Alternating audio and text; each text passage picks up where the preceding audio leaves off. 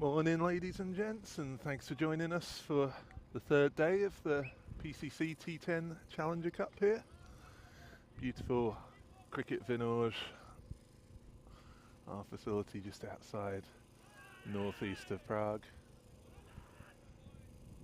We've got two games here streaming live this morning on the main channel, the one I'm commentating on here. We've got the Underdogs, the Czech local team here. Mishmash of various available guys from the local clubs, and they're playing against the tournament holders, Bohemians. And on the second field we have our visitors from Eastern Germany, Chemnitz, playing against the PCC team here. Both these games this morning just in the T5 format. Do we call it T5? Is it F5? I'm not really sure. But yeah, reduced to 5 overs. I say this is the third morning. That's a great take down there. Just as I say, a 5 over match. The batsman trying to force the issue a bit earlier than he maybe would want to. Skied that up and very nicely taken at 8:30 in the morning here. Down there at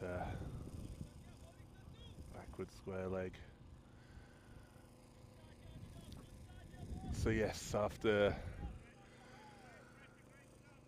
a total washout yesterday, it's amazing to see the transformation in the weather this morning. I can't see a cloud in the sky this morning, incredible. But yesterday, maybe some clouds over yonder to the east, but otherwise blue, beautiful sky here.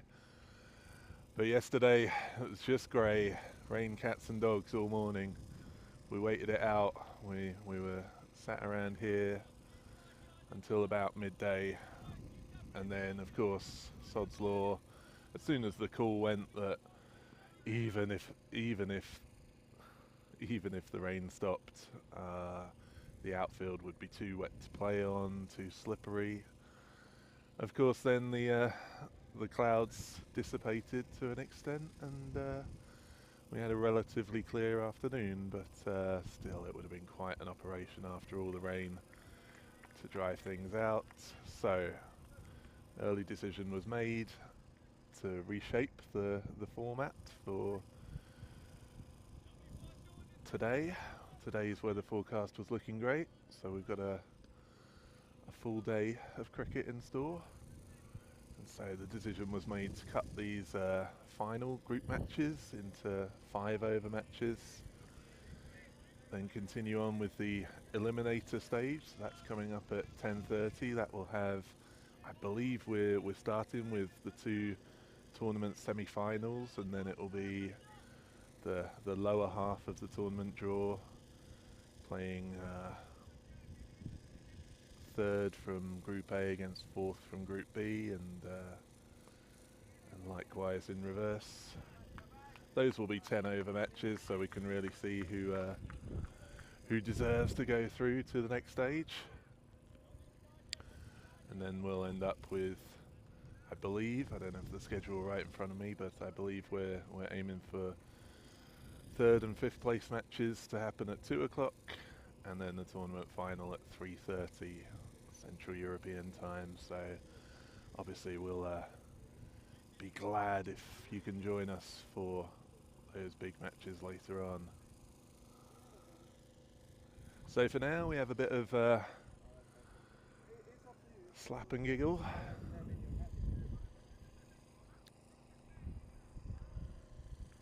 Thirty overs, 5 overs per team, 30 balls per team to rack up as many points as possible. Sorry, this is my European brain here, trying to think how I explain it to the locals, but 30 balls to rack up as many runs as possible, and then see if you can defend them.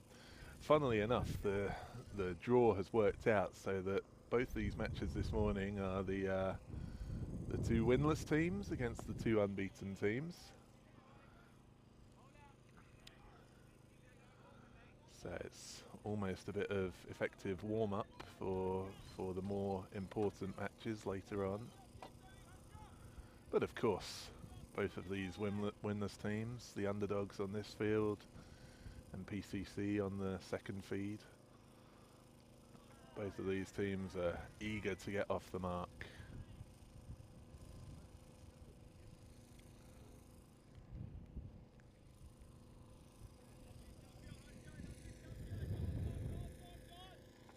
We'll be having commentary later in the day from the second field too. Obviously that can be accessed through the PCC YouTube channel. If you're watching this game, then just click on the channel and there should be the option to see the second field also. The Banks field. Our main camera is on the Scott Page field here, named in honour of our great friend Scott Page, who passed away a couple of years ago.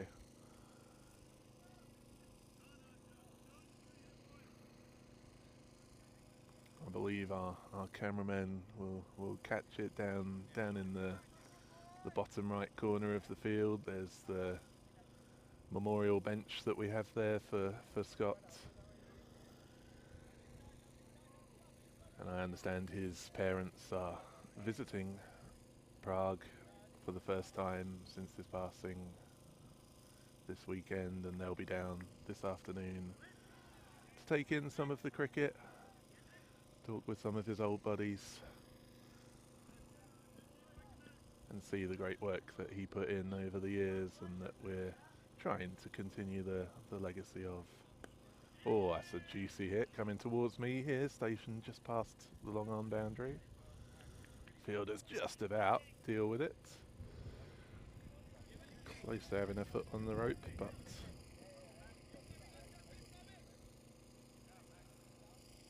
all good, boundary saved.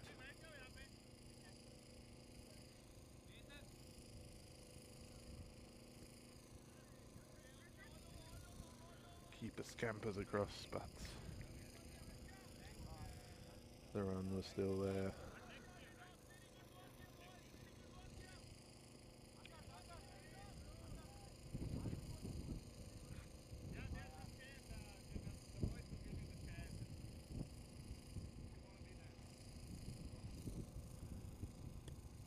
Oh, that's hit high and handsomely, well over the square leg boundary. Just the sort of ball that the batsman was looking for. He's dispatched it. His name Ismail with his first boundary, moving the Bohemians score up to 14 after 2 overs. Just to keep you abreast with what's happening on the second field, the Banks field, named after the family who own this fantastic facility. PCC are also 2 wickets down. They're batting first against Chemnitz.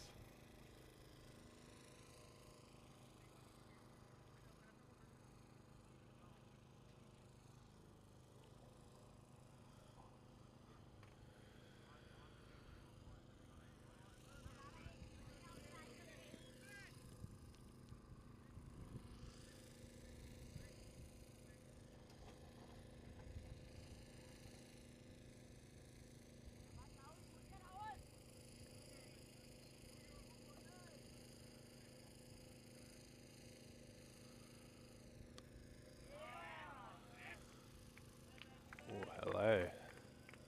Back-to-back sixes then for the Bohemians. They had a bit of a sluggish start here, but they're going along nicely now. Those consecutive sixes certainly helping out the overall score. Obviously the 5 over format can be a bit of a lottery. The team's eager to get in as many games as possible after that frustrating day yesterday. The rain just wouldn't stop overnight and all morning. The only thing that could stop it was the decision to call off the rest of the day's play.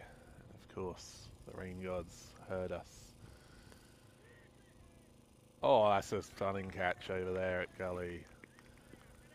Batsman going again, aerial, trying to get a third six in a row. Just wasn't there for it. Ended up in more of an offside force, and Gully took a springing catch there. Nicely held.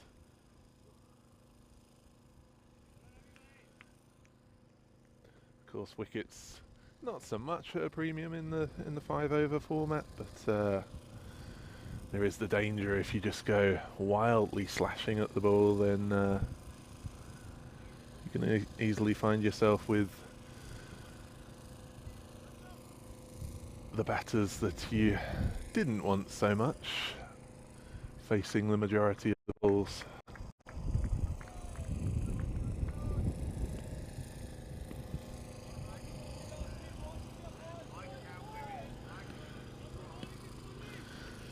Nice comeback for Murali after seeing his first ball dispatched over the boundary.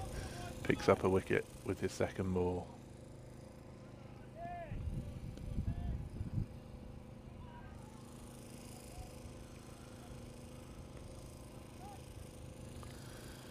So yes, as I mentioned, real chalk and cheese with the state of the morning weather here this morning. Absolutely belting. What a glorious day we've got here. You can hopefully see the beautiful bright sunshine. Oh, that's a brutal one for the boundary fielder to deal with. A real sliced off drive, and as soon as it bounced, it just span away horribly. The fielder made up his ground to try and get to the original hit, and then the spin totally wrong-footed him. Took it away to the boundary. Oh, that's more of a genuine shot, and another misjudgment on the boundary there as the fielder desperately tried to get across, and it looks like he might have just lost his footing. Seeing the ball unfortunately bounce past him. Well, this will help Bohemians put up a decent total. Oh, and that's a genuine shot there. Beautiful little slap through cover. The short fielder just couldn't get to it. A sprawling effort. And once it had beaten the infield, there was only one result. We're very lucky here, despite the large amount of water that we had to deal with yesterday. This morning, the baking sun already, and obviously yesterday afternoon's clearer skies just allow the field to drain, and it does tend to drain quite quickly. So even it might be a little bit slippery on top, but it's not sodden as it was yesterday lunchtime.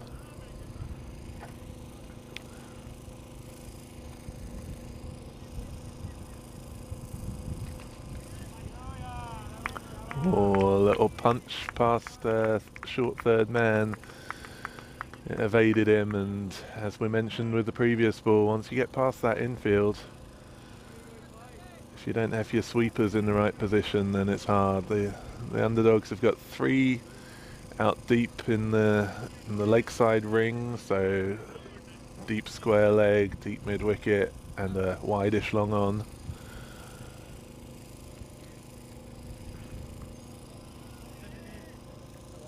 As well as a deep extra cover and a wideish long on, a long off too.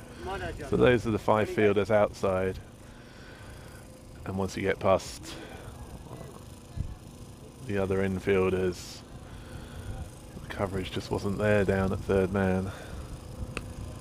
Oh, a tasty hit, but straight back to the bowler.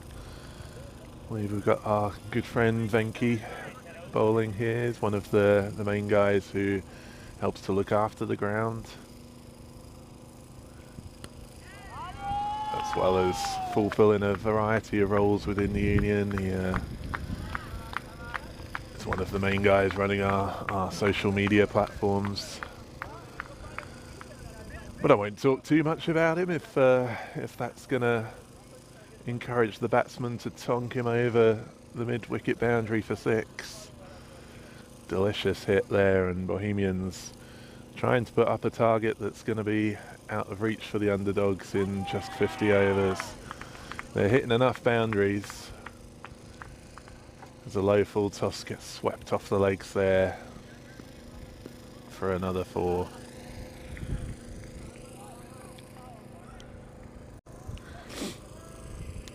The self-styled Czech Underdogs team shouldn't really be underestimated. There's a lot of power within that team.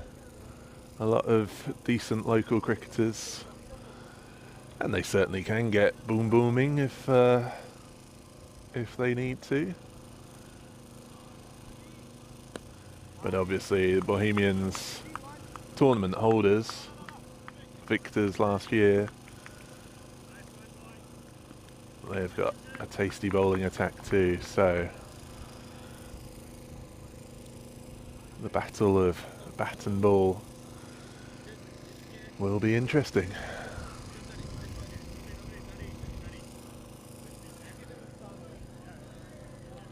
So we're into the final over now of Bohemians 5-over innings. I believe. I'm not quite tracking the score here myself. Where are we? Yes, scoreboard operator just being a little lax on updating the over count, but we are into the final over here. Bohemians have racked up 49 for the loss of 3 wickets. And yes, as mentioned, we're down to this 5-over format this morning.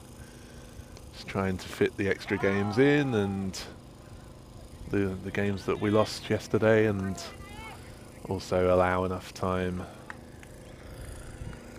for the later bigger matches to revert to the T10 format.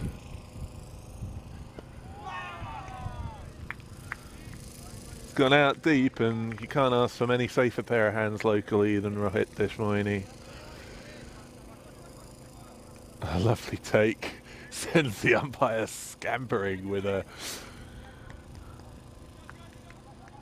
throw back to the bowler after the wicket was taken.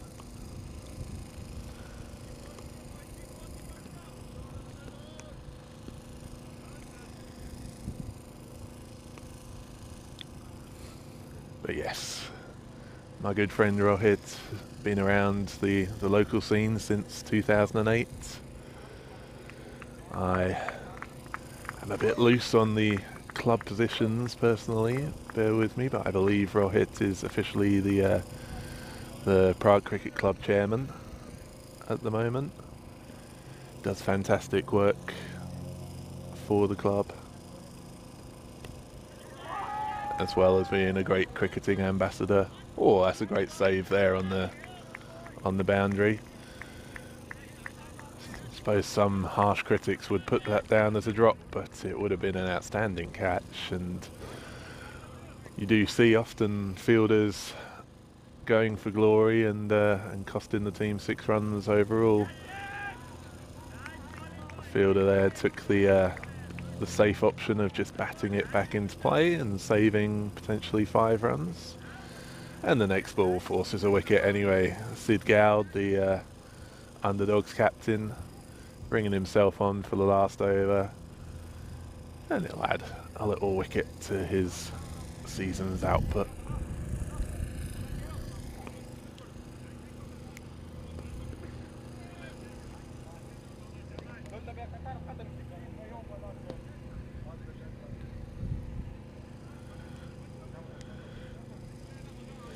It was fun still yesterday coming here. We obviously had an optimistic crew, and we wanted to get games on. Unbelievably wet in the morning, so early decision was taken to cancel the rest of the day's play. But Bohemians are good friends from the local league. They knew that it's still possible that the forecast rain would avoid the local area. We do have something of a bizarre microclimate around Vinoj. And oh, hello, that's gone miles. Fielder on the next field's looking for it. It's gone over him as well. That's a 6 off the last ball, and so that will give Bohemians a tasty little target to defend there. 59 off 5 overs, you'll be pleased with that work.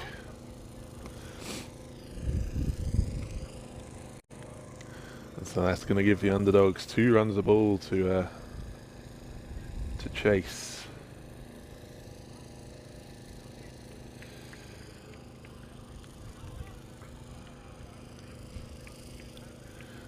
So that was another big boom by Naeem at the end there, and he ends up with a fantastic little knock of 38 off 15.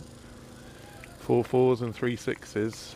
Only 2 other boundaries within the Bohemians team.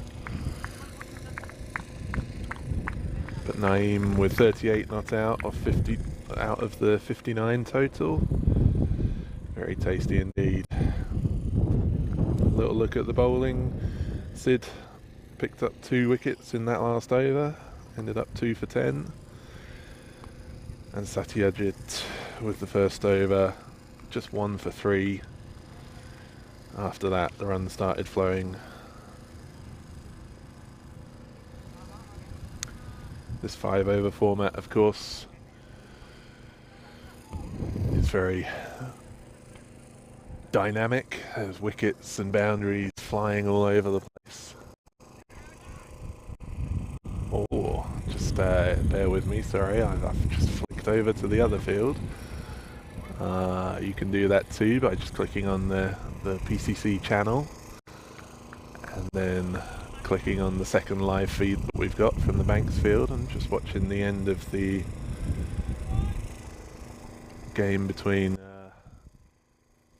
the first innings and the game between PCC and Chemnitz.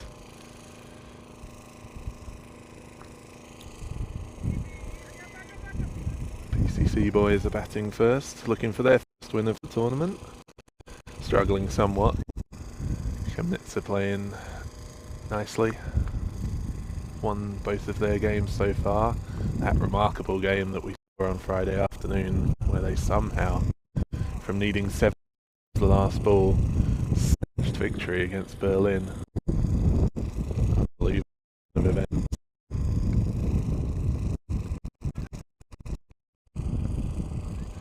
We're into the last over there, and PCC are 20 for 5. A position that, as an experienced club member, I can tell you we've found ourselves in many a time. That looked like a good stumping, and I've got quite a square on view from here. Can see the umpire on the far side, and he agreed.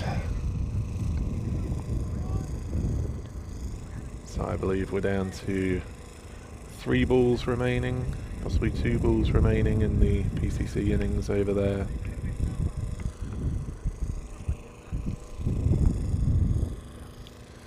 PCC are 21 for 6.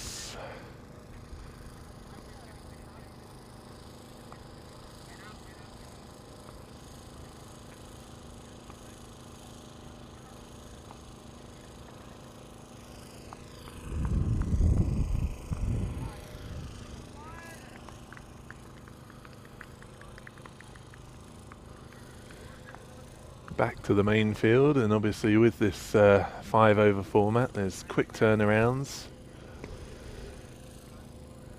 The mid-innings break is fundamentally the time needed to pad up the wicket-keeper and pad up the openers. So Bohemians are making their way back out to the field. I'm waiting for the Underdogs openers.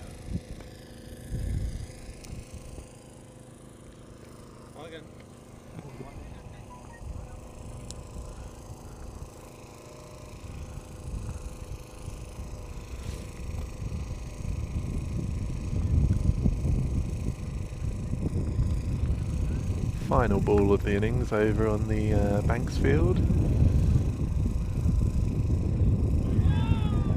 Oof.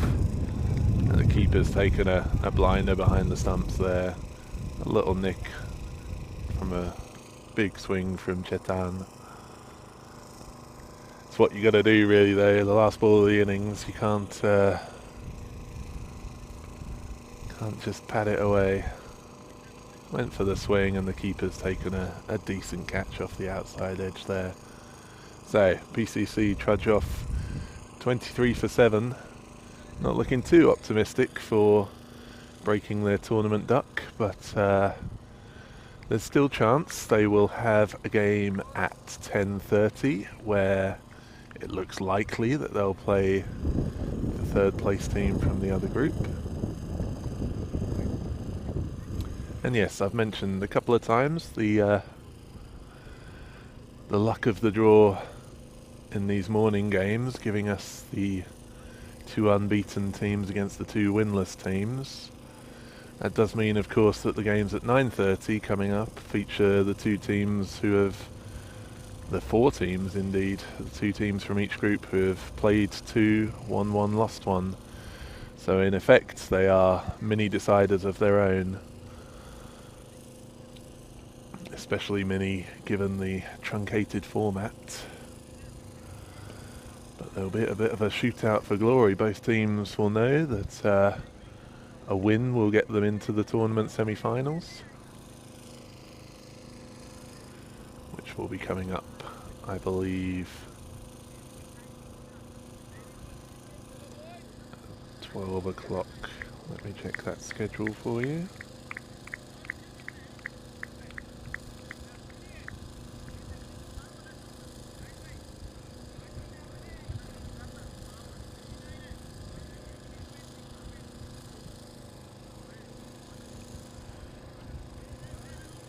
$12:15. 12:15 that is for the tournament semi-finals.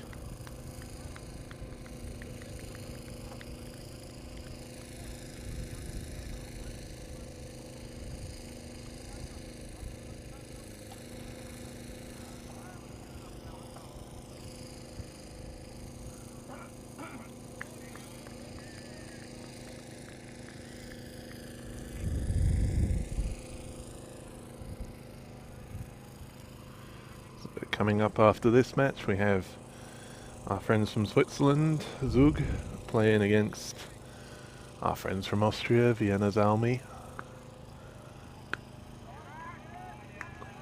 That will be on this field, on this feed, on the Scott Page field.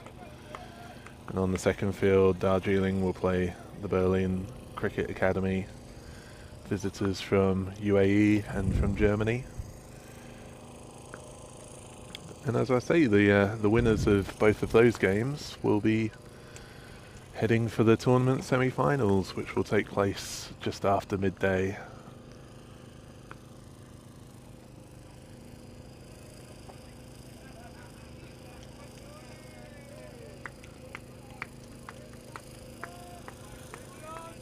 Just got through the wicket keeper, so 4 byes.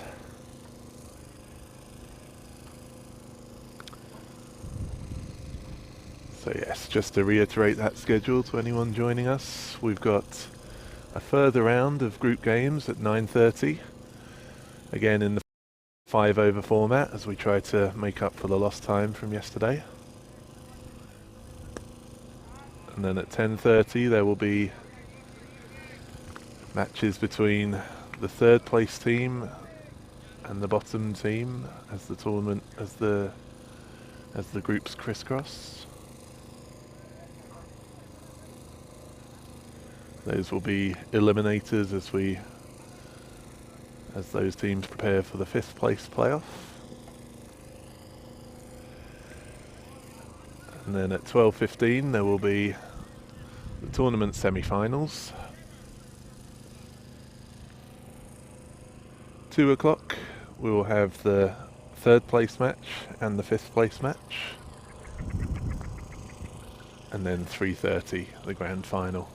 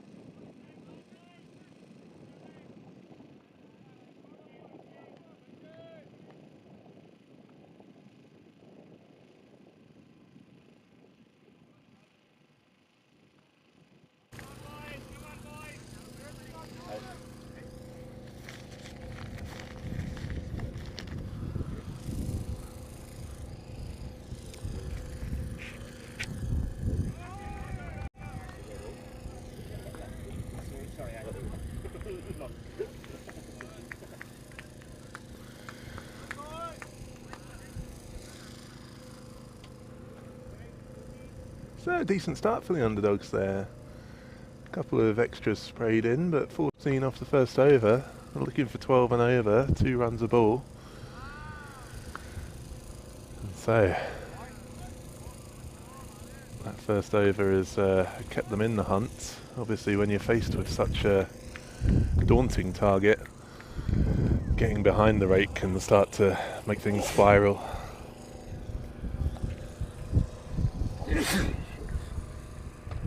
Maybe allergic to grass. Yeah, no, I was going to say the wind is a bugger, so I always like kind of hold it in there and in there. Anyway.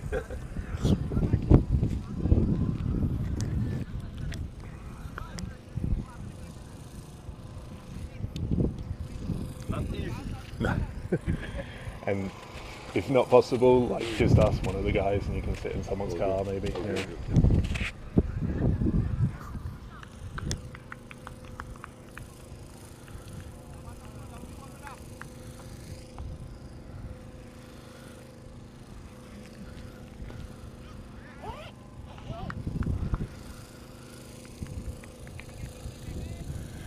Sorry, this is one of the side effects of associate cricket, that we're obviously running something of a ramshackle operation. We're doing our best for a professional output and everything, but we have a lot of friends wandering by, and so we try to keep our friendly conversations off mic, but there's obviously a limit to what's able to be handled in a socially acceptable manner. So yes, no, a lovely little almost Dhoni style helicopter drive, just making sure to get a lot of bat and a lot of whip onto that shot and hope that it ends in the right place, and it has quite nicely there. So the Underdogs doing alright here, and oh, that's a lot there. 6 runs. Beautiful shot.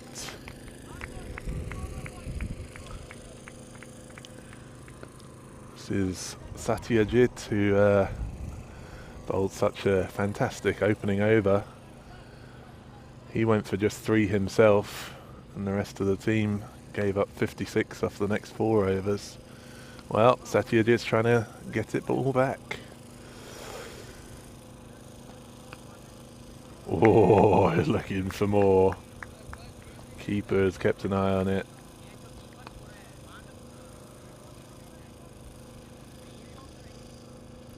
And so a dot ball, a blessed dot ball after 10 off the previous 2.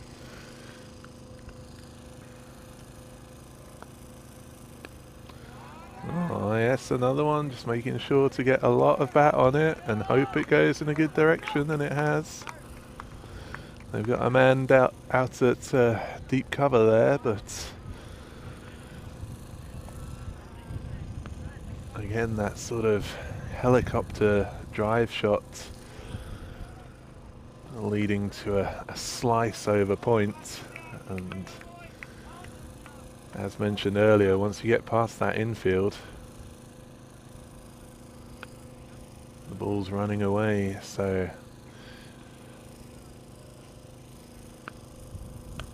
point has ended up going out onto the boundary, long off being brought in to ensure that enough people are inside the circle. And a cheeky little single off the last ball. So Underdogs with a lovely start here. 30 runs off the first 2 overs, and they're ahead of the run rate. They only need 30 more off the next 3, but easier said than done. Still 10 and over. Not child's play at all. You can say you've got 10 wickets in hand, but if you keep losing them,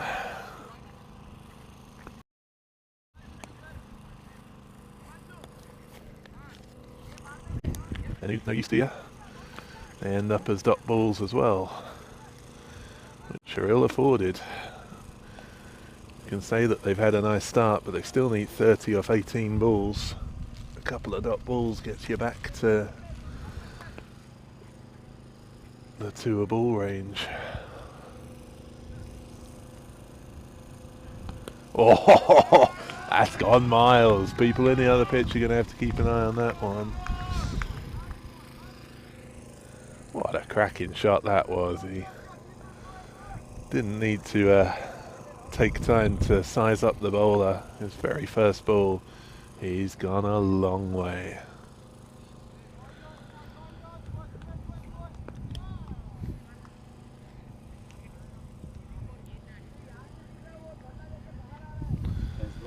No worries. There'll be more. Thank you very much. Be more time later as well, Ben.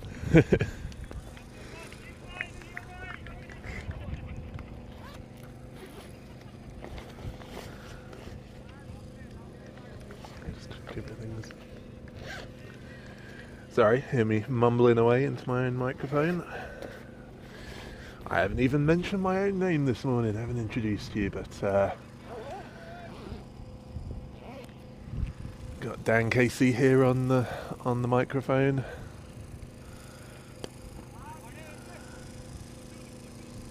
Locally within the club, quite well known by my nickname, Danzilla.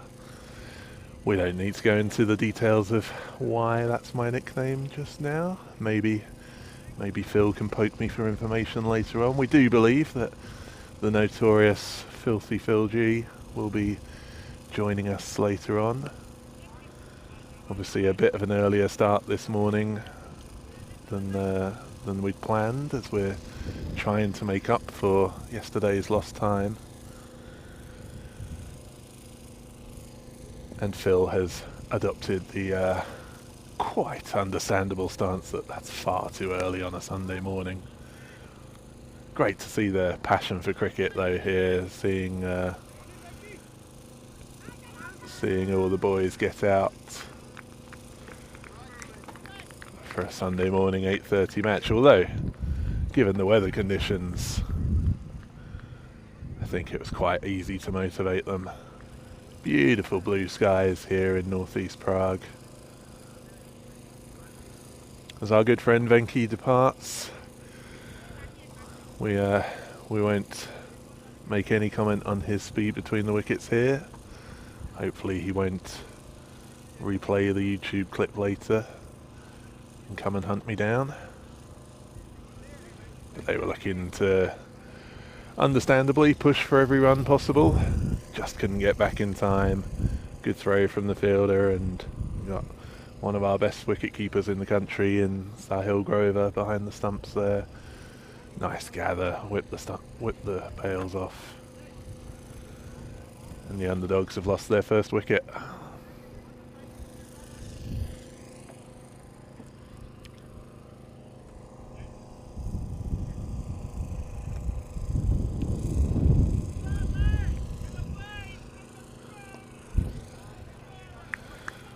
Oh, good effort there in the gully.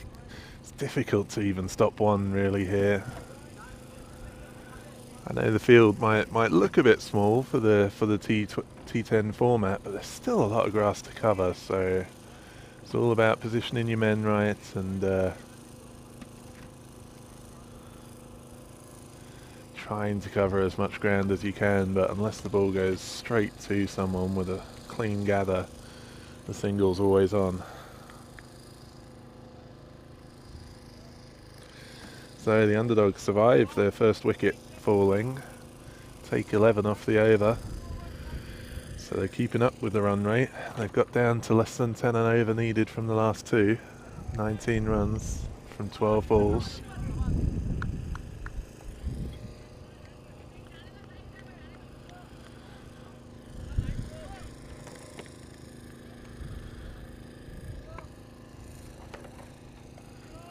Bit of leg spin in now, well watched.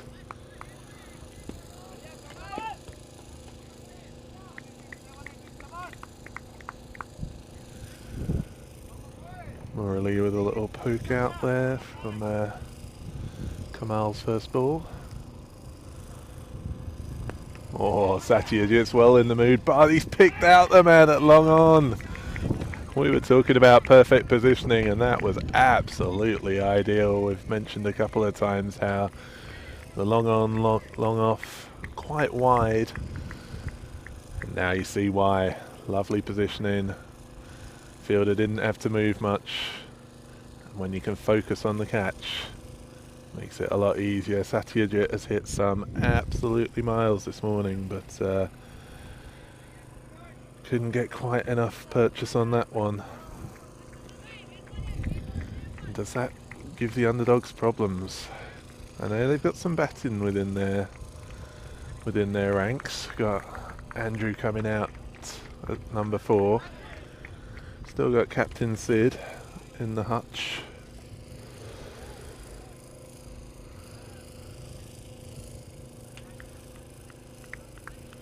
So they've got options, but 10 and over is not easily done. Although if you get a juicy half tracker for your first ball and you can swivel on it and scoop it over deep square leg, then why not? That helps substantially. And they've got it down to 12 from 9 balls now. Well, the Underdogs probably were underdogs when the chase began here, but they're making it look relatively easy. Fantastic effort so far. Bohemians with a bit of trouble.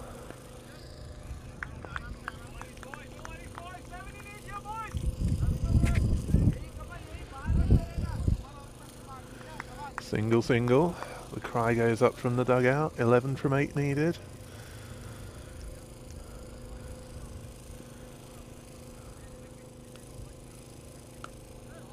They'll be looking for that one more boundary that gets it down to singles required. That's a fantastic bit of work out on the cover boundary though. Made up a lot of ground. Opted not to dive, but to use his fancy footwork. And he judged it perfectly. Probably a bit of a stinger on the calf there, but managed to keep the ball within play and get a nice couple of runs. Save a boundary, save 2 for the team. And that's a single down to long on. So, final over. The Underdogs just need 8 from it. Bohemians already assured of a place in the tournament semi-finals, coming up at 12:15. But they certainly won't want to taste defeat. We all know winning is a habit and losing can become a habit too.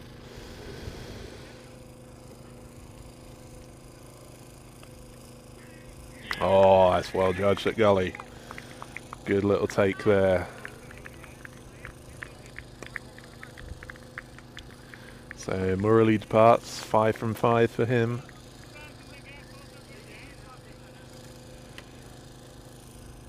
Ball was trusted to Surendra for the last over.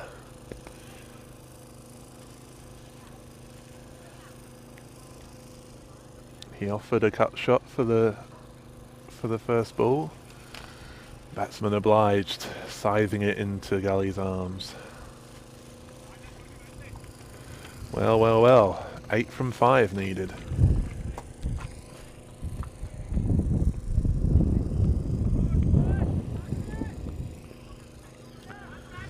Turn my glance to the Banksfield and see Chemnitz depositing a 6 over the mid-wicket boundary. I know their target is a modest 24, so to get a quarter of those in one go probably means they're doing alright. Oh, they've scampered for 2. There's a bit of a poor throw from the cover boundary. Well, well, well, well. This game is still very much in the balance.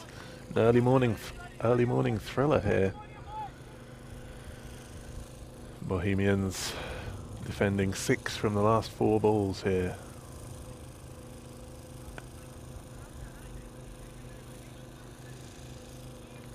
Little punch into the offside, dealt with by Captain Imran.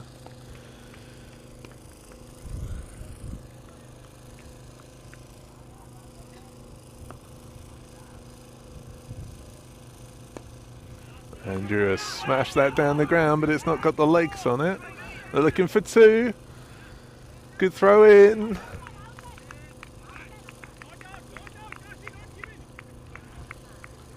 The umpire didn't immediately raise his finger, but the bowler looked confident there, and the umpire confirms it to Cassie as he turns round. Certainly worth the gamble of going for two, but it was a decent throw in there from the boundary. Wow. Thriller indeed. 5 needed from the last 3 now.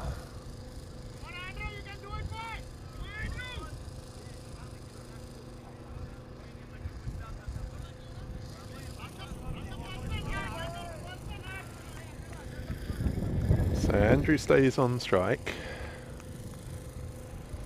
He's got 8 from 3 himself. After that 6 from the first ball. It's showing he can strike it. Oh, and that could win the game. It does.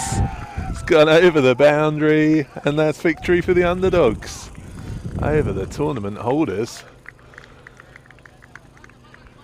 And they have belied their underdog status. Fantastic effort. Great little knock by Andrew. 14 off 4 with 2 sixes.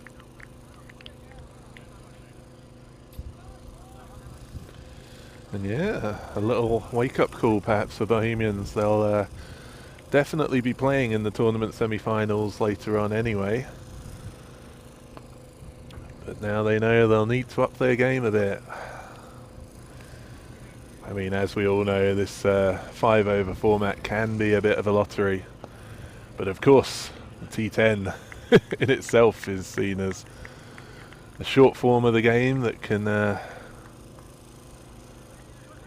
throw up a wide margin of a wide range of results.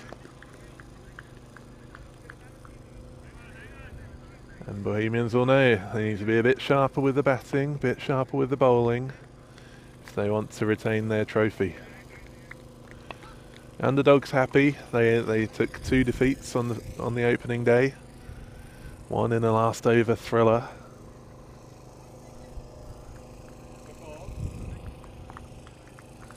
To the Swiss team.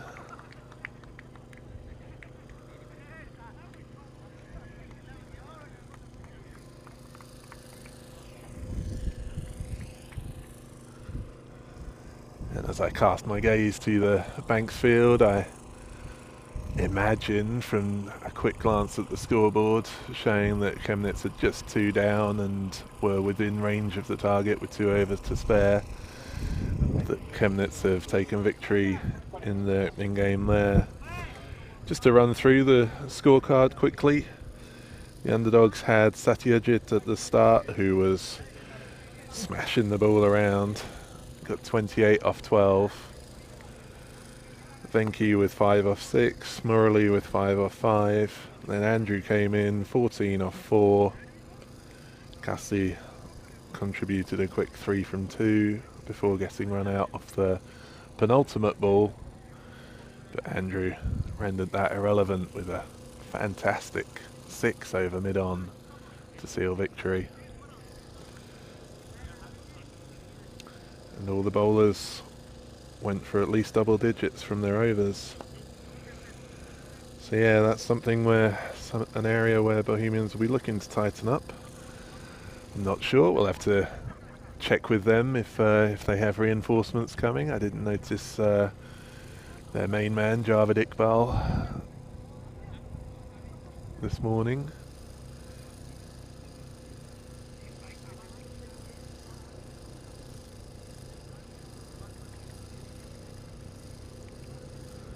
I can imagine he'll be on later on.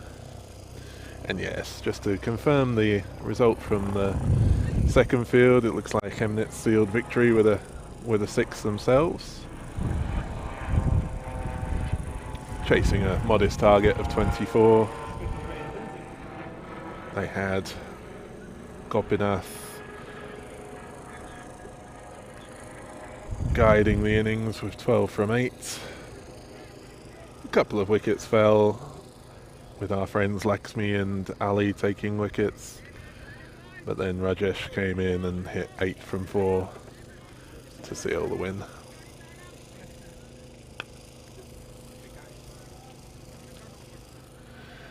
We're looking for quick turnarounds this morning, so the second game is scheduled to begin at 9:30, which is 3 minutes time. I'm not sure we'll be getting underway quite so quickly, but I know the umpires will be eager to get action underway, so stay with us. I'll try to give you an indication of the scene we have around us.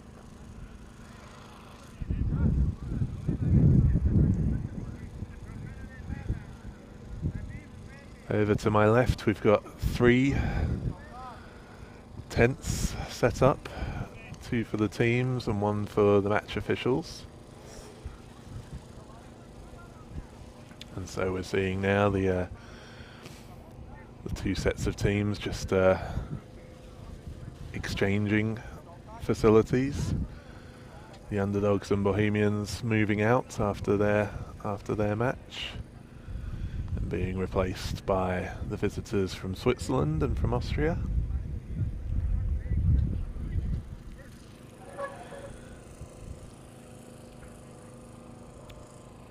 And then behind me to the right,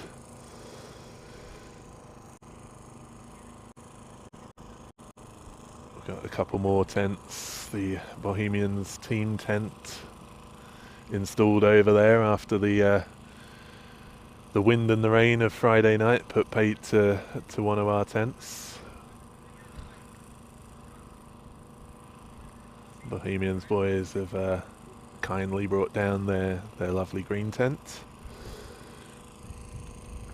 And we got another tent, so both teams got facilities there. Darjeeling, also resplendent in their lovely green kit, getting ready to take on the Berlin Academy, the boys in red, who are taking the field already.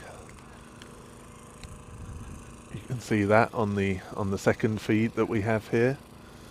If you click on the PCC YouTube channel, then you can switch on to the second live feed that we're running from the Banks field, and you'll see the Berlin Cricket Academy in red take on Darjeeling CC in green. Of course, if your TV or your computer monitor is big enough, what you probably want to do is get both of these games on side by side, right? I'll keep you updated with the action from the Scott Page field, where Vienna Salmi will be taking on Zug, boys from Austria against the boys from Switzerland. And these will be 2 interesting games here because a semi-final place is at stake. I don't know how the groups can still shake out exactly, but the equation here is simple. The winner of each of these games will play in the tournament semi-finals at 12:15, and the losers of each will go down into the playoffs for 5th place.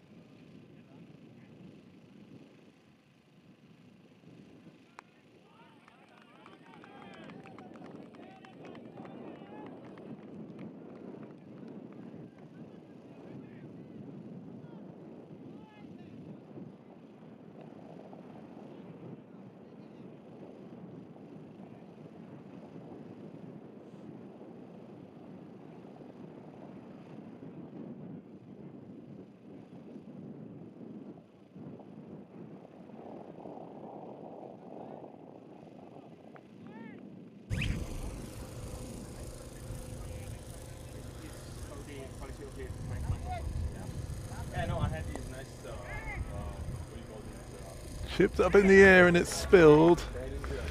It's a tough swirling one, but got away with it.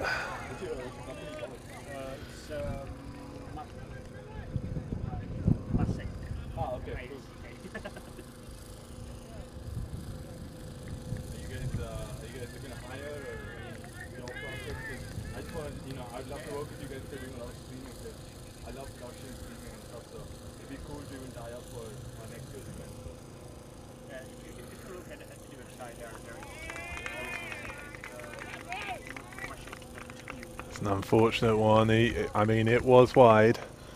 It sort of pitched off the side of the carpet and went firing away.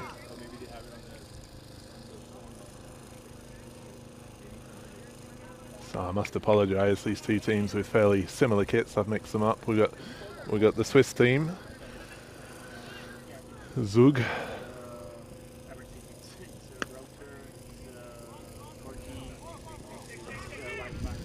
Batting first. That's a great little chase there by the mid-on. Ball was just lifted over his head, but he managed to chase it down and save the boundary. But yeah, an expensive start. Started with a wide and then had that 4 whacked away, plus 4 wides. It's a good pickup. Mid-on scampering in, but couldn't quite make the direct hit.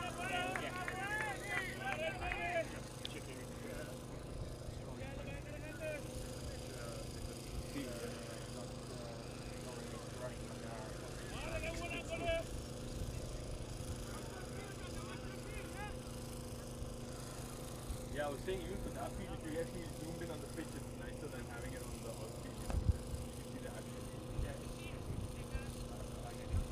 Like basically this tighter plane on that side than this one because you can see more of the action.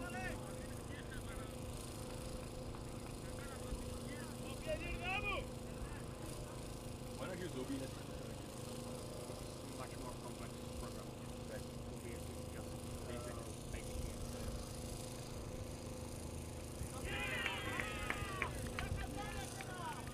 And that's the first wicket. You can see this the big opener just wanted to plant his front foot down and whack it whenever possible.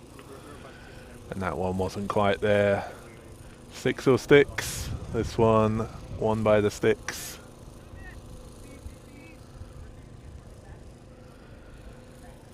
So the boys from Switzerland lose their first wicket. Just to reiterate, re-emphasise the importance of these matches. Both of these teams played 2 games on Friday, won 1, lost 1. So this is an effective decider. The winner of this match will go on to the tournament semi-finals, taking place at 12:15, and the loser will go down into the lower half of the draw, playing for 5th place later on.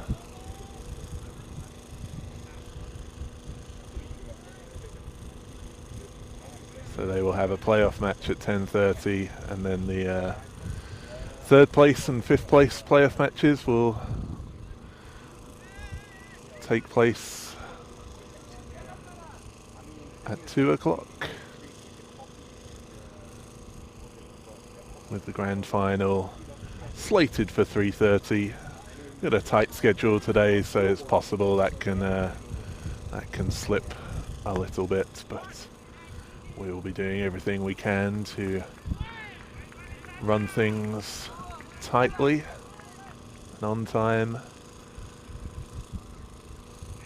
aiming for the final at 3:30. So as I say, the winner of this match will still be in the hunt for the tournament trophy. The loser can only finish 5th at best. Oh! Oh, what's happened there is a huge swing. think it's rolled back to the stumps, but somehow not disturbed the bails.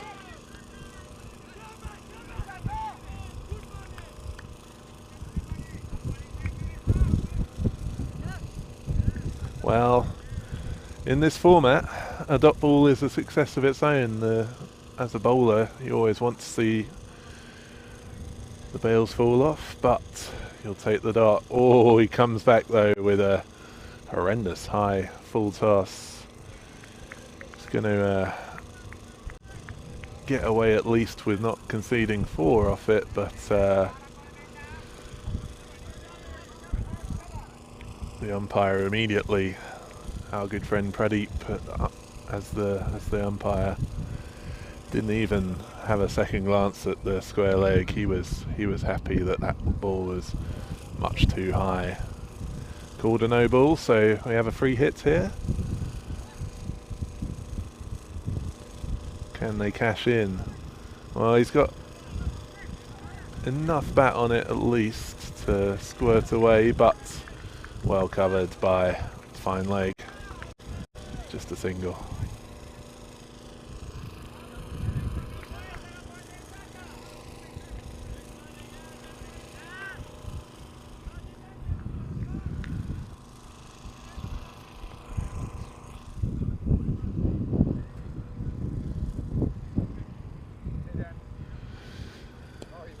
Say good morning to my good friend Sid, who's just popping by. Oh, you're on commentary.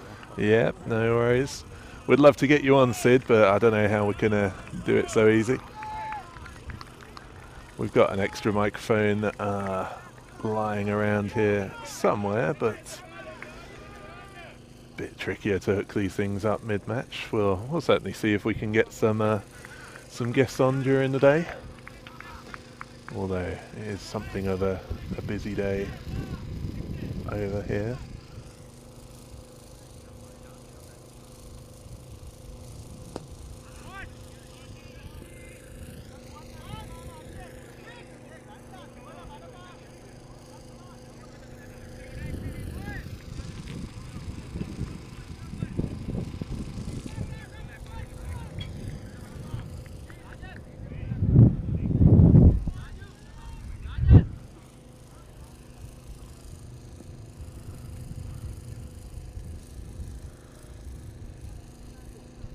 Oh, that's a great connection. Watch your head.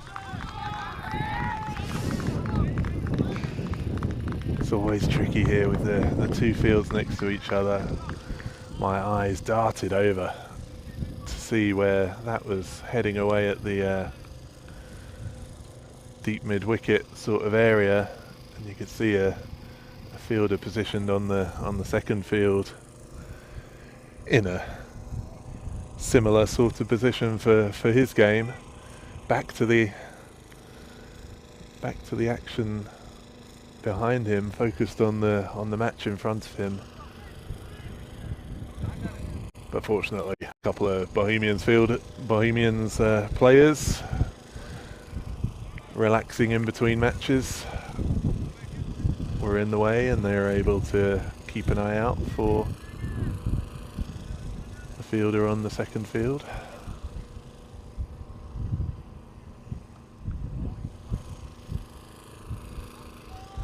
I'd be standing over there myself, but we do have the power generator, a vital part of the equipment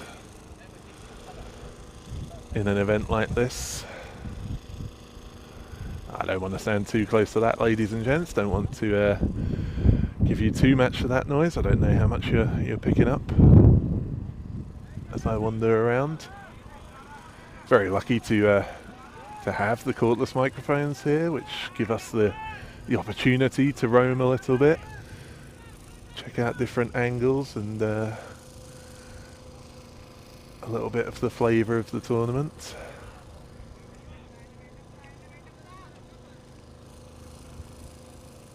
So we're into the third over here.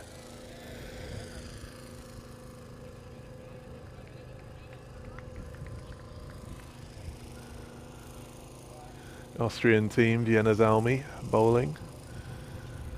Swiss team Zug or I'm not sure quite how to pronounce the alternative name they've given us. Swice. Bit of a play on words with their Swiss origins. But they're batting, and that's a crashing straight drive. Kind of one where occasionally you see it stick in the bowler's mitts and they take a beautiful caught and bowled, but once it got past him with these wider long on, long offs, it's a tricky one to ask them to cover. This one a bit shorter, batsman swivels round on it, punches out to mid-wicket. Two guys deep on the boundary. Scampered in, great clean pick-up, great throw. Batsman had already decided that they'd stay for just a single, but that throw certainly gave them the message that they don't want to try and push for two to that fielder.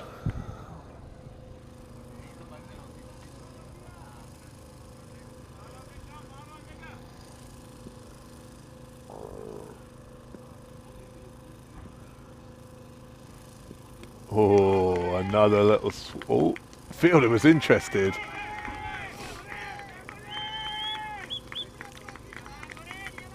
Fielder was interested and he put in a good effort. Looks like it just dropped just over him. And Pradeep raises both hands. Umpire indicating 6 runs. And the Swiss team indicating 6 runs. And the Swiss team feeling good. Putting some runs on the board, although we saw in that first game that Bohemians racked up 59 from their 5 overs. Almost 12 and over. But it wasn't enough to stop the Czech Underdogs from taking the win. And a dot ball in response. It's always painful to see your bowling carted off over the boundary, but come back with a dot. You can rationalise it, can't you? Just 6 off 2.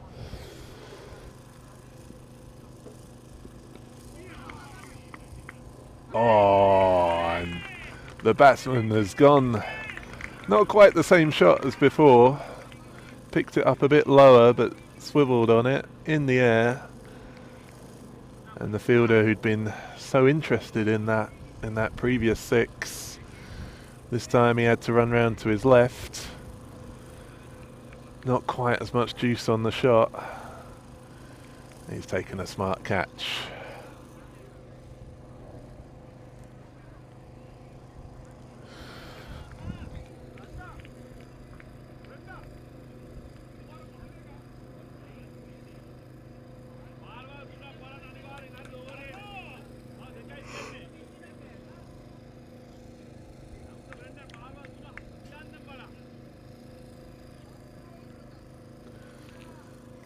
As I say, that puts the Swiss boys on 38 for 2 after 3 overs.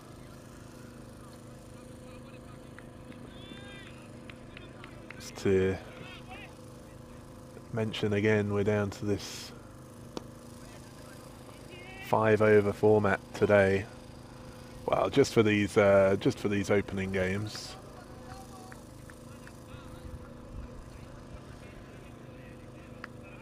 This is the 3rd day of the tournament, but the Czech weather did not play kindly with us yesterday. Rained cats and dogs yesterday morning. By midday, any chance of any play at all, even trying to fit in these 5 over matches yesterday, looked hopeless. Of course, as soon as the word went out that the day's play was cancelled, then the rain decided it had done its evil work.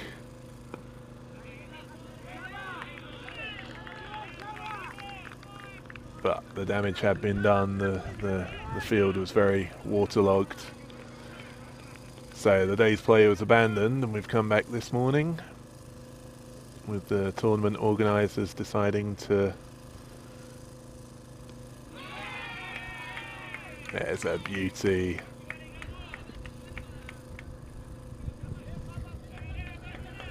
Left-handed batsman trying to force things through the leg side. Fielders noticed from the previous ball, and we saw long off move in to mid off.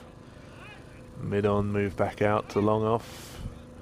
Didn't matter in the end. The bowler bowling this tight line. It's been 3 good balls from Aberdeen. Single, dot, and then clean bowled with the 3rd ball. Much needed for the Austrians.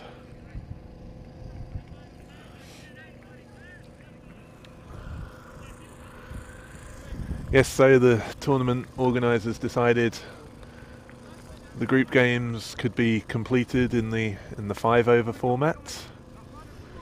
Then after this, we're looking at the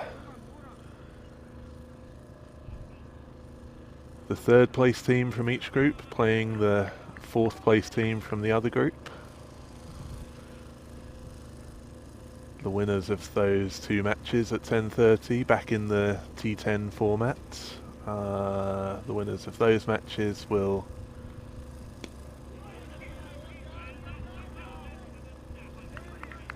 play at 2 o'clock to decide 5th place. Before then, there will be the tournament semi-finals at 12:15, with the top seed from each group playing the 2nd team from the other group.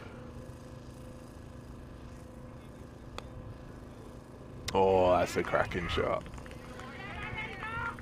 Yeah, a rough few balls for the Swiss team after a rip-roaring start where they're averaging nearly 13 and over.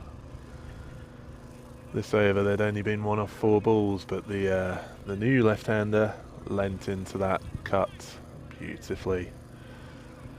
Beat the dive and it raced away to the boundary. Once you get past that infield, the outfield still suffering a bit from all that rain, but it's a fairly fast outfield in general.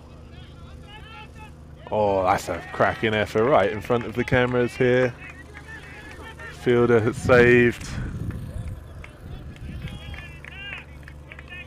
a couple of runs there. Batsmen were interested in coming back for the 3rd. A bit of a fumble after the first fielder scooped it back to the 2nd, but gathered up in the end. But a great diving effort down here in front of the camera. Hopefully he'll be able to pull that back up on YouTube later on and impress family and friends with his efforts in the field.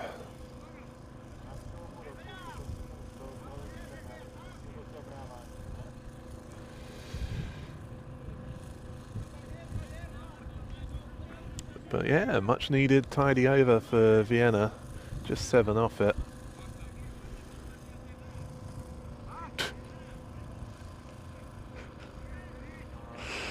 Excuse my frivolities over here. Just seeing the new bowler trying the good old-fashioned loosener to get his arm over. Fired it over at long on, who found it a bit too hot to handle, so it went racing off into the 2nd field. He's exasperated with his fielder's efforts, but I'm not sure he helped his mate too much. All's well that ends well. It didn't cost them any runs, and hopefully it's got Obaid's arms loose, as he shows with a decent first ball. Just dug away for a single. And that's a tasty 2nd delivery. Wow, Vienna have come back nicely here.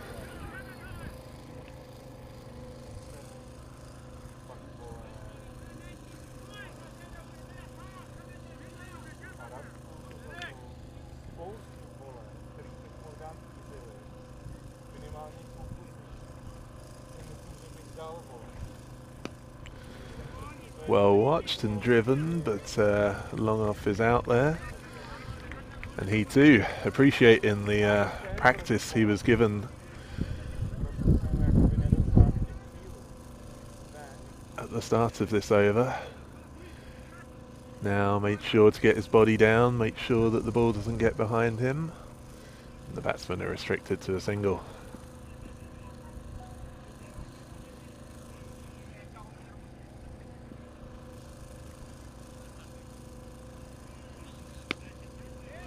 Oh, certainly a solid shot, but that fielder now at long on for the right-hander. Got around nicely, but there's a good 10 metres for him to travel. Gave the batsman enough time to get back for 2 runs.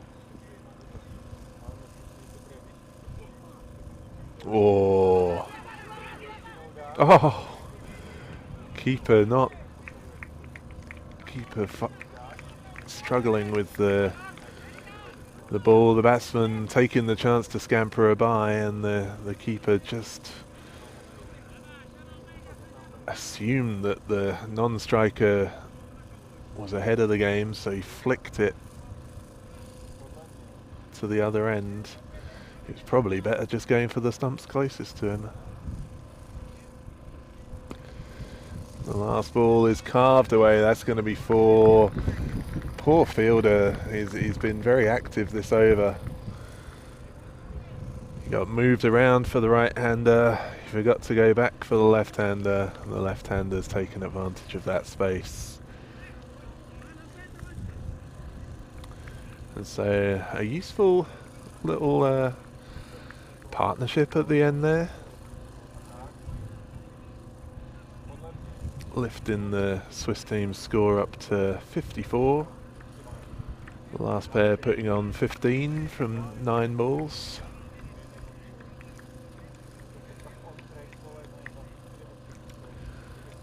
Chamley was there for the whole time with 18 off 13, 2 fours.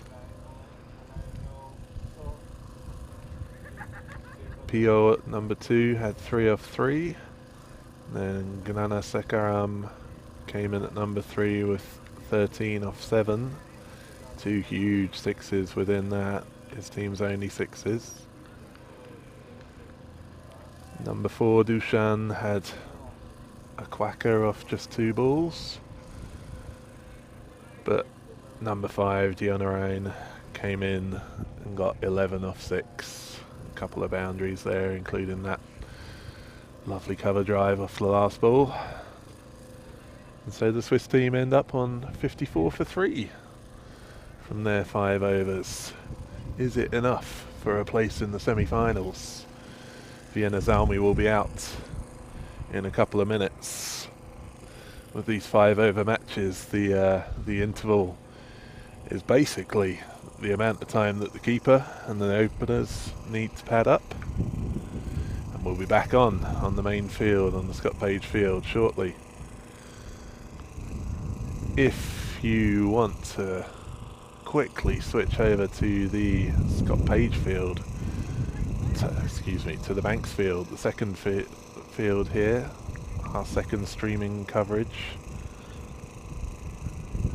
you'll find that via the PCC YouTube channel.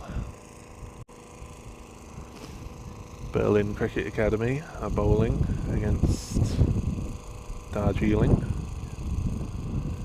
Similar situation over there, where the winner will advance to the tournament semi-finals coming up at 12:15.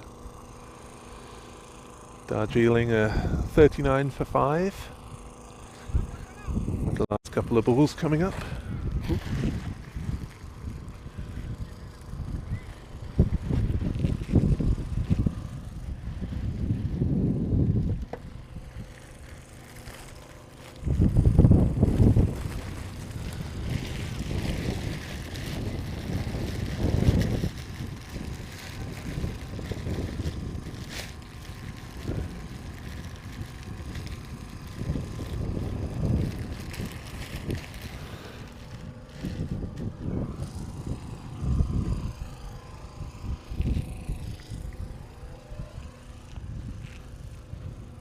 buzzer.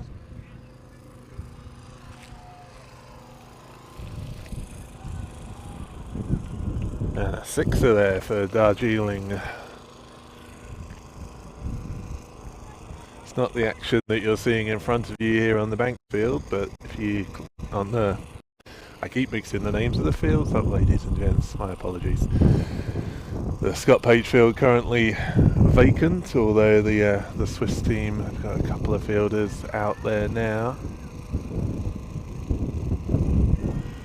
So run out of the final ball for Darjeeling. But a 6 off the penultimate ball. So they end up on 47. That's what they will be defending against the Berlin Cricket Academy. With the place in the tournament semi-finals on the line. Bohemians and Chemnitz are already assured of a spot in the semis.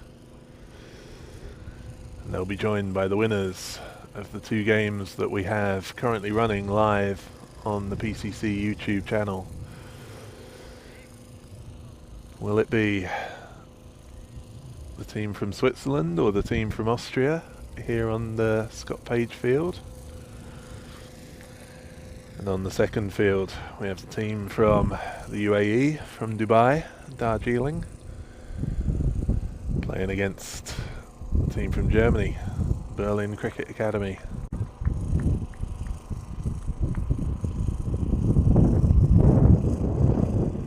Chemnitz too, obviously from Germany, from that eastern corner of Germany.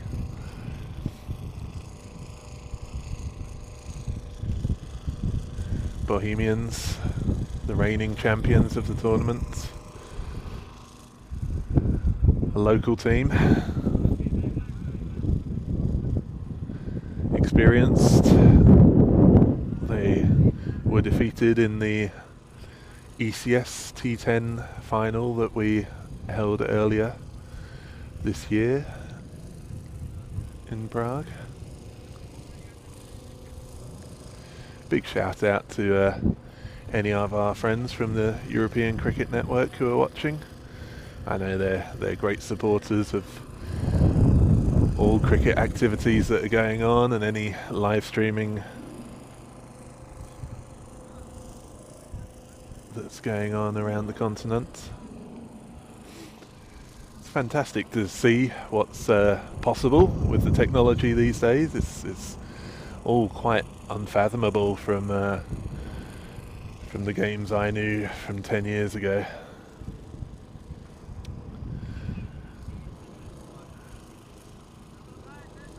I moved over to Prague in 2008 and as many an expat has done over the years, I was looking for some social scenes to join and so found a cricket club, went down, had a chat, got playing.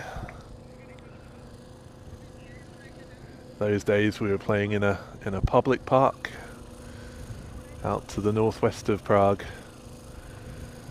which the likes of our dear friend Scott and many others over the years helped to cultivate. We managed to keep a patch of grass relatively flat, relatively mown, and we would use flicks sometimes. Sometimes we'd try and play on the turf. Obviously you'd you'd get the odd unfortunate ball in those conditions, but it's the same for everyone and we all had a lot of fun. But when the possibility came, I think it was 3 or 4 years into my time here, that there would be a possibility for a private facility, private land to be cultivated, thanks to the Banks family, and a lot of other context which perhaps we can go into later with Phil. But we were immensely lucky to have this this patch of land here that we could start to put roots into, as it were. Being able to put down these 2 wickets in the centre, which I know a lot of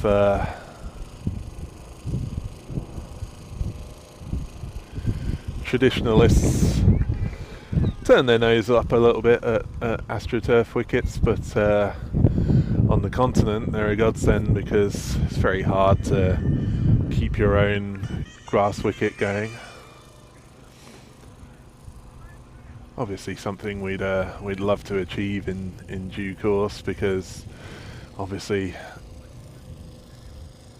hopefully one day we can be competing at a higher level of cricket where turf pitches are essential, but for now AstroTurf is really the only way we can go. And I have to say, and I think the players would all agree with me, the bounce has been true. If you've got enough shoulder in it, you can get the ball to get up high.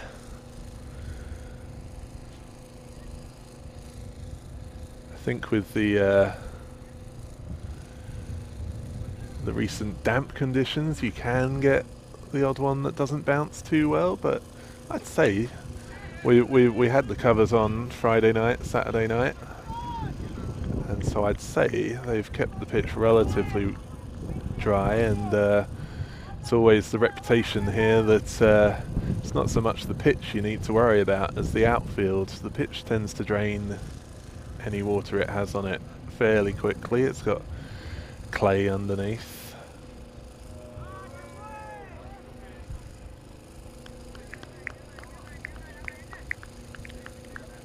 And so yeah, if ever there is a rain stoppage here, it's not really so much an issue of the middle as the outfield. The outfield can just take that a little bit longer to dry. But as you see this morning, ladies and gents, holy moly, haven't seen a ball hit that far for a long time. I mean, I should maybe qualify. It didn't go far necessarily. A lot of the power in the shot went into height, but it still had enough distance to go all the way. Plopped down beautifully like a delicious 8-iron. You may hear a lot of golfing references during commentary. We have a sprawling golf course being developed in the hinterland behind the cricket facility here, so it's always on the mind.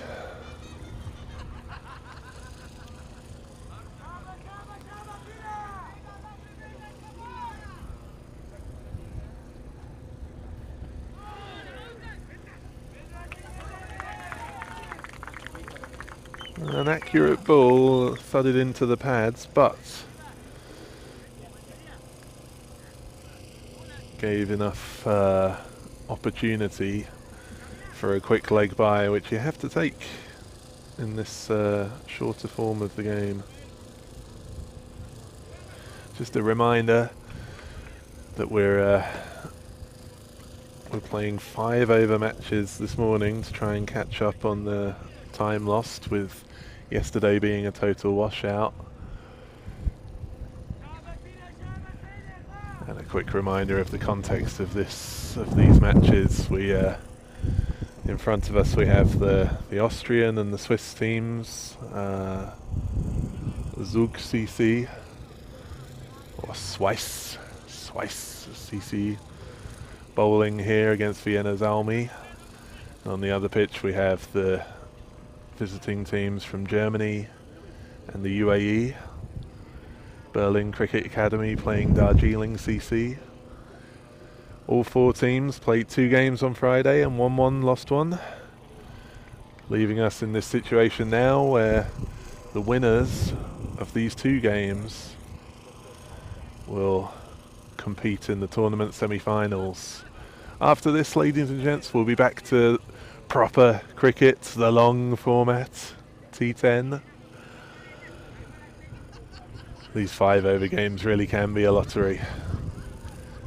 But the T10 format will help us to decide who will be the tournament champions.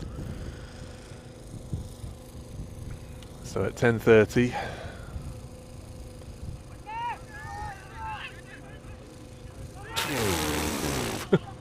Oh, I hope there's not an injury. Yep.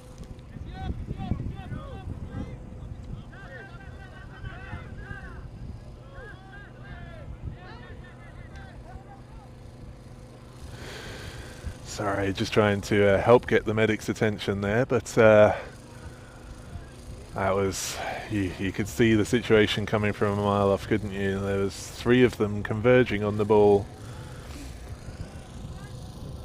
Not quite clearly communicated between the 3 of them.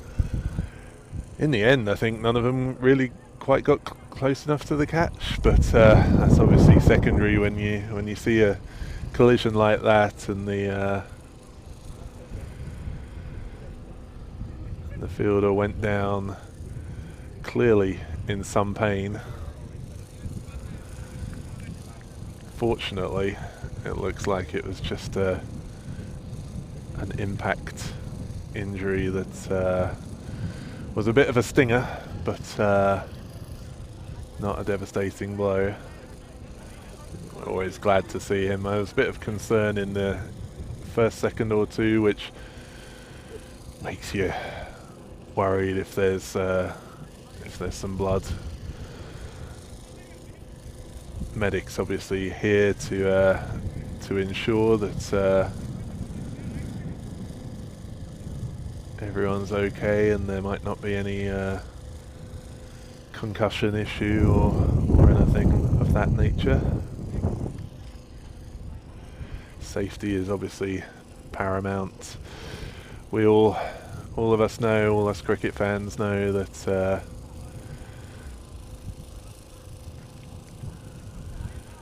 it can have its dangers, this game. Obviously the ball itself is very hard, plus any other issues like that running around the field, and collision injuries can occur. Very thankful to the Czech Red Cross, who have helped us to have a medic on site throughout the tournament. And God bless them. These are Czech guys who are spending a whole day here with minimal interest, let's say, in cricket. They always tend to go away knowing more than when they arrived. But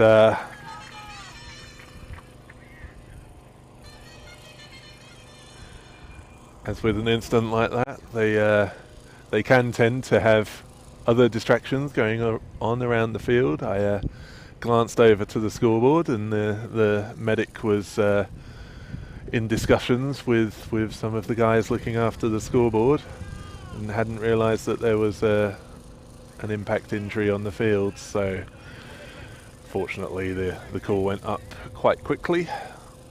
The medic came out. Everyone seems happy with the position we're in now. I didn't catch in the end if the fielder went off. I think he's alright to continue.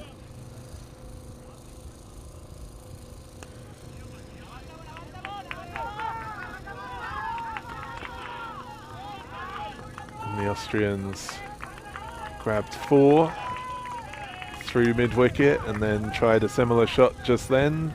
A bit less juice on it.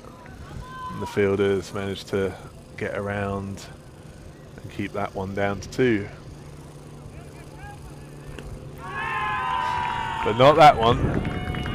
That's a massive 6.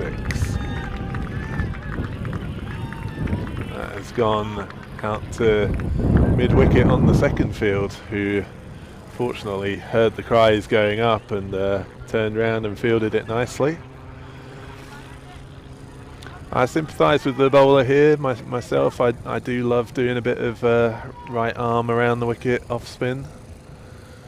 but you got to be very accurate.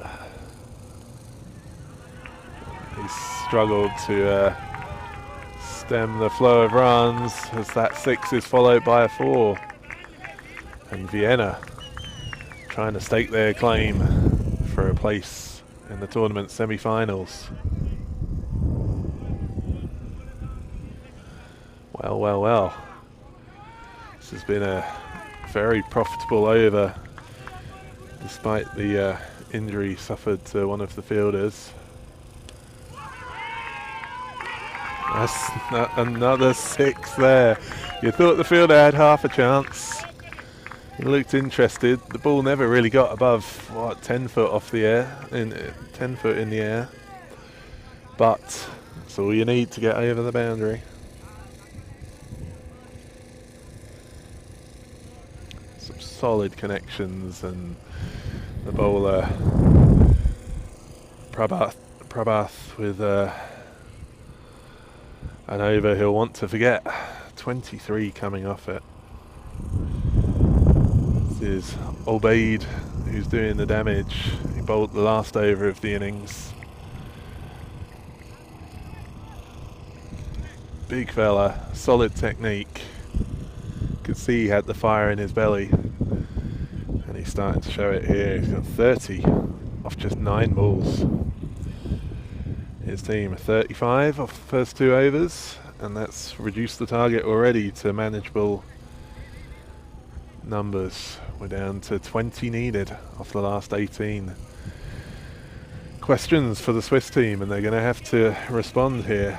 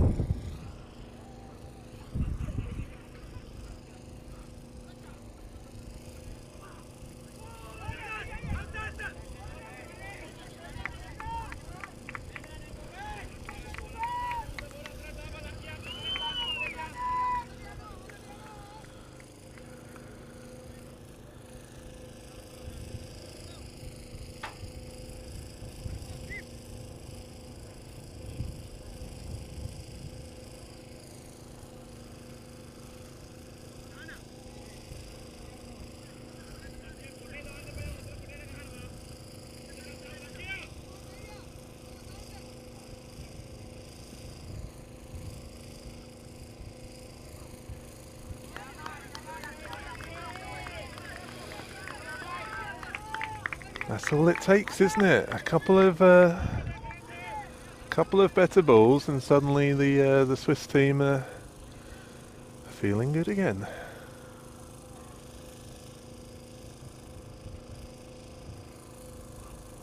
Oh, but this is it. We say it with you say it already with the T20 format, and then obviously this T10 format has come in to have an even shorter, more dynamic form of the game.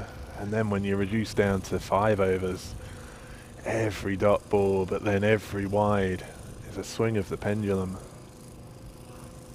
Oh, that's a huge hit. Watch your heads on the second field. My word.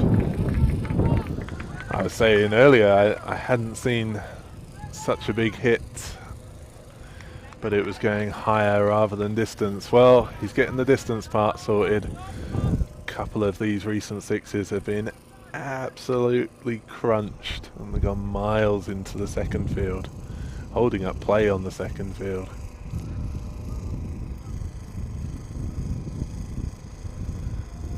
And inspiring some copycat action as the Berlin Cricket Academy, I notice, while casting a glance over to the second field, swap their own 6 into the distance.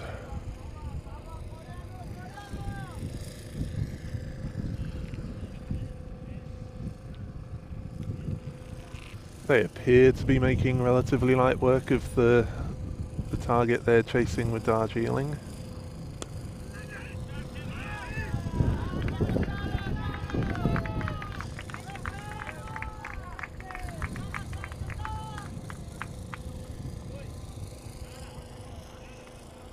And as for the Swiss,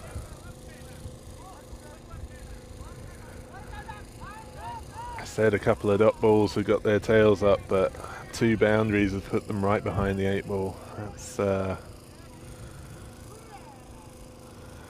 less than a runner ball left for Vienna's Almi to secure their place in the tournament semi-final. 7 runs needed now. Obeyed up to 37 off 12. Fantastic knock here. When you couple that with the great over he bowled last over of the innings, conceding just 8 runs. Surely a contender for man of the match here.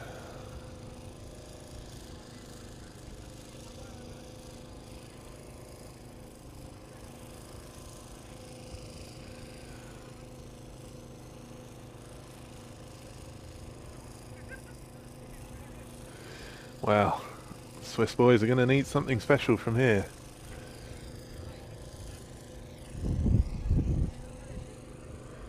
Or they will be straight on again, because we have qualifiers for the 5th place playoff taking place at 10:30 in about 10 minutes. Be a quick turnaround.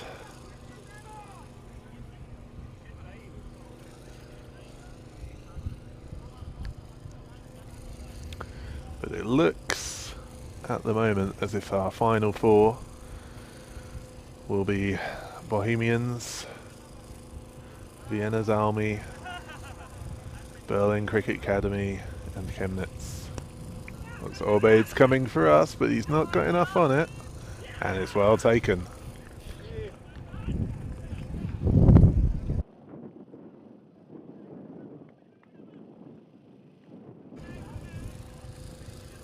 Yes, you can, Surya.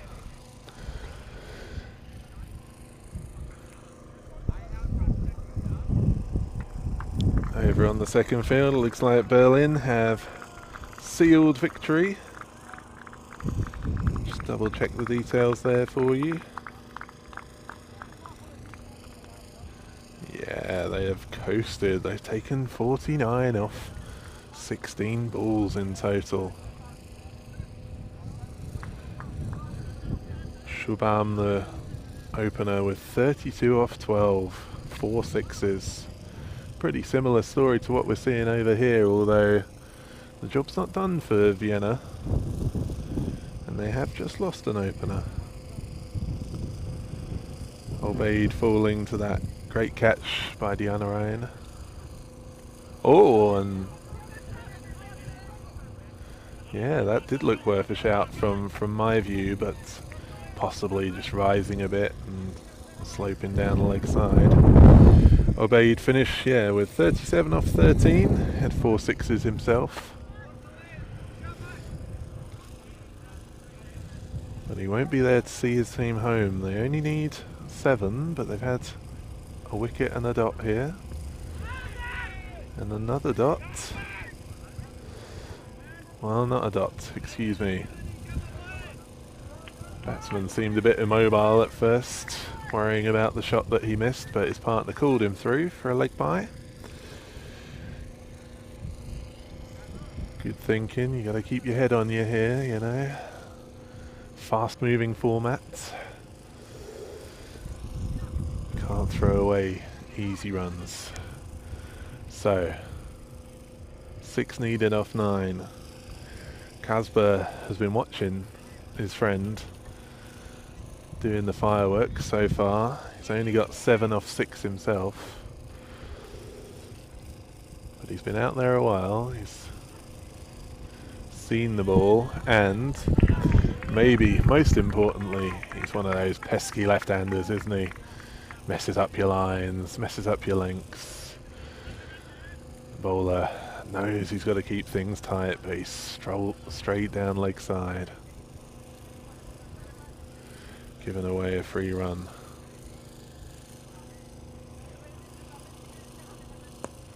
Oh, that's belted, but it's belted to cover. He takes a very nonchalant catch. And I mean, as important as the wicket is, the dot ball is vital too. And so, Vienna's Almi need 5 off 8 balls. I didn't catch over there, Martin. Were you commentating on the second field, or? Hopefully, yeah. Great. I will. When I looked at the feed, I seemed to see the picture from this field with my voice on top. Okay. We'll see. We'll certainly get all that in place by the semi-final. Next up, we got the qualifiers for 5th place. And we're still not sure who'll be in them.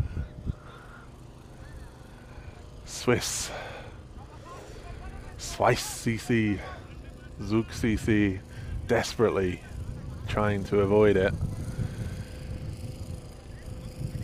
But the Austrians, Vienna's Almi, just need 5 of 7 balls. 8 balls. Oh, and it was a good ball. You heard the grunt of effort, but nicely played. Got past gully. Too wide for third man. And that brings the scores level. Well, it'll be dramatic if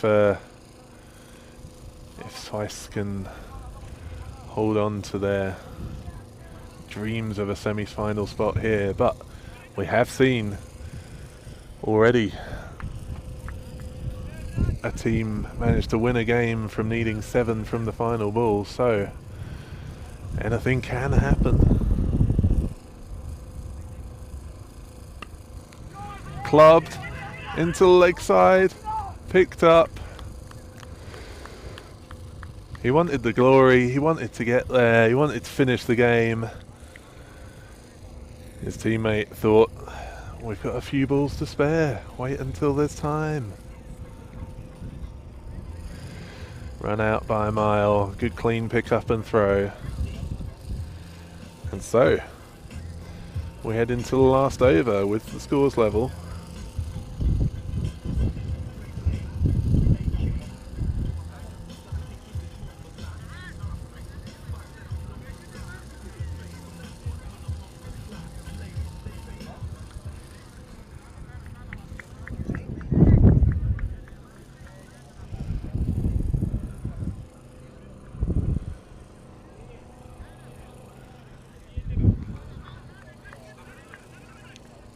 So we know the identities of 3 of our 4 semi-finalists, and you'd have to fancy that Vienna Zalmi will be the 4th. Needing just 1 run from this final over, scores are level. Surely, victory is within grasp. Are we going to see something sensational?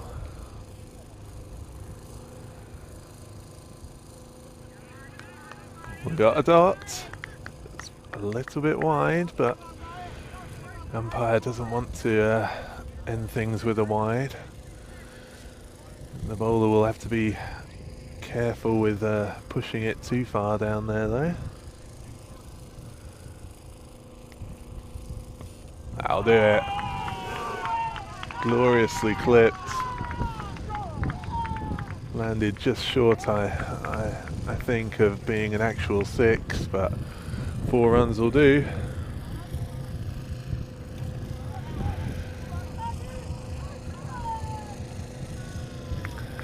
And so that puts Vienna Zalmi into the semi-finals. Now bear with us, we'll see how things all shake out, but in a few minutes we'll have a full T10 match on both fields. There'll be the Czech Underdogs, PCC,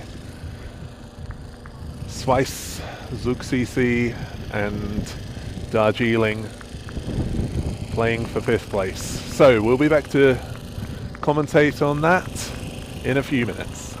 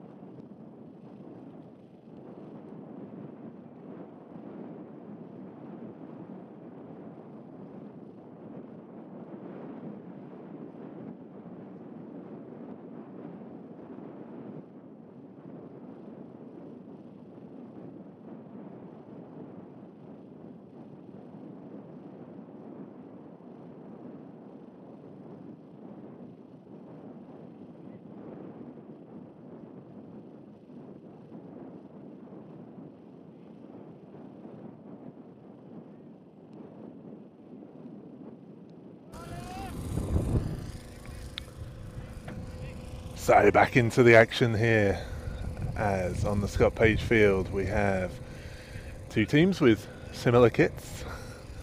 A few more flashes of red in the local PCC team kit.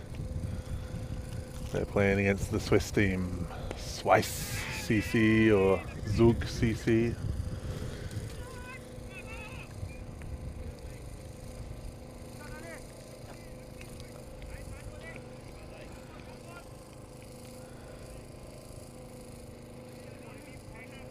Some understandable technical difficulties setting up everything in a field, and then having one of our main digital liaison people, Ali Hassan, having to jump out there to be the opening bowler. But a man of many talents, our Ali, and here he comes. Oh yes, inducing a full stroke off the Swiss team's left-handed opener. Game on the second field is slowly getting up and running as well. So we've ended up in this qualifier stage of the tournament. Oh, an outside edge, but we've got an occasional wicketkeeper in place. It's actually PCC's first team skipper, Akash. But keeping is not his regular position. He couldn't quite hold on to a very sharp chance, would have been a good catch.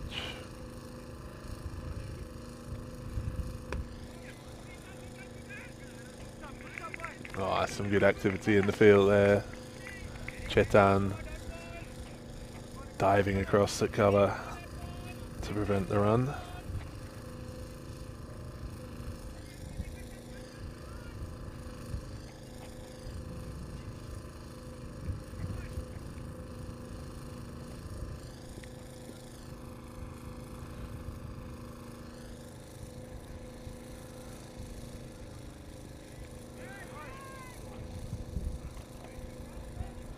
Or some football skills down at third man. Couldn't quite hold on to it. Trickles away for 4.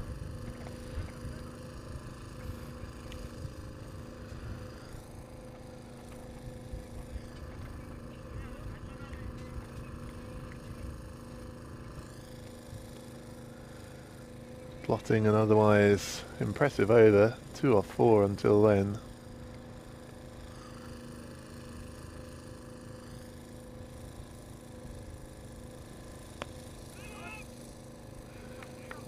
Martin Glue there, I believe was doing the commentating a few minutes ago on the Banks field. Now you see him at short cover. Another of PCC's band of multi-talented individuals.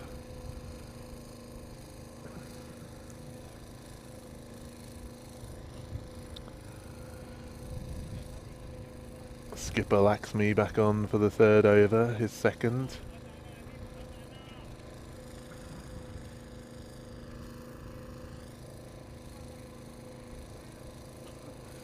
We've got left-hander Dianarine opening the batting here for Zug. He batted well down at number 5 in the opening game, earned himself a little promotion up the order.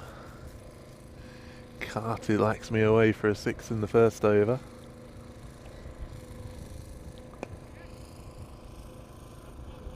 He's got a solid purchase on that shot.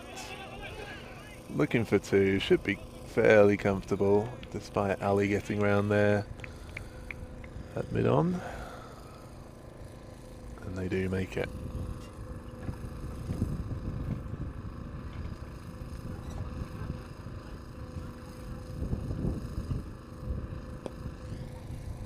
Oh, this is coming straight for us. Cracking shot, and our friend mentioned earlier in the commentary, PCC club chairman Rohit Deshmoini does the fielding, but unfortunately for PCC, he's not playing in this game.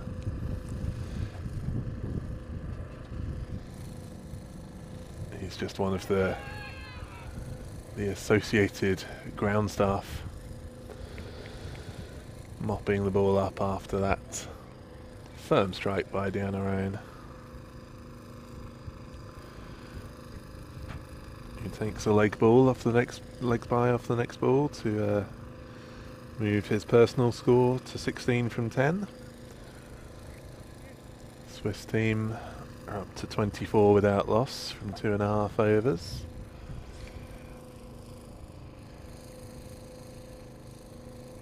Chumley, the unbeaten opener from the first game, looking suspiciously at his bat. Maybe managed to pick up some strands of wet grass left over from yesterday, but I have to say the ground is looking fantastic after yesterday's downpour. Boys have done a great job cleaning everything up. Couple of dots for Laxmi, very nice.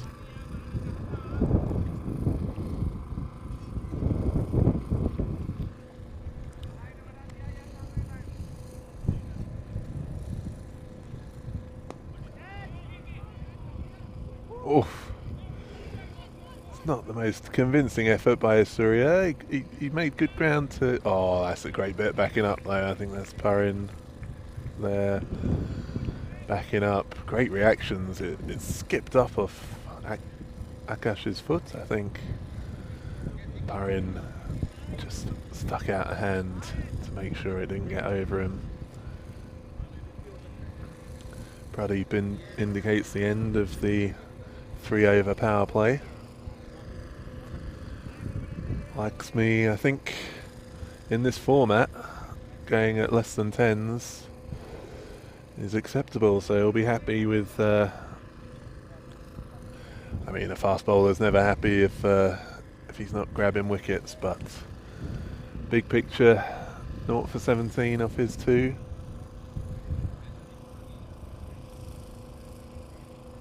He'll be happy enough to have kept the run rate down. I don't know if the camera picture is capturing. We're seeing a jetliner in the distance making a slow bank to the right. Get some spectacular views over here. There's a small training airport nearby, and you do get a lot of smaller aircrafts on these lovely days. People just taking their plane out for a little spin, as well as, of course, the main Prague airport is only about 15 kilometers away from here, over to the northwest of the city. Oh, that's a lovely solid swing of the bat from Diana.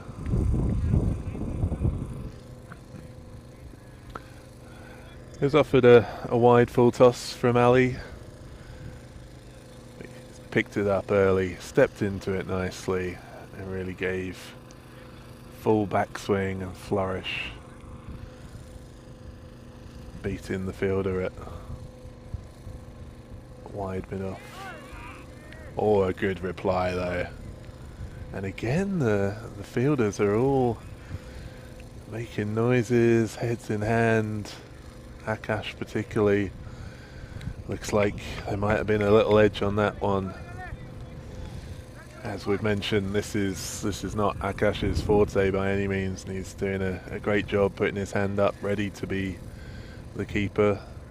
Anyone who's tried it will tell you it's not an easy job, and specialist wicket keepers are a breed unto themselves. We've been very lucky over the years here in Prague to have some talented wicket keepers among us, but obviously at these lower levels of club cricket, you do occasionally have to substitute in an occasional wicket keeper. Akash is doing a good job behind the stumps, but you can see He'd love to have taken, looks like a couple of little edges that Ali has conjured up for him. Ooh, a little slip there for Ali in his follow through, I think. And good hard running by Chumley. Mid-off had to make quite a long run around to pick that straight drive up. Chumley, the non-striker, attacked the first run hard, so he came back and made the second.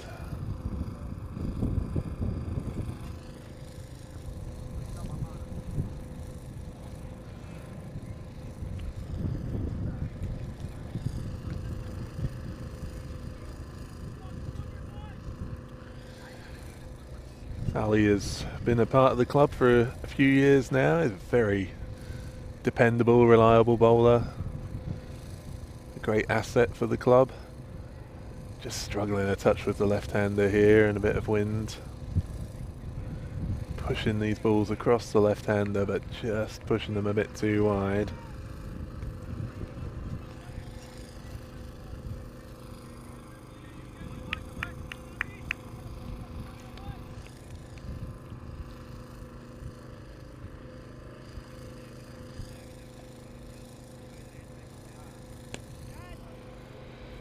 But that's what he's fearful of.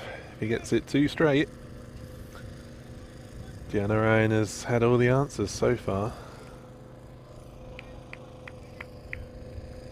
Fantastic. Pull whipped off his hip there through mid-wicket. That takes the Swiss score up to 41 off 4 overs. Ali's spell ending at over 22 off his 2 overs. And now we'll see if Martin, legendary leg spinner, I won't comment on the inside details that I'm aware of regarding his specific age. I think you can gather that he's what some may class as a veteran. Has he still got it though? He's been bamboozling batsmen for many a year, and he shows it there with his first ball. Right on the money. The leg spin with that lovely little bit of top spin, just creating a bit more bounce. Batsman wanted to cut, but couldn't quite decide whether he wanted to keep it down or try an uppercut and get over point. Ended up just spooning it into Point's hand. I think we got Surya down there at Point. He's taken a nice catch.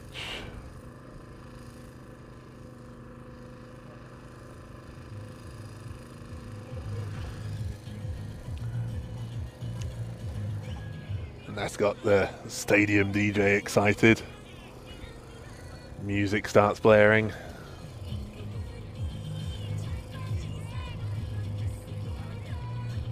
Martin has a little word with Ali about the state of the ball. A little bit unsure if he's going to be able to generate the revs he likes to. Yes, Martin has been here a while now and has always taken a lot of wickets locally. Just that typical thing of the wily old spinner. I know in his pomp he must have been a heck of a cricketer to watch, but even these days he's accurate, can cause problems, and that age-old thing too of the batsman's eyes lighting up when they see it looping a little bit.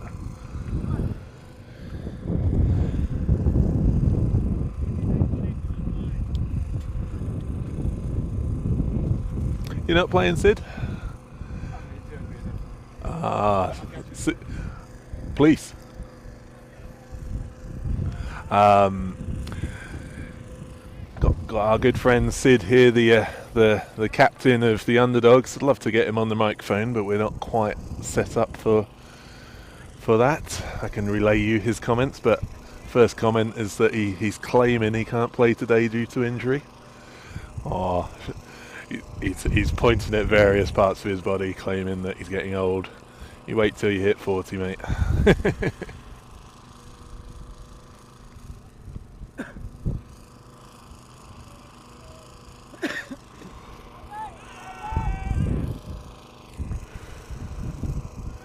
You happy with how the boys are doing, Sid? Good. Second over. They got some good ball strikers on this Darjeeling team too. You can catch this action on the second live feed we've got here on the PCC channel. Darjeeling and Underdogs. On the first ball. We'll let Sid get back to inspiring his team. You can catch all the action there on the second field. We'd love to have commentary up and running for you there. We'll definitely get it when the two semi-finals are on after this. For now, PCC are in action. We actually had Martin, the current bowler, doing the commentary on the Banks field earlier, so you can see why we're currently lacking a commentator. Maybe next year we'll be able to stretch to getting these fantastic cordless microphones and keep Martin in the action from out on the field. Well, we definitely got to give a big shout out to our production crew who are doing a great job for us in this tournament.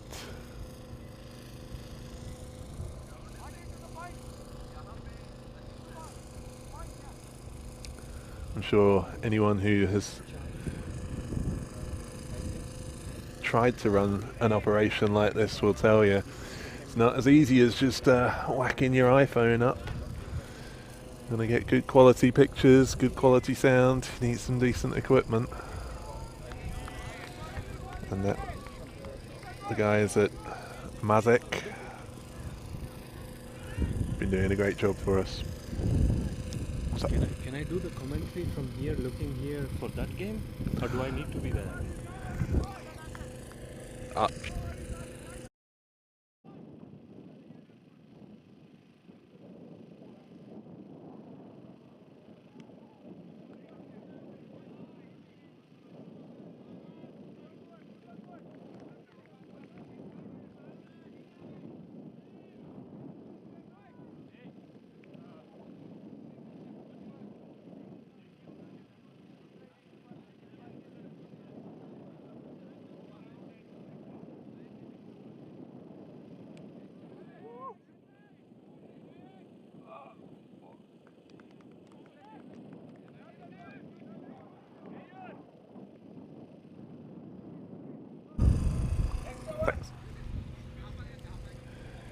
Yep, so apparently back on. If you just pick up the microphone, it should start.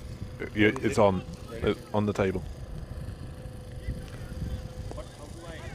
It's on. There is no opening. How do I watch the scores and stuff? Do I log in into Either Crick Heroes or YouTube. Those are the ways to follow the action, mate. So I go to the YouTube channel. I think he's just checking the sound as well, but I've disconnected again now.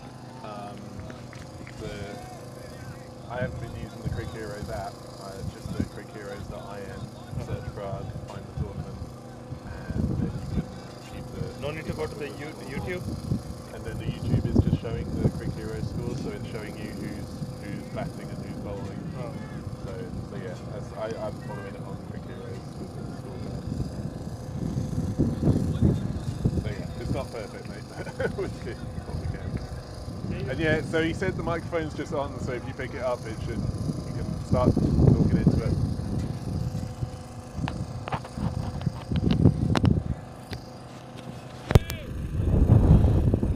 Sorry, ladies and gents, we're just trying to figure out how to get the commentary up and running on the Banks field.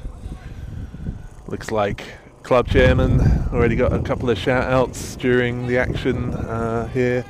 Rohit Deshmoini is going to be bringing you coverage from the second field. Testing things out in this qualifier round, and then for the semi-final we are aiming to have fully staffed 4 commentary set up, two lads on each pitch.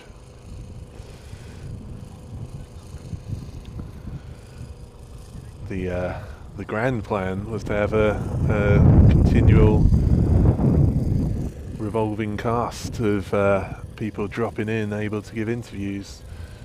But these are the little things that we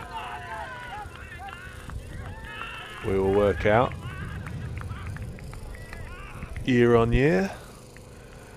But that's a fantastic delivery by Parry, and I can't see. Was it bowled or caught? Or yeah? Nice. I couldn't even tell, like, even LBW it looked like. There was all sorts of possibilities, and thankfully my good friend at mid-off, Surya, was within earshot, so I just give him a quick little shout there. It was right on the money from Barry, and I wasn't even sure if he managed to flick the off bail, but seems he got a little feather, and Akash finally pouched one. He'll be happy. He's had a couple of little snicks that he couldn't quite hold. Finally got his man.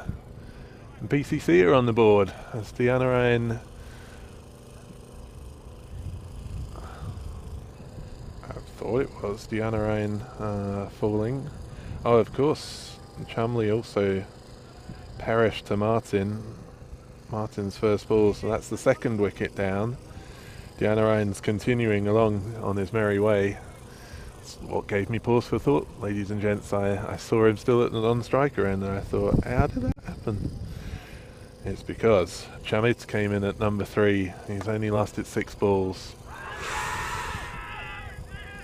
You saw it was a very hearty appeal, and it was a delicious ball right on the money, but you saw from the bowler's reactions he knew that wasn't really worth turning round and hollering at the umpire too much.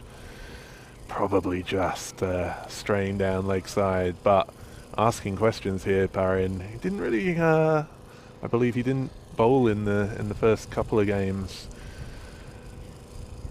But he's come into the club in the last year or two, and it's really made a mark. Top young lad, and they lack a skill. Be interesting to see what becomes of him. Get a couple more wickets here, Barin. They'll be carrying you off. But bowl a few more like those, and we'll just have to all laugh at our various shortcomings. Happens to the best of us, but that went a mile down leg side. Akash couldn't get across. 5 wides. And as we were commenting in the game earlier, this short format, every dot ball, pendulum swings to the bowling team, but then every wide, and if it's 5 wides, oh, it can be devastating. Pendulum swings back.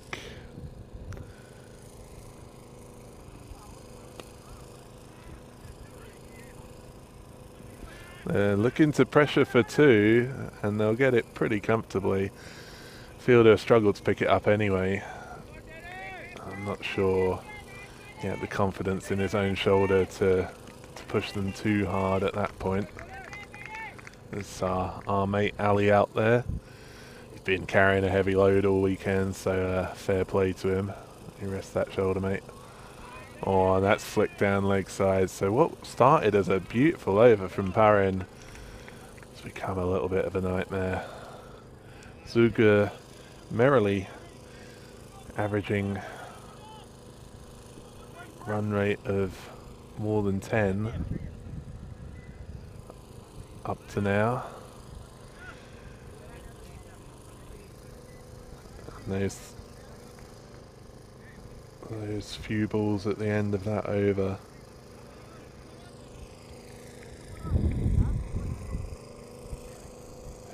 have helped them to maintain that rate. There's still one more ball of the over remaining, I believe. A little bit of confusion out there. Does look actually like we're seeing a change of bowling. I believe that's Bubby coming on.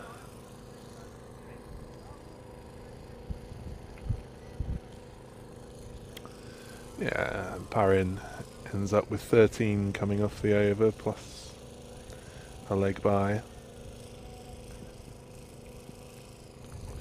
And Deanna Rain has moved on to a fantastic half century of just 24 balls.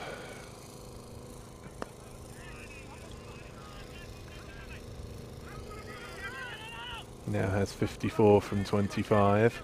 Good work from Chetan there, out on the deep cover boundary, keeping them to a single. It's very deep mid wicket.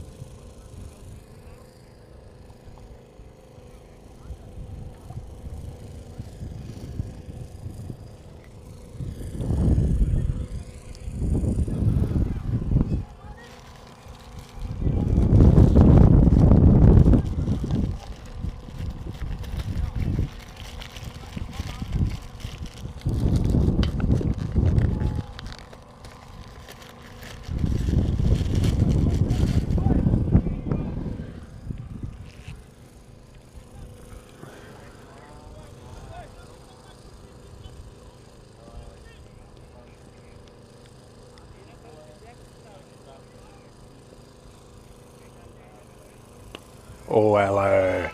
That just fell absolutely perfectly, and he has smashed it.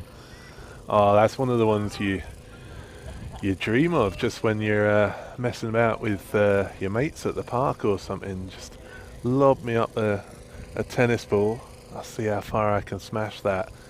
And he absolutely leant into it, swung across it beautifully, connected fantastically. Just, it's one of those where the sound from the bat is just fantastic. So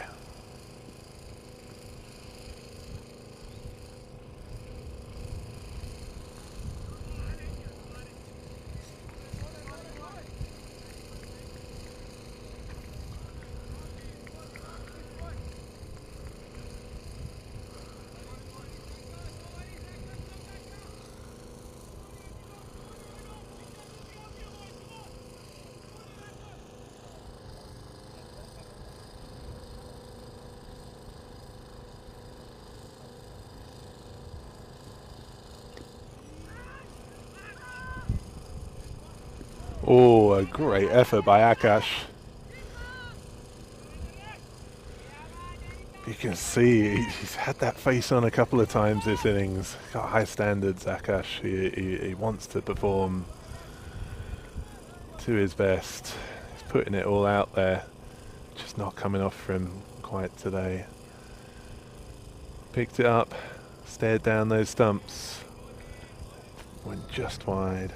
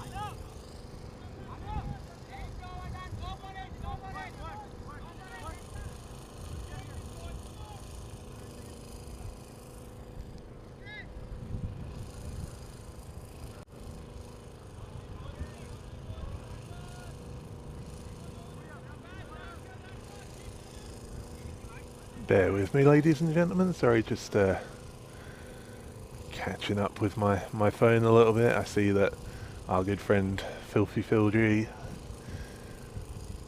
has been waylaid by life's ups and downs. Probably won't be able to join us today. We wish him well, of course, him and the family.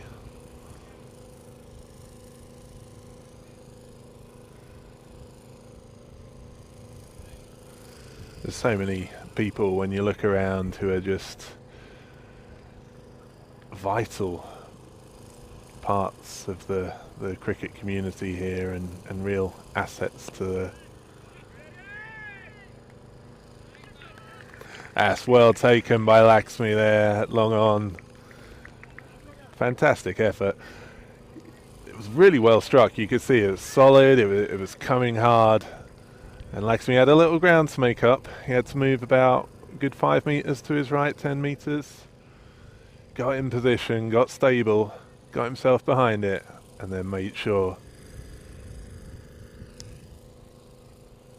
to get that wrapped up in his hands. It's a good blow for PCC to strike. The Swiss have been batting really nicely. It's the end of Deanna Ryan's fantastic knock. He's getting hearty applause as he comes off.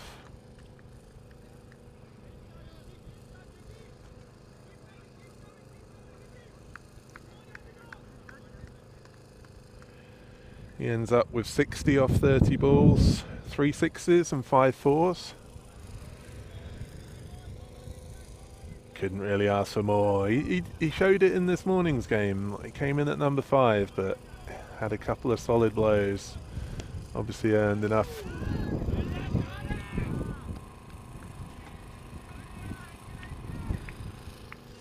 Pause for thought as Surya's next ball. First ball for the new batsman, or no, I believe they crossed, of course. So this is Anubhav taking his 5th ball and hitting his 2nd 6.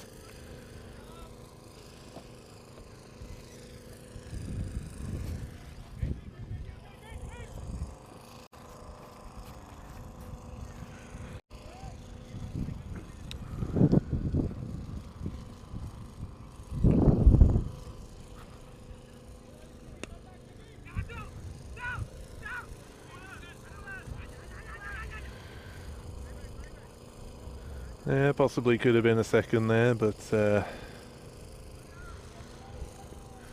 Bobby swiftly swooped after the initial fumble, gathered it up, got it in. He's really swinging hard, both of these two.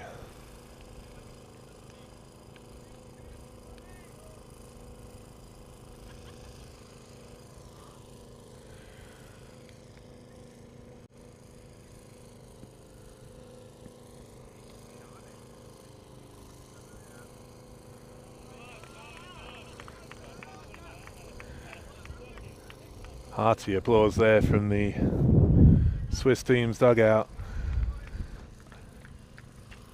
Ball was straying down leg side, but batsman showed good technique, getting down on 1 foot, really swatting it away.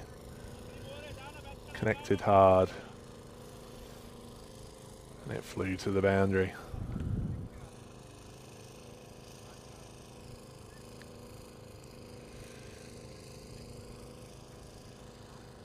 So they've passed the 100. That's probably your par score in the T10 format. I think PCC have struggled so far. The only team without a victory yet, and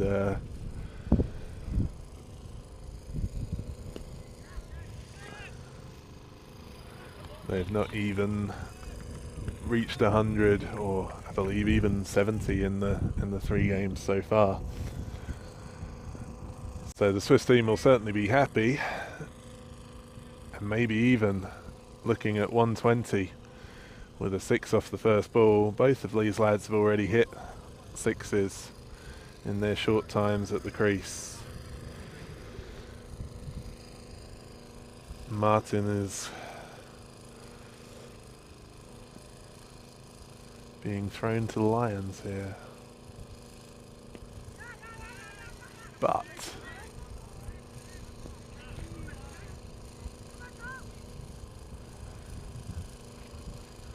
no worries, Booby, mate. Good effort. Yeah, no, it came from a long way, and you can see even Booby with the shades saying, "Oh, that was right up into the sun. How was I meant to pick that up?"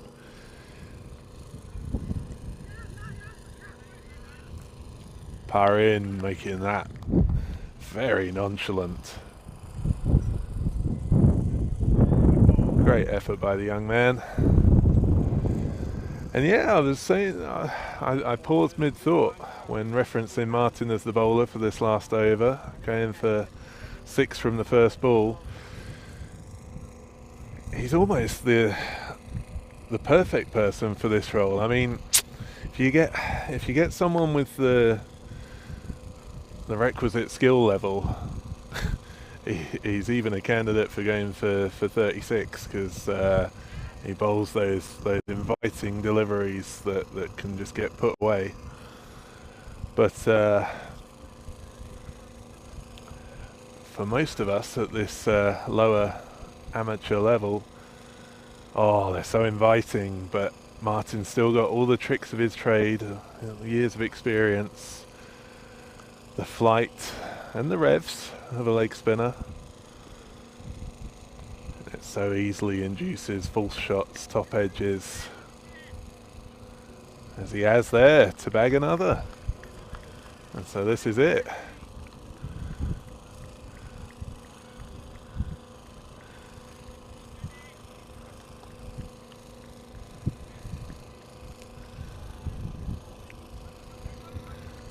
Get a couple more and he can throw himself into contention for bowler of the tournament, just off the back of one bowling performance.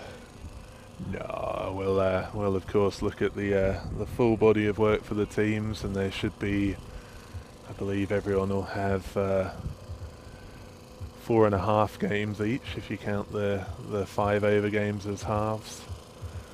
So there'll be plenty of opportunities for others to make strong cases, but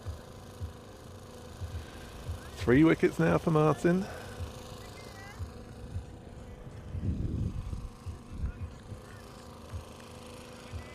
As I say, after that first ball, when he got hit for a huge 6, he may actually be an ideal bowler for this sort of moment. Is that it's a hat-trick. A hat-trick for Martin. Oh, we're not going to hear the end of that. Martin, we love you, mate. Excellent delivery. Bamboozled another one.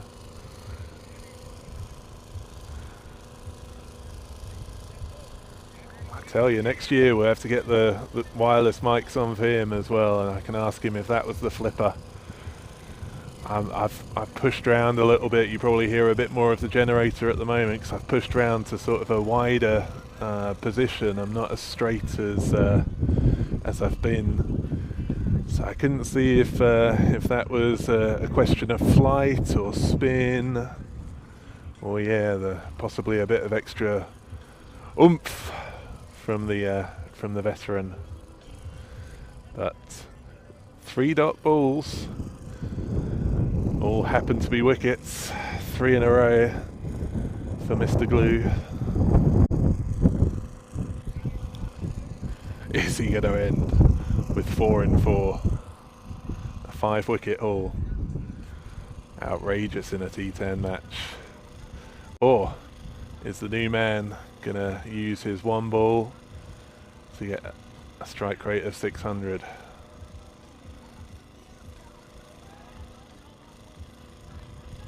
Oh, he's bamboozled another. Just pushed it too wide, Martin. Aim at the stumps, mate.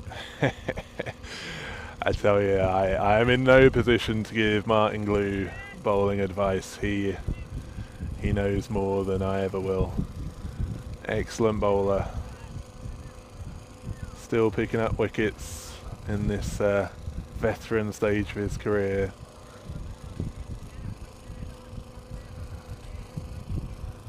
An excellent teammate as well, a great contributor to the club, and it's great to see the boys buoyant even after we've had 3 defeats so far from our 3 games. There's a lot of a great mixture of players from within the club standing at about, forgive me, I don't know the numbers, I think 40 or 50 members these days. We had 3 teams in the local T20 league, and so despite missing, I think someone counted it up the other day, we're missing at least 2 or 3 of the club committee, and about 8 members overall in Finland this week, because they're representing the national team, and as well the manager and coach of the team are club members. So it's a strong PCC party that have gone over there, but still we have plenty of lads around who, as well as running this tournament, you can hear the music going, the boys are getting lively. All the semi-finalists are milling round, looking forward to their match. But yes, as well as the volunteers, the committee members putting in the hours to run the tournament, run the bar, put the facilities up, we've still got a good contingent of members who can put in a performance in the field.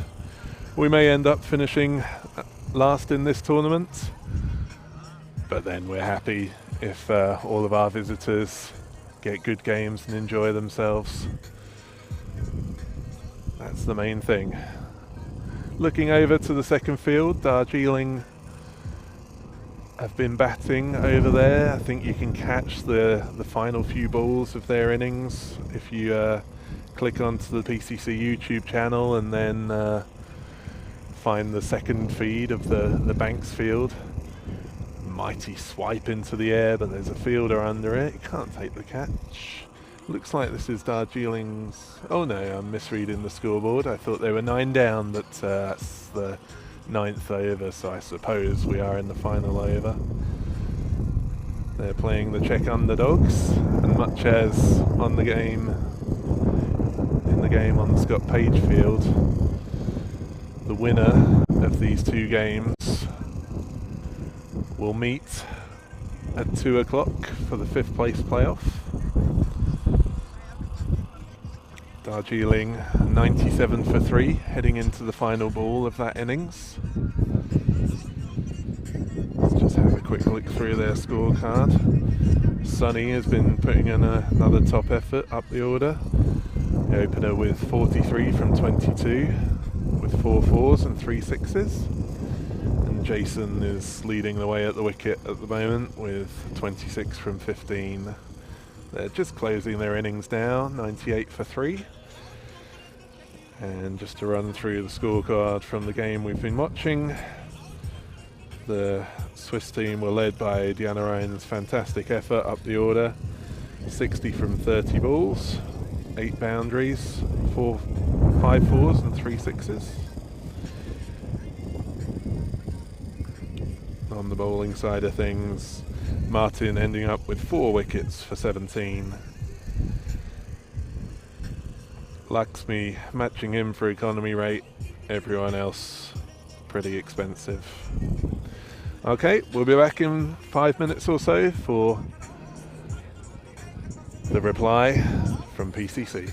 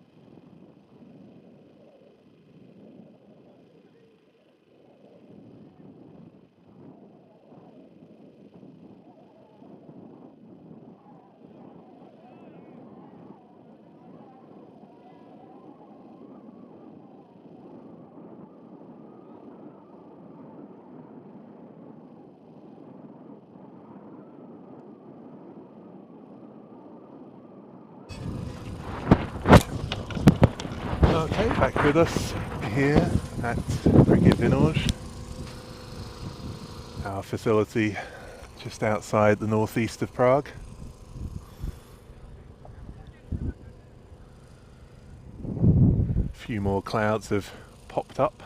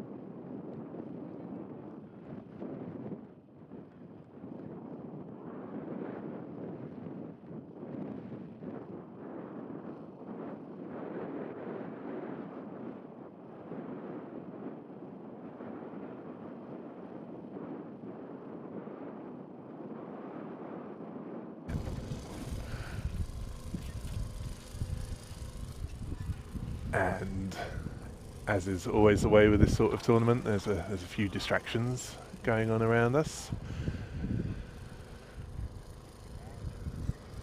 I look up to see one of my comrades is trudging off, head bowed. It would appear he has some regrets.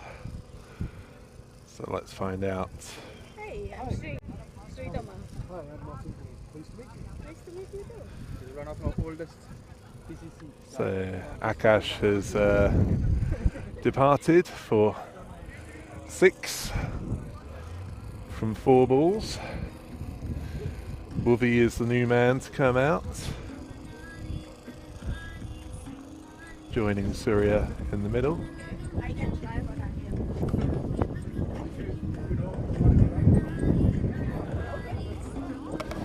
PCC chasing this target of 114. They started nicely with 10 off the first over, but Is it it's a done? long way to go.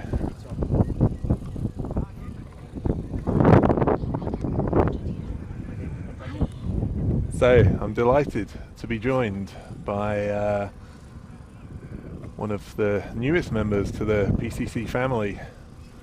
It's Sri. Sridhama, yeah. Sridhama, hi. And can I just get you to say a few words on your position within the club and your plans? Yeah, I recently joined PCC as a brand manager, and right now I'm looking after the social media. And this is my first time on the Vinor ground, and it's lovely watching match live. I got a wasp bite me, but you know, I would take it as a good luck term. I mean, those wasps, I hate them.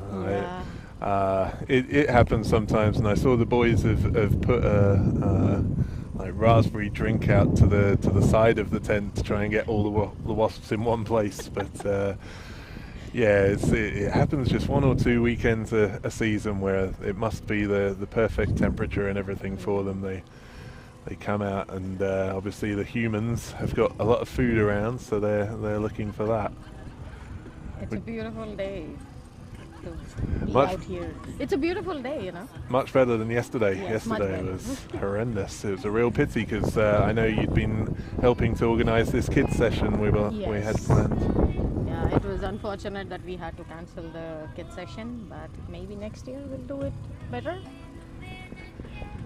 And the weather will support us. Yeah, that's the big fingers crossed. So PCC have just lost another wicket while we've been talking. Bhuvi falling to his second ball. I know he'll be devastated by that. He's a man who loves his cricket, and will have been looking forward for the past few days to get out here.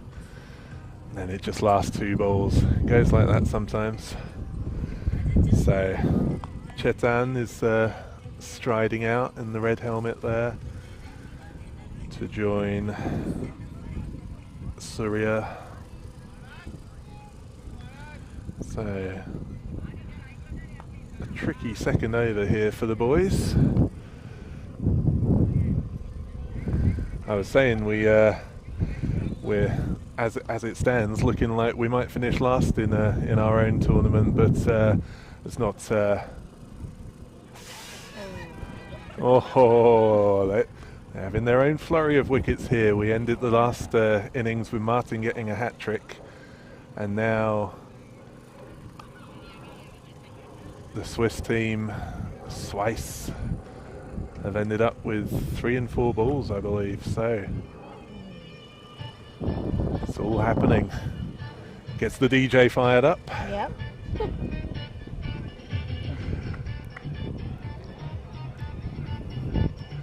It's really nice to be able to make this sort of little carnival atmosphere out in a field near Prague.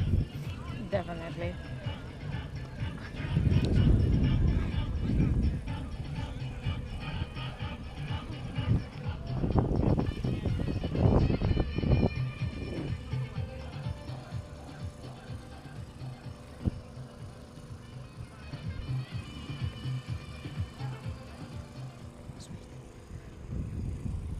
How can I switch this off?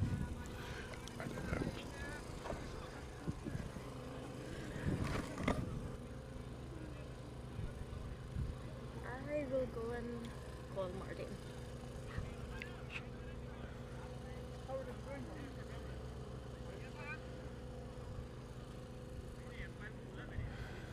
So thanks to Shitama for joining us. I know she's got some big plans for the club.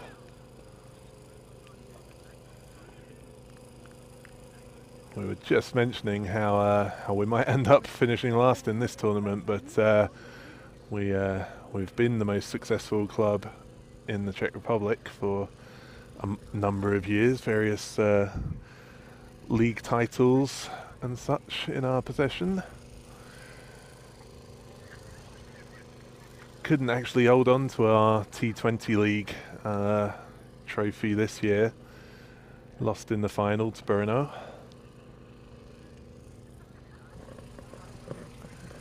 And yes, as mentioned, the performance of our boys in this tournament, not necessarily our strongest 11, with various people out in Finland at the national team tournament. Joined now by PCC bowling star, a man of 4 wickets, a hat-trick in the final over, bamboozling people for years. They still hit me for 6. Fortunately couldn't hear my heckling, but if he plays it back on YouTube later, he'll have a bone to pick with me. Martin Glue. Hi, Dan. Nice to see you, mate. Good to be here. Batting chases in a sticky patch. I know, we might not have you for too long at this rate. No, Have to send you back to... It's always a bad day for PCC if I have to put my pads on. And it's Indeed. a little bit that way again. Although I know from personal experience that all hope will not be lost.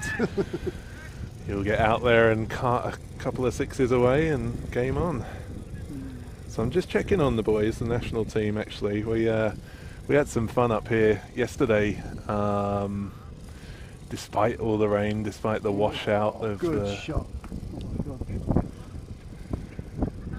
4 smoked through the covers. So, who's that batting, Dan? It's this one. Well, I think that was Surya. Surya, Who swiped that away, and do you know? He stood up on the back foot and smoked it through the offside. So We've got Ajit at the other hopefully end. he'll give him a bit of confidence and he'll start hitting them in the middle. But we certainly need somebody to do it quickly. Yeah, down to number 5 already. opted not to hit that one. An unconventional choice.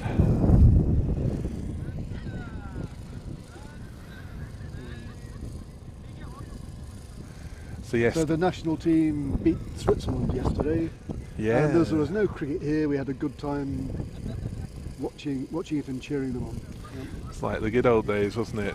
Well, not quite the good old days, I suppose, but 20 of us gathered around 2 mobile phones, one rapidly losing battery. There was a lot of tension in the air. Yeah. If And we're then- going on about the Czech national team, it's probably because this match is not in the most compelling state. The bowling just seems to be a bit too good for PCC's batting at the moment.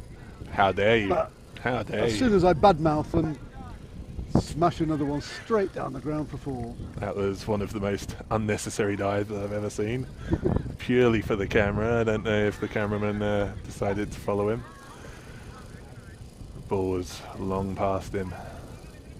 So that was Syria again, 2 4s in the over. Good connection, wasn't it? I have no idea what the run rate is, but I'm sure we're up to at least 3 4s in it if we're going to get anywhere. But still, We live in hope. Yep. That is almost the PCC motto, is it not?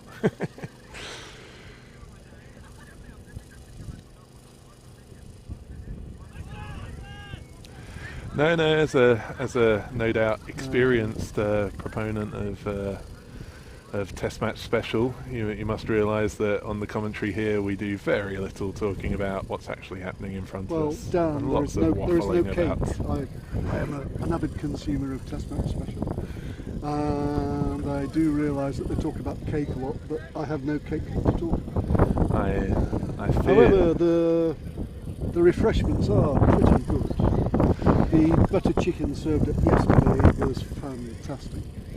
It's just that 15 people had to eat a butter chicken for 45 people, which was a challenge. we somehow made it, didn't we? Yeah, we did a good job there. Yes, and no cake, but I did just get some mango. For a brief moment, that was a beautiful forward defensive. That's just the sort of thing we want to see, isn't it? Solid right in the middle of the map. You take your time, Ajit. We got all day. Although there is a school of thought that if you lose this game, there's no more cricket for you today. Well, On the other hand, if you win, you have to play again. So, tell me, Martin, which team are you on? well, as PCC are organising the tournament, not playing again, unfortunately, does not necessarily mean leisure time. Indeed. Been a lot of fun. I was supposed to be commenting on the match on the other field, the Banks field, so if I hadn't been playing here, I'd have been nattering away over there. So, Well, we're all glad that we got to see your hat trick instead. It'll be forever memorialised Forever. on YouTube. I would say forever. I don't know how the future of the universe is going to go, but certainly it'll stick around for thousands of years, you would have thought. It's a shame. You probably got many more career highlights that happened before video cameras were invented, right? And well, that's where we're going with this. I have to say, I do not like looking at videos of myself, so I'm quite happy to be largely from the pre-social media era. I was replaying the boundary that I somehow hit on Friday over and over, so Okay, I'm so very some much the parts opposite. of the some parts of the YouTube record are going to be preserved forever. In 1,000 years, people will look back at this tournament and all they will see is Dan hitting the ball. That's the only bit I'll leave by the end. I'll cut the rest of the video away. It's great, I can show my kids at Yeah. least. Like, Daddy's not doing nothing, he did one thing. Oh, Ajit has Ajit's edged one behind. took a big swipe at That's it, didn't apart he? from the forward defensive, which hit the middle of the bat. None of his other shots were really working just at the moment. So Yep, and it's the trouble with the old T10, isn't it? You don't really have the time to play yourself in. I what you need is a professional camp with hours and hours and hours of training and specialist coaching just before the match. And then you bound out there and you don't need to see your eye and you're just there. Unfortunately translated to amateur cricket. The result is a bit more often comedy. Indeed, but part of the Comedy fun, is isn't good. it? I'm hearing a lot of laughs over behind us. That's the Chemnitz team. All the semi-finalists are gathered around in various states of preparedness, ranging from very little to quite little. So, But spirits are high. who is the new batsman? Achal, I believe. So that's 4 wickets down, I tell you, this 5 and 6 in, 7 and 8 and 9 padded up. So I'm okay for a bit. the national team match that we watched yesterday. Achal was a lifesaver. This aforementioned battery issue that we had, he produced a power pack out of nowhere that saved the day. Unfortunately, the tension of that run chase from the national team was taken out of it too, wasn't it? Like we relatively coasted home in the end. Oh, decent target of Another forward 180 odd. defensive, not quite so much decisive foot movement, but still meeting the middle of the bat. Good stuff. They chased down 180 odd against the Swiss, which yeah, it was a great result.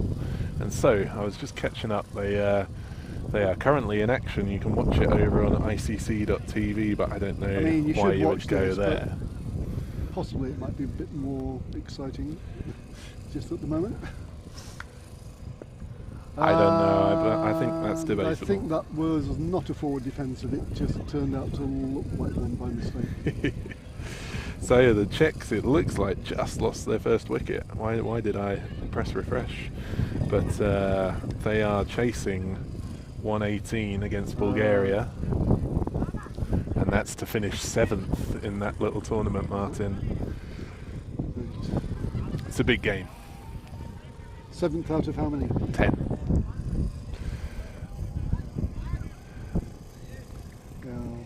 Yes, it's not been the most successful trip for the boys out there, but I mean, if they win this game, which we would hope they would, But they'll have won 3 out I of started 5. playing here in 2010, and the progress of the infrastructure and the athleticism and the keenness of the national team has been really good, and they're not doing as well as they would have liked in this tournament, but it's a great credit to the Czech Moravian Cricket Union and the manager and all the staff that they're there at all playing in this kind of tournament. It'll be good for them and they'll get better, but it's been a lot of hard work just to get to the stage where you can play in these tournaments. Indeed. And we are a relatively small European nation. The Czechs will tell you that they're a player small base country. here is like 400 players, Yeah. something like that. It's not. I think people say this very often. Oh, a very stuttery run up that, isn't it? Didn't really help him much. But very often, when I say to a Czech friend I play cricket, they very often reply, "Yeah, oh, I played that when I was a kid," Yes. and they're inevitably talking about croquet. Yeah. Very few Czechs actually know what cricket is. I think we need to have a showdown with the Czech Moravian Croquet Society at some point. Get this sorted, but Bats against mallets. otherwise, no, as you say, I think with the national team, we're sort of trying to punch above our weights, and sometimes we get hit, but we're I hope one of the smaller If I could countries just interject who to are say we've moved on from the forward defensive to the leave alone outside the off stump. airy swipe. Yeah, I think we're we're maybe the team from the next level down who are trying to get into the tier above, which Yeah, oh, gone a my long man! Beat that ball! Beat that ball, man! Syria. Is that fantastic Syria? connection. That was Smashes it. Syria. You love to see it. See, if you did that more, Syria, I'd talk more about what's going on here. Yeah, it's been relatively sedate, hasn't it? And even the DJ has fallen asleep and not and missed his cue to give us a little bit of dance music. But sounds like they're having far too much fun instead. Oh no! I tell you what's happening over there, Martin. Following his smash. Oh, that's a wildly With unnecessary a nudge. shy at the stumps. But a good To the recovery. offside for a sharp single. Long on the stump well there to stop overthrows. 70 runs in 5 overs about. That's challenging. So what's happening? Why the DJ has been distracted is not the cricketing action. It's what's just been delivered. Looks like our food is getting laid out, which is always a moment of great excitement within the ground. Looks like the umpire having a fun moment with the bowler. He's got that very stuttery run up. Ajal tried to whip it into the leg side, couldn't quite get the A connection. bit of intent there. If he'd executed that shot perfectly, he might have got 1 run. That's where you want to say, come on, a straighter bat. More chance of at least connecting.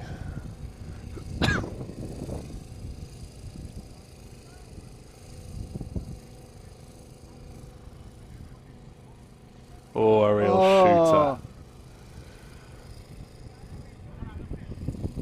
Keeper probably Right should have through got the keeper's down, leg. but Died on him, arrived at ankle height, straight through for. So, if the bowlers can keep doing that, but make it a wide as well, we might get somewhere. I don't know. You're not needing 4 runs a ball yet, so that's enough. Yeah. We'll have a word. I'm even, Martin, seeing with the online scoreboard that our manual scoreboard, as skipper Laxmi trudges over to update That's it, a definite trudge. is even an over behind. So He isn't really someone that expresses with body language his boundless confidence in his team. No matter what they're doing, you get the trudge.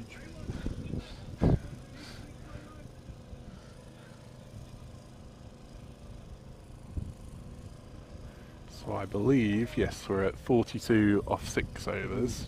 4 wickets down, 114 to win, So some quick maths, Martin. 71.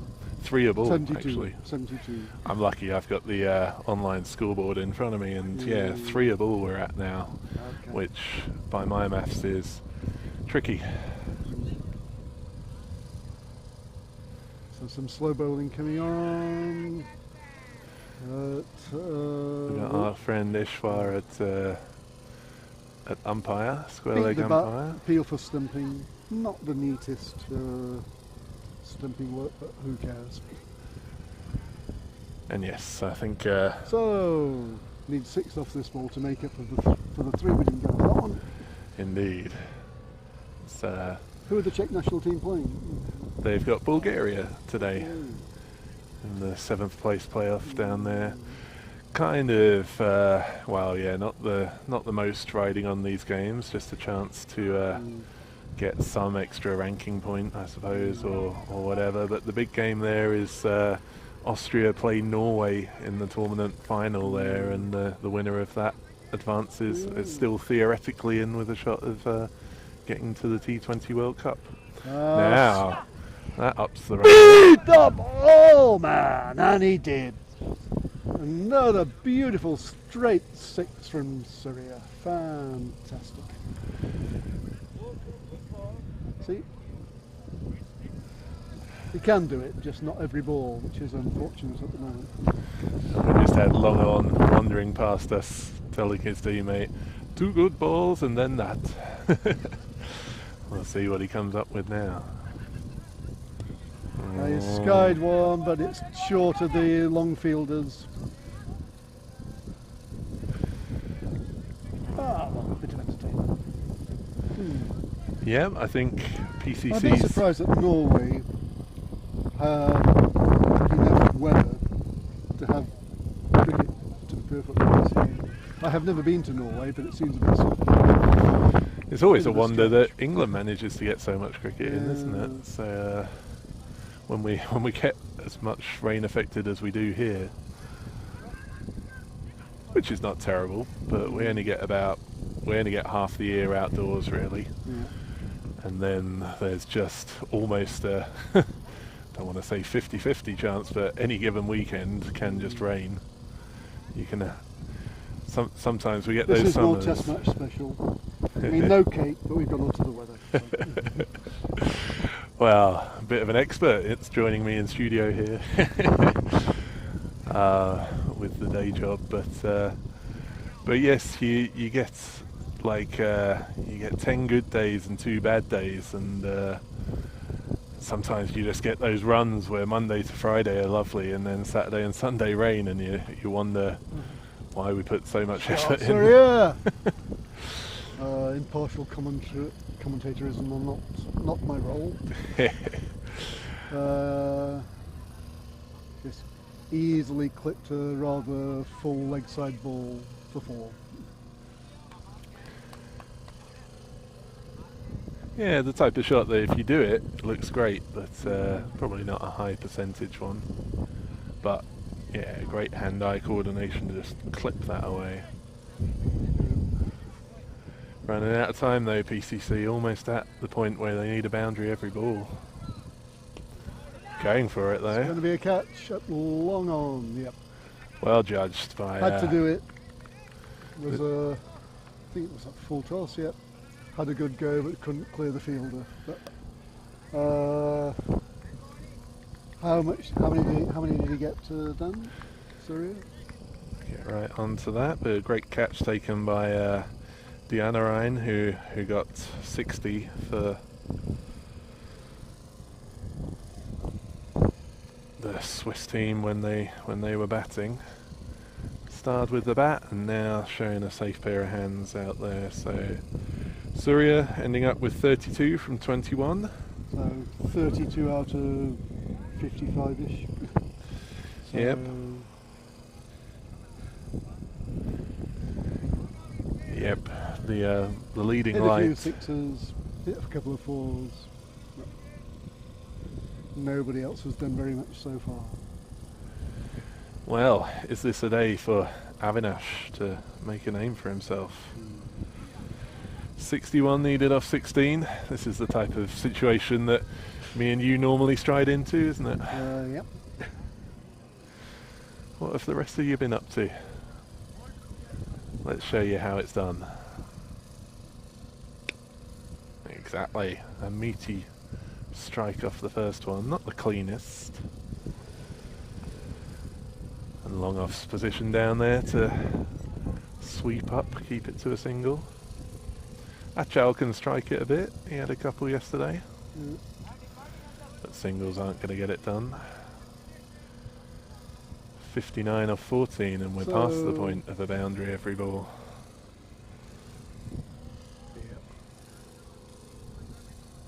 This game is done and dusted. Are you saying if they need you to bat, you'll resist the call? I mean, if I needed to bat, it will certainly be over 6 runs a ball. Just say, we So, declare. yeah. It's okay, you take it. 113 in a 10 over match. I think in our batting lineup, Sky, Akash and Surya were the only 2 that could maintain this 10 and over thing for very long. And Akash got out relatively early and Surya didn't have any support. So Yeah, Laxmi can swing it a bit, can't he? But he's yeah, put like you himself say, down the order. like you say, to 10 and over, maybe 1 or 2, but to sustain it for 5 or 6. But yeah, they were on 105 heading into the last over. They hit a massive 6 off the first ball. Talk me through that one, Martin. Well, I'm a relatively old free cricketer. Dan, the thing I've noticed about the young players, they have no respect. No respect. No respect for a good slow leg spinner. He certainly didn't, did he? He whacked that a long way, but sting in the tail came. I think, what, you got a single off the next ball, and then you Next took... ball was skied and they got 2. The 2 balls after that was skied and were caught. The ball after that, the batsman was bowled, and the last ball missed the outside edge and just missed the stumps. Not that I was paying attention. I was asking on the commentary whether the hat trick ball was a flipper, or No. I haven't been to the nets this year, and today is the first time I've bowled all year, and I'm certainly not at the stage where I can stop doing party tricks and just hurling it down and hoping, basically. yeah, you're doing well to get it straight enough in the first place. It's the stumbling block of many a bowler around here. So. Oh, tame. Avinash caught in 2 minds. Was it a bit of a slower ball, or? It possibly was, but the only...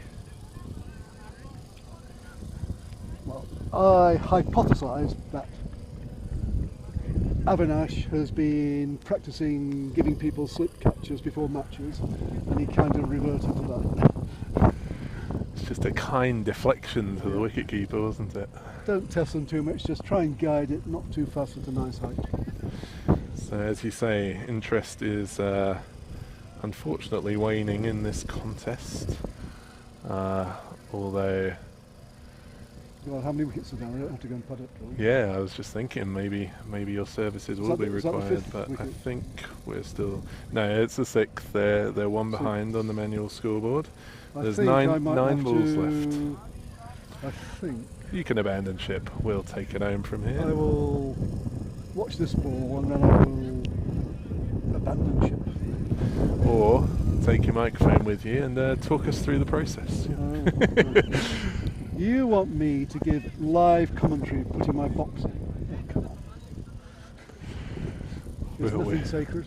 We're trying to get the viewers in, Martin. Come Okay, anyway, I've been shouted at by the... on. A wild overthrow there. The Underdogs are struggling on the far field too. It looks like Darjeeling are going to win that one. cheers then. Yep, thanks for joining us, Martin. We'll catch up with you later on. Martin Glue there, star all-rounder of the PCC All-Stars team, or is it the veterans team? We're undecided on the name we're adopting for this tournament. Locally, we name our teams after chess pieces. I think it's been a few years where we've kept that tradition in line. A good 10 years or so since we started using Kings as the top team. And these days the second team are the Rooks and the third team are the Knights.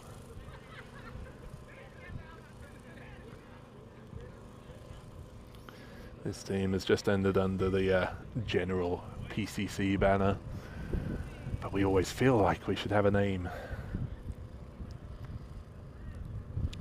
Just looking over to the other field, the Underdogs need 42 from the last 2 overs, and they're down 6 wickets.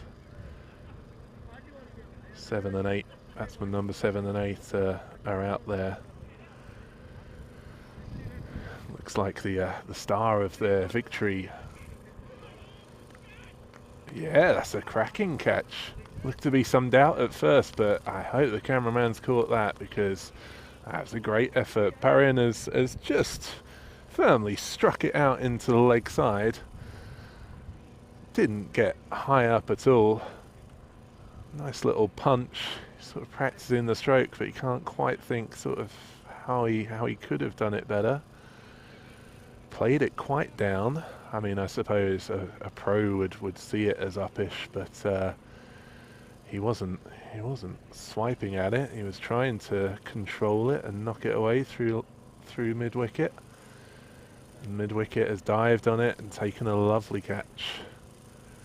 Looked to be a moment of doubt as to whether he'd spilled it, but he got up, celebrating. So out comes the skipper, Laxmi. He can whack it. This game is done and dusted. PCC have got a long way to go and not many balls.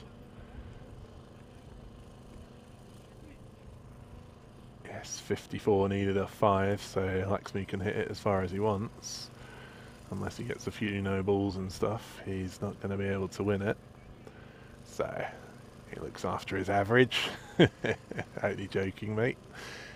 Nudges it out into the leg side. Gets a single. Achal, is he going to look for some glory? He fancied it, came down the wicket, shuffled, and bunted it down to long on.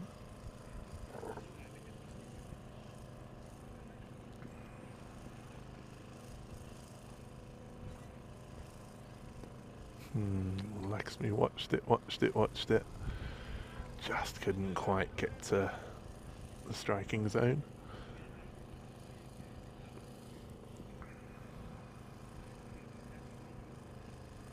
There's the one, that's what he likes. Just falls short of the boundary, but gets 4 for it. See if we can get a little update from Finland, where the Czech national team are playing against Bulgaria. Chasing 118. They're 43 for 3 at the moment in 7 overs. So quite a long way to go still, and a couple of wickets have fallen.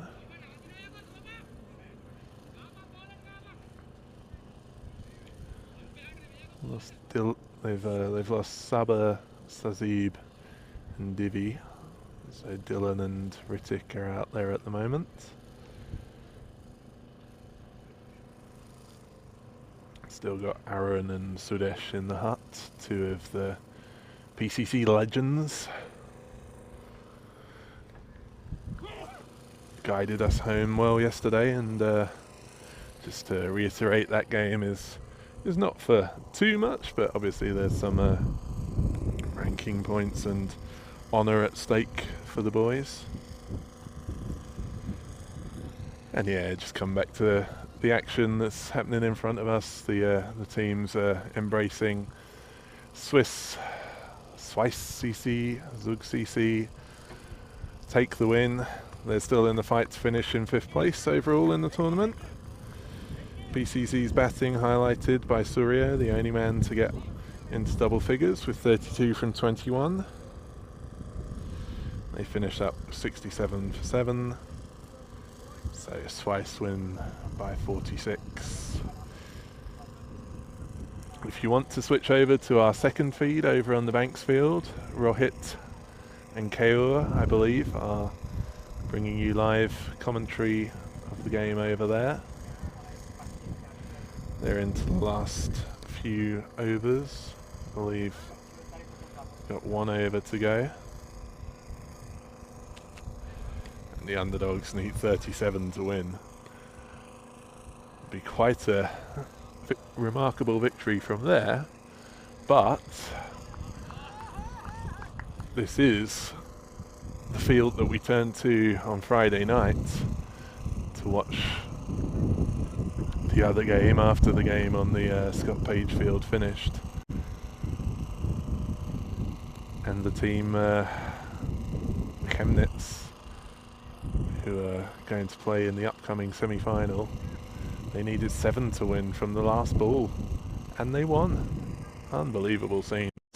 Go back and watch that game from Friday night if you've got the time. Should be the last game of the day, Chemnitz against Berlin. Fantastic game and an amazing finish.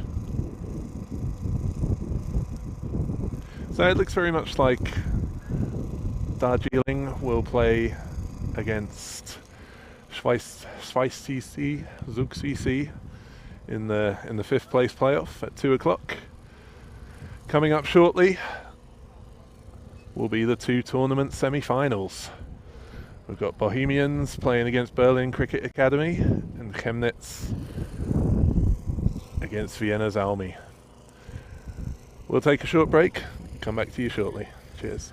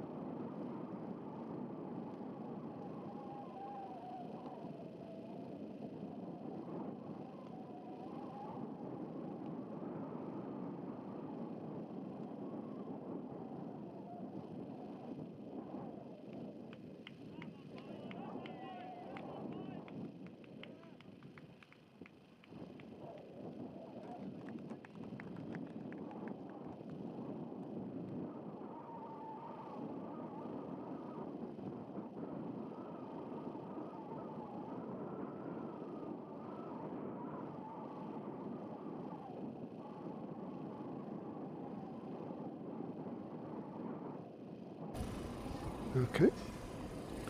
And do you have the...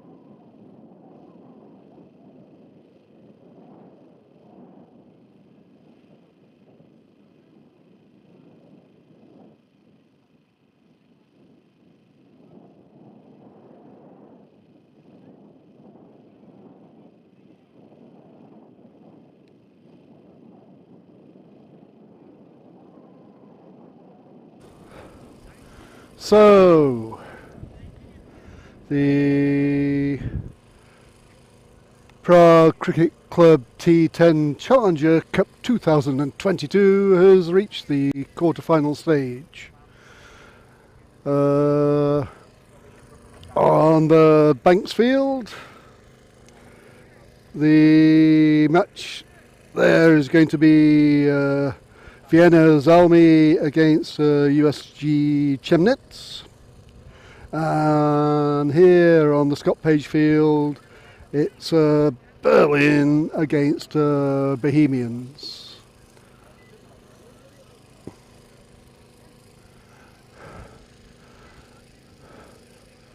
So we had some 5-over group matches in the morning, but at least we're back to the full 10 overs.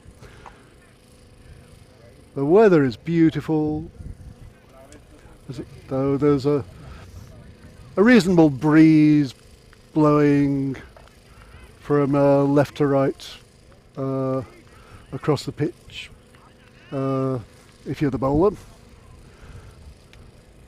So Berlin are batting. Bohemians from Prague are bowling, and we're about to get underway.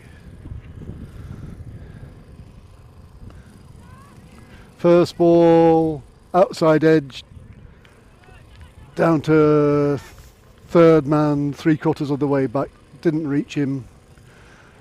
In the air, and an easy single for Berlin to get on the way.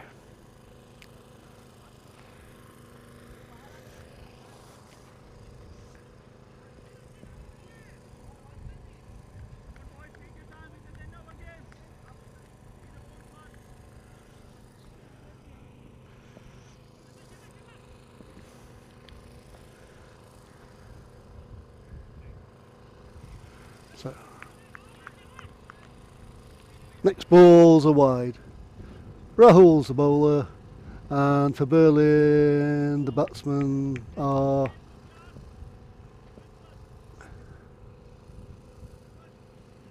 Jan and Shubham.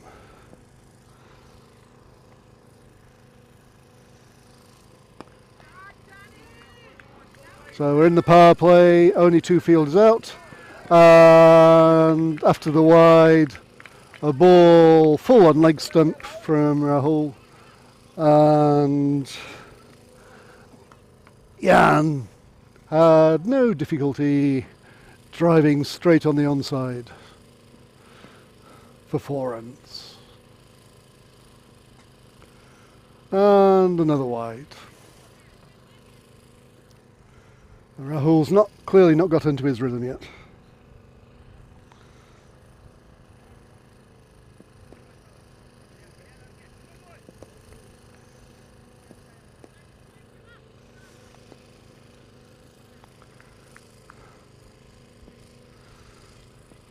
Sending long on out, bringing deep square leg in. That one was wide outside the off stump. Third wide of the over. Rahul struggling a bit here.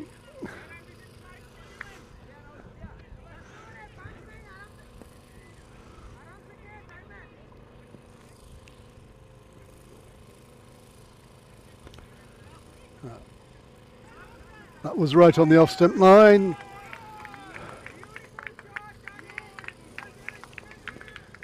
Jan flung the bat at it, healthy, thick inside edge, and it went away through mid-wicket for 4. So that was a bit more luck than skill. But of course, that's what you should be doing in the power play. You can't have the fielders out. So Berlin off to a pretty good start.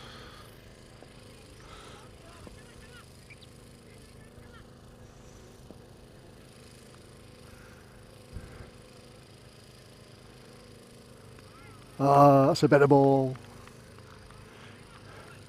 Good length. Just outside the off stump. Bit of bounce. Beats the bat. Will make the bowler feel better. Make Rahul feel better.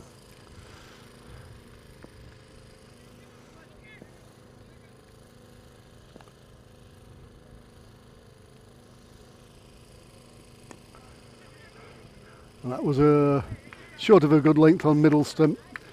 Just hacked into the ground, trickled away on the onside and a scamper a single. To bring Shubham on strike for the first time. Left-hander.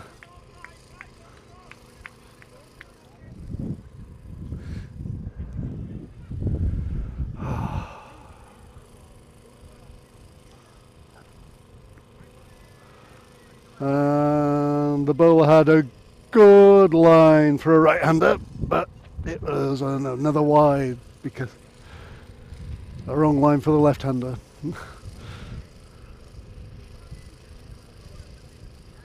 God, I'm losing track. How many wides is that in? I think third or fourth wide of the over.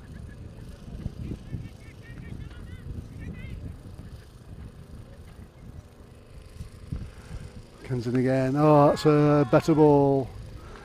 Stroked into the covers. Just bobbles over the fielder's hand. And they come back for 2. Thinking about 3 because the wicketkeeper didn't collect, but no.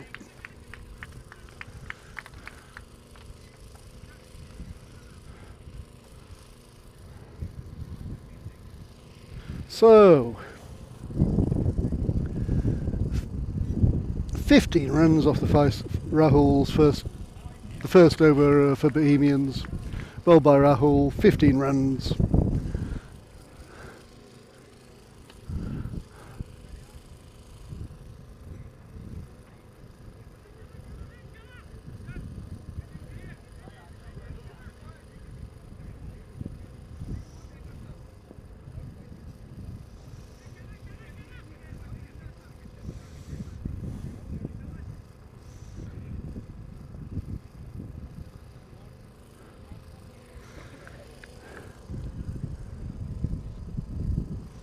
Second bowler is Ajay.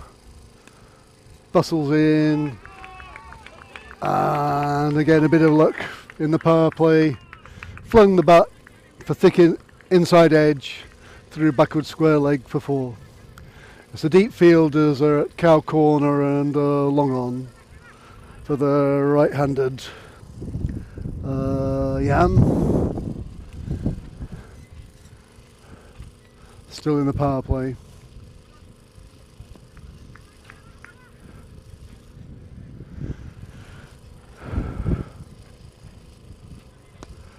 And that was a pretty good Yorker on the leg stump,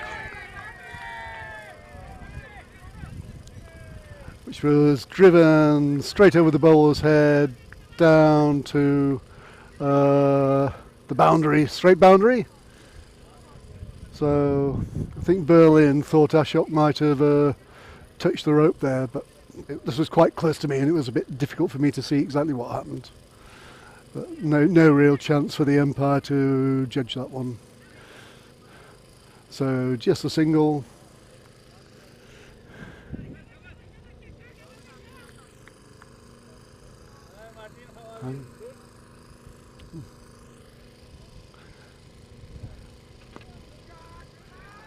Next ball, clipped into the leg side, deep mid wicket, runs in, and it's a single.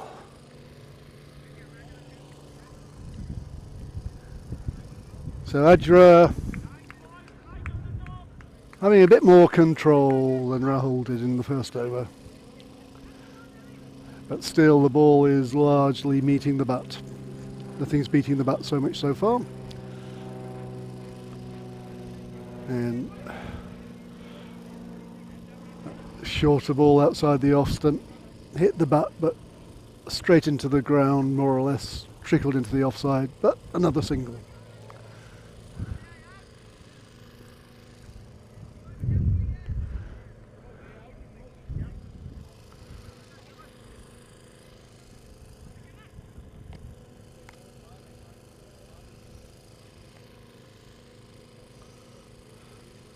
Next ball. Leg stump line. Clip down to man at 45 degrees behind square on the leg side. On the 30-yard circle. Easy single. This is a much better over for Bohemians.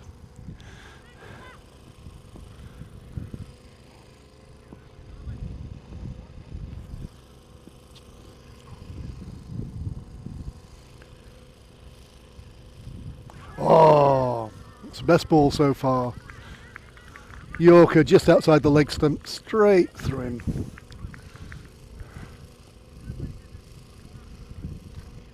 So, 5 runs from Ajra's over. After 2 overs, Berlin 24 without loss. Jans 14 off 7 balls. Shubham's going at a runner ball off his 5 balls. Excuse me.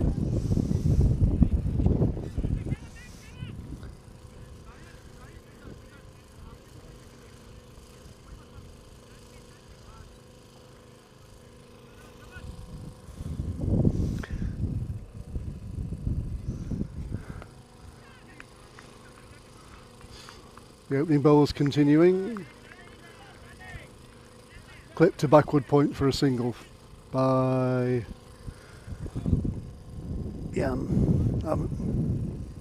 by Shubham, sorry.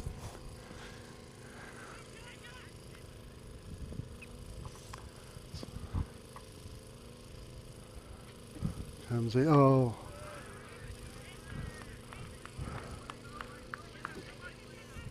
Banged it in, short of the middle of the pitch, climbed up slowly, and just got the bottom edge straight down. Top ball!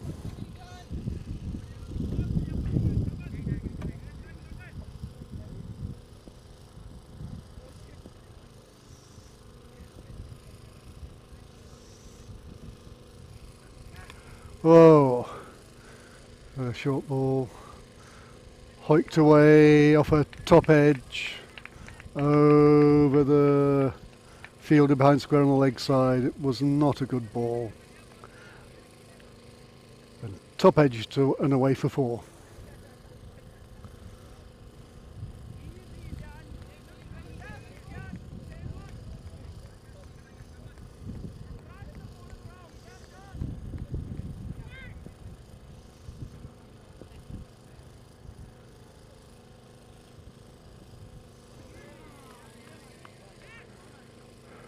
Top ball.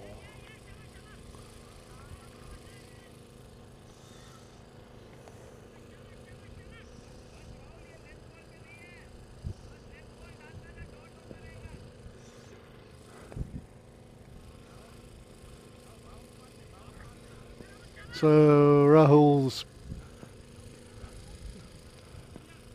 second over is going a lot better than his first. He has conceded a boundary, but that was a little bit lucky. That's a full toss outside the leg stump. Appeal for LBW, but that was clearly going down. But they still managed to scamper the leg by.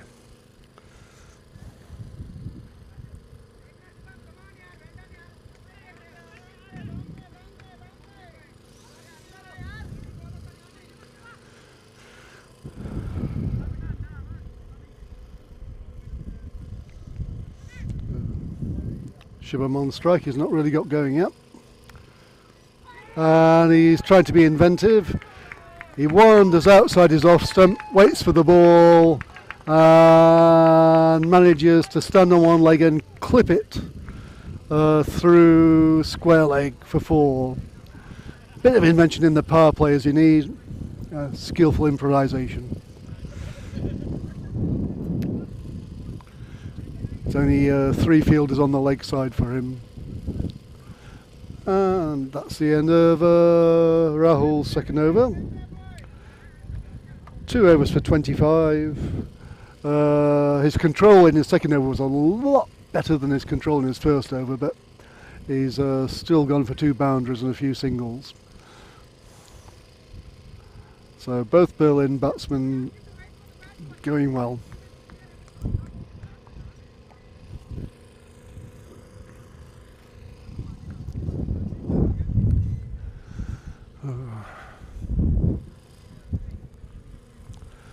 A lot of the activity at the moment is not focused on the quarterfinals actually.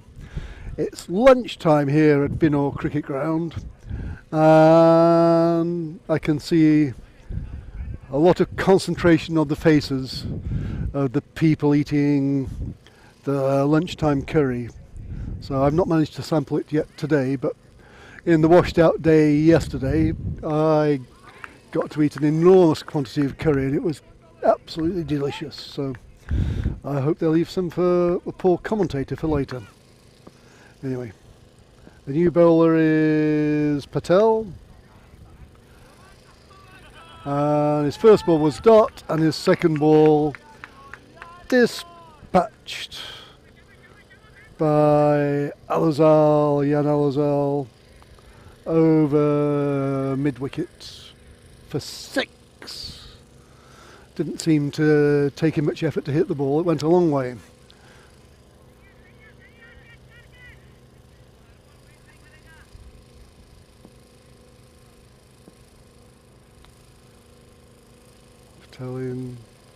And that's a slog sweep. That's landed and it's rolling towards the wicket on the other pitch, the Scott Page field here. That was a big one. Successive big sixes and they're getting bigger. So Jan Alazal's got the bit between his teeth. So, what can Patel do about it? His next ball short. It's skied. It's caught! A very good running catch from the deep square leg fielder. Running down round towards mid wicket, judging it really nicely and taking it very securely. So, a really bright innings from Jan Alazal, but he's got to go. Going for his third 6 in succession, and the first success for the Bohemians bowlers. A really good catch then.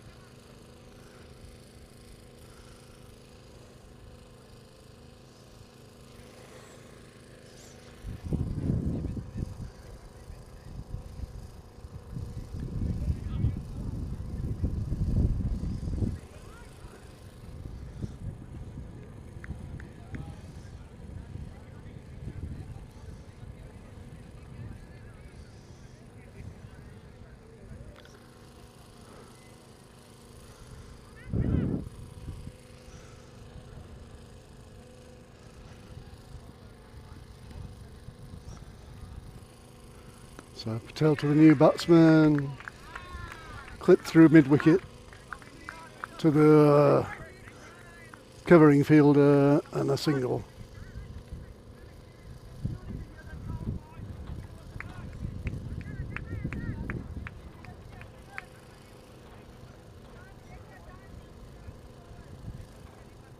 New batsman is Venkatesh,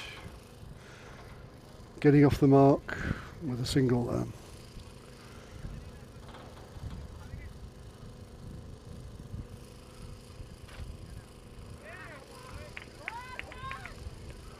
So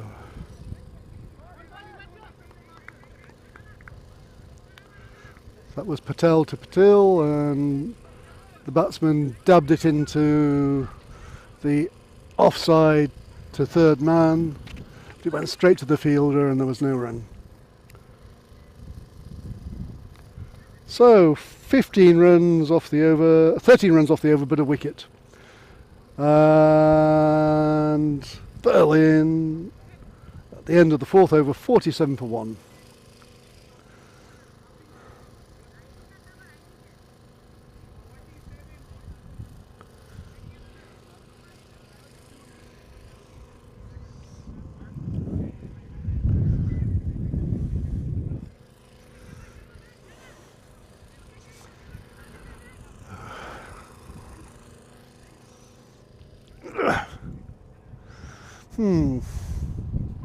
There are samosas in that tent as well. Sorry, my mind's wandering a bit from the cricket to the food.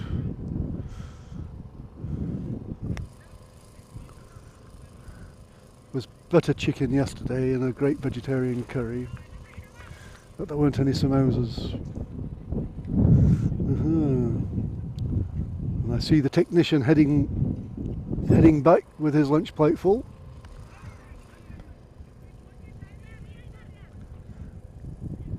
So, new bowler, Naeem Ismaili.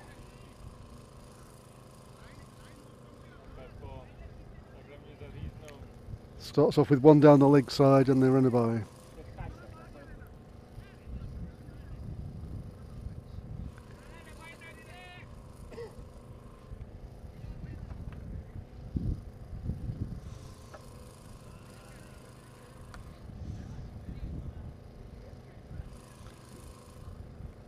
Coming into the left-handed Patil.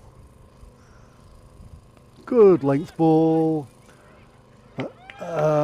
Bit outside the off stump, gave enough room for Patil to slash it away in the air, but more than enough power to get that over the boundary. 4 runs. So none of the Bohemians bowlers so far have really looked like containing the Berlin batsman. So it doesn't really seem as if the ball is moving at all, because nearly everything is hitting the bat one way or another.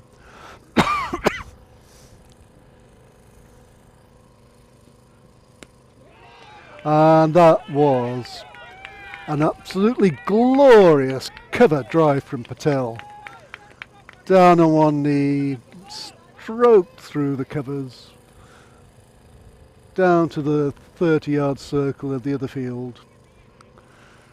And I'm going to do some food research.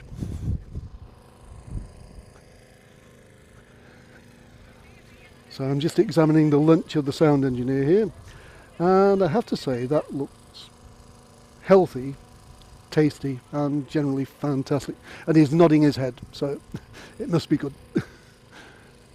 Ball's in. Oh, that was a good ball. He's come round the wicket. And it was a drop catch. It must have been a very thin inside edge. It only just went over the top of the middle stump. Keeper couldn't gather it. So good bowling, but the only reward is 4 more to Patil and to Berlin.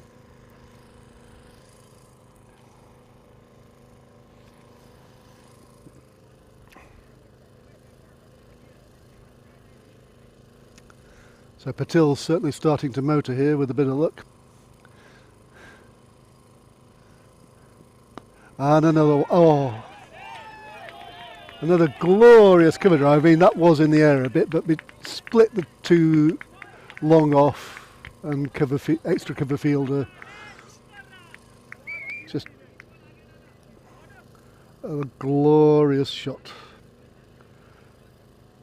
So Ismail going around the park a bit here.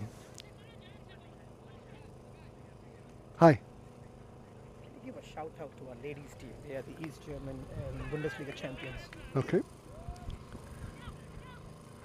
Patil edges the next ball down to third man, deep third man for a single.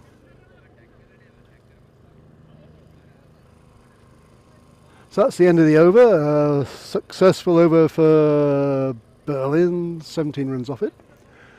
And as well as going well here, the Berlin club have other things to be happy about. That's their ladies team, Bundesliga champions. So congratulations to the Berlin's ladies team on that great achievement for them. And your colleagues here in Prague have just come over to tell me about it, and they're proud of you.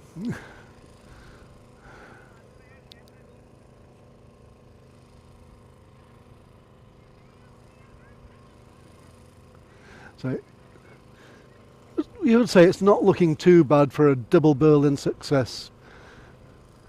The ladies playing in Germany and Berlin are going well here in Prague.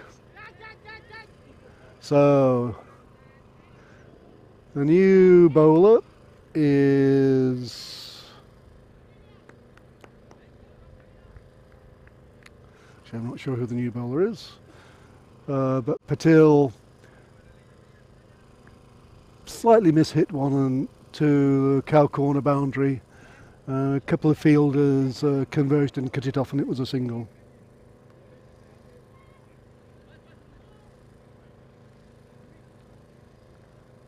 Prasad is a new bowler. Spin, slow bowling. Short slow bowling. Venkatash could only hit it hard into the ground. It went out into the covers, but they got a single. Bringing Patil back on strike, which is certainly good for Berlin at the moment, because he's definitely got his iron.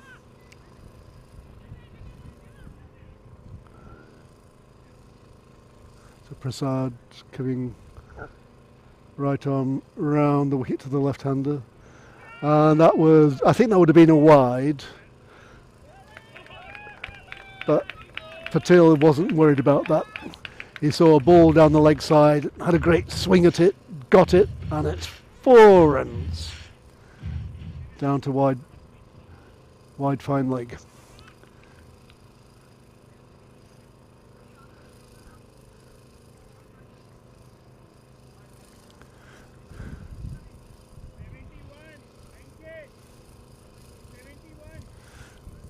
So far no Bohemians bowler has really been in control.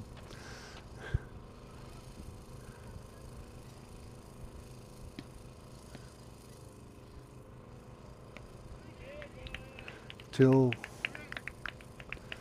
clipped that one down to backward point for an easy single.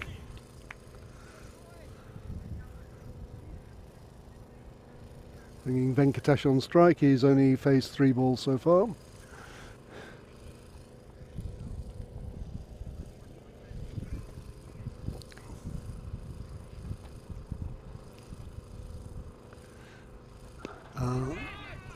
That Venkatash received a shortish ball, but all he could do with it was he struck it really well, but heaved it rather flat. And I think Rahul took the catch. Long on. Second wicket down for Berlin in the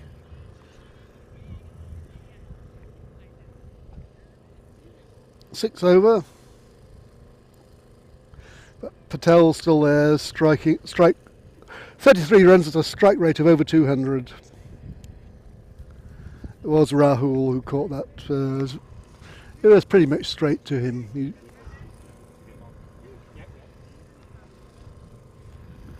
And I've been able to give you an update on what the lunch looked like, but my colleague Dan is returning from his lunch break to join me, and he might be able to give more information about the taste, not just the looks of the food provided today. I tell you, it was delicious, Martin. Delicious, eh? The new batsman, Samuel, misses his first ball, Stephen Samuel. So that was the best over so far for Bohemians from Prasad, he got a wicket, only 7 runs, 1 boundary. So 72 after 6 overs. You have to say Bohemians would not be the happiest team of the two. No, I think 10 and over is kind of where you want to aim, isn't it? But It strikes me as a round par, but yeah, I know there's 10 but I mean, I don't know if you're watching, Dan. I mean, actually, I do because I was watching you munching away there. But I don't think the Bohemians will actually bowl that well. No, So they can be a strong bowling team, but I think they're missing a couple today, aren't Yeah, they? yeah. Javid's not here. yeah, those are big loss. And that last over, it only went for 7 and they got a wicket, but it was a bit lucky to get away with a couple of the shorter ones there. So anyway, Ismail to continue, right arm around the wicket to the left-hander Patil, who's been hitting boundaries, but when he doesn't hit a boundary he's quite happy to just knock it away for a single, and that's what he did there, down to the wide third man area. I must confess, Martin, I've got half an eye on another match. I feel slightly unfaithful, but So wickets! Clean bowl through a defensive stroke. So Ismail, batsman frustrated with himself, isn't he? actually no, it's Patel. Patel was too good for Samuel there, and just clean bowled him through his defensive stroke. And what is this other match of which you speak? England against South Africa? No, nothing. The England women in the Commonwealth Games? Nothing as vital as that, no. But still, international cricket action. Over in Finland, they're having this ICC tournament.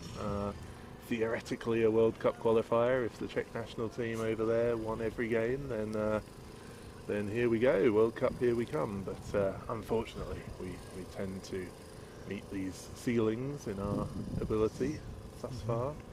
And so they're just playing their last game of that tournament. It's the 7th place playoff against Bulgaria, and the Czechs need 7 from the last 2 overs, but they've only got 4 wickets left. But who's batting done? Sudesh. Okay. So this could be over quickly, knowing him. Sudesh is a name that gives you confidence in this situation. And Ushi, our good friend, the wicketkeeper, is at the other end.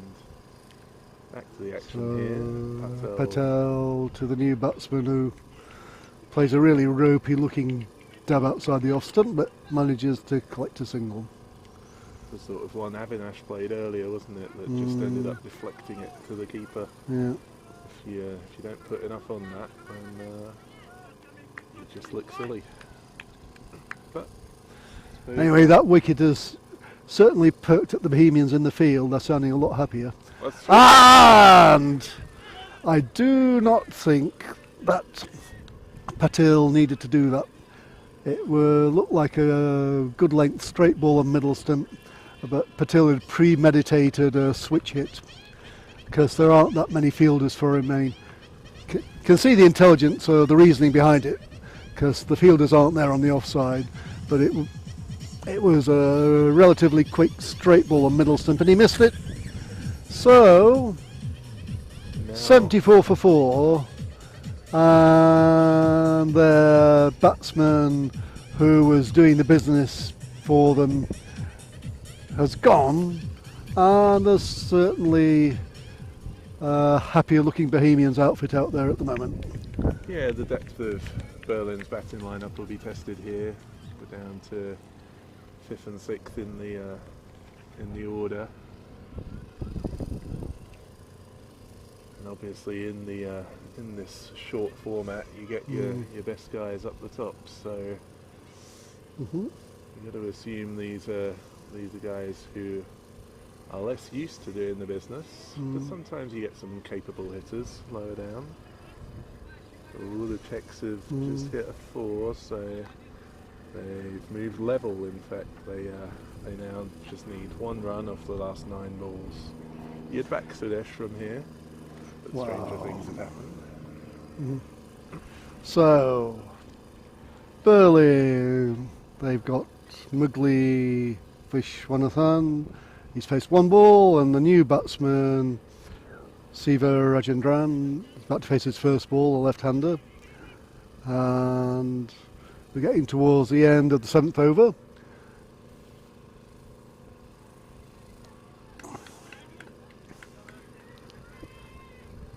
Rajendran hits one out into the air, and they've got no one in close at all on the leg side, and that was between a couple of the fielders there, and they were able to get to quite comfortably.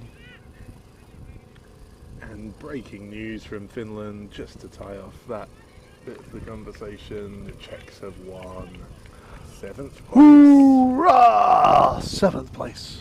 in the bag. But no, I shouldn't.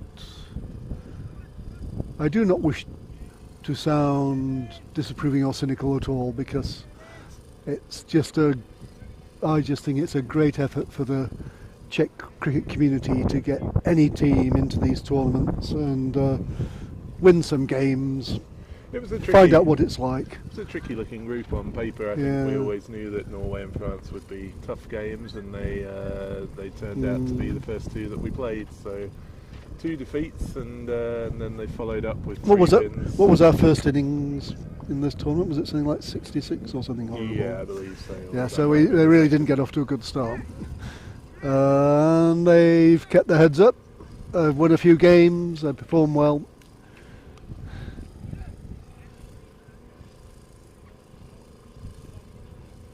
Wondering if Imran's giving himself a bowl. Got his cap off. Surely not. No. I have seen him bowl, but Yeah, no, good little cricketer, but he is also one of us. Let's say, Martin, a veteran. well, I'm looking forward to next year where I can start the Czech over 60s side personally. I deliberately mentioned on the commentary I didn't want to comment on the specifics of your age, but the cat is out of the bag. Yeah. I was Oh, okay. most disappointed personally to join. So that ball, it beat the batsman's wild straight drive. It beat the wicketkeeper. It beat the third man fielder, and just had enough legs to trickle away to the boundary. 4 byes. So the new bowler is Saklay Mukhtar, and he started well. And the second ball was similar to the first, but this time Vishwanathan could drive off the back foot into the covers for a single.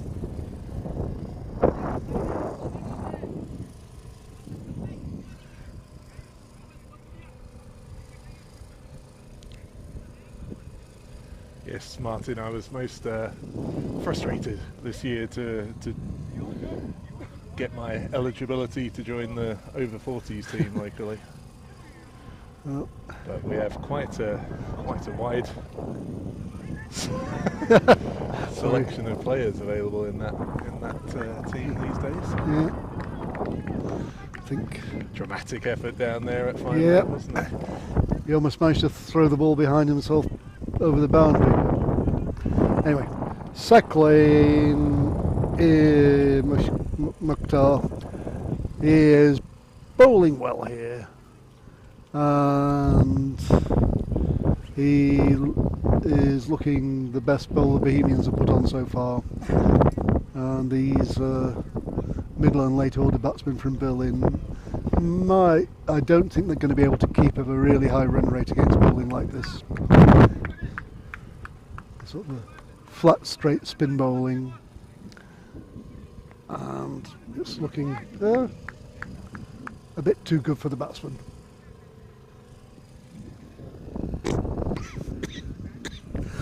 Excuse me. I swallowed up a wasp or something. We need a cough button on these microphones, don't we? Oh, how's that?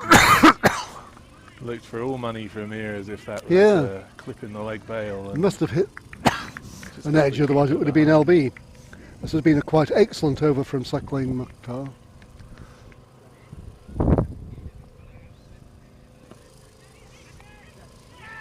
And carved Funny one, wasn't to backward points. I wasn't sure live. It did sort of look Was that a bump like ball? it wasn't clean, didn't it? Oh, are they questioning the catch or? Yeah, I believe that's what the issue is here. The fielder was So the obviously, square leg umpire, by his hand signal, says he doesn't know. the fielder was keen. Obviously, he caught it on the fly, but I did have the feeling that it didn't look like a clean one. Yeah. And that's So, what the umpire- dot ball, I think, officially. That was easily the best over that we've seen so far in this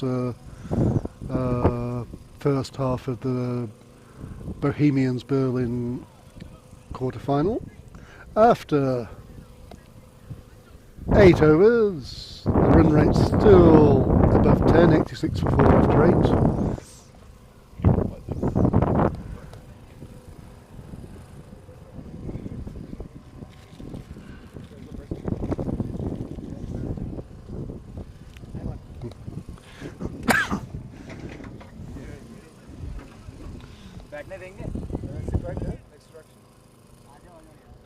Alright, who we got bowling now?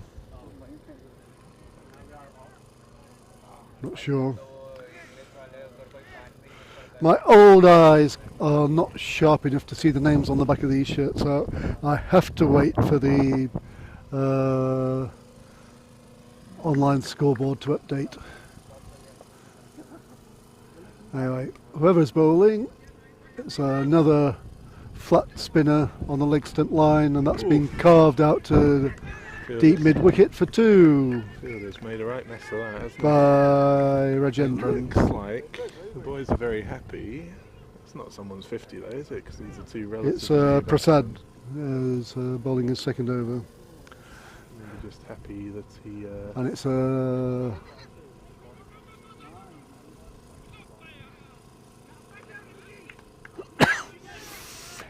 so I'm not sure if that came off the bat or his belly and just trickled halfway at the wicket, and they set off straight away for the single and got home.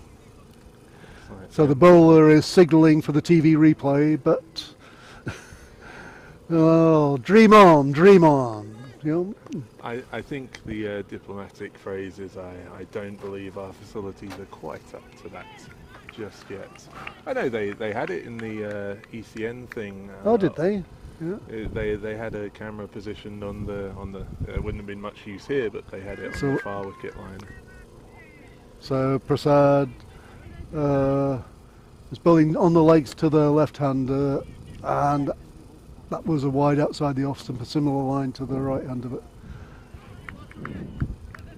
But it's a good line for him. There seems to be some irregular bounce there, and that one was on off stump, and it kept low, went under the bat of a wild heave by Prasad, and bowled him. So, will Berlin get to the 100, or is there any significance to them getting to 100? Yeah, I don't know. But anyway, kind of feel like things have cooled off in the last 2 or 3 overs, but they're still progressing at a reasonable rate with the help of leg buys and stuff. the wickets have pegged them back, but yeah, I always have that feeling like 100 is a parish sort Yeah. of score. It's imposing a little bit on the scoreboard. And yeah, after those 2 openers, it's been a recent Yeah. flurry of wickets. So I was interested to hear you say that the ECN had a replay for runouts and things. Doesn't that just slow this kind of game down too much? Yeah, but they did seem to have it pretty slickly done. They do put a lot of attention and investment into the production costs, and generally, from what I saw, they were able to do it within a minute. You know, That's pretty cool. it's always been the challenge, like with football. I know we both love a bit of football, and obviously this recent introduction of the video referee. It's almost like, if you can't decide it within 20 seconds, let's just get on with it. We don't need the minute zooming in, do we, sometimes? Anyway, moving back to this match, Berlin batting against Bohemians. So Prasad has clearly decided on a method, bowling wide outside the Austin to the right-hander and down the leg side to the left-hander, and it's worked pretty well for him this over. He's got a wicket, and there haven't been any boundaries. Comes into the left-hander, who does a little dance, and that was actually on the middle stump and got heaved out to wide long on, and a good throw Good dive, would have had a run-out wicket, because the non-striker had every intention of going for two straight away, and he dived in. The throw was just a little bit high and a little bit wide. It was a good flat throw, but it would have had to have been perfect to get the run out there. Yeah, I did think it was curious how he was really seemed very upset with the quality of the throw, and it was pretty good. It just wasn't perfect. And, I mean, a direct hit I'm pretty sure would have done it, and perhaps right over the stumps might have done it, but that was a fast, flat throw, and it wasn't that far off the stumps. I mean, So, you know. we say the boundaries are pulled in a bit for T10 and whatever, but there's still a fair old amount of grass to cover, and so it's not an easy throw in. It's a good 25-30 metres, and yes, at this amateur level we don't quite have that ping over the stop over the stop accuracy. Anyway, we're 93 for 5. So the last over, on my sack lane, and beats Satish Hiramath, who's only faced a couple of balls. Just he shuffled across there, hit him on the stump and deflected down to third man. Just a little leg by. We're certainly in a stage of the game where the batsmen are swishing away, but the ball is kind of trickling off. The batsmen don't know where it's going, and they're just scrambling the runs and running hard. The umpire didn't seem too bothered about the leg contact, never signalled for a leg by, so that'll go down as runs for old Satish. He'll be happy. And that was a proper contact. That was the classic short format smash over cow corner. Sounded lovely, didn't it? Yeah. Really clubbed it away. 6 to Rajendran.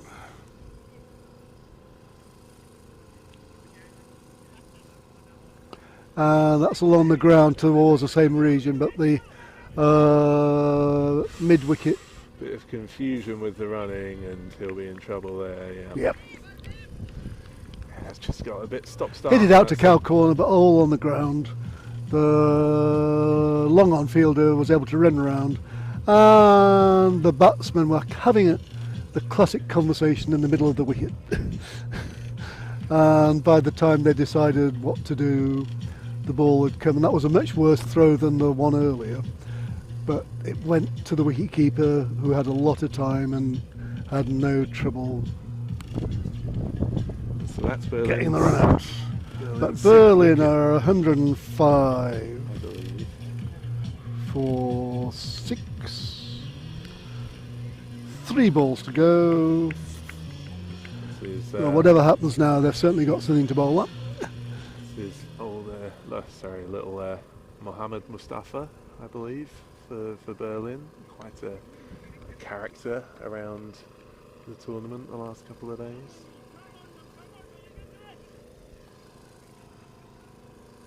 I bet he'll fancy a little moment of glory But Saclane's bowled a decent over. Yeah. It's funny that and the last ball he pitched them up a touch more. Like even Yeah. after getting clubbed for 6. He's not bowling the way he did in his first over, and the first over was extremely effective. Anyway, Oh, fumbled. the batsmen are just going to run. There was a bit of a fumble at deep cover, and they came back for 2, and that's the end of the Berlin innings. Okay, I thought the electronic scoreboard says there's 1 run to go. The umpire might be thinking perhaps there is 1 run to go. 1 run, 1 ball to go. Oh no, they've given it up. Yeah, they seem happy, don't they? I don't Yeah. know what's... So even the batsmen have stopped now. Yeah. But they continue.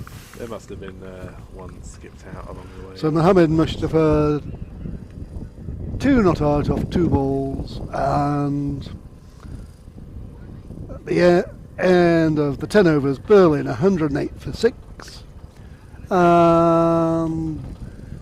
Bohemians will have to go at 11 and over to get into the semi-finals. Yep, the Berlin innings led by that opening partnership of 46. It's ended in the 4th over. The 2 openers both got over 30. And then Shiva Rajendran came in at the end with There are lots of 17 bits and 11. pieces, and how many extras were there? There must have been quite a lot, 13 extras. So after the openers, none of the other batsmen looked at all in the same class, but one way or another they were still able to keep things ticking along. Yep, 108's decent, isn't it? Bohemians, as you say, to hold on to their trophy, they're going to have to go at 11s. We'll take a small break and we'll come back with the chase shortly.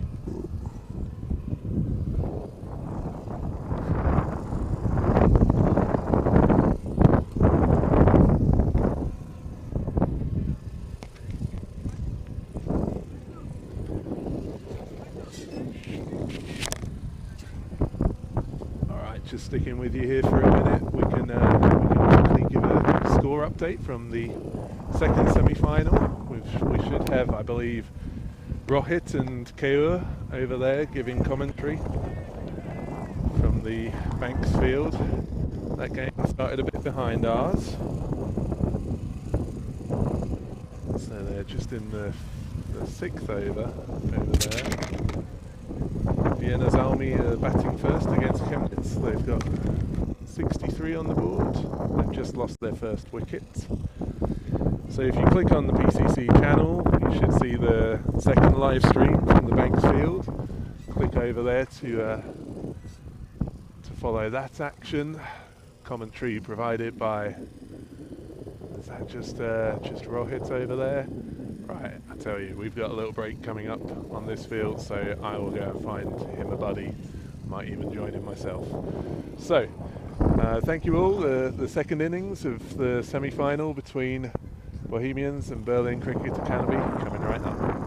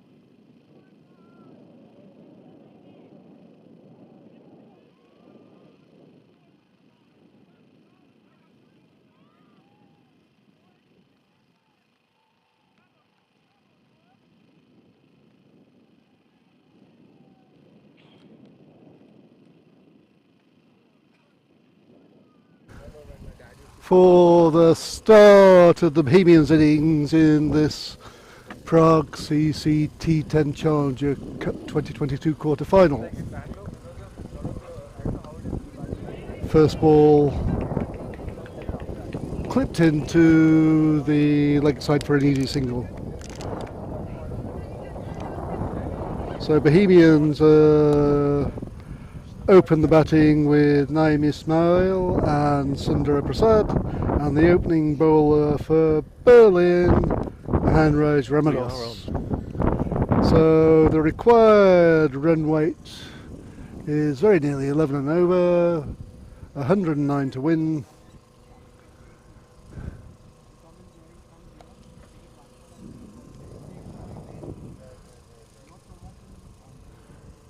In the power play here, only two outfielders. That's deep long on and cow corner. So Berlin are clearly expecting people flocking to the leg side. And what else comes in? That's a great ball. That's a great Yorker. They're appealing for LBW. Not given. So I'm sitting quite straight. It looked pretty adjacent to me, but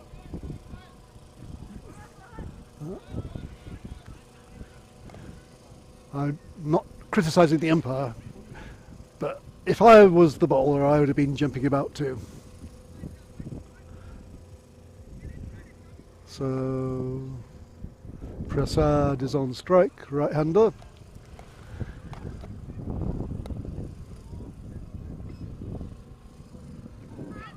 That sounded like an inside edge onto pad. Goes up the wicket to the bowler and no run. Good start from Ramados. Yeah, I think this is Mohan, if I remember correctly. Mohan Ramados, according to the electronic score thing here. And yeah, decent bowler so far. Well, I had sympathy with their first LBW appeal of the over, but that appeared to kind of strike him on the waist. So Yes, I think that was much more optimistic. It was high, wasn't it? That was definitely Yeah. the first. But he seemed to beat the batsman for pace there. Yes, He indeed. banged it in a bit, it got up. I think the batsman's rubbing where it hit, not just to show the umpire how high it was, but because it hurt. Our good friend Pradeep umpiring. Got a very stoic face. He will be unmoved by appeals.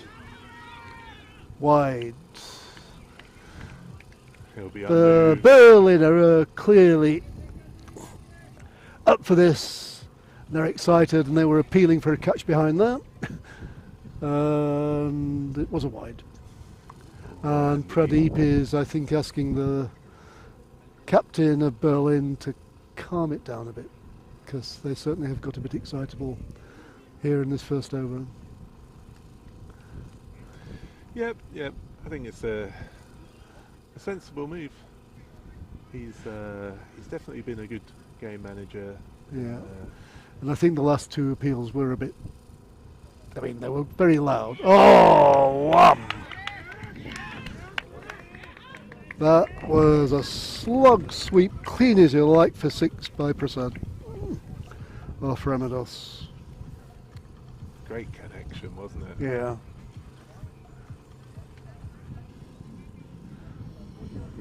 More of a full length ball. He picked the length, chose the right shot, and smashed it. So just to say, while we're in between overs, you can click onto the PCC YouTube channel and find action from the second.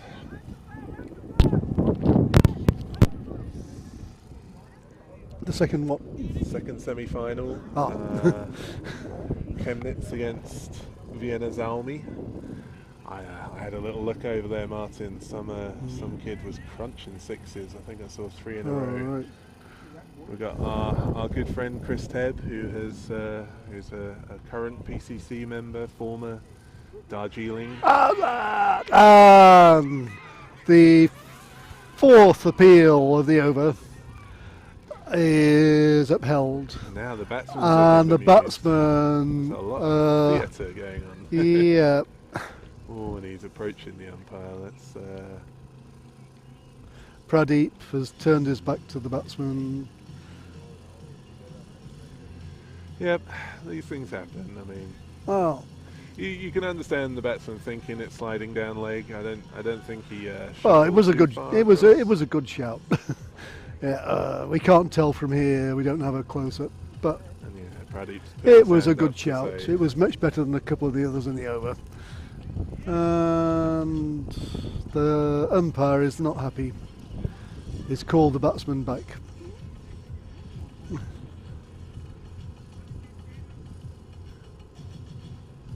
Yeah, I I imagine guess told him that'll to be reported. button it.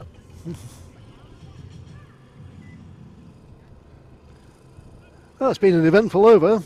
Certainly, this is the opening. So that is the first over. 8 for 1 after the first over. Just 4 big appeals. 1 fantastic 6. An actual wicket, and the umpire's spoken to both teams about their behaviour. But apart from that, nothing much happened. There's an old Dakota type-ish twin engine prop burbles over towards one of the nearby airfields.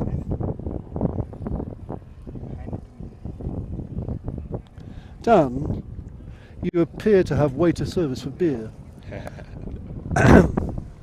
Oh, no. Okay, I wasn't getting a bit offended because I don't get waiter service for beer. But that's just waiter service for the cameraman, who is a far up in bigger the sun priority. and definitely needs it. I saw he's whipped his top off. He's, Yeah. basking, positively basking. Glorious day here after yesterday's wait. Oh, that's Ah, a that shot. looked pretty, pretty plumb, and this time the batsman has no worries with the instant, yes, that's out decision from He is Pradeep. not even looking at the umpire. He is just he? kind of marched off after that one. Total. That was different end of the spectrum. Shiva Akenini's first ball, It's a screamer, just a bit full of a good length, smashed into the pads around the extravagant on drive. That's it. And hang on, who was that? Ismail was out. He'd only faced a couple of balls. He's been batting well in the tournament, but not this time. 8 for 2 after 1.1 overs. New batsman Zahid Mahmood. But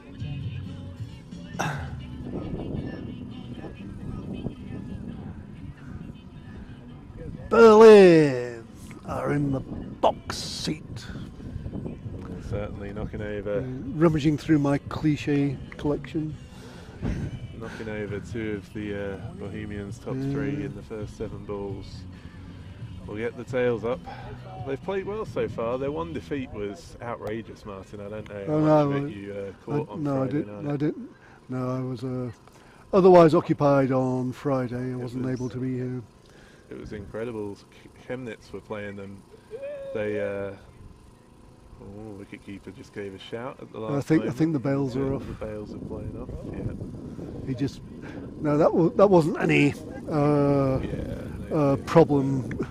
It was just that the bails fell off. So Chemnitz were chasing about 100 and coasting at 65 for 1 or 5. Me and Phil turned to the game. They lost 6 wickets for 7 runs in the next 2 overs. Classic. And then somehow pulled out Wow. the win. So that was Six, a reasonable pace, halfway down the track outside the off stump, and it was just I think that was a 6. cuffed in the air over backward point for 6. Or was it 4? Hang on. Sorry. I thought that But anyway, it was gonna dismissed. indicating a 4. The but he batsman was- didn't even bother with footwork, he just said, what a crap long hop, and smashed it. He was indicating one bouncer for the over, because that certainly got up, but he Yeah, it uppercuts was, it beautifully. but it was not that fast and outside the off stump, and clearly didn't worry the batsman in the slightest. He'd like every ball to be like that. Dream of a first And the ball. follow-up ball was slightly mishit, and they take a single. So Mahmood, who hit the 6, and Grover are the two new batsmen after both the openers were dismissed in the last few balls. So they're having to rebuild. That was driven off the front foot. It's optimistic. Oh, it's very optimistic. It was. It was. Numbers. I guess they feel they have to do it. So You were saying that was driven into the offside. There was a slight misfield around the 30-yard circle, but the man coming in from the deep was nearly there. They chanced it. They went for the second run. The throw was good and quick, bit wide, and the keeper did a great job. Took the ball and hurled it behind him with his gloves onto the stumps. And the square leg umpire's finger was up straight away, and the batsman is not complaining. And it's all going a bit pear-shaped for Bohemians at the moment. I don't know actually. His reaction. He looked at the umpire as if to say, "I thought I made it," but it certainly looked. Certainly, the optimistic umpire from had here. absolutely no. His finger was straight up. We're straight on, obviously, so we can. Yeah, we got no chance of judging that from here. There's a medical emergency on the Banks field in the other quarter-final. I think one of the Everybody's. batsmen must have got hit. I didn't see what happened, but everybody's rushing and somebody's lying on the floor there, and they're calling for the first aid. Which the first aider is on his way.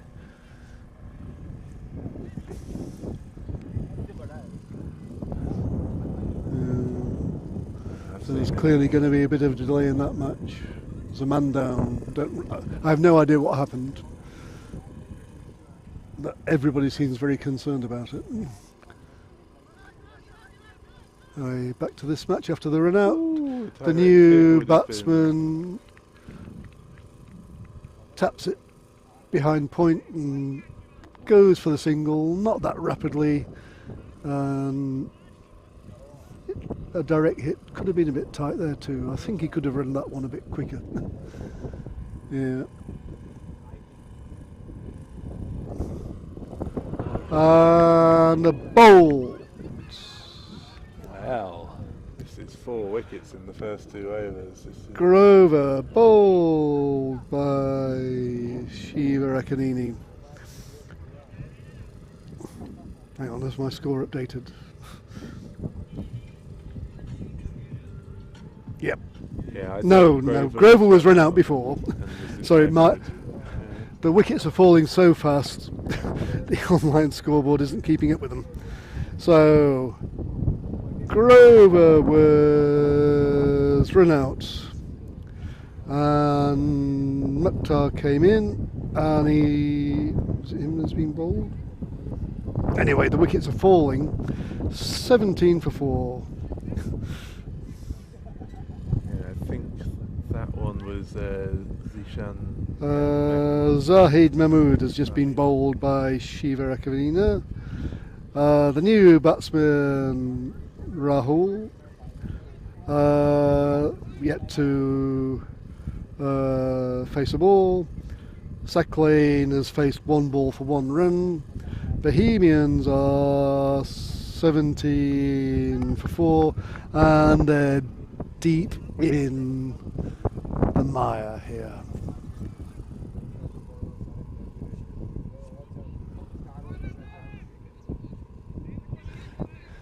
My commentator appears to be practicing mime. I don't know what these slow signals are intended to convey.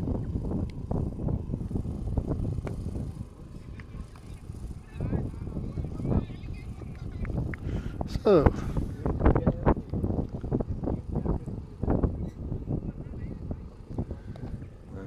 There's So Ramos is continuing in the third over. 17 for 4 after 2, and in the third over, the first ball was driven hard to mid-off, and there was no run. And then there's been a wide outside the off stump. A wide which provoked an appeal, much like the earlier wide. Yeah. Berlin very excitable in the field. Good news to see that everyone appears to be up and running in the game between Vienna Oh gosh, yes. and Chemnitz. Not sure if there's- retired. I think there's still a cluster. Yeah, I did see around- a batsman has retired hurt, so we'll bring you updates on that when we can.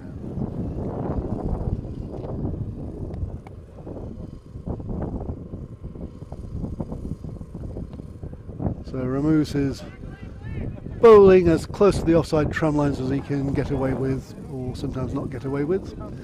And the occasional wide, the occasional dot ball, and the occasional single seems to be the result. So he's got a plan and it's working. Vienna's Army putting on quite the display over there. They've got 132 for 2 Good God. heading into the last couple of balls. Highest total of the tournament, I believe. So that was fuller and closer to the off stump.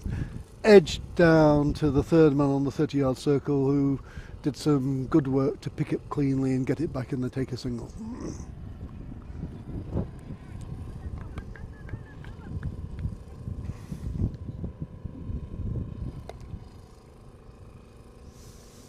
So the last match I commented on here was not full of tension in the second innings, and I'm afraid from Bohemians' point of view the vibe in this quarter-final is equally like Bohemians need to find something quick because they're getting singles and they need boundaries and they're 4 wickets down.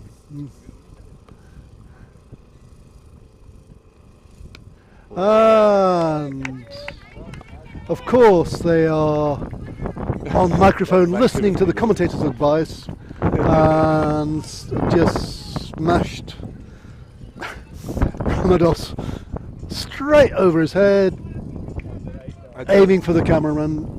A fantastic I six. tell you, Martin, there's a crowd of young hoodlums gathered around My God, where did they come mid-on, from? and they showed very little effort in retrieving the No. ball for the players. That's Sid there, yeah. I've heard about him. Outrageous. Like he was claiming he didn't play earlier because he's injured. I mean, he pointed at various parts of his body as an explanation. Well, if you want sympathy for that stuff, you just have to come to somebody who is not 59 and playing T10 cricket, you know. I saw you leaping around in the field earlier. It's on Yeah. YouTube if anyone wants to rewind it back.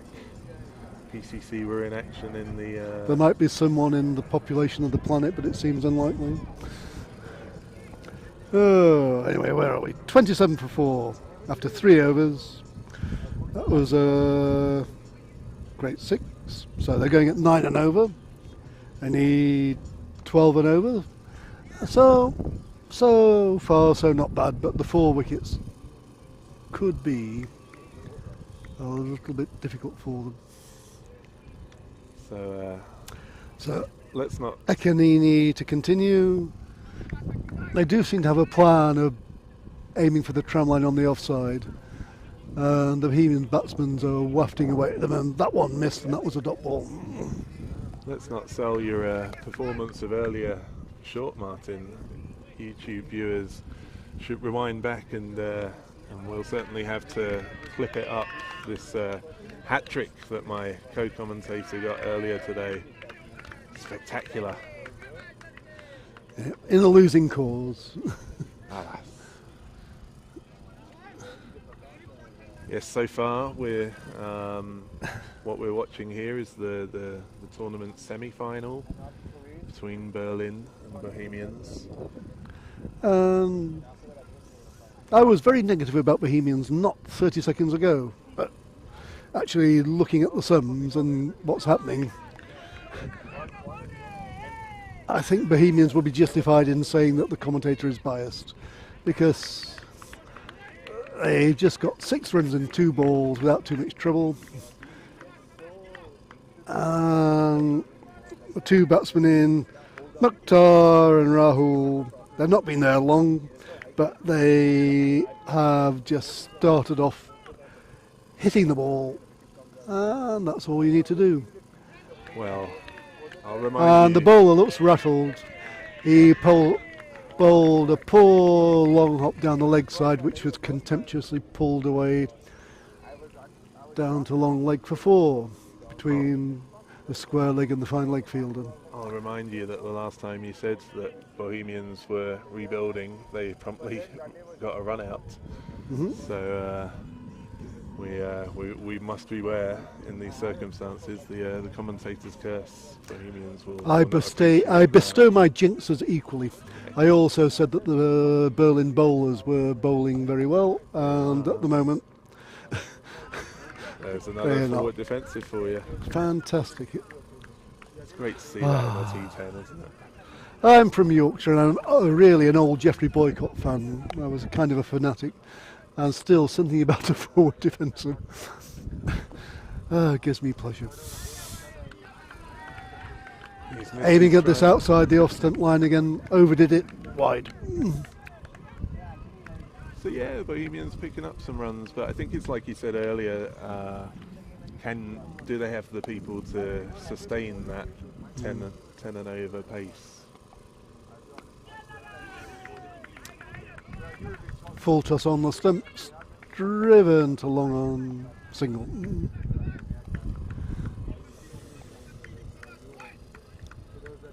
Berlin, a very sprightly team, a lot of young lads out there. So They do have my favourite uniform, this crimson red. very smart. Just isn't and looking at my Prague CC blue with red spots colours and thinking, nah, we got that one wrong. We've had some designs in recent years. The young crowd, I believe, influences. But these guys look like emperors, you know. You think? Well, they're certainly doing a job over Bohemians, last year's tournament winners, trying to defend their trophy, but they're really behind. So, yep. Well, they needed at the start. They needed 11 and over. After 4 overs are 39. So, fine. The 4 wickets. Yeah, losing your top Wicket 4. and over. Your top 4 in New the first bowler, innings. Mohammed Mustafa. That's the Berlin skipper, isn't it? I don't think he's the skipper. Okay, hang on, I should be able to do this from I the think on scorecard. Use the technology 27 glue, or use the something. technology. I think it's Sudesh, actually, the skipper's name. He's a good bowler. He'll probably be on soon enough himself, but Imran Ul Haq captain, it says, no, according. that's Bohemians captain. Look at that one. Gotcha. Oh, that's. And I knew that. I think he's being What given the out hell? LBW off his shoulder. Okay, I was Sure looking at it's my the rules phone, of these sort of so I will things, leave that but one to Dan to describe. He got down on one knee, like chasing the heave, and it hit his body in line of the stumps. It certainly wasn't LBW, but he certainly defended the wicket with his body, not his bat. So I don't know where the line is, Martin. You'll know better than me, surely. Rules of cricket. I'm pretty vague on these sort of things. Well, Where does the line start? Like if you stop the ball with your shoulder, is that LBW? If you stop it with but it's with your upper shoulder in body- your normal stance. I mean, he got down on one knee. Yeah. So the umpire has to decide whether it would be So body before wicket. too high in a normal stance, but if he's already decided it's going to hit the wicket, I mean, Sachin Tendulkar was giving out LBW when the ball hit his back when he dipped Glenn McGrath one time. Right, yeah, that's the sort of thing, really. And like you get leg buys if a helmet, if a bouncer goes off your helmet, right? So Yeah. it's you're all leg until some point you're I an am extension coming of the bat. I'm completely failing to find the name of the Berlin captain. Got quite lucky there from the first ball as well. I think he got a bit of an inside edge. Wow, Bohemians in all sorts of trouble. Sudesh, you're right. Sudesh is the Berlin captain. We love Sudesh. Oh,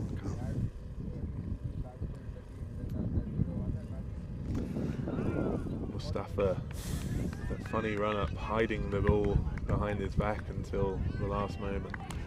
well, there's nothing wrong with that. Well, yes, a proud exponent of the art. Though I do not myself do it with any intention to deceive. It's just how it happens with me. That is a big plate of food. Yep, As a happy young man. yep. Have you still not had any, Martin? No, but Let's get to it. I'm not a big lunch man, you know. I'm more a tea man. So cricket suits nicely, huh? Yeah. Or you've adapted to the cricket lifestyle. Well, you know, the old Few colour tactic. changes, you'll be happy. You prepare an enormous chocolate cake and scones and cream and all sorts of stuff. Ah, don't tell me. Make sure that you field first. Stuff the opposition with this stuff, and then they're just waddling around the field after tea. And that's the kind of cricket I was taught when I was growing up. I remember one of these tour teams we visited in England maybe 8 years ago, in Essex, 10 years ago. After 10 overs at the drinks break from the bar, they brought out a tray of half pints. They all just chugged it back. Yeah. It's like, this is our sort of team. Oh, It's not enough of it done here, really, is there, No. Martin? You bring up I the once FA toured Cup. Australia and we played a team called Dubbo on the edge of the desert. And for some god-awful reason they started the limited overs match at 11 a.m. to make sure we were playing through the absolute heat of the day, which there was a lot of.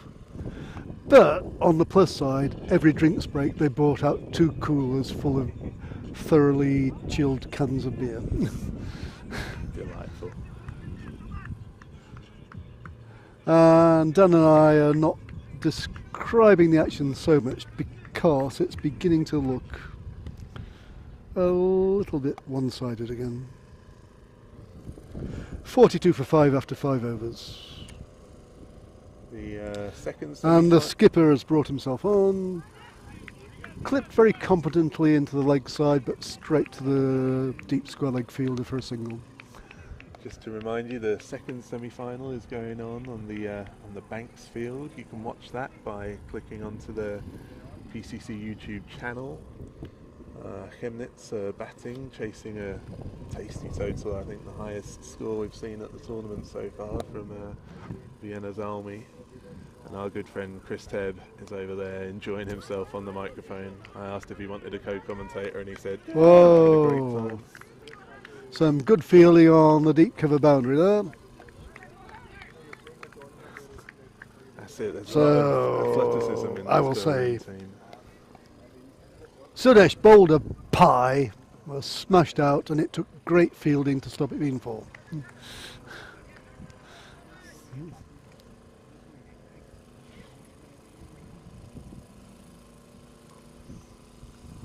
That's a much better ball.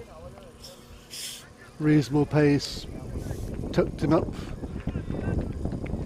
Went about 15 yards into the leg side and they take a single. So, Bohemians have Rahul 11 runs off 5 balls and Patel 3 runs off 5 balls. And their required run rate is 14. And it's going to need one of these to to hit the boundary a few times. Patel just manages to clear the point fielder on the 30-yard boundary, but there wasn't that much heat on that stroke, and it's a single.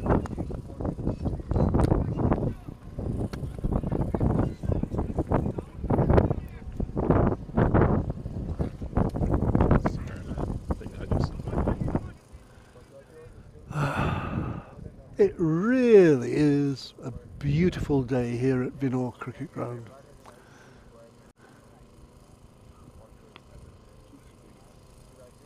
Thick edge, past the third man fielder on the circle, 30-yard circle. Boundary! Yee-haw!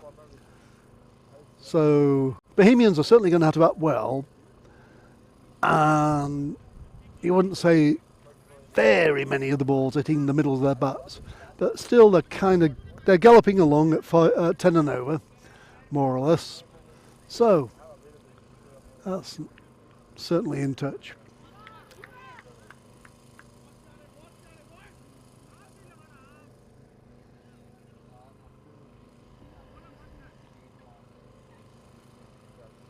Sorry, I crushed my microphone with my Danzilla hands, so I'll take a 5-minute break.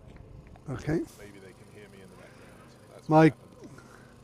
My fellow commentator has apparently suffered some form of commentator rage, crushed the microphone and gone off for some restorative refreshment to calm himself down.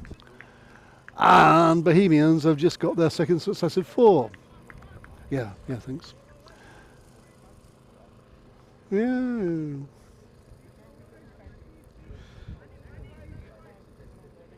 Successive 4s for Patel off Berlin captain Sadish. His first over went for 14, which is certainly what Bohemians wanted and not at all what Berlin wanted.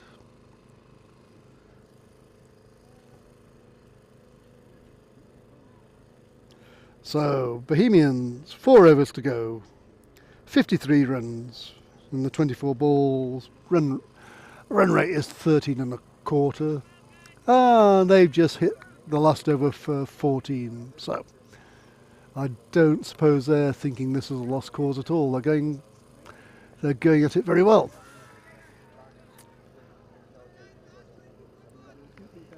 Patel 13 runs off 8 balls, Rahul 11 runs off 5 balls, and both batsmen beginning to hit their stride. And just as I talk at the Bohemian batsman, another example of the tramline outside the off-stump tactic of Berlin, and a vigorous stroke from Rahul, and a healthy edge, but a nice height for the keeper, who had no trouble snuffling that one. 56 for 6 Bohemians after 6.1 overs.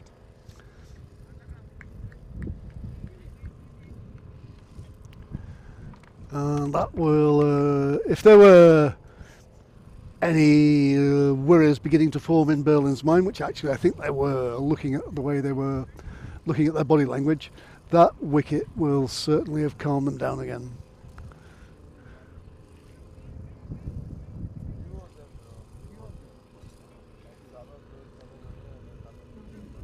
New batsman is Ravindra Singh for Bohemians. Actually, I was just looking at Mustafa's figures. 1.1 overs, 3 runs, 2 wickets. So he is doing a job for Berlin here on the Bohemians. Comes in to the new batsman. Full ball, middle stump, driven to long on, single.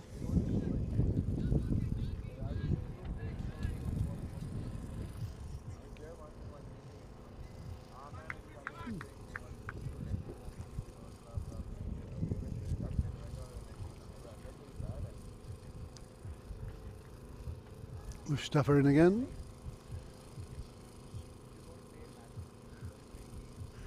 That 12 pace run up, and that was a pie. Short and wide outside the off stump. And the batsman flung his bat, didn't look at it, got a thick outside edge.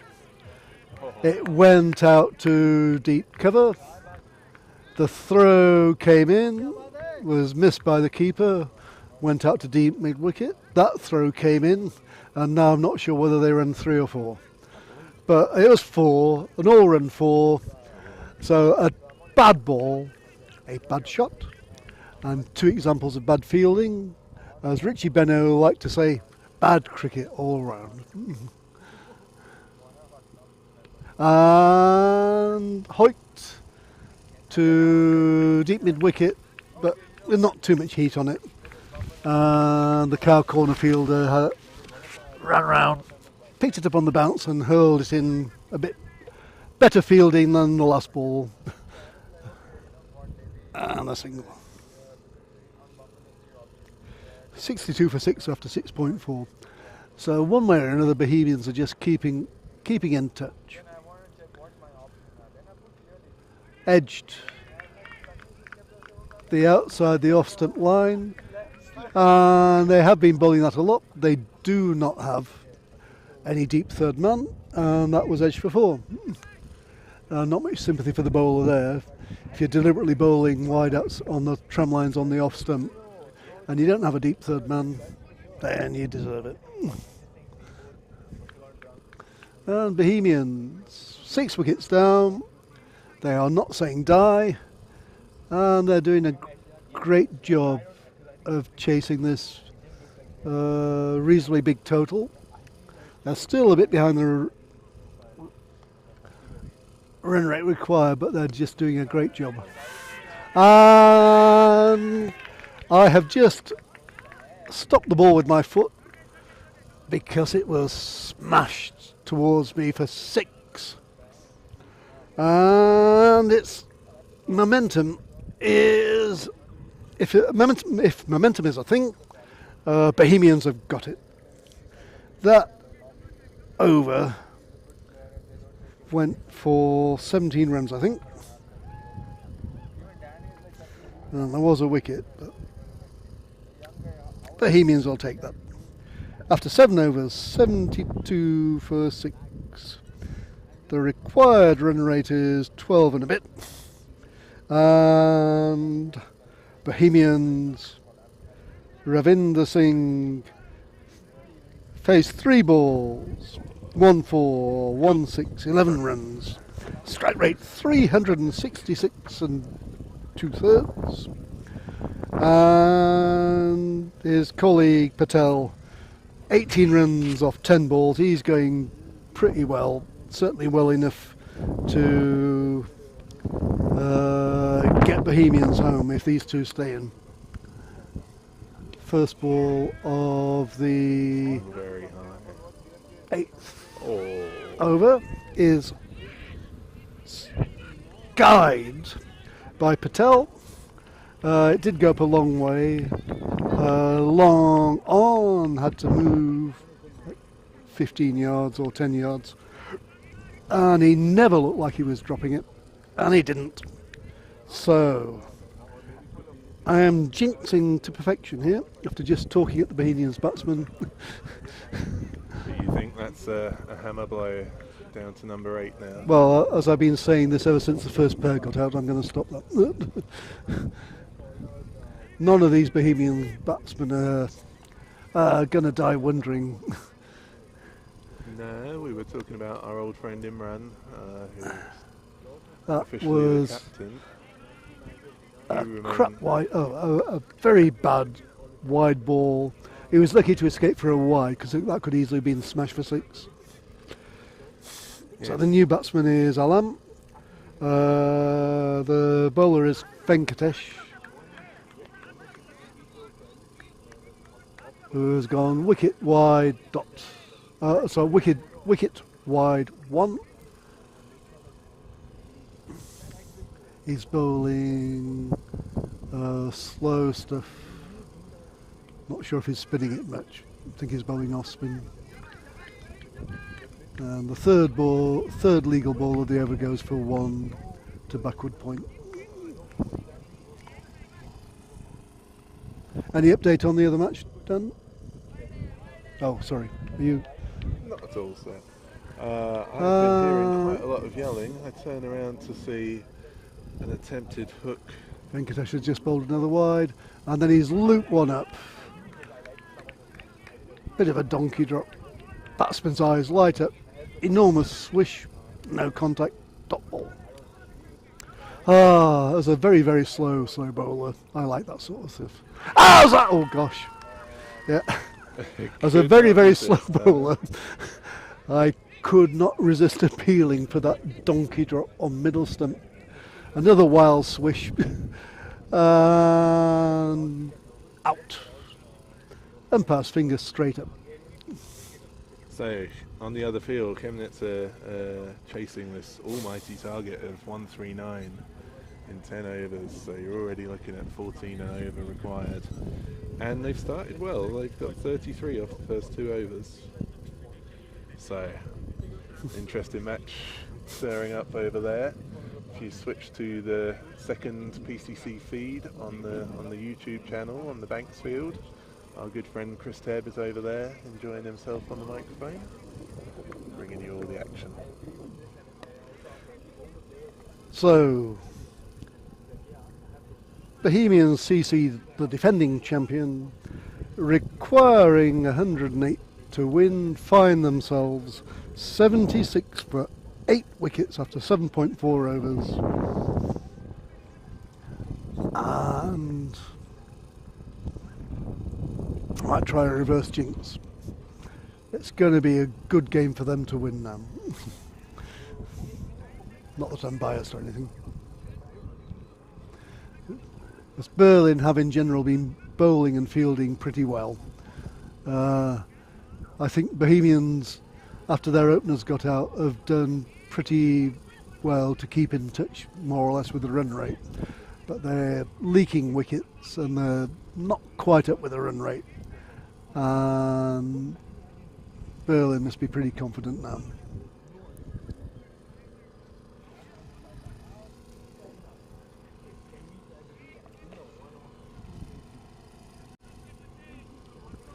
So we've got deep square leg, cow corner, long on the leg side for Venkatesh, and now the field is on the leg side. And he's doing this tramline on the off stump thing. It certainly seems to be their tactic. He's got the field set for it. And the Bohemians batsman was trying to hit it into the more or less vacant leg side and missed. And that's the end of the 8th over. Venkatesh. I don't know, Martin. 2 wickets, 4 runs. From 2 overs or just One just from his 1 over. That Yeah. would have been a sensational spell, but yeah, just from 1 over is very Yep. decent. I believe he was the bowler of the final over of that thriller the other night, Martin. I don't think we quite got into it yet, but they got down to needing. Chemnitz needed 7 from the last 2 balls. Firm shot into the offside, and he turned down the single. And you're like, what are you doing? What? Now 7 off 1. What, you know? And I they mean, won what? it. They won it from there. What? Because the bowler, I believe it was poor Venkatesh, came up, bowled 3 wides in a row. Just could not. Oh, keeper's done sensational. So And that's the 9th wicket. the first ball of the 9th over, Kamal Singh, he was hit on the pad, went for the single, and was run out by a direct throw to the bowler's end. 76 for 9, and Out comes Imran, our old mate. yep, Imran can do it. I mean, he can, or he could, maybe in the old days. I'm sure there is a We'll see. commentator's code somewhere or other, but I have to say I do not myself believe in impartial commentary. So Berlin have played better in this match and deserve to be on the cusp of victory, but I do hope our old friend Imran can biff one or two. I'm with you, mate. No doubt Berlin have been impressive, and they'll deserve their place in the final. It'd be amazing if they got a rematch of that Chemnitz match. They would put some demons Okay. to rest, perhaps. So how did they get 7 runs off one ball? Yeah. So 3 wides in a row. The poor My guy God. bowled for the last ball. Okay. And then so it was down to needing 4, and obviously So that's a beauty. that was a very, very good donkey drop. Good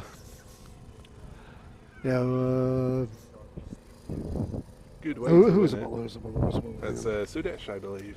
Sudesh, yeah. He's a medium pace bowler with a bit of a run up. And he ran up and he donkey dropped it. And it was either a very low full toss or a Yorker. On the stumps, out. And it's all over.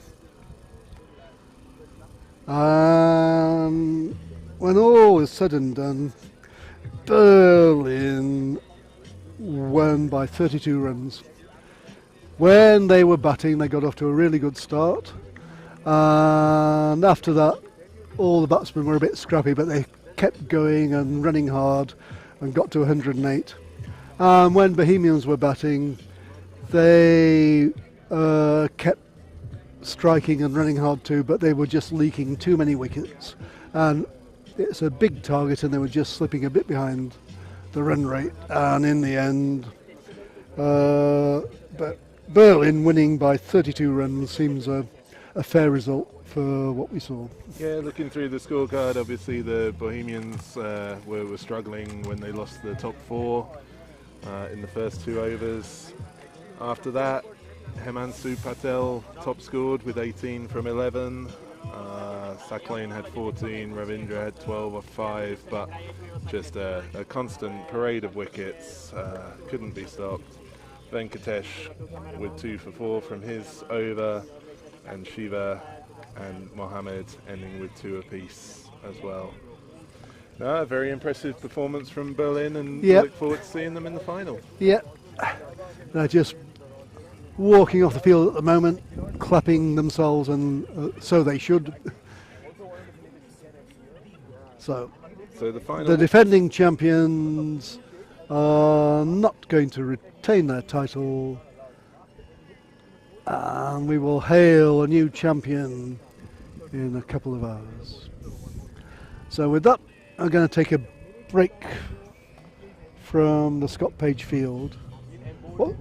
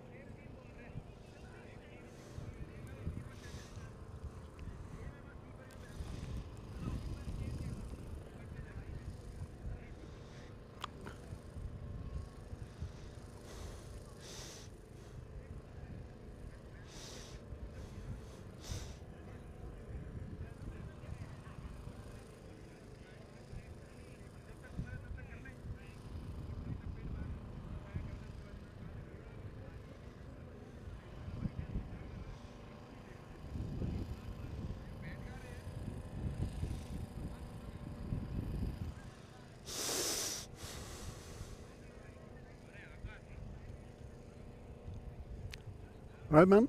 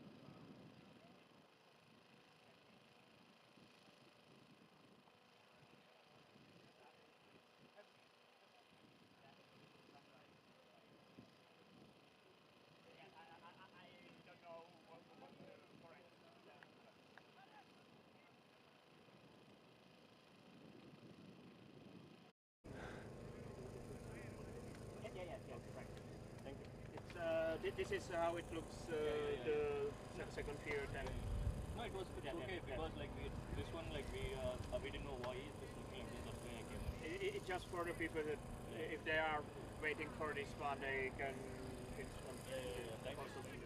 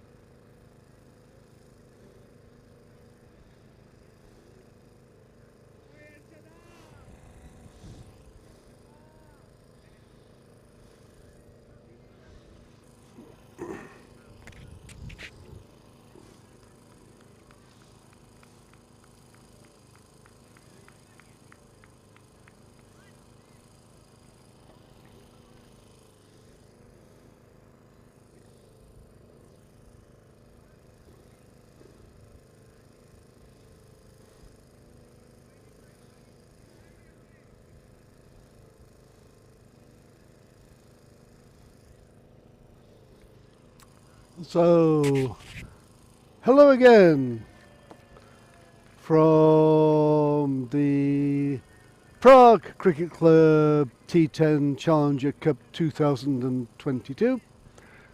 We have the final upcoming, and at the moment we have the playoffs for the third and fourth and fifth and sixth positions. So on the other field here, on the Banks field, Darjeeling and Switze are competing for the who will get the fifth position. And here on the Scott Page field, Chemnitz and Bohemians are doing the third position, fourth position playoff. So Bohemians are bowling, Chemnitz are batting. First ball, good length, middle stump, tapped towards extra cover, single.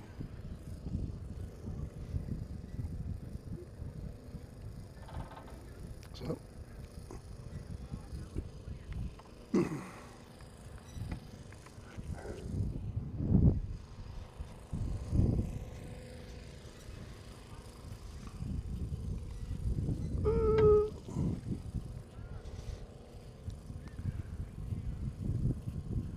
So Bohemians have opened with Rahul, and the Chemnitz openers are Gopinath and Rajesh. Second ball, and it's short of a good length down the leg side, and the keeper couldn't take it cleanly, and they go through for a single, and it's signalled as a wide by the umpire.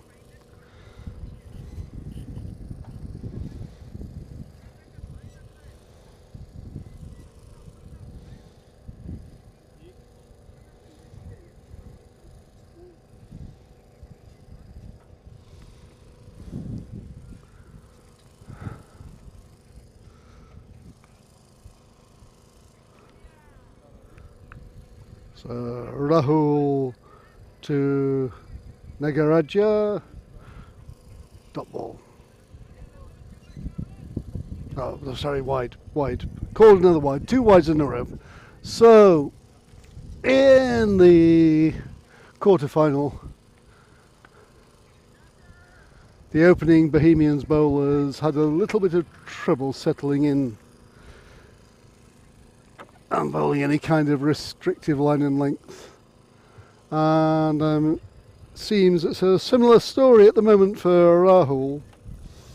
So after the 2 wides, he's done a long hop on the leg stump, which Rajesh has dispatched to the cow corner boundary. And he's followed that with a classical dismissal through the offside for successive 4s. So, Chemnitz are on a roll. 3 balls, 12, 3 legal balls and 12 runs. And yeah. Oh,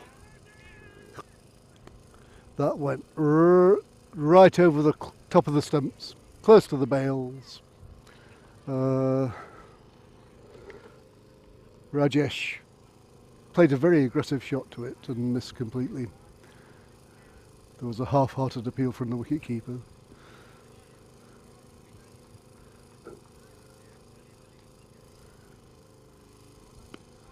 Yeah. So Chemnitz are definitely a shotter ball.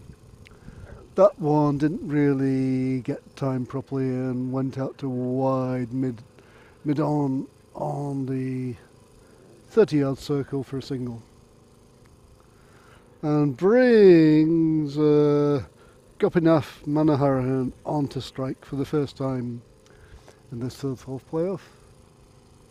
Rahul comes in.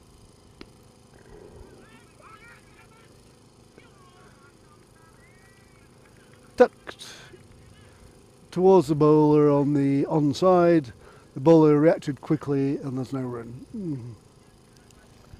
So we were rather unlucky yesterday here. The weather was really terrible overnight and never completely cleared up, and the whole day was washed out. So we've had to restrict some of the group stage matches played today to 5 overs. But we're getting to the business end of the tournament. The weather is fantastic. The pitchers are playing well. And it's just good cricket weather at the moment.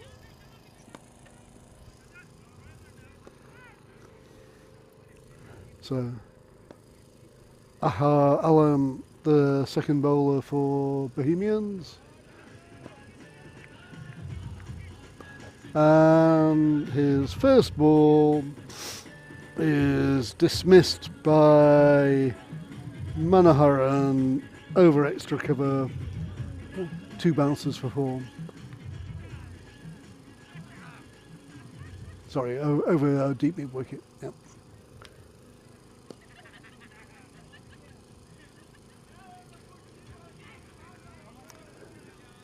So the second ball that's over from Alam is down the leg side. It got a tickle, and I think the keeper will be upset he didn't catch it. Went through him, single.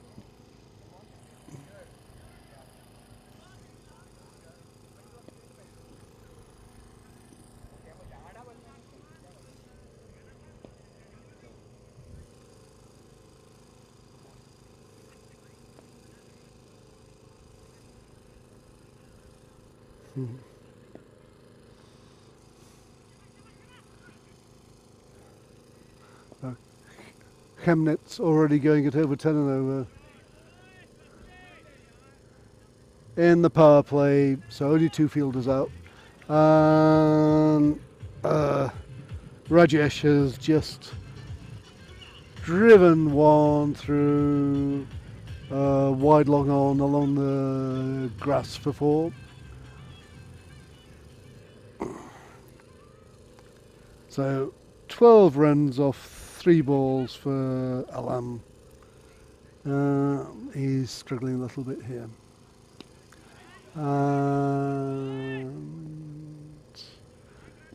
Sorry, I had just lost that. There's a bit of a cloud now, and I lost it in the cloud. So that was driven by Alam, very straight over the bowler's head, but not with a great deal of power, and it pulled up about a metre inside the rope, and they take 2.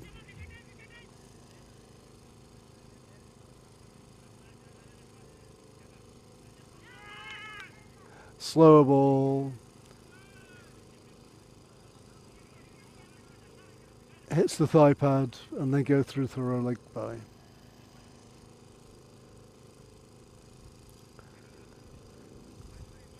So Bohemians here, the fielding side, won this tournament last year.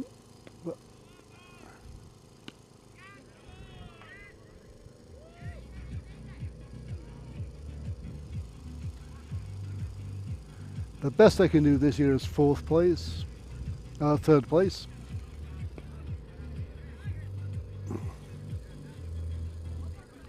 And this over from Alam, it didn't go as well as he would have hoped. 17 runs. And the scoring for Chemnitz, Gopinath has faced 2 balls and not scored. And Rajesh has faced 10 balls and got 27. So after 2 overs, 31 without loss. Chemnitz, that's a good start for them.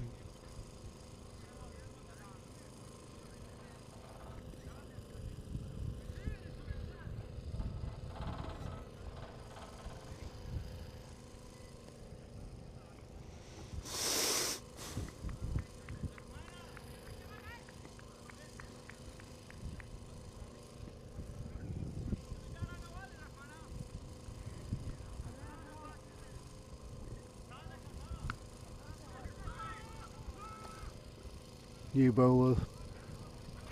Slow right arm round the wicket to the left-hander. Prasad. First ball to Manoharan, clipped into the offside for a single. And now the man who's been striking them gets a good ball, bouncing and turning on middle stump.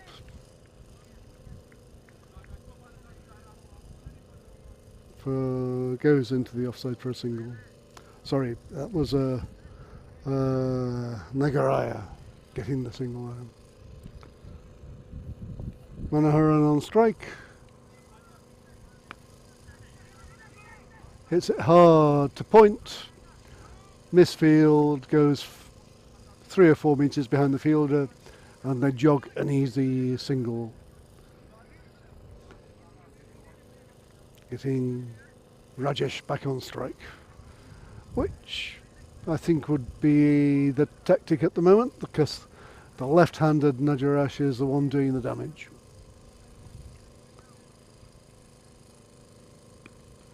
And this one in the power play, it was a little bit short outside the off stump, and Rajesh waited for it on the back foot and deliberately hit it up in the air over cover. 4 runs.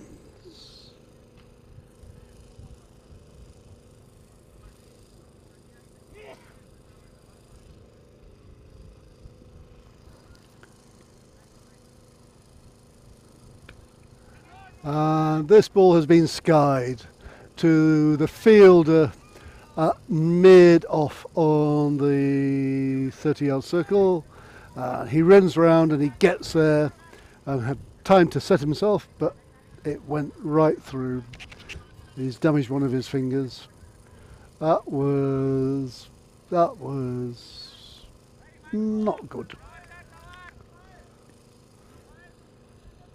Prasad won't be very happy with that one. But But the very next ball, he has a wicket to make him feel a bit better. It's not the main man, it's Gopinath. Clean bowled, big swipe, clean bowled. So at the end of the third over, Chemnitz 39 for 1. And of those 39 runs, Rajesh has 33 and extras are 4.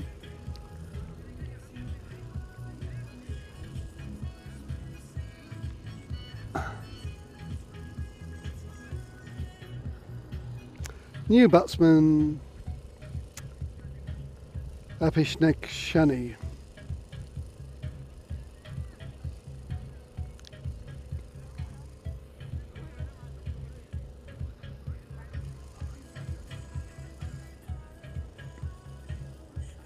To face a new bowler, Kamal Singh.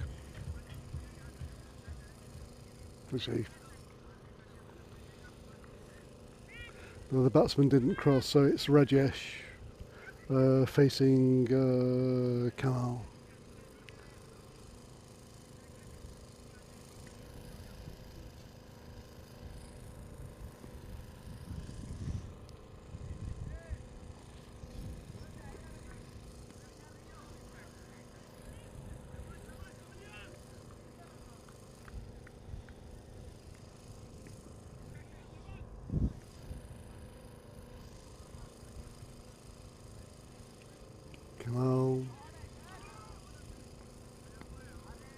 Right arm round the wicket to the left-hander.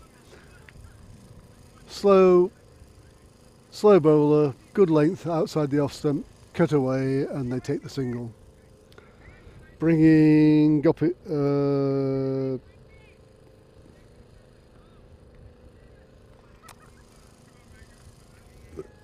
on, my electronic scoreboard is not updating.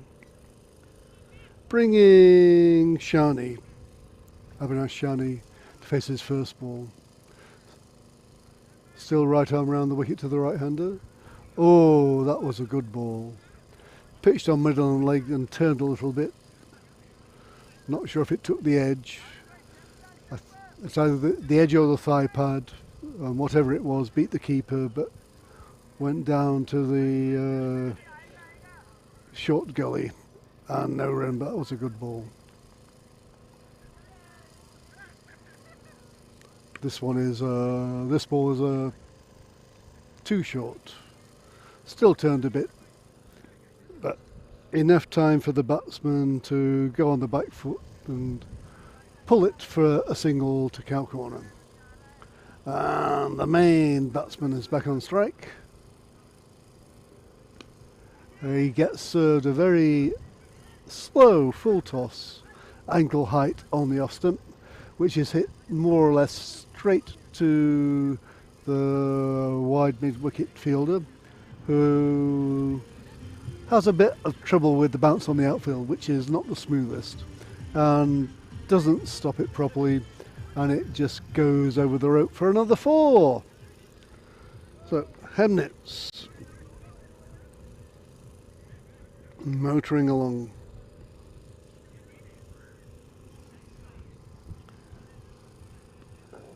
This ball down the leg side.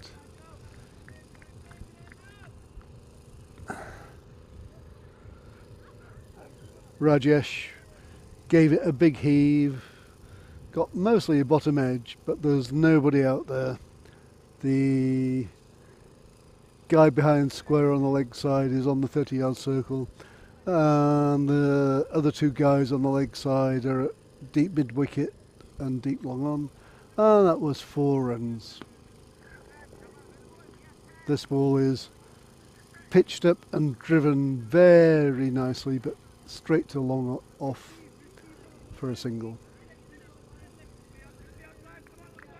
The 50 up in the 4th over.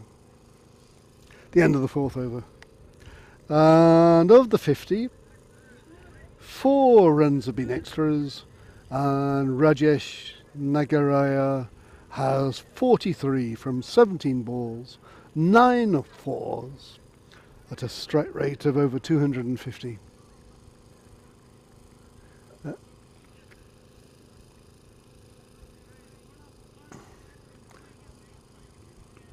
So Chemnitz must be the happier team. So the single off the last ball of the previous over.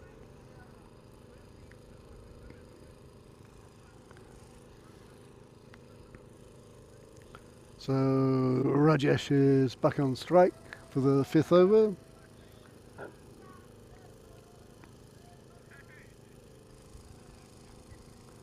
It's a slow bowler, right arm round the wicket, and that was a little bit short outside the off stump, and without real power but a great deal of timing, easily cut away through backward point for 4.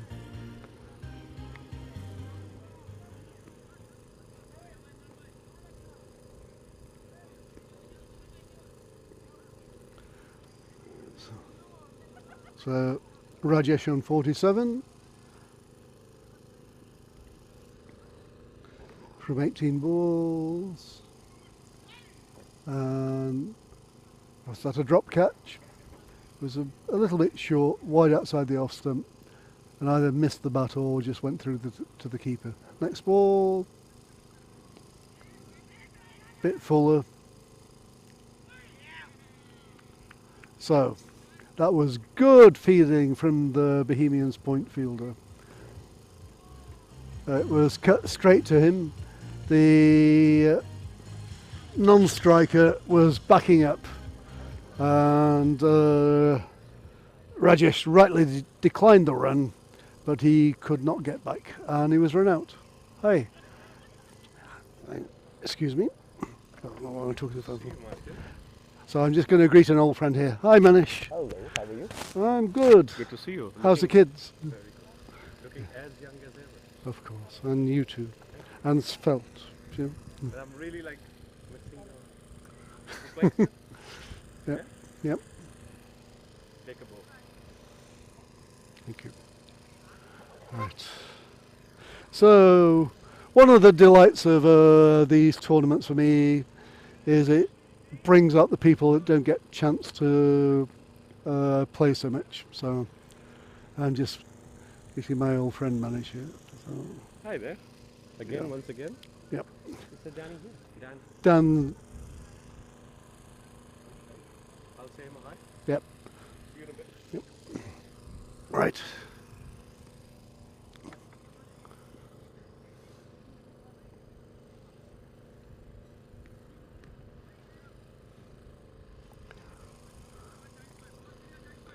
Okay. Sorry for the personal interlude. While I was doing it, nothing much has happened.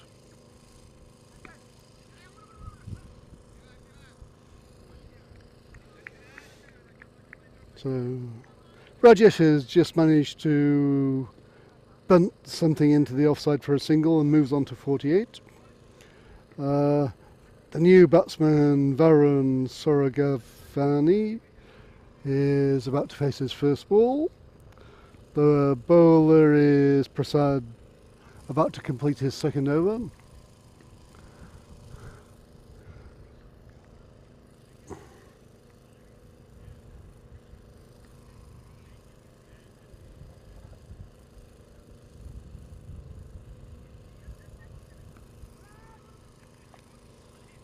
And he gets it out into the offside for a single and retains the strike for the new over. Possibly not exactly what Chemnitz wished. So, after the halfway stage, Chemnitz 56 for 2, which is good. They might be slightly concerned that Rajesh has got 48 of the runs they've scored, but hey, if he can get enough of the striker, one-man show will be good enough. Anyway, he's not on strike at the moment. The new bowler is Ravindra Singh. Medium pace, right arm.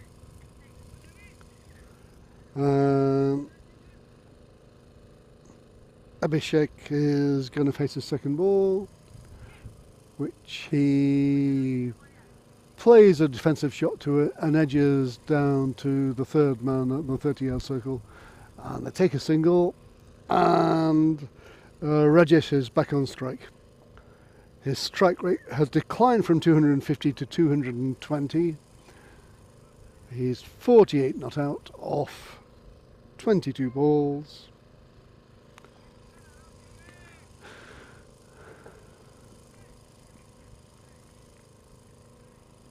He faces and pastes the ball. Not a good ball. That was a slow, low full toss outside the off stump. Dispatched through extra cover for 4. And that's 50 to Rajesh. It really, so far, has been a one-man show. But on the other hand, he's faced nearly all the balls. He's faced 23. And the other batsmen concerned have faced 9 between them. But if this is a plan from Chemnitz, it's the best plan, because after getting to his 50, the next ball has been slammed over cow corner for 6 by Rajesh.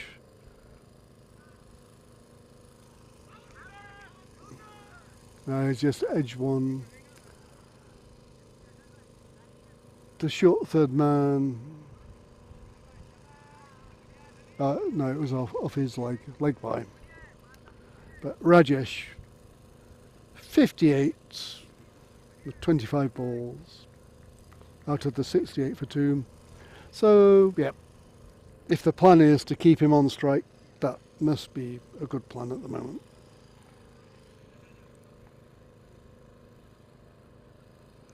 So Varun facing. Ravinder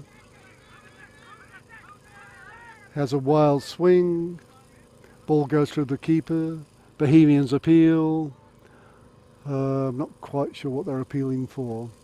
The umpires are going to consult. It might be appealing for a stumping.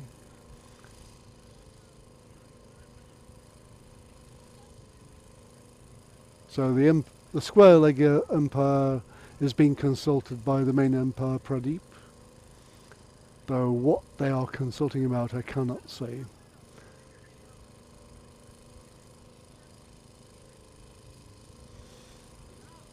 So, and it's a wicket. So I can only presume he was stumped, because I cannot think of any other reason for the consultation between the umpires. So Ravinder has a wicket. Okay, the online commentary says caught behind. I don't know. If there was some question about being caught behind, I'm not sure why there would be the lengthy consultation with the square leg umpire. But anyway, it's definitely a wicket. It's definitely a wicket to Ravinder. The man out is definitely Varun, who got 2 runs off 3 balls.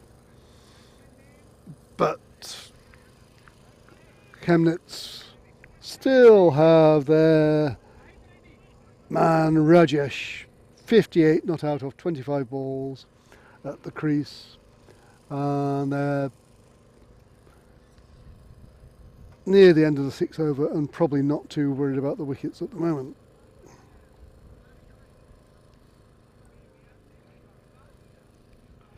New batsman is Sahith Reddy.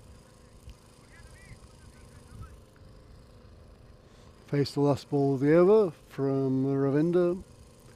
Slow outside the off stump, too far outside the off stump, wide.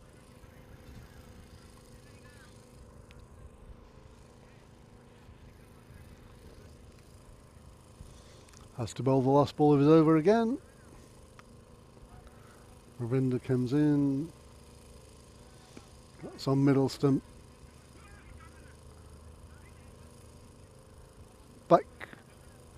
Back foot defensive shot.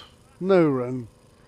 And probably the right thing to do, which means Rajesh will be on strike for the start of the 7th over. So after 6 overs, Chemnitz 69 for 3.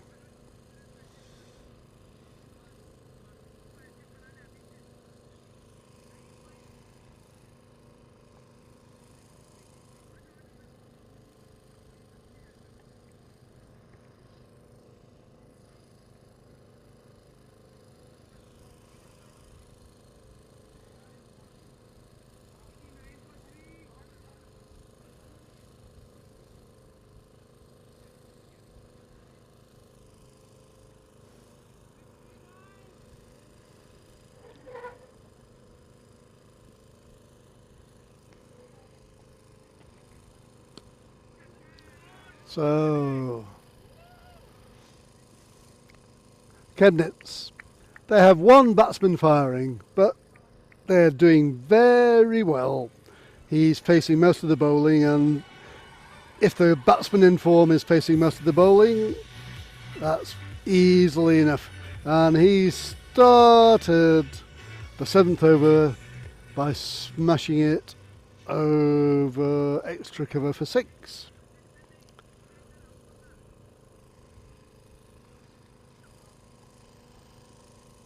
So Bohemians moving the fielders around, but and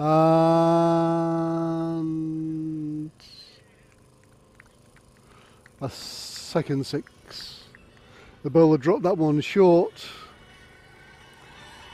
and it was only just over the deep square leg head. It went quite high, and the deep square leg positioned himself really well right on the boundary edge, but it just crept over. 6 and 6. And oh, that was cut away.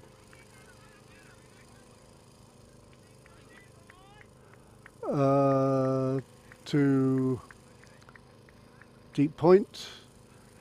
It was a tight 2, but they got back.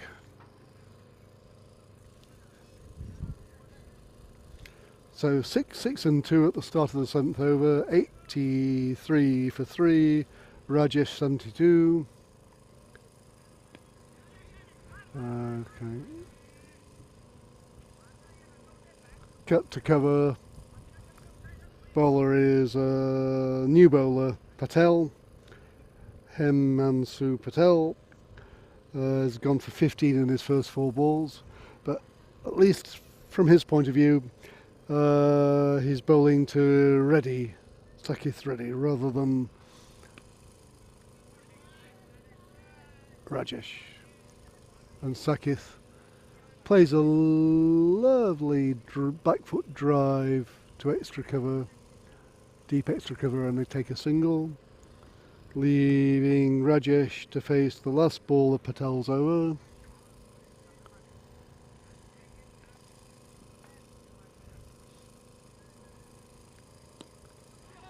And that was a slightly full ball on middle and off, and Rajesh waited and played a flowing drive, and it disappeared a long way into the other pitch, into the Banks field.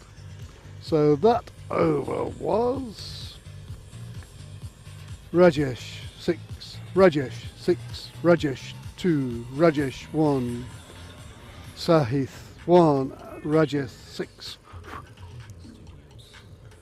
That was a 22 run over. Chemnitz with 3 overs to go and 91 for 3, and they still have, 91 for 3. Extras are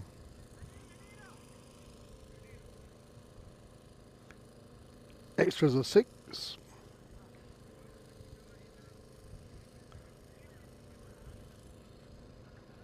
and Rajesh has scored 79. So it's really, if ever there was a one-man show in a cricket match, this is it. But it's certainly good enough. Not so much a one-man show. The new bowler is Sakleen.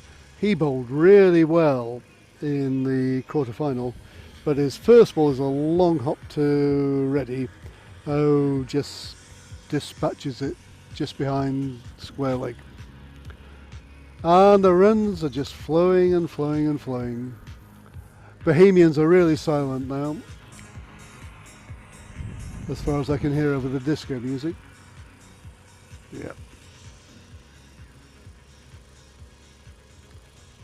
So Chemnitz are enjoying their batting. Bohemians look a bit resigned to their fate at the moment, I have to say. So cycling in again. Punched off the back foot into the offside. Single to get Rajesh back on strike.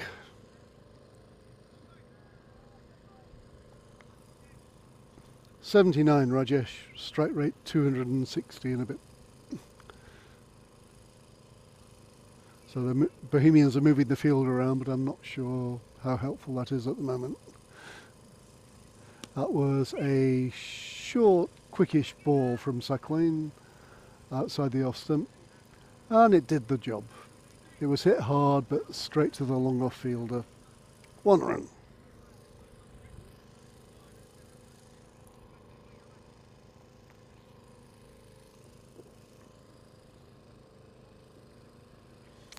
Sahith on strike to Sakleen. Over the wicket. Oh, he skied that. Sorry, there's quite a bit of cloud cover here, and that was skied almost straight towards me, but I missed it. I must have pitched just half a metre before the boundary between long off and long on. So Sakleen, Sahith Reddy is doing the stuff as well. And he's gone for another one. That skies straight to point. And it's been dropped. And they've taken 2. So that went a long way up, but the field had a lot of time to get it. Bohemians do seem a bit disheartened at the moment, yeah. Rajesh has played really well, 80 off 31, but now Sahith Reddy is putting them to the sword too. He's going for every ball. He's had a lot of practice hitting big shots. The straight shot he hit before pitched half a metre before the boundary, and this one pitched 20 metres beyond the boundary. So it's no longer a one-man show for Chemnitz. Rajesh 80 off 31 and Sahith Reddy 18 off 7. 109 for 3 at the end of the 8th over.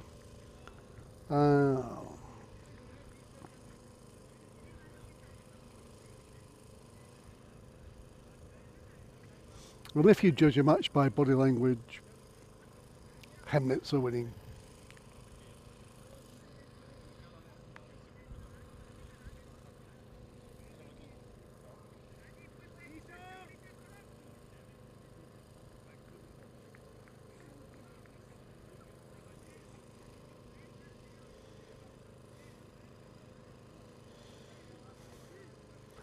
So Rajesh back on strike.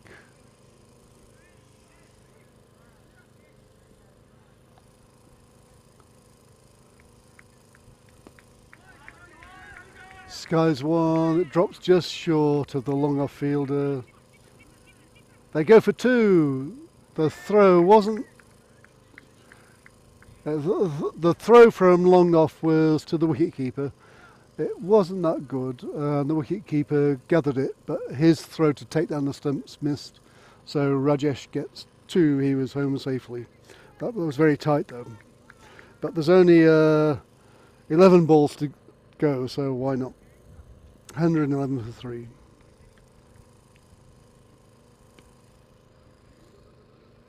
And the bowler Sahil Grover dropped that one a bit short outside the off stump to Rajesh. Rajesh must be on a century mission. I mean, he's doing a great job for his club.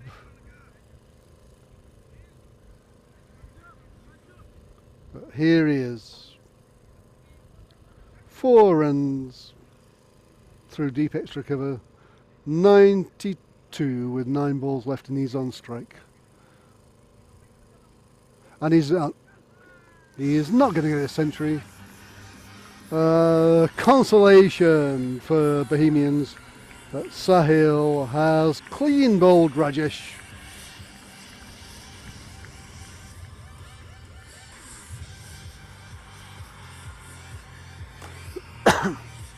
So Chemnitz 115 for 4 after 8.3 overs.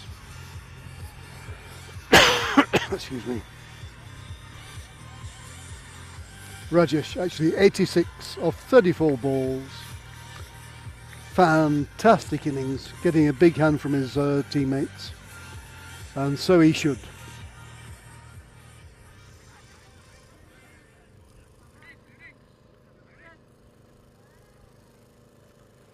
That was a lot of very clean hitting, mainly through the offside, sometimes through the leg side, off the back foot. But picking the right shot for the ball, not just slogging away, and just really good batting. And the Bohemians bowlers didn't really have any answer to Rajesh this afternoon. New batsman Ganesh. Right-hander. Wide-ish outside the off stump. Drives, misses, appeal for a catch, not given.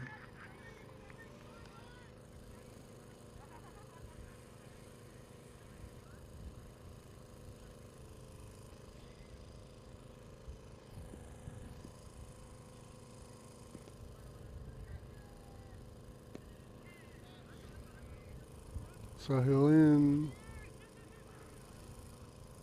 Driven out to deep extra cover for a single. Single to Ganesh. And brings Reddy back on strike. Sahith, who has got 18 off 7. So I don't think he's going to be playing a quiet shot to this ball.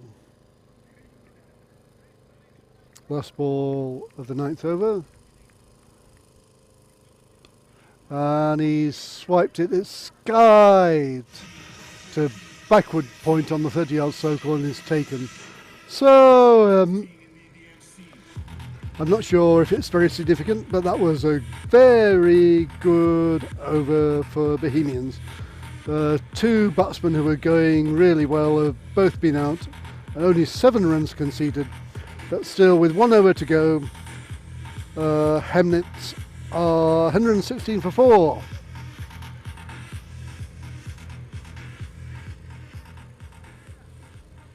$116 for 5, sorry.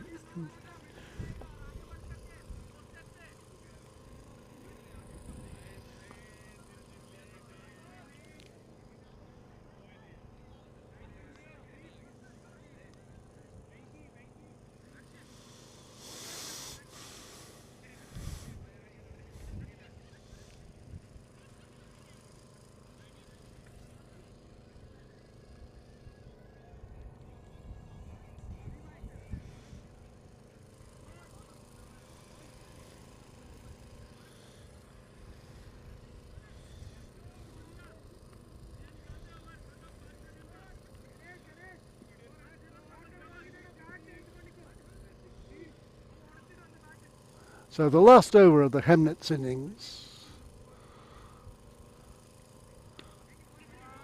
First ball is hit and caught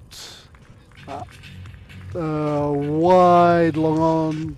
The fielder moving about 10 metres and steadying himself and taking the catch.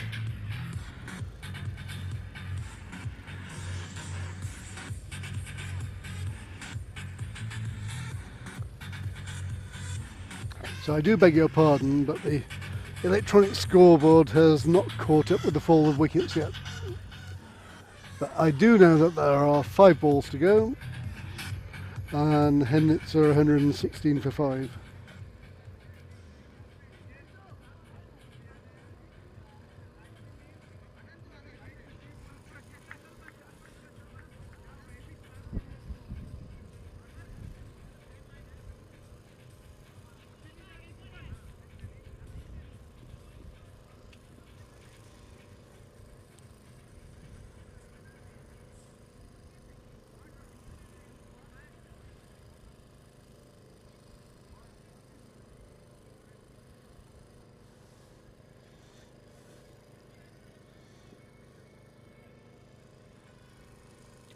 Second ball of the last over. Right arm round. Tapped into the offside towards deep extra cover for a single.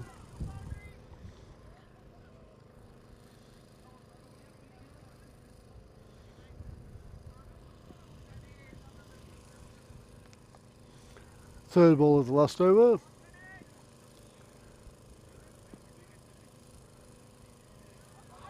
Swiped. Missed by the batsman. Missed by the keeper. Missed by the fielder at third man. But the result is 1 by.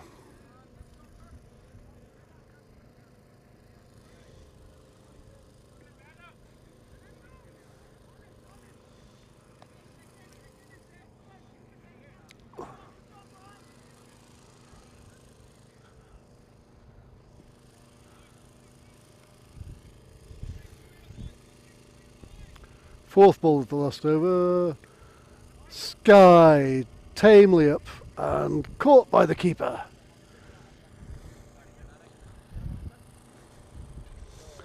So Hemnitz not having an explosive last over. I'm sorry for the lack of details with names, but my electronic scoreboard is not updating.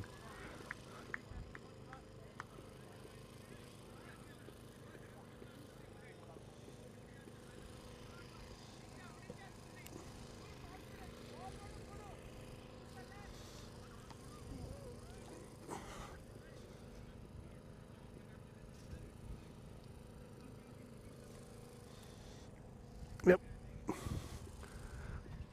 The internet scoring communication network seems to have broken down a bit.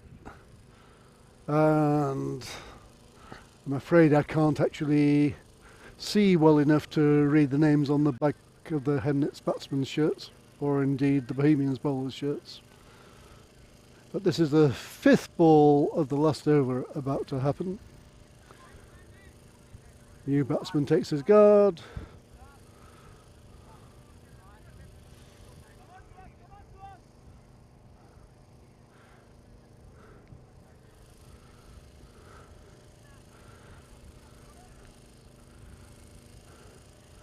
Bowls wide. Oh, I thought that was a wide. The umpire did not agree. Bowled outside the off stump. The batsman left it alone, but the umpire didn't call it. Last ball.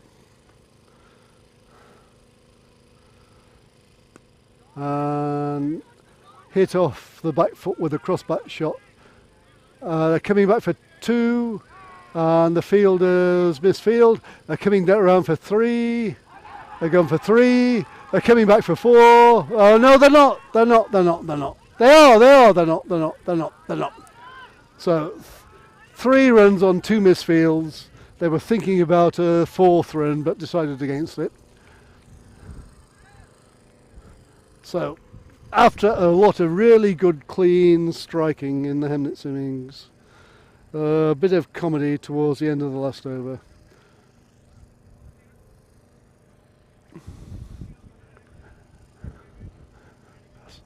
So I'm sorry, I'm not completely sure what the score is. Something like 122 or 3 after 10 overs, Hemnitz. And we'll be back with you shortly for the Bohemians reply.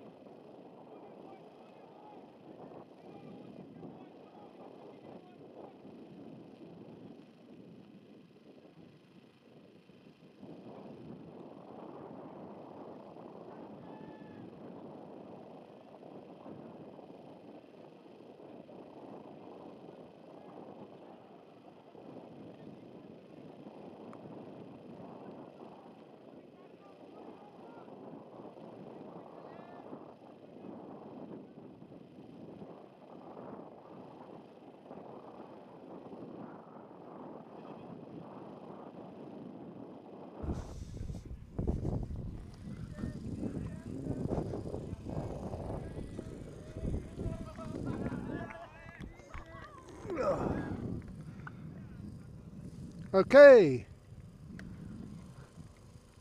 we're back for the third, fourth playoff match, second innings in the Prague Cricket Club T10 Challenger Club 2022. Chemnitz batted first in this match and got 121, and Bohemians, you have to say, in this first over have gone 6-1-6. So 6-1-6-1.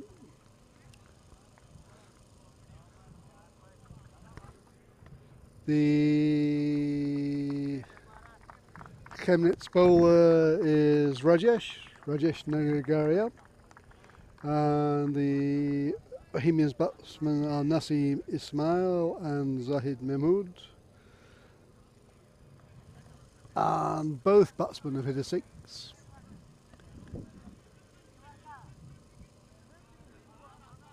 And speaking more personally, in the interval I have been able to obtain a fantastic looking samosa and a glass of beer, and I'm feeling happy.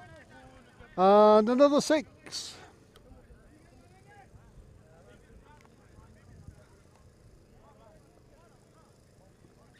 Hi Martin, how are you doing? And oh god, I'm doing good. How are you doing? Yeah, very good. Good to see you. Yeah, you too. Long time. Yeah, what?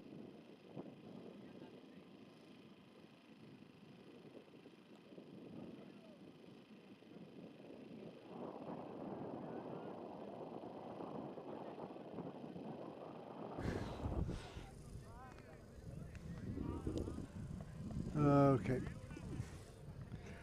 So the electronic scoreboard seems to have become a little bit unreliable.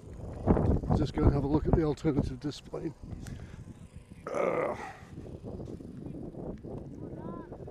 Okay, that's unreliable too. But there were at least 3 sixes in the first over for Bohemians. The first ball of the second over has gone for 3 wides. A wide, and then they ran 2. So Chemnitz set an imposing run rate. Oh, okay, got it. 23 off the first over. Okay, was another 6. So this is the first over was bowled by Rajesh Nagaraya. That went for 20. And the second over has been bowled by Deep Prakash, and he has gone for 10 in 2 balls. Okay. Another 6. This ball is disappearing. I'm glad it's going a long way because it gives me more time to try and describe what's happening to it. So the ball before went over long on, deep long on. This one has gone over wide square leg. Both of them went a long way. So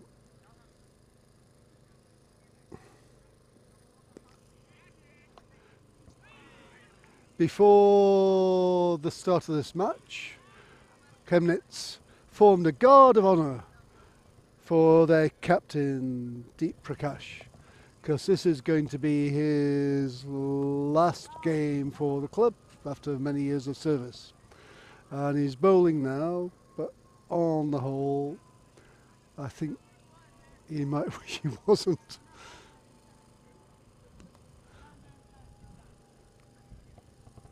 He's gone for 2 sixes. That last ball was carved out to deep cover for a single. 4 balls, 17 runs, Deep Prakash.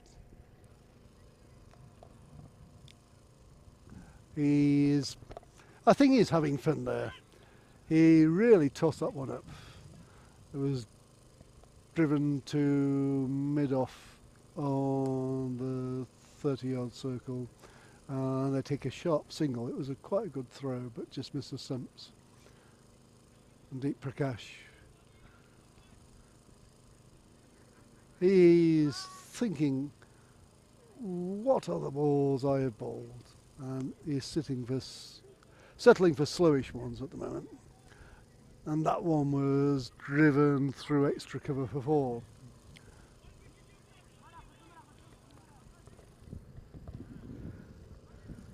So,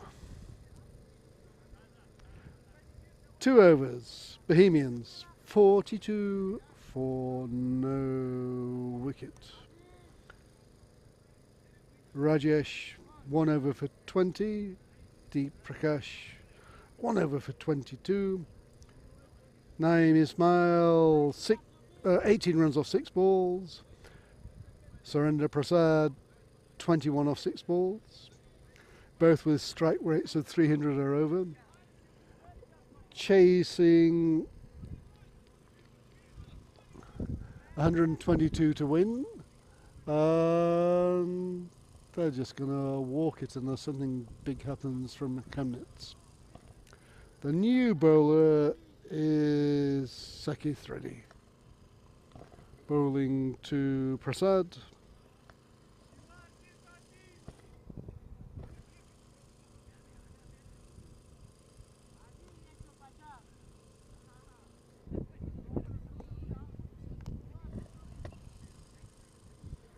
It's taking a Samosa time out here.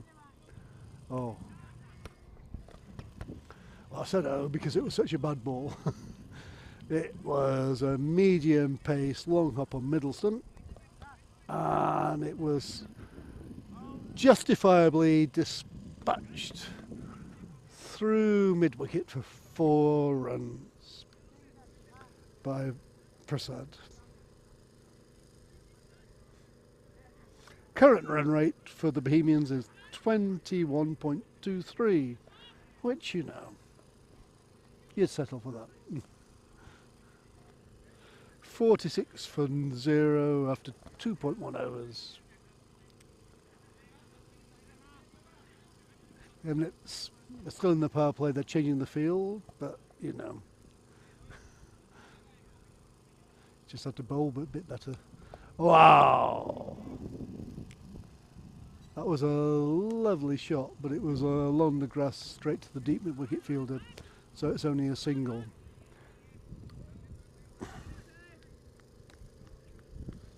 It was a lovely shot. Lovely shot from Prasad. Oh! And the first false shot so far, I think. He must have hit the bat because the umpire hasn't single leg by. They went off something or other down to short fine leg and they take a single.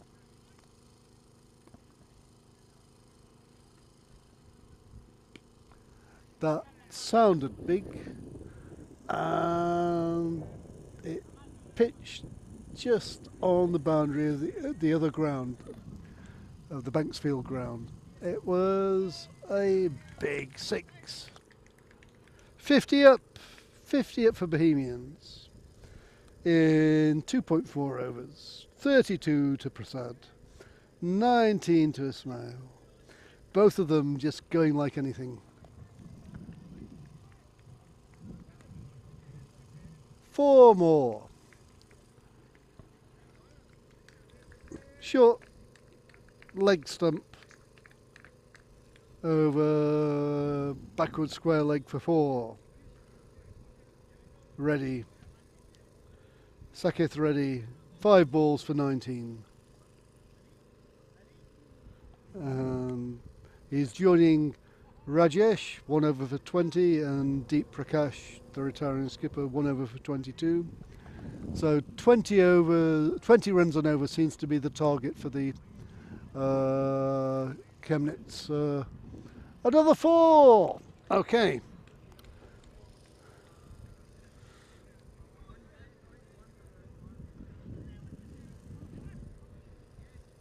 So Prasad has faced 11 balls and has 40 runs at a strike rate of 360 and a bit.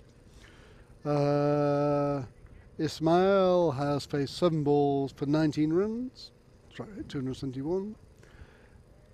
Bohemians, after 3 overs, are 62 without loss. Their current run rate is 20.67. Their required run rate is still 9, or just under 9. But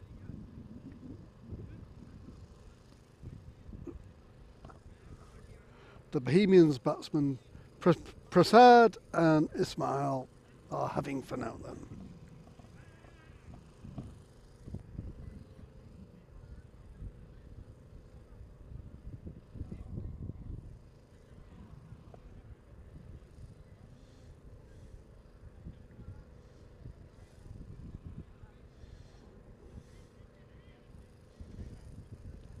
The new bowler is Anathu Ajit Kumar. Hey, hospital pass.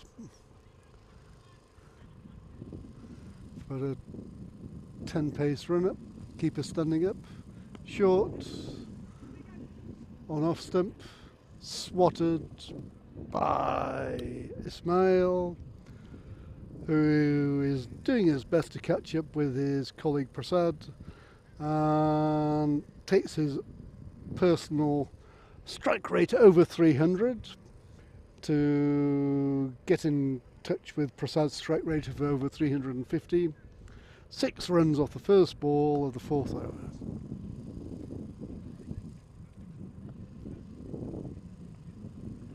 Edge.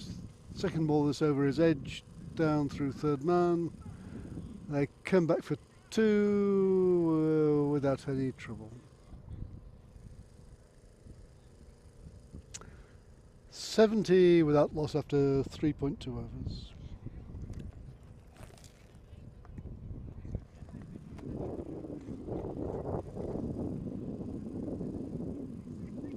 Oh, wow. Ismail has just clipped a leg stump half volley, very, very flat and very, very far, over square leg for 6. The bowler, Ayakumar, 3 balls for 14 runs. The current run rate is 21.71. And this is the 4th Bohemians bowler, and they're all going at more than 20 runs and over. And not just one batsman, both batsmen are pasting them. It's a rout. What can Bohemians do? I mean, what can Hamnets do against this assault by the Bohemians batsmen?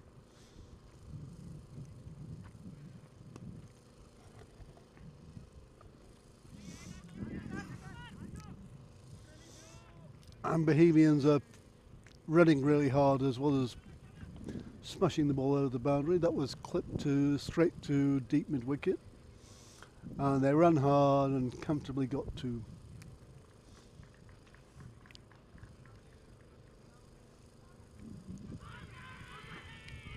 It's a wicket!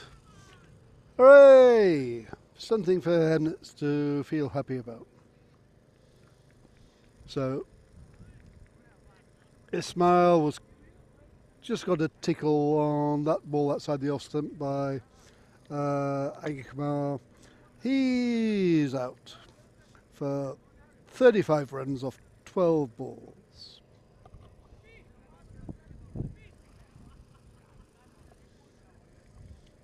Bohemians, after 3.5 overs, 78 for 1. Current run rate 20 and a little bit. Required run rate 7 and a very, very small bit. New batsman Sahil Grover.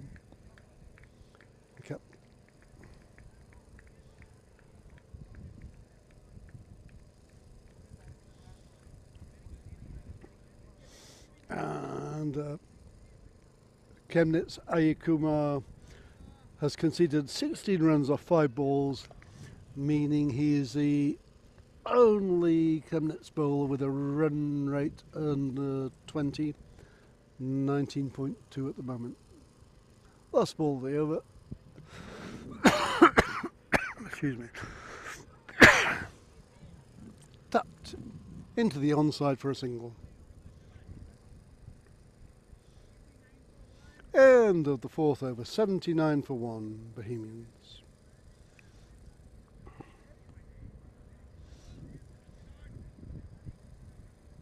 Ayy Kumar, 1 wicket, 17 runs in his overs. The over is bowled so far, and that is riches compared to the rest of the Chemnitz attack.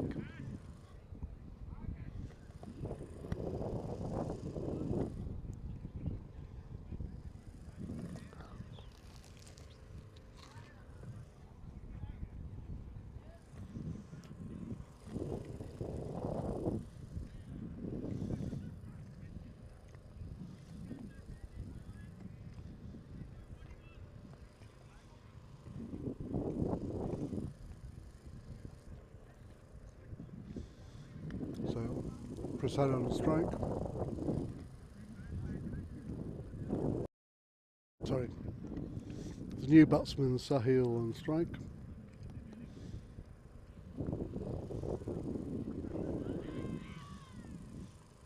Ball on the leg stump hits his pads and they scramble a leg by to get Prasad back on strike, who is 40 runs off 11 balls. The bowler is Manohar. Gopinath Manohara. Second ball was a very, very low full toss just outside the leg stump, kind of swept by Prasad out into the leg side, and they get a single.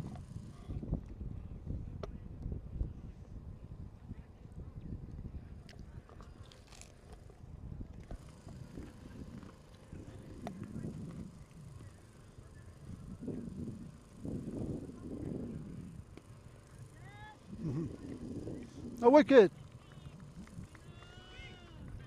Another full toss on leg stump, bashed out to deep mid wicket and comfortably caught straight to the fielder.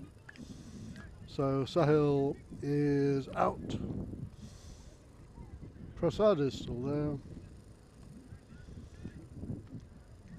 there. 82 for 2, 81 for 2. After 4.2 overs.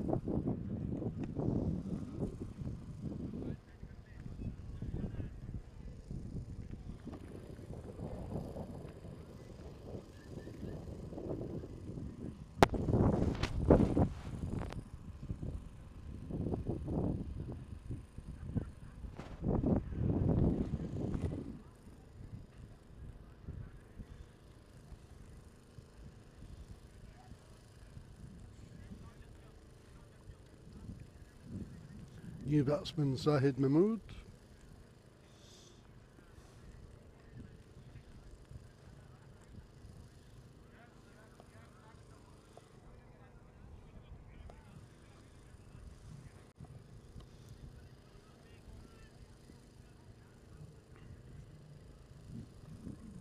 So Mano sends one down on middle and leg and off the back foot. Played towards mid wicket along the ground, and they take a single.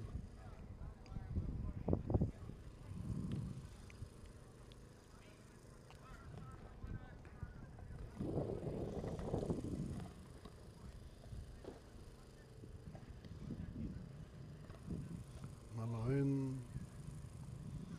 Oh. Okay. There's been, so that seemed to me to pitch on middle stump, keep low and hit the batsman. and there was a lot of appealing, and eventually he's been given out, but I'm not sure whether he was given out stumped or bowled or what. But anyway, definitely out.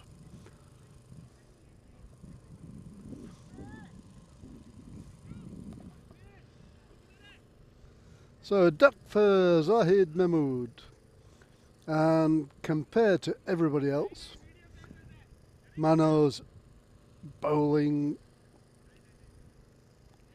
is the bee's knees for Chemnitz, and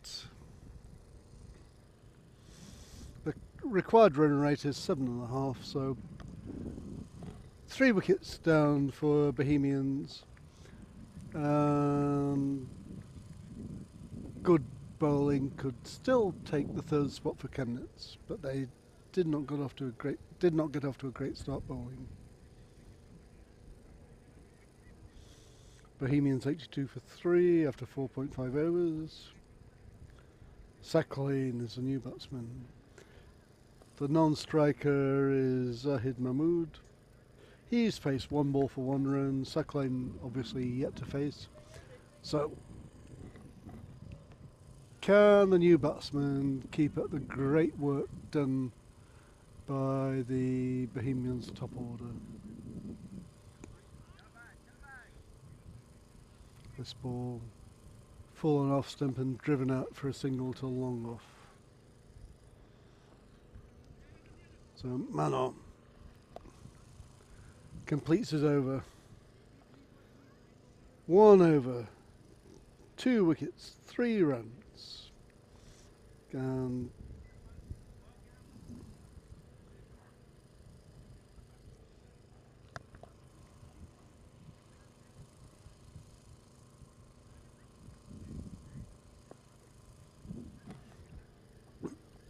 at the halfway stage, Bohemians 83 for 3.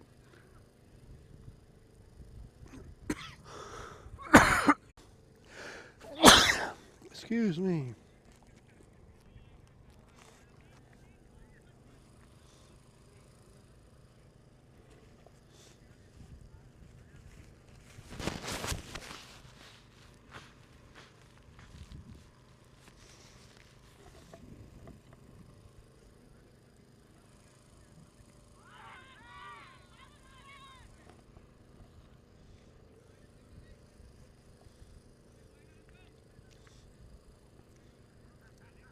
So Ayakumar is bowling his 2nd over. There was 1 run off the first ball, no runs off the second. The new batsmen haven't picked things up properly yet. Having said that, short ball, slow ball on the leg stump has just been with minimal first dispatch through backward square leg for 4 by Zahid. So after a very brief hiccup, the Bohemians' run machine is motoring again. 88 for 3 after 5.5 overs.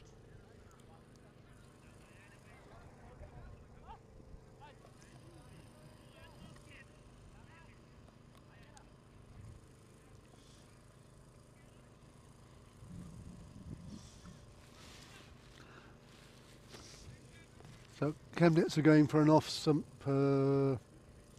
tactic. Only 3 fielders on the leg side. That was much too far. Oh dear, excuse me. Much too far off stump. It was a wide. Wide down the offside. On the leg side, they've got backward square leg on the 30-yard. And cow corner and long on. And that's just been bunted fairly easily by Zahid straight through square leg where there's no fielder for 4 runs.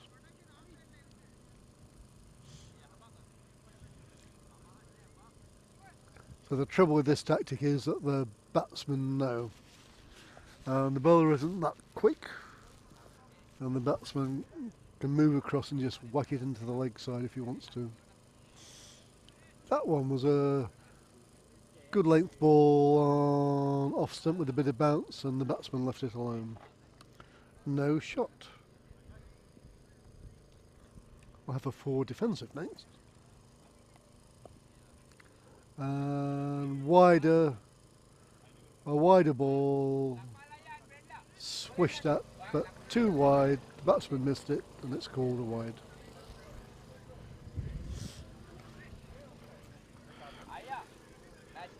.94 for 3 with 1 ball left to go in the 6th over.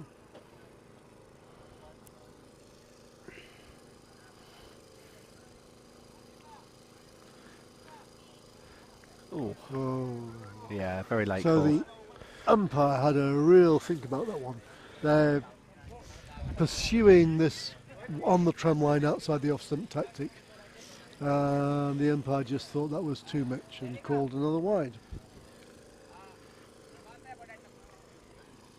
Oh, and I missed that ball because I was just... Oh, it's another wide. 3 in a row. Hi, Chris. Hello, How are you doing, Martin. mate? I'm good. Hang on, I just have to say cheers to Chris. Cheers to Martin. I'm going to join you for the final to commentate. Yeah. Co-commentators for the final. Yeah.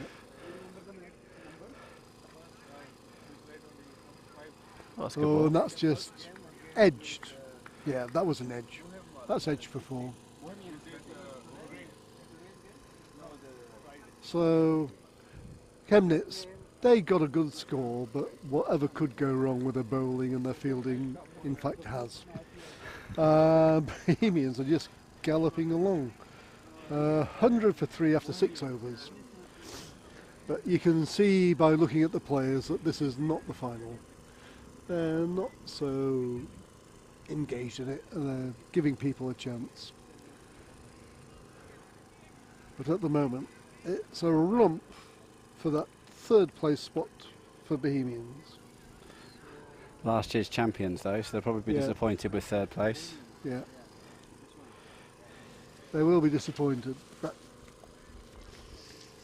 But it very they much, were giving people a chance when they were bowling. and Yeah. They were. and it very much going was an forward. all-star Bohemians last No, week. It was gosh, with no. Saba and Rittik and Yeah. all sorts of national team players that are not Yeah. here this week because of the World Cup qualifiers. Yeah, that's a little bit unfortunate for this tournament that so many of the top, well, not so many, all of the top ranked Czech players are not in the country for this tournament.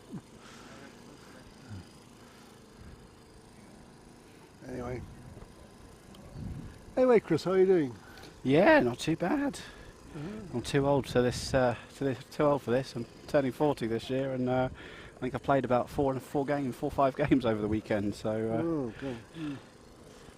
So, Darjeeling happy with the performance? very happy. Well, not happy with. Well, not necessarily happy with the performance, finishing Well, sixth, happy with but, the but happy, event. absolutely delighted to come to Prague, and That they're was looking another forward wide, to by the way.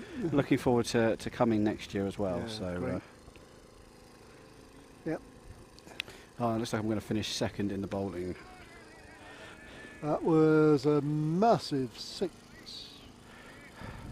Sacklane. Sacklane. Yeah.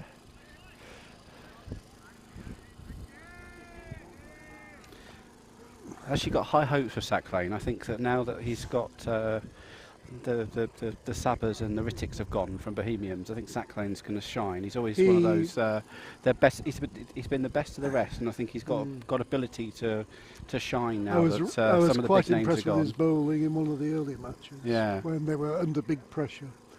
And in fact, nobody else had bowled that well at all, and he came on and Yeah. had a plan and did it. And he Very, just very looked good cricketer is our Sacklane, That was a wide. with a bye. So 2 And a bye. wides.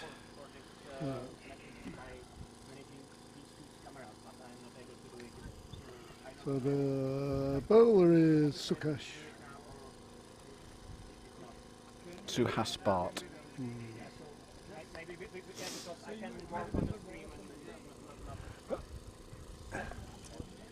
This is Chemnitz captain's last game for the club. Okay. I'm not sure they're going to be able to send him off with a win here. No, I'd say. But I'm not sure they're trying that hard. I think they're just giving everybody a game.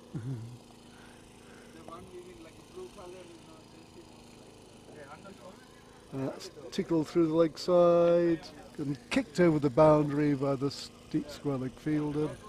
And 4 runs. That was to Sakleen. So, let me just look at the scorecard. So Bohemians had one batsman who only faced a few balls, and the rest of their batsmen's strike rates are 290-ish, 310-ish, 200-ish and 270-ish. So they're just massacring the Chemnitz bowling.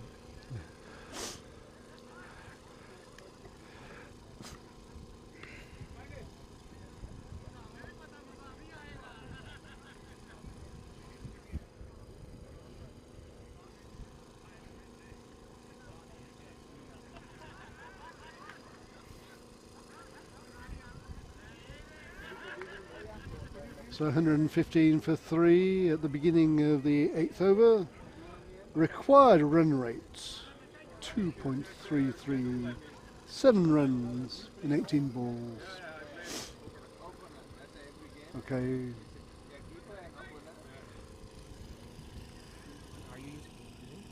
No. Something is happening. Cricket is not happening, but I don't really know what's going on. It's the captain. I think this is more or less let the captain perform the last rites in his last game for the club. I'm okay. I'll just be careful with the moss. Thanks. Hey, big news. There's a wasp in my beer.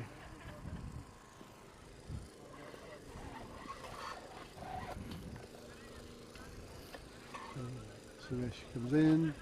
That was a big, loopy, slow full toss on the leg stump. And only a single out to deep square leg. I'll be hoping for a better way out than the semi-final where he went for 25 in 1 over.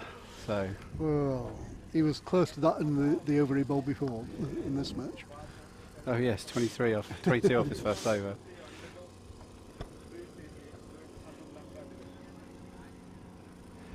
What's going on?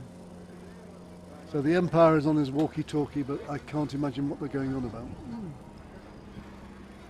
What's Farooq up to? The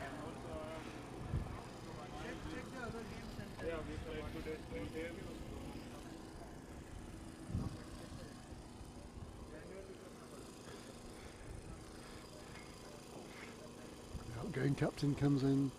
I think he's trying to see how slow he can bowl. Wait, I'm nearly 60, but I think I can bowl a bit quicker than these things. And again, I mean, it's working. It's working better than his first over. So that's tapped. And Emirates are playing football rather than fielding. That was tapped to mid-off. They've got the field on the offside in and the field on the leg side out. And a single.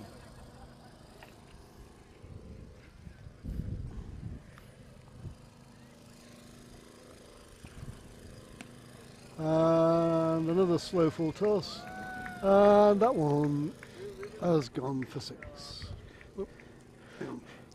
Excuse me, Chris. Oh gosh, That's it. 1 run, is it? No, it's game over. Oh, it's game over. Okay. The electronic scoreboard says 1 run, but the -1. players It says -1. Ah, It actually says -1. I can't read. Yeah. Yep. So, Chemnitz let the captain have the last word. have the last word on his career for them. It wouldn't. They'd have loved to have won the tournament. I don't think they're that worried about who comes third and who comes fourth. And they gave him a nice gesture with an arch of honour as he came onto the field before the match. So, Bohemians, whose batting in this match was fairly monstrous, relatively easily gained 3rd place in the Prague CC T10 Challenger Cup 2022. But I'm sure the upcoming final will be much more intense than these playoff matches. So we'll be back with you for the final. Don't go away.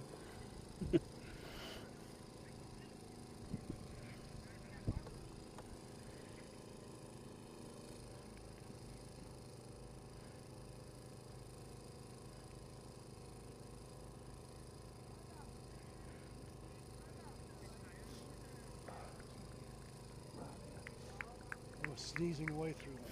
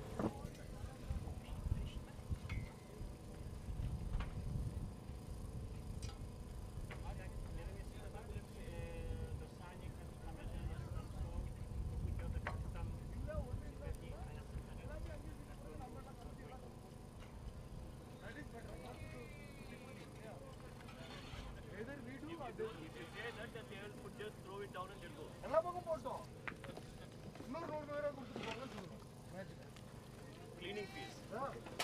Miscellaneous. They should put it in the same. Miscellaneous. வா போய் finals பார்க்கலாம் வா. இருங்க நான் போய் help பண்றேன். எது? Bench வாங்க. Tent we will leave.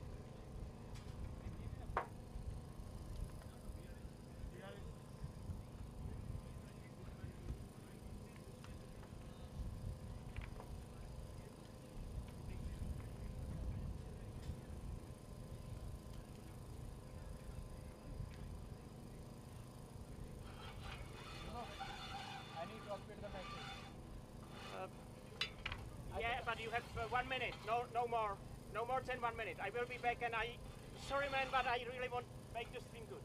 Okay.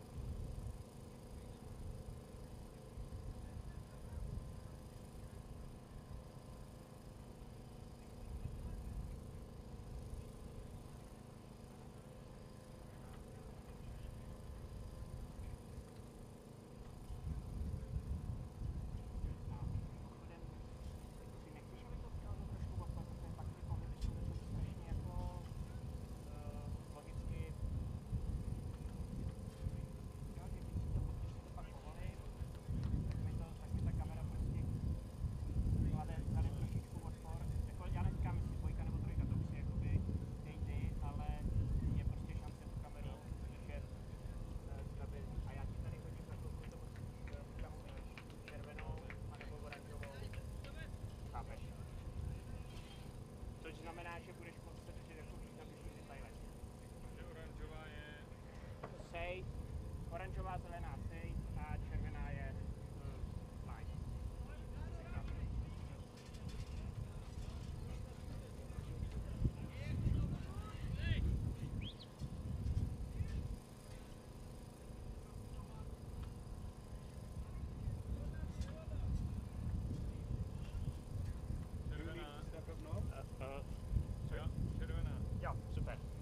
Sorry, man. Done. Perfect. Thank you. You're welcome.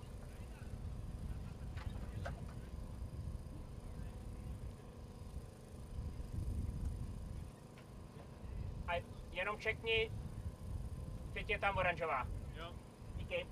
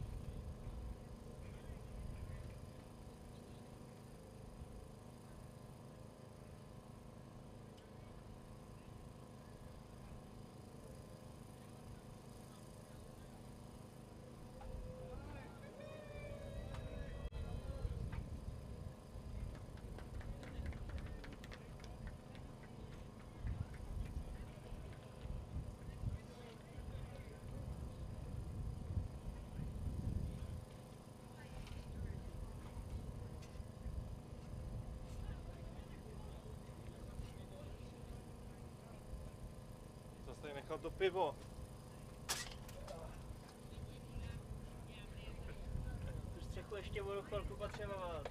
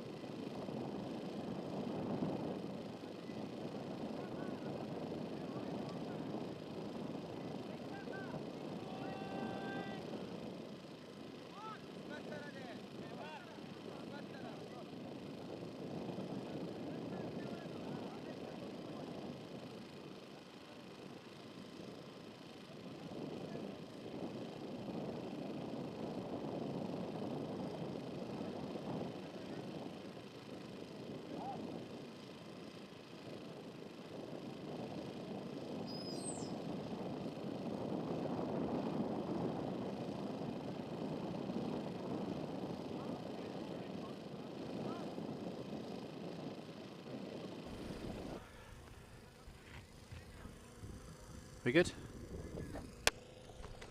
So welcome to the final of the Prague T10 Challenger 2022, supported by Prague City Council.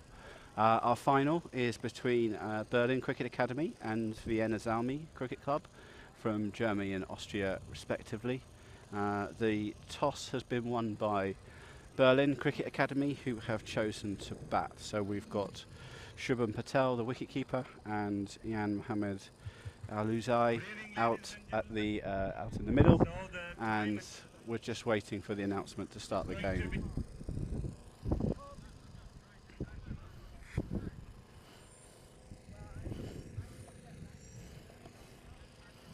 It's going to be Berlin versus Vienna Zalmi, the top finalist. So guys, I have to... Berlin has won the toss and has decided to bat, so the action is going to start in just a few moments from now. Stay tuned, and we are getting about to get to the action. So that was Rohit Desmoini, the chairman of Prague Cricket Club, just making the formal announcement.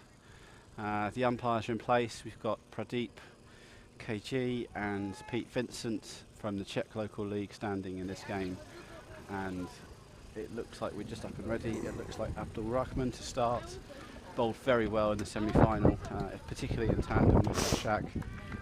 Abdul Rahman was 3 for 18 in the semi-final, so going to be an interesting game, I think, with Vienna bowling first. So Abdul Rahman runs away from me, past the umpire, right arm over, into the pitch, but down the leg side to the left-hander, and we've got a wide to start with.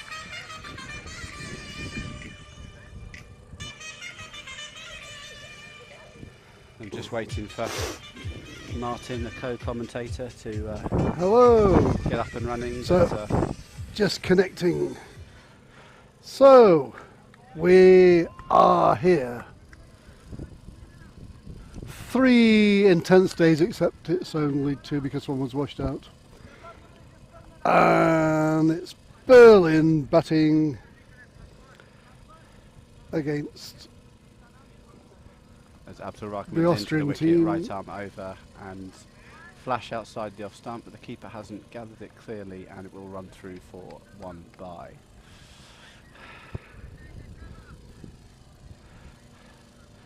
So what are your early predictions for this, Martin? Well, no, because I've seen Berlin, I think, play 3 matches, or commentated on 3 matches, but I just haven't seen Vienna play at all. So Berlin look. I'm not surprised to see them in the final. They look pretty good, and I really admire their crimson red costumes. So I think they're worthy of the final, just on the basis of dress sense. But I just haven't seen the Vienna team. Have you seen the Vienna team, or did you play against them? I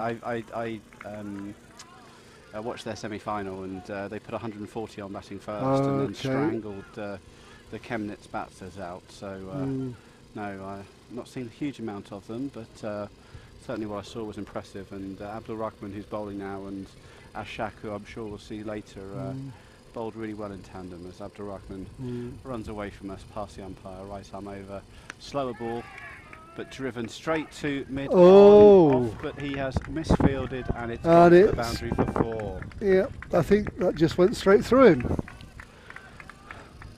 The kind of thing that's in the first over just makes you think, oh dear. So that's Jan Mohammed Al-Uzai off the mark as Abdul Rahman runs away from us, is in right arm over. Oh, it's a that was Yorker a good leg stump Yorker. It's gone off the inside edge down to fine leg. Good tumbling stop. Oh, there's confusion. And if the bowler had been by the stumps, they would have run out of batsmen then. But he wasn't, and they didn't. But the non-striker ran 3 runs there for 1 run. So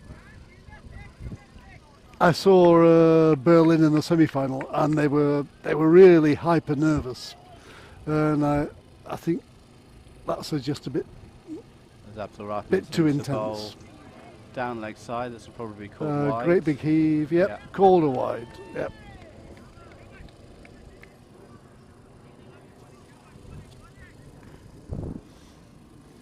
So what would you think would be a good score? Well, I've been commenting mainly on this pitch, and one team in each match has got over 100. I think any time the team batting first puts over 100 on the board, that puts pressure on the team batting Yeah, second. actually, it's the teams batting second when I've been commenting. They've faced a total over 100 and they've just not been able to do it. Another attempted Yorker from Abdul Rahman, but he's been pushed through extra cover for 4 runs. So, Which sets the DA first up. mover advantage to Berlin.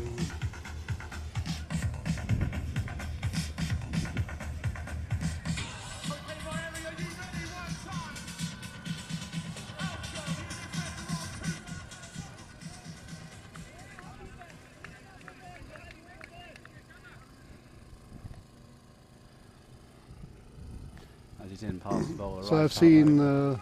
Patil's been the left-handed wicket keeper, Berlin's wicket keeper. I've seen he's been batting a lot in the matches I've been commenting on, and he has looked really good. And he's got off to another flyer today. I'm just wondering whether to dance or not. Not sure we're ready to see that. As Abdul Rahman is at the top of the run up, running in past the bowler. Right arm over. Slower ball but wide.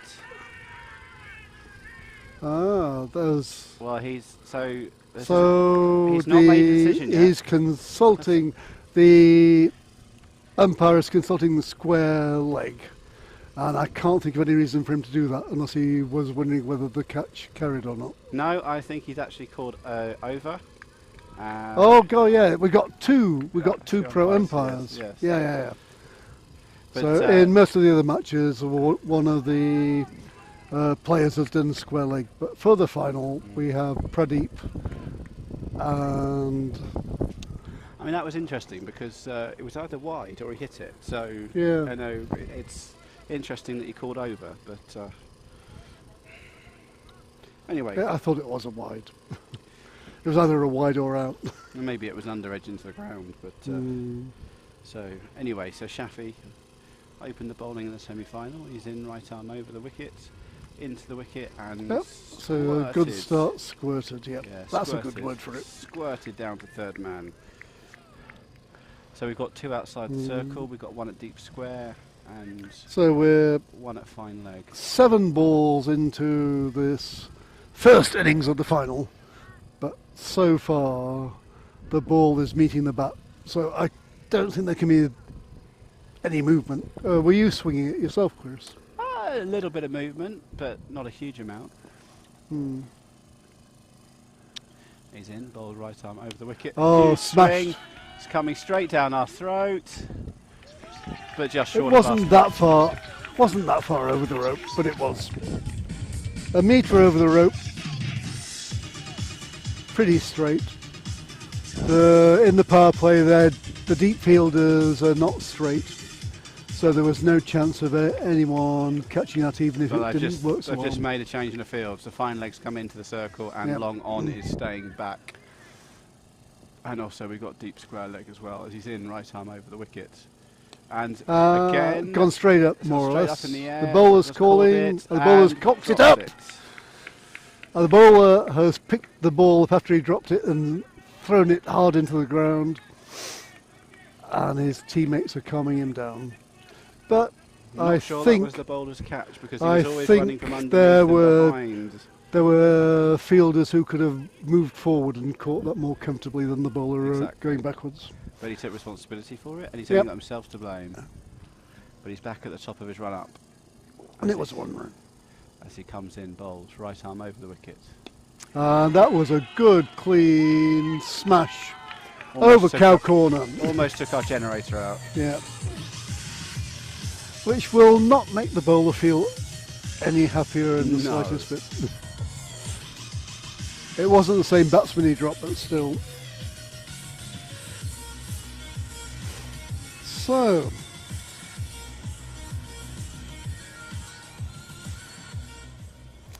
27 off 1.4 overs. And Jan Aluzai is 17 off 6. Hmm. And he's just hammered that through point for 4 more.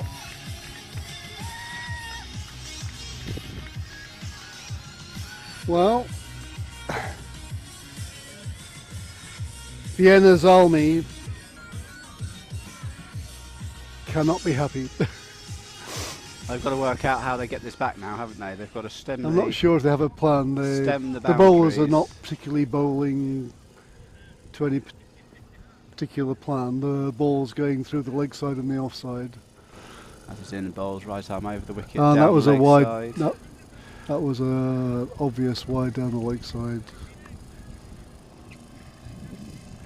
So they've got a 5-4 field, 5 off 4 leg. But I'm not. I've seen several teams bowling on the tram lines on the off stump during this tournament, but I'm not sure that Vienna at the moment, the bowler knows really where he's supposed to bowl. So he's charged down the wicket and he's turned this round the corner. Hey, to the deep that was fielder. a good pickup at deep square leg and a really fast throw on the bounce to the keeper. It's still a run to Berlin, and after 2 overs they are 33. Well, you can't grumble at them. I don't think I've seen many bowlers with plans, because earlier in the thing you had the right arm around the wicket and they were coming from very wide on the crease to left-handers, which meant they were just firing it back past the left-hander's leg stump. So it was just like I never understood why. I can understand why a right-arm wicket bowler wants to come around the wicket, but then why come very wide on the crease? Because you're just negating any advantage you have from the angle of your arm. So, but we've got an early change. We're going to see Ashrak now, I think. Yes, Ashrak Safi's come in, bowl right arm over the wicket, into the pitch. Medium, that's and medium that's fast. hit straight to mid-wicket. And he has an immediate impact, as he did in the semi-final. Yep, that just was not timed properly. It was caught about 40 yards from the bat by the man on the 30-yard circle at mid-wicket, just running round. So Jan Alizai departs for 22 from 9 balls, 2 4s and 2 6s, with a strike rate of just under 250. Caught at the mid-wicket by Abdul. So the question now, of course, is can they do the momentum? Vienna can't have been happy after the first 2 overs. They've just got a wicket, and that will just make everybody feel, yeah, we're in this.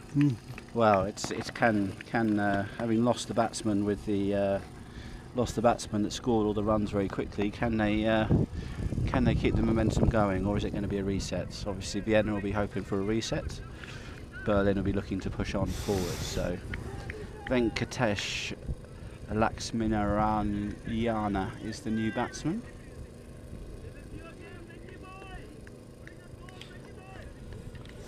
He's got 30 runs in the tournament so far, so An average of 15. he's not made an enormous impact with the bat. Well, no, he looks like he hasn't had too much of a bat. So he's played 5 matches, 30 runs, but he's only got an average of 15, which means that he's probably not had that many innings. And he's well, it looks like cross-battered, a shortish outside the off-stump line, ball to mid-on, no run. Yeah. But I think he's here to do something in the park. Well, it's a high score of 28, so I think he's here to hoik it into the leg side. yeah, And that was was that a no ball or a wide? I think it'll be a wide, and it'll be 5 wides. But he's lucky it's not a no ball and a free hit, really. I wasn't really sure if it pitched on the AstroTurf or outside it, which would have been a no ball.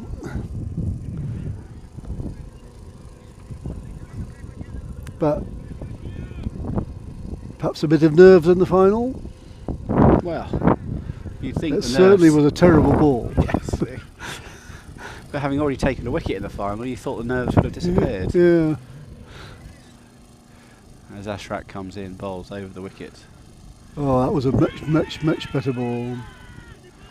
Another big appeal, but Both no- teams are pumped up and they're appealing when the fielding side are appealing when the ball goes past the bat. And they did then, but I don't think they were too serious about it really. But it was a good ball. No reaction from Pradeep, so.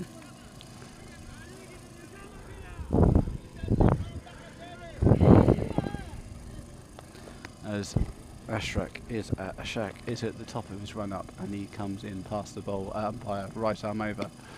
That was full on the off stump and classically driven to extra cover on the 30-yard, and they take a single.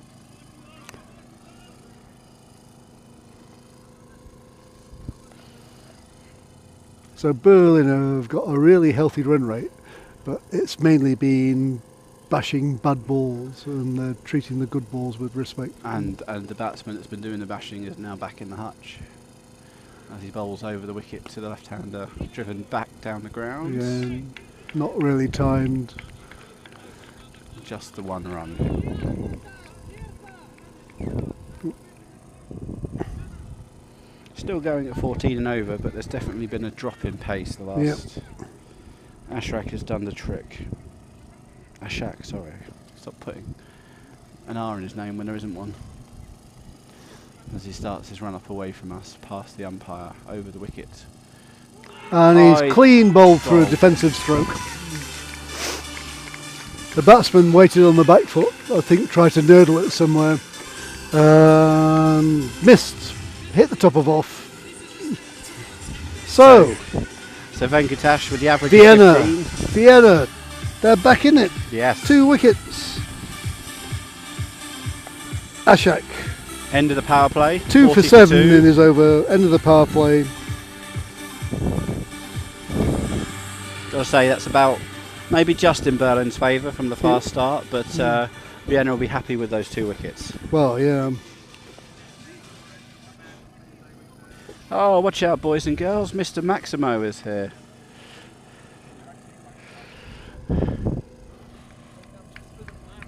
Just rocks up for the final.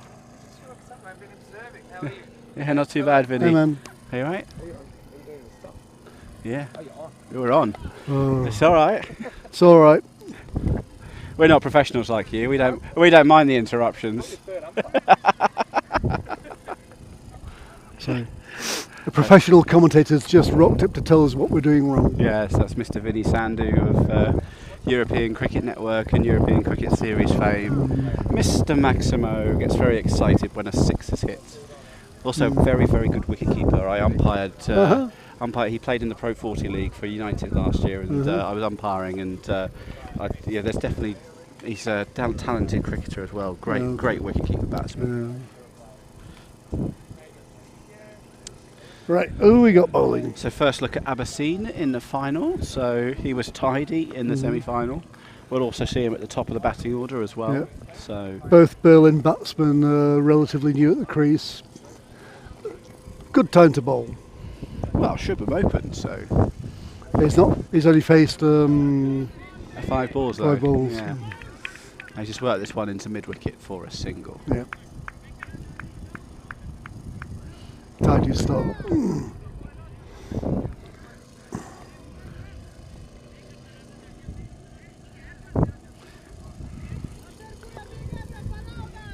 And the batter is just asking for his cap. Pete is just gesticulating for it to be a quick change, which not so bad. But they also still need to have a chat. Yeah. So Chris, you bat and bowl. What do you think of the wickets here? Everything got a real soaking on Saturday. Oh, I mean they were covered, so they're performing brilliantly. I mean we've still got plenty of bounce in both pitches. Obviously, certainly on the Scott Page pitch here, we're looking at 10 runs and over as a par score. So yeah, no, I definitely feel that it's hard, it's bouncy. You know, you can score runs, you get bat on the ball, and it's up to the bowlers to put it in areas that make it difficult for the batters to score. So case in point, he's just bowled a Yorker length. He's towed it into his foot, but they've scampered through for a single. I mean, the key with bowling on these wickets is that if you bowl anything that's short, you've got to bowl very short and very quick. Otherwise, it's easy flicked runs Yeah. either square of the wicket. You see good length. It's carried through to the keeper at waist high, and Good batsman's length had outside off. Yeah, batsman's had a swish at it. That's Swish and a miss. That's how a right-hander should be bowling to a left-hander. You know, he's I coming mean, over the wicket. He's it's a- pushing it across the left-hander. Yeah, they've got a deep third man, but yeah, an edge, any edge on that, and he's driven He's gone inside over out. extra cover, Nice inside-out drive over extra cover, 6 runs. placed, and that was a fine shot.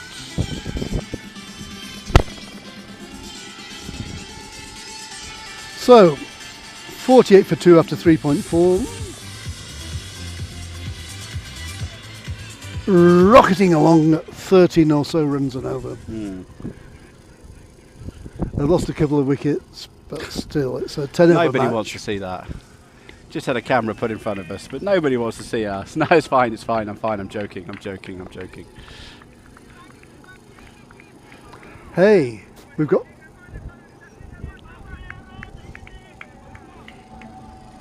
the Wags. Probably more daughters, but... Sorry, there was just a vision of radiant beauty walking in front of us. So. Zabastine's in and bowls over the wicket, and it's driven straight back at him. Yeah. And they take 1 run. So the batsman clearly not trying to smash every ball, treating the balls on the merits. End of the 4th over. At the end of the 4th over, 50 for up. 2. I'd say that they're getting it right, and they're certainly on track for at least a competitive total. Yes. Certainly may make a game of it. Projected score 125, which would be the second or third highest score I think we've seen today. But bearing in mind that Vienna took the highest score, so they've obviously got a batting line-up that's capable of scoring big runs. Yeah.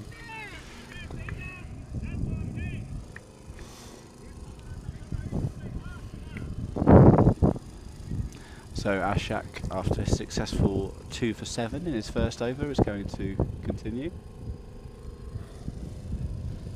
He's over the wicket, and that is edged past the fielder at third man, and that's going to run all the way down to the boundary for 4 runs.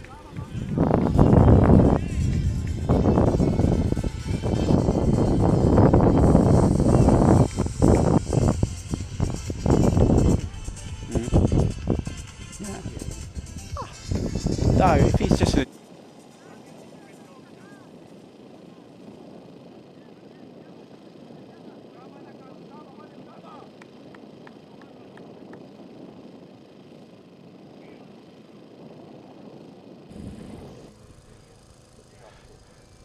So Ashak at the top of his run-up comes in past the bowler over the wicket into it's a good line and length, pushed out too long off, and they take 1 run.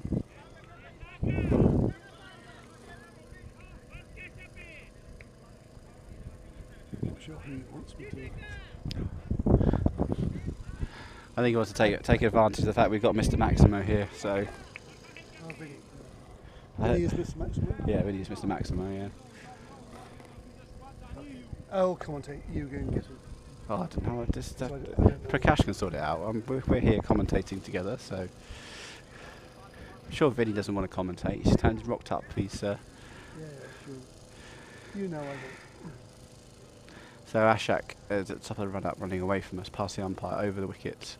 And left-hand Shubham has brooched through the gap between the 2 fielders and found the fence at backward point. Proper cricket shot that is. I know we talk about the bish bash bosh of T10, but he's played an absolutely wonderful drive there that has split 2 fielders, 1 at point, 1 at backward point, and it's run away to the backward point boundary. So after watching his partner do all the big hitting, Shubham Patel is now getting in on the act as he moves to 19 from 10 deliveries. Ashak could really do with a comeback now, so as he runs away from us, past the bowler, over the wicket, into the pitch, good length, good line, squeezed out to one of those fielders at backward point, and there is one run.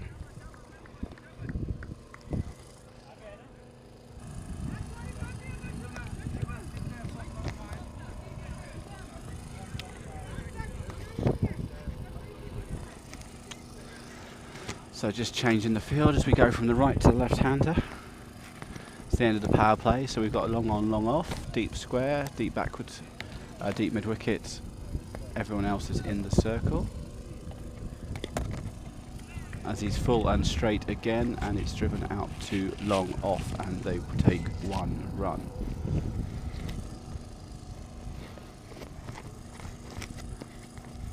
And deep third man was the other fielder out. So they've got fine leg, kind of a wide mid-wicket, cover and backward point inside the circle. As Ashak is at the top of his run-up, running away from us, past the umpire, over the wicket, and Shubham drives again. This is going to be an interesting chase between fielder and the ball wins. Another solid front foot drive from Shubham Patel, makes it to the boundary as he moves to 24 from 12. So a strike rate of 200, but he's playing proper cricket shots, so it's all good.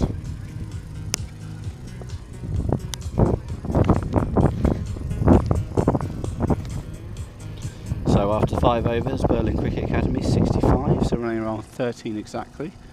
So I think Berlin will be happy with this, but it could still go either way. They could tail off to a total that's not much more than 90, or they could kick on to 140, 150, which would be the highest score in the tournament so far. So we've just got some dialogue between bowler, batter and umpire as they choose what action and where they're going to come over the wicket.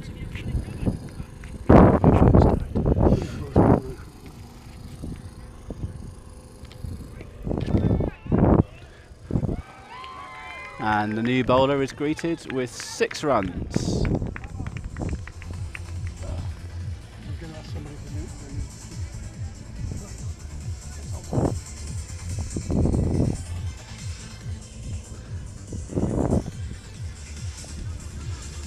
So the first time in this match that Vienna have turned to spin, and the first ball has been duly dispatched to the boundary for 6 runs. And we're back at the top as his left arm over the wicket. Very slow bowl. But it's been cut away to point, and they take 1 run. Oh. Okay. So And you're back. slight technical problem there.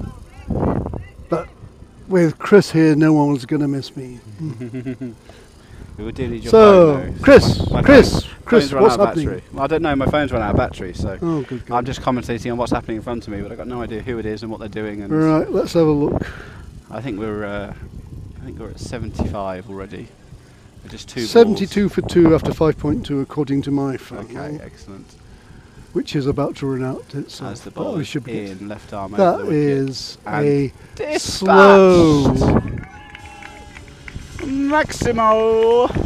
a honour 5-pace of slow Mr. run up with a glitch at the end, resulting in a slow, long hop with no discernible spin to me, and just smashed. So this is Kasper K. He didn't bowl in the semi-final, so I mean they had an almost exclusive pace attack in the semi-final, so Yeah, they I don't know if decided they to think. go with spin, but he's gone for 13 from 3. I don't know if they think the nature of the two Oh, different. Okay, stop, Chris. Describe that. I don't even know if I can describe that. He's taken in. He's come all the way across his stumps. He's gone. Yeah, he underneath wound the it out ball, right to the offside. Wound it out, He kind of kneeled down. knelt down, and pinged it over fine leg for 6. It did not look elegant, No, but it certainly came off the middle of the bat. I think we're going to call this one the Patel scoop, or the Patel plonk, Yeah. which will be lost on an Indian. But as The we're Patel, as what, the Kasper's- Patel cheap wine? Yeah. And Oh. Another So wild hack. who's the bowler? Sorry. So That that's was Kaspar, is it? Kaspar is just bowling very slowly. Oh, and He doesn't appear to be. and the fielding has been spinning atrocious. it. They've let another run go. Poor fielding. You have to say it's kind of falling apart in this over It is quite. for Vienna. Yeah. Pace on the ball worked for them in the semi-final. I don't know why they've tried to bowl spin in the final. As he's in, left arm around It the is a- wickets. And he just gets underneath it again, Yeah. but this time Okay. it's drilled straight out. So to that was mid-wicket. just one run to deep mid wicket, but it was not a good ball, and it could very easily have been 4. No, that's the end of the Um, over, and I would suggest we're not going to see I him don't again. think Kaspar, I would hope, after 25 runs off his over, which is no more than it deserved. Well, I'd say it possibly deserved more, but I presume that Vienna will look elsewhere. well, we've got a quick drinks break for the batters, as Shubman has been in from the start, so it's allowed under the rules. You're allowed a drinks break after 6 overs if you've been out there since the start of the game. So, of course, his friend will benefit from that rule as well. Berlin, 2 wickets down, but the 2 batsmen in are both going strike rates over 200. One of them pushing 250. And yep, this is looking good. So we've got This is looking good for Berlin. Abaid to come on to bowl. That's at number 3. Didn't see him bowl in the semi-final. Strange that they, well, I suppose in the semi-final they got an absolutely enormous score, and they might have felt Possibly. give some people Possibly, yeah. an over or 2 that don't normally bowl. But on the other Whoa! hand, That wow! has gone straight up in the air and is taken at fine leg. Yeah, that was good fast bowling. Good fast bowling. That really was. Completely cramped the batsman up. All Yeah. he could do was put it high in the air. Short even ball, with- kind even of with- on middle stump, and he was leaning over, and he got reasonable contact. Well, even with a 50-yard boundary, but Yeah, fine but- leg didn't move. yeah, that was good fast bowling. Yo, Vienna! So just when we think that they're letting the game get away from them, they managed to drag themselves back into it. So you say this guy didn't bowl in the semi-final? Don't remember him bowling in the 'Cause, like, semi-final. With pace like that, I imagine he bowls more often than not. Obeyed.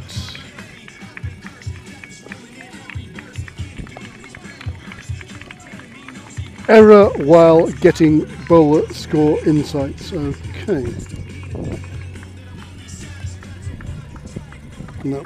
So, I'm sorry, I can't find how he's been doing in the rest of the tournament. No. But from the one bowl of his that I have seen, it was fast, it was accurate, it was short, it was hostile, and it got a wicket. So we'll see what else he's got now. New left-hander to the crease. Of course, Vienna are going to be out without their opening batsman who scored 50 in the semi-final, because unfortunately he departed for hospital in that game after That's a when he full was toss. wicket-keeper. No, it was a full toss he was batting, and he managed to top edge it into his into his chin, unfortunately. Yeah. And obviously I knew he was hitting his chin, but required I didn't realise stitches. he'd I think top that's why he edged had to go it. into hospital. So, but that was quick. So Yeah. I think you're right. That's another quick short ball. I think he was I held think back don't in know the if the semi-final. and it's outside the off stump. The left-hander's off stump, and he had a flash, but he was too slow because the ball was too quick. And he does a slower ball, and that's much more to the batsman's liking. It's dispatched 6 runs. wide of the long Slower leg. ball. The umpires briefly came together to see if it was no ball, but no call from the square leg umpire. So he's got away with 6 and no free hit. So So the 2 fast balls have been excellent. and the one slow ball has been Atrocious. murdered. Yes. So, hey guy, when you got that pace, Use it. It's the Yeah. pace back on. it was a good shot, but it's just a classic not too hard drive for a single into the Yeah. offside. With the pace on, it's treated with respect, but the batsmen were clearly waiting for any kind of variation.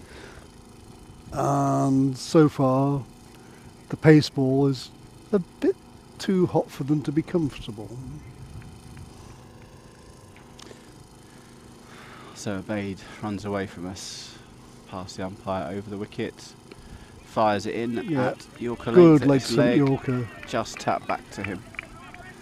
I think it's worth mentioning as well, actually, we've got some VIP guests who have recently arrived. So Scott Page's family are over here in the Prague. I think it's the first time that his parents have visited since his unfortunate passing. So they're over sat on the Scott Page bench right now, on Watching the match on the Scotch Page field.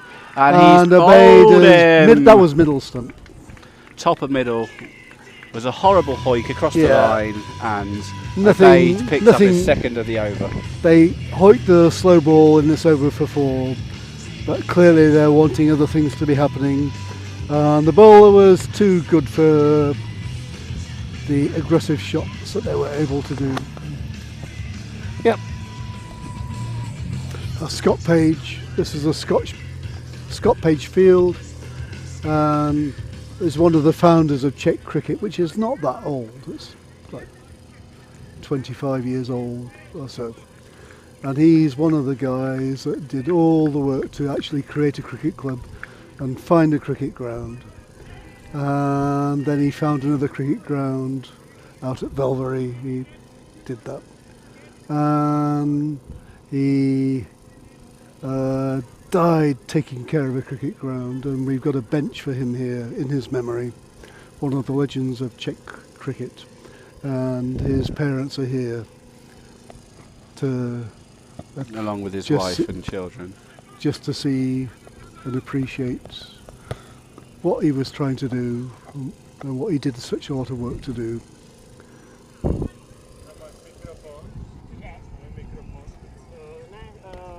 Záběry, prosím.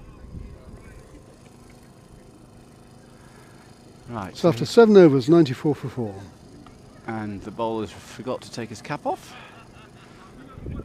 New batsman is Samuel. And the new bowler is Abdul Rahman back? Not sure. Not sure. Anyway, he's in away from us, right arm over the wicket, into the pitch, but Yeah. at leg stump, and that's pulled around the corner. I think they might have got 2 if they'd pushed, but they didn't.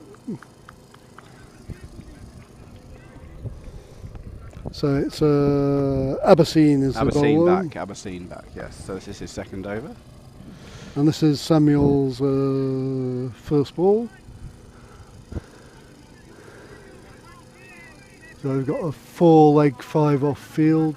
All the leg side fielders are deep, Yep. so I guess they're going to be targeting outside the off stump, Which which worked pretty well, that ball. I think he hit the ground, and that confused the bowler Yeah, and the there was a wicketkeeper who sound. wanted to catch. There was an appeal, but Clearly backed considering on the considering the ground. state of the match, it was not an appeal with belief. Bowler bowling to the plan.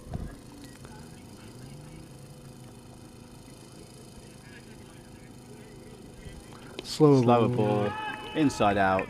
He's got the offside field, but actually he doesn't have any cover. But I don't think it would have mattered. That was a lovely in. So far, the Berlin batsmen have just not been bothered by the variations. No.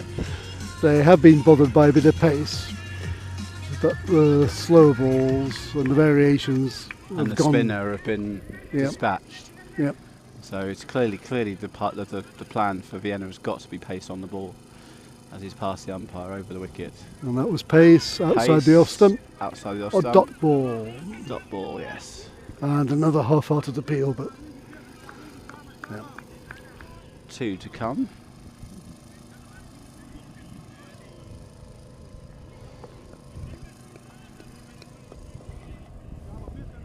99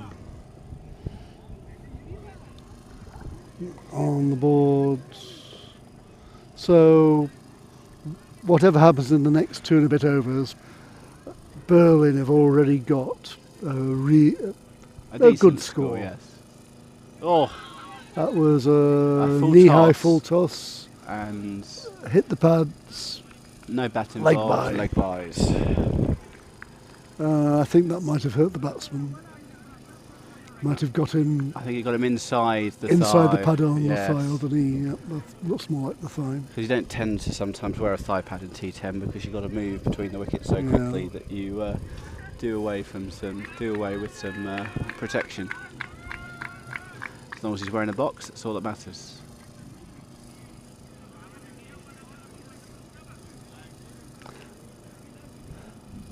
So my dad, Chris, he played a lot of cricket to a standard much higher than me. For like 30 years or more, and he never wore a box. Never wore a box. Had 3 children. Ah.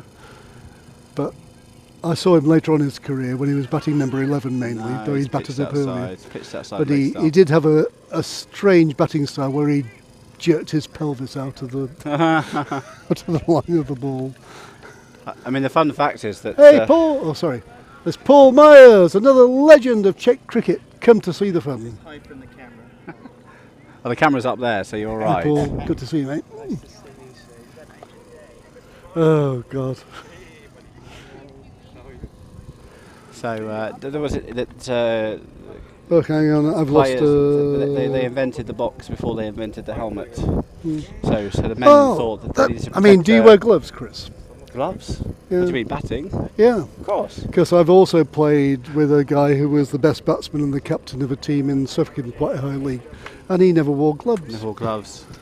It's a grip thing more than anything. It's not so much the protection and thing, it's the grip again, thing. he'd done this for like 20 or 30 years, and there were some quick bowlers in that league. Yeah. I remember we had a guy who used to play for the second team, and he still used to wear a button-up shirt. Yeah.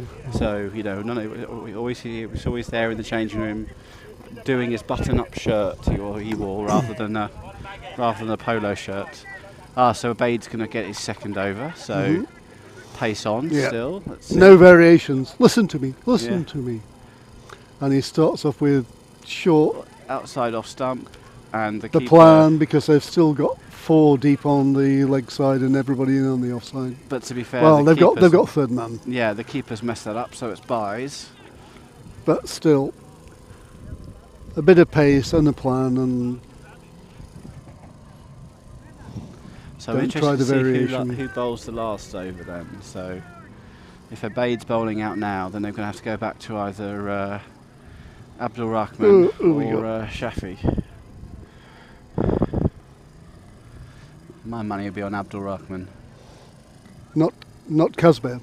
Not Casper, no. 1 over for 22, No, I don't think it'll be spin. as tempting the lower order Abeid batsman. is in over the wicket, and that is a slower Yeah, ball. to the left-hander. So he went fuller on the middle stump. Yes, and I think it was all with the arm. There was no no subtlety in the hand position or anything like that. He just didn't bring his arm through as quickly as he did with others. I think, well, if I was his captain, I would tell him to bang it in outside the off stump. But As he runs away from us and over the wicket, and does and he bang banged it in outside the off stump, and it whistles past the bat. Not kept taken cleanly by the keeper, But no a bye. dot ball.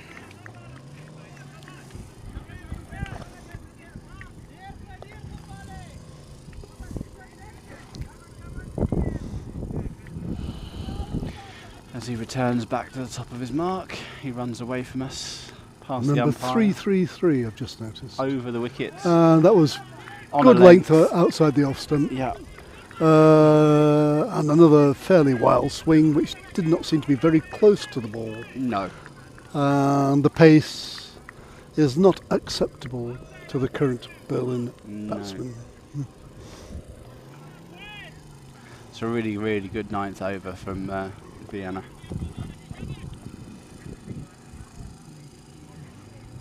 And that was short of a good length, fast, outside the off stump, good bounce, through to the keeper who takes this one cleanly, dot ball. 3 dot balls in a row. I think we've only had 2 or 3 off this over, have we? It's been a very, very good Reaches ninth for the over electronic for Vienna. scoreboard. As Abade bowls over the wicket, short into the pitch. That one Oh, that's got poor more or less the fielding. middle of the bath. I think he's got caught up in the umpire. He's That having a moan was- about the umpire's position, but But unfortunately at this time of day at Vinosh, the sun is very low, so Yeah. the umpire does have to stand on the offside, and 4 preventable runs. So before that there was a bye and 1 run off Yeah. Obeyed, but the last one went for 4. Going into the last over, Berlin 106.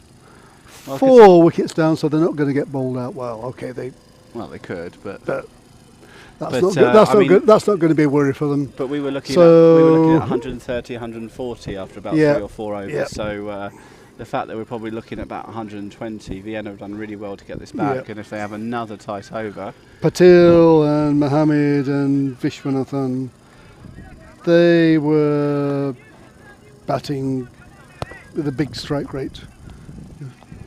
But the current batsmen are struggling. Well, they're not getting out, but they're not scoring at 2 runs a ball. So who got the hospital pass? Abdul has got the last over, number 001 as he's in, right arm over the wicket and through to the wicket keeper again. A big noise, but that was definitely bat on ground or bat on pad. It was not bat on ball. So, Yep. but still, Bit of dot pace ball, dot outside ball. the off stump. Dot. And the Berlin innings has really, really tailed off here. I think we've not had more They're than still- about 10 or 15 runs in the last 3 overs. Yeah, they're still in a good position, but Well, it's always it's good not to have what- runs not on what- the board, but not not where what they they- could have been. yeah. As Abdul runs away from us and bowls. Another good line, another good Yeah. length jammed into the covers for It 1 was run. driven without timing to the covers. So the cover fielder was running in to meet the ball. A single, but no conviction in that shot. I mean, 4 singles from here and Vienna are happy. Yep. They're just tweaking their field. Again, everyone out on the leg side. No, we got square legs coming inside the circle. Yeah, So because we've they've got a points. deep cover Deep at point, cover yeah, deep point, yeah. or point, and deep third man. So Yeah. they need to bring somebody in on the leg side. So he bowls. That Dug into was the short. He pitch. backed away to the leg side, played a cross-batted shot, and it went with no great pace to mid-off, and they take the single.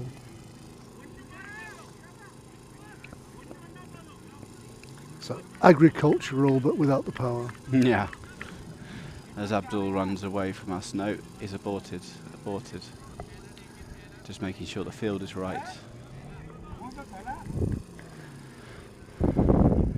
So, as Abdul runs away from us, past Pete the umpire, right arm over the wicket, into the pitch. And The scream is 2, the scream is 2, and Yeah. they're going to get it on the misfield. well, there was a brace of misfields. Neither of them that serious, but it let the batsman come back for 2. And Vienna seemed reasonably happy with that. Yes. I mean, I think anything less than 10 and over, they'll fancy their Yeah. chances.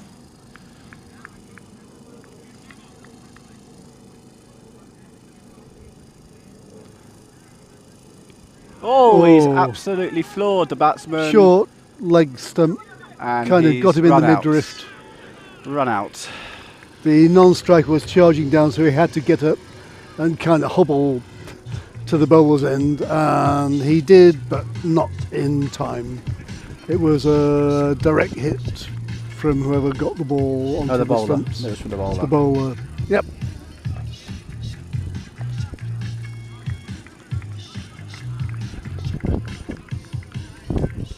So I think quite right for the non-striker just to go, because you never know. But Well, we've seen some Be- absolute comicals. I mean, we saw in the ECS here in Prague when they ran 3 to the wicketkeeper. I mean, they ran to the wicketkeeper. He missed the shy back at the stump, so the bowler wasn't covering it. So they had another shot at the stumps and then missed it, and they ended up running 3. Yeah, well, which involved the batsman I can't remember hurdling a which fielder. match it was, but when I've been commentating in this tournament, there was a single which, after 2 terrible throws, was an all-run form. So we've got, I think, 1 ball left. Yep. So Abdul Beat the ball! runs away from Go us. for glory! Over the wicket. The batsman and he advances. does. It goes. Direct hit is out. No, and he managed to scramble 2. Okay. Very, very well run from That Berlin. was really good running from Berlin. Very The well ball run from went Berlin. nowhere on the offside. The bowler ran, picked it up, hurled it at the bowler's end stumps. Nobody there, went past, and the batsman didn't hesitate and raced back for the second run to complete The Berlin reasonably innings. satisfactory Berlin innings. So 112 for 5, but I would feel that after they were 40 or so off 3 overs, that's not as many as they would have liked. But really great fight back from the bowlers, particularly Abassine, who only went for 7.5. Obeyed pace, just 6 for the 6 for the 6 Two overs. 2 wickets and 2 wickets for 12 runs in his 2 overs. And Ashak was tidy as usual, And- took 2 early wickets. And the Second faster over. bowlers clearly discomforted the later order batsmen. So we'll see if Berlin have the pace, because from that exhibition, pace seems to be the thing on the wicket at the moment. And we'll see you shortly for the second innings of the Prague T10 Challenger Cup 2022.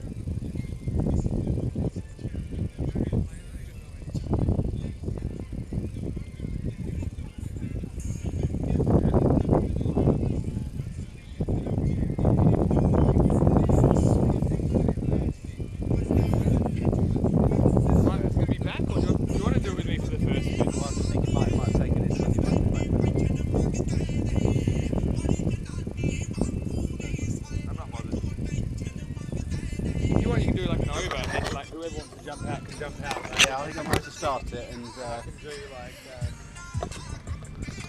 you know, go to 5 overs, and then I can just. This actually forced me to watch the game though, because since I've been here, I've been chatting. I haven't actually watched any cricket. I got here like 2 over marks, you know. I mean, you watch cricket for a living, I'm pretty sure. I realised I don't watch cricket. I like scan cricket on peripheral vision. But I'm too busy doing other shit. You know what I mean? Like.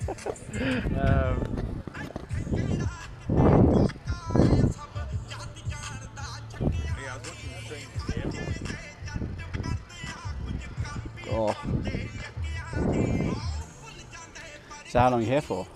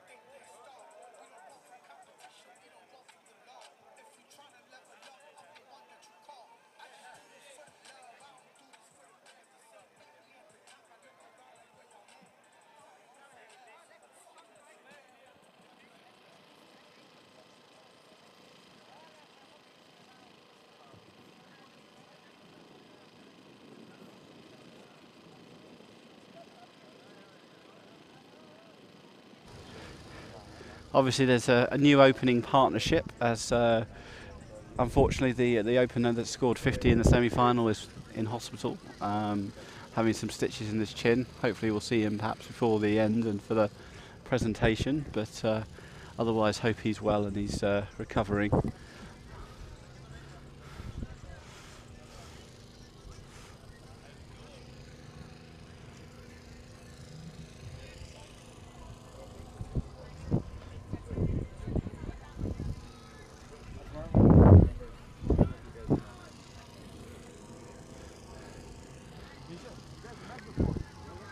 So I think we're about ready to start the second innings.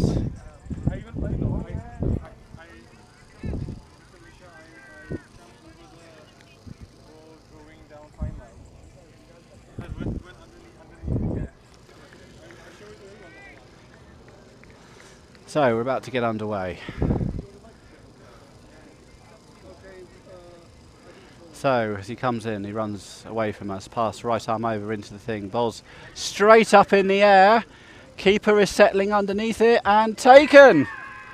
And the Vienna innings gets off to the worst possible start with a wicket caught behind off the first delivery. So not the greatest of starts for Vienna.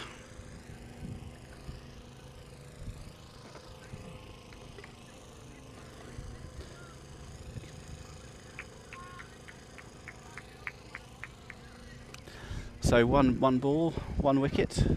It's probably just on Vinny. Probably don't need to say anything. Are you hearing me?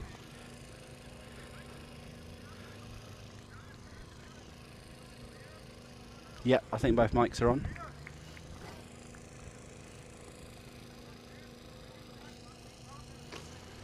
So Abaid, who was perhaps one of the stars of the bowling shows in the first innings, is now walking out to bat. Number 3. So Kasper K, after one over going for 25, the one spin in the last innings, has now got a golden duck. No, more than that. It's as a platinum duck, is it, for the first ball of an innings? So I think it's a royal duck. Is it a royal duck? I don't know. There's so many things. Yeah, platinum duck, ruby duck. I think platinum duck might be diamond you run out duck. without facing a ball off the first ball innings. Anyway, hi Chris. Hi Vinny, welcome to the show. So Ramados is away from us, and that's just pushed into the covers, and there is no run. So yes, we've got a guest commentator for the first half of this second innings, and Mr. Maximo, welcome to welcome back to Prague. You've already been here for the ECS. Yeah, I have been here. I've just got a couple of days off, and Prague has to be one of my favourite cities, so I'm super excited to be here, and I'm really excited that for me, I'm excited the tournament's delayed. Yeah, just long enough for you to get involved. I was very aware of it. Obviously, I follow it quite closely, the Czech cricket scene here, and I was only I'm on vacation from today, actually. I was arriving at 3 p.m. and I thought probably not quite enough time to get down, but because of the unfortunate circumstances yesterday with the games being postponed, here I am. Yes, as Ramdos comes in and bowls, full length again, worked out to mid-wicket, and there's 1 run. So, I mean, it looks like a really exciting atmosphere. This is one thing I love about this ground is when it's filled with people, and I love the T10 format for getting lots of different teams and players together in one place, and it really has that community feel. It does. And, my first exposure to T10 was the ECS last year, and, it was my first exposure to Czech cricket, and it was really, really good. And, it's just a wonderful, as we see a wonderful cut shot from Shafi, picks up the first boundary of the Vienna innings. Yeah, he's absolutely banged that. It was a bit too short and a bit wide as well. And something I've noticed here, the boundaries, kind of T10 style boundaries, aren't they? I think we're going to see some high scoring. I think that 112, I mean, if you bat well, you can get there. If you don't, you won't. I think it's one of those kind of middle of the road targets. Yeah, absolutely. I mean, I think, we always look at a pass score of 90 in T10 cricket. 9 and over, that's a boundary plus a few runs, but it's a fast wicket, it's bouncy. We're on the 50 yards like we're doing for the ECS, so there's plenty of opportunities, and only 2 fielders out for the opening as he comes in and bowls again and just blocked down, and there is no run. Yeah, that's smart. I don't think you have to go after every ball. I think you just realised if you went through with that shot, they got the deep forward square leg out, and probably brings him into play. So end of the first over. End of the first over, so 5 for 1. So, it's a contrast because Berlin Cricket Academy came out of the blocks. They scored about 10, 12, 13 and over for the first 3-4 overs, but crucially lost 2 wickets in that power play, and never quite got the momentum going after that. I think it's just really important to not fall too far behind the rate. You're putting a lot of pressure on. You don't want to overvalue wickets in this situation. I think, put away the bad ball there. But you want to kind of be looking at that 11 and over as a benchmark. That's what you're chasing. And once it gets over to a ball, I think, it gets a bit tough. It looks like they're going for some spin here in the second over. Yeah, so there was, we saw in the first innings that pace-off didn't work. No, he's still a quick bowler, but he's coming off a short run-up. I was going to say. Just to throw us. I said that, and then I saw the keeper back. But he was getting some good movement there, just didn't direct it. Nicely Pete Vincent out there, and Pradeep Gangappa doing a great job. Absolutely, they've been here all weekend. Wonderful chaps, and doing a sterling job with the umpiring. The umpiring has been improving, for sure, over the last couple of years. All across Europe, though, not just here. Oh, hello, we got... Oh, no, just 1 bounce to... Now, I've heard that when I was last here, which I think I'm going to say it was in May, towards the end of May, maybe start of June, you were about to go for knee surgery. I heard not only have you had the surgery, you've come back and you're bowling and you're taking a bunch of wickets. Now, what's going on there, Chris? I mean, one of the reasons I had the knee surgery was so that I could play cricket again this season. So maybe a little bit earlier than I wanted to, but big shout. No, nothing from Pete.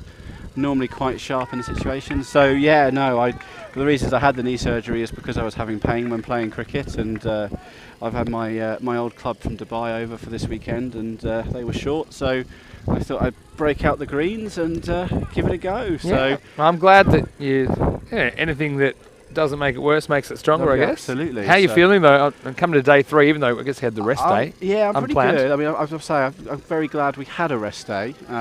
Turning 40 later this year, your body can't do what it used to do when you were a kid. Tell me about it. No, I mean, I might be suffering tomorrow, but... I actually one thing I miss about playing is the general soreness on a Monday morning. It just lets you know you're alive. You know what I mean? Yeah. After maybe wicket keeping 2 days in a row sometimes. Yes. Big appeal again, but Mr. Vincent was straight there with the wide signal, and it looked like it was right. It looked like it moved past the bat rather than any contact with the bat. Right on it there. Again, the more you do of this cricket, even when you're umpiring, I think you get with the pace of it, and he's ahead of the game here, Pete. Same with Pradeep, I'm sure. Another wide. No, it's called no ball. This is no ball for pitching off the pitch. Pitching off the pitch. Well, it might have been a run-out opportunity as well, believe it or not. Yeah. I think the batter doesn't quite get there in time. The ball beats him. So it'll be a no ball and a bye, and I guess that means there's a free hit coming up. Free hit coming up, Vinny. Indeed, it is. So a beautiful day here. I find it really hard to believe that yesterday the rain was such a factor, because it looks like a beautiful summer's day in Prague today. I mean, the problem with the rain yesterday was it started about 1 o'clock in the morning, and it was heavy and incessant all the way through to about 11, 12 o'clock. I have spent time here when it persistently rains, and it's not fun. And even though the radar showed that it was going to be very rainy for the whole day, and that second rain never came, so we didn't have any rain after about 12 o'clock. Yeah. But we still need time for the pitch to dry, the outfield to dry, the pitch is recovered. Yeah, for sure. Safety takes paramount, and there was a lot of frustration in the team's group, but it was the right decision. And all we managed to sacrifice is that the final pool games were reduced to 5 overs, but the qualifiers and the semi-finals and the finals have all been 10 overs. Yeah, I think that's a sensible decision. We had to do something similar with the ECL finals week this year, the championship week, where we had 3 days lost. I actually found the 5 over, or the 5 over fiesta we were calling it, I actually found it really entertaining to watch. Yeah. I mean, the whole game wrapped up in an hour, and I found myself, sometimes if I'm on the plane somewhere, I want to watch a quick game. It might be an hour flight. A 5 over game. It's all wrapped up nicely. I got to say, it was all action. Yeah. And you missed. And that thumps down the ground. Vinny's after it, and his microphone is everywhere. But he's fielded it back. 4 runs to a bay. It's probably a bad decision, because I forgot I'm wired in. But at least I saved the ball going further. Yeah. Yeah. Now I'm coming off. I was under attack actually the last week. I was just been in Rome. I've been in Italy actually for 5 weeks, and actually twice I had balls drilled at me in the commentary box. It's a toe end, and he's still going to get away with this. He's going to get a pink single as well, as there's a misfield. So one time we had a huge cricket fan who's only about 9, 10 years old, I think. It was one of the fans, and he was my guest commentator for 2 overs. Nice. And then a flat off drive got belted into the cube. Now, luckily, I was able to kind of step in. It's almost like when you step in front of slip and it's stuck. Otherwise, it could have been some trouble. Yeah. Anyway, looks like the end of another over. Yes, so a better second over for Vienna. They're 18 for 1. So 18 for 1 after 2, hey? So it kind of gets them a bit more on track. Yeah, power play batting's funny. Some batters like it, some don't. Yeah. I would say, people always say, the power play, it should be easy to bat, should be really high scoring. But it kind of goes both ways, because you're also dealing with often the best bowlers of the other team, and you're also dealing with a new ball. So I think those factors kind of counteract each other, right? I found today when I batted in the power play that you just feel a bit constricted as a batsman. You feel like you're forced to play shots and we've got a massive...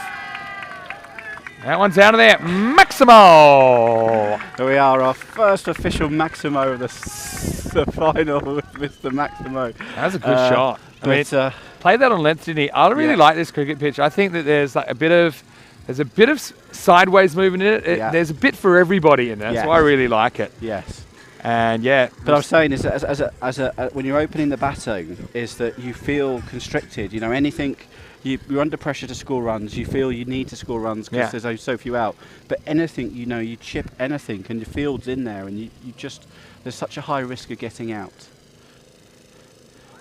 Yeah, it's hard to know where the line is between aggression and insanity. Yeah. That's often what I say, and I think that some people like that, some people don't. And if you look at teams, probably even at the higher levels at T10, we've seen a lot of the international teams, they will have 8 genuine guys that can all bang the ball. Yeah. And they overcome that. They say, you know what? They'll go out there, they might hit the first one straight up in the air, get out, and they're not bothered by it. It's a different mindset you have to have. But it's also different if you're relying on 2 or 3 batters. Yeah. They value those wickets. But watching a lot of the highlights from the ECS over the last few weeks when you guys have been in Italy, and the number of catches on a 50-yard boundary, you see just 10 yards in, because people really do try and go for it and just end up skewing it. The thing is about the boundaries around 50 metres or 50 to 55 is that you have less dead space on the field. So things are generally sixes or catches or catching opportunities. Less balls kind of fall between the infield and the outfield. I think it just makes for a more exciting game at the end of the day. So Ramados back in over the wicket and wild swing, but hits him on the thigh pad and goes nowhere. Getting away with a couple of these. I mean, these are balls drifting into the pads. I don't know. Maybe he's trying to hit them a bit too straight. I think you can probably go a bit more horizontal bat with this, because you've got a very fine leg. You've got a big gap between him and the guy at square. Now we'll see a field change, actually. maybe a sign to give the bowler the signal. Stop bowling the leg stump. They brought the deep mid wicket up. They put the long off back. Long off. Yeah. No one square of the wicket. That tells me this is going to be full. It was full. And given out LBW.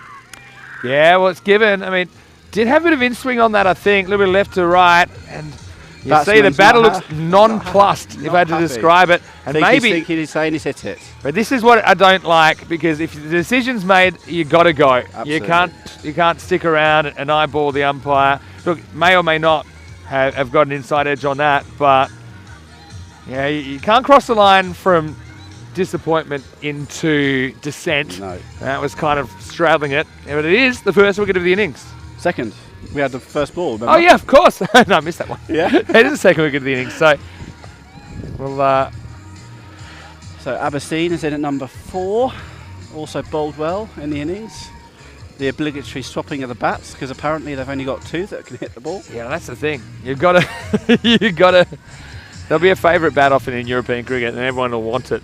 There's a bit of a hierarchy of who gets it. But anyway, we'll get a new batter at the crease. And I remember a lot of these guys from ECS Austria back in 2021 when I was there. Didn't have a lot of luck on that occasion. Didn't get the results going their way, but obviously I think all the players would say they love the spectacle of this game. I mean, it's over quickly. Also, for those that are juggling commitments, family commitments, for example, you know, a game wrapped up in 2 hours is actually a pretty good proposition. Keeps everyone happy, and you still get probably as much action in a T10 as you'll get in a T20, just in half the time. Oh, yeah. I mean, we played some 5-over matches this morning, yeah, and that felt frantic. And then we played the 10 overs, and suddenly the 10 overs felt almost test match-like because you played 5 overs first. Yeah. I can see Aaron Ashokan's in the chat. Hello, Aaron. Hope you're well. Where's Aaron? Haven't seen him down here. Aaron's been in Finland this week. Of course he is. Captaining the national team. Yeah, that's a very good point. I should have known that. So they beat... how was that chase against Switzerland? You guys chased 183, right? Yeah, I mean... I saw that Saze Bouyan made some runs, the Beast made some runs, Zilmstein made some runs, right? I mean, it's as a follower of the Czech national team, it is so frustrating when you see them. They powered to that victory over Switzerland, the much higher ranked team, and yet they completely messed the run chase up against France, which left them behind the 8 ball in the tournament. And you know, they ended up winning, I think, 7th place by beating Bulgaria today. Yeah. And you know, they're a much better team than that. Short form cricket for you. Sometimes it works, sometimes it doesn't. No, Gustav McKeown, who's playing his great cricket in Perth, my old hometown, has been making a bunch of runs. Yeah, look, this is the thing. I just think it's good to play more matches, whether they're against higher ranked opponents or lower. I see some countries, and Czech Republic isn't one of them, not saying that, but they're a little bit gun shy at playing teams ranked above them. But I think that's how you get better. And also, there's that incentive that you get more points for beating a higher ranked opponent. Yeah. I just think more cricket's better.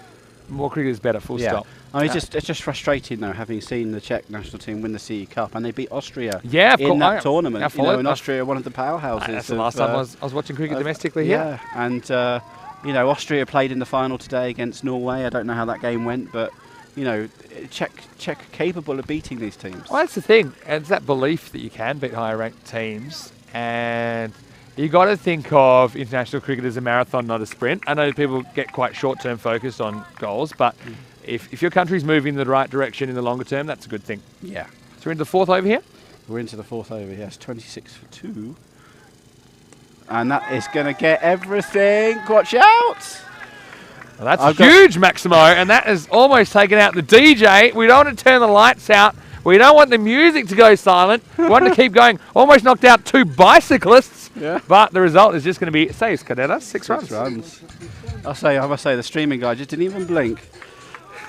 Now, we've had a few incidents recently. The officials' tent was probably in this position in Italy, and we had some near misses. First, we'll see, this could be a chance, though. Fielder's coming in. He tries to turn into a catch, and then he completely messes it up. Doesn't do one or the other. It's going to be 4 runs. Yeah.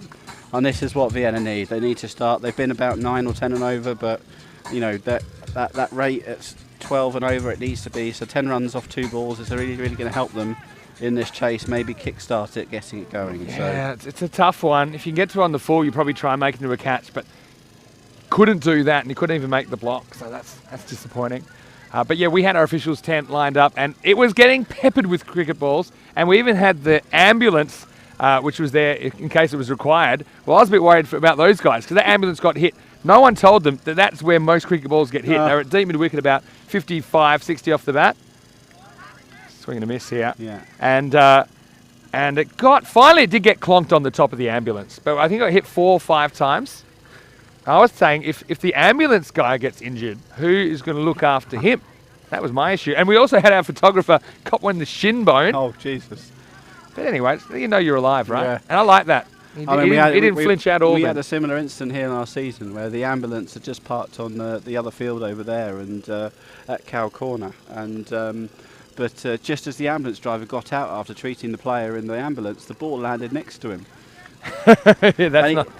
He just looked at them and said, "It's like, what are you doing, hitting the ball towards us?" Sort of thing. It's like, "Well, I'm sorry, you don't understand cricket because you're a Czech ambulance driver." Yeah, well, that's the only way they learn the hard way. Hey, that was really good keeping down leg side. It's good footwork to get down there, and potentially saves at least 1 extra run, potentially 4 extra runs. That'll be re-bowled.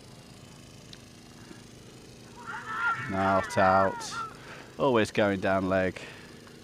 Someone left in this over. And how are they tracking here? We're at 37. Yeah, they're just slipping behind ever so slightly. Not so far. I mean, if they need one big over. Yeah, you can make it up in 1 or 2 balls if you get half a dozen to 10 behind. But you don't want it to be a trend, I suppose. And the batters there doing a good job. They're scoring better at run a ball. You can't really afford a slow start to your innings here. No. He's down the wicket again. Just the one. Not a bad finish to the over. So it'll be 38 for 2 after 4. A bit of gamesmanship between the batter and the bowler as to whether he's taking a second. I got to say, the one thing that I've noticed, I'll just do one more over with you, Chris. 'Cause I know Martin's around, and maybe he was around. There he is. Yeah. But I was going to say, the one thing I've noticed is that everyone seems to be enjoying the fact they're out there on the field. I know it would have been really frustrating for everybody yesterday that that they had to wait to play, and even here the final with a lot on the line, but the players are enjoying it, and what a great vehicle to move cricket and join cricket communities. That's what I really love about what we do at ECN, and that's what I really love about a tournament like this. We've had clubs from Norway, Austria, Germany, United Arab Emirates. Maybe you know what I should do? This is my job for next year, right? It won't be easy because we have a 44-week calendar, a 45-week calendar now next year. Wow. But I would like to. We're always talking about having an ECN team. Yeah. We've got to get an ECN team together. Yeah. We've already got a name. We're the ECN Dogs. Oh God. DAWGS. Dogs. It was a name that was thought of at about midnight. It's a team that got created and has never played a game because we wake up the next morning and think it's a terrible idea because how are we going to slot it in? So Mustafa's on and. What do you think about that? Do you think we get the ECN Dogs? Oh, I think we would welcome the ECN Dogs. We've got a few decent cricketers. Maybe we can even get Dan Weston, the founder, in. Yeah. But then I'll have to fight him for the gloves, so I'm not so sure about that. Dan's a very good wicketkeeper. Played a lot of international cricket for Germany. But we've got some good players. We've got Mars, who plays in Hungary. We've got Stefan Gooch, who has the best ECN bowling figures of 6 for 2, even though he's not a bowler. I think I'll hold on to that record for a while. Yeah. Oh, it's a lovely slower ball from Mustafa. It's really effective taking the pace off sometimes in this form of the game. Yeah. So Martin's hovering back. That's good. Because we're almost at the halfway point of the innings. So it's been really nice to come in and have a cameo, though, Chris. And I'm just so happy to see cricket on a Sunday afternoon in Prague. It's beautiful. And it's been delightful to have you, and I hope you enjoy the rest of your holiday here in Prague this week. I feel like before the end of the over, something's going to happen. So I'm not going to leave you before the end of this one. As Mustafa is in. Good length, pace off, dugout. So I'll tell you something interesting that's been happening lately. So I was coaching with Corey. I was commentating with Corey Rutgers, who's the Spanish national team coach, and he's always been pretty innovative. And he spilt to me one of his indicators because the ECC is coming up, which is the international T10, right? And he said he's doing a traffic light thing for each batter, and it's just primarily on intent. Right. So that he would get a red light for that, for no intent. That one will be a green light. That one's out of here. That's maximal 6 runs. And I guess the theory is that he wants his batters showing that intent. And sometimes it'll work, sometimes it won't. But when you've got a long batting lineup and you've got a high standard of batters as well, then they don't want to be sitting on their hands. They want to be going for it. That was a really nice shot. Slow ball picked and dispatched for 6. Yeah, absolutely. So he was saying he wants 80% of the should be green lights, and otherwise he's going to have words with the batters. So it's an interesting way of talking about it. It's more about the attitude, not the result. This one should be stopped on the one bounce. But it would still get a green light. Yeah, they'd get a green light. Yeah, and that's what he's talking about. And he's saying, look, you don't have to go after every ball, but we want you going after most. Yeah. We don't want people... You're taught from a young age in cricket to value your wicket, so it's very hard to untrain yourself for that. And you still want to value your wicket, but you don't want to overdo that in a game that's 10 overs and want to save face and stay not out when you're maybe not going as quick as you should be or other people could be. Yeah. So Mustafa comes in last ball of the 5th. And this is... Oh, I got to say, I wasn't convinced he'd even pick that, but ultimately it was a comfortable catch. I mean, he made that look so easy. He might have even had his eyes closed. Yeah. He was so relaxed under that, and he's still just sitting, tossing the ball to himself. So, before we leave you, Vinny, 66 off 30, 47 for 3. Are you favouring the batters or are you favouring the bowlers? I just think 66 off 30, it's above 2 a ball. I think runs on the board, and if you talk statistically over all the T10 cricket we've done, I think I've done something like 1,600 matches now, and we've done over 2,000. I think 54% of the time, the batting team that bats first wins. Yeah. So I'm just saying there's extra pressure when you're batting second. You need to do it rather than just going out there batting with freedom. Yeah, for me, my money's probably on the fielding team here. But thanks so much for having us, Chris. Thank you, Vinny. And thank you, Martin, for just stepping aside for a second. And I've actually been listening to you guys at the airport, believe it or not. But I'll hand you back to Martin, and I'm going to enjoy the rest of this 5 enjoy the beer, overs. And enjoy the cricket. Prakash is paying me in beer, so you can't go too wrong with that. Absolutely. Best of luck, and I hopefully see you again soon. Hey? Cheers, Vinny. Thank you very much. Cheers, mate. Yeah. So there we go. Mr. Maximo predicts a Berlin win. So let's see if Vienna can prove him wrong. So only a Berlin win on 54% of this innings. Yes. Well, we left, so we left the European Union on 52%. So 54% is a pretty good number in my book. So 46% of this innings is going to be a... Yeah. We don't have the Wasp, unfortunately, Vienna to win. tell us what the actual answer is going to be. So the captain, I think, Sudesh is going to continue. Mm-hmm.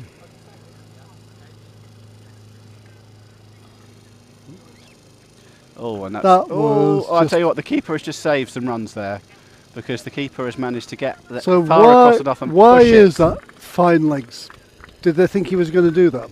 No. That fine leg is really fine. He is, and I think it's just because he's inside the circle that he's there. I mean... but it's like they want to backstop.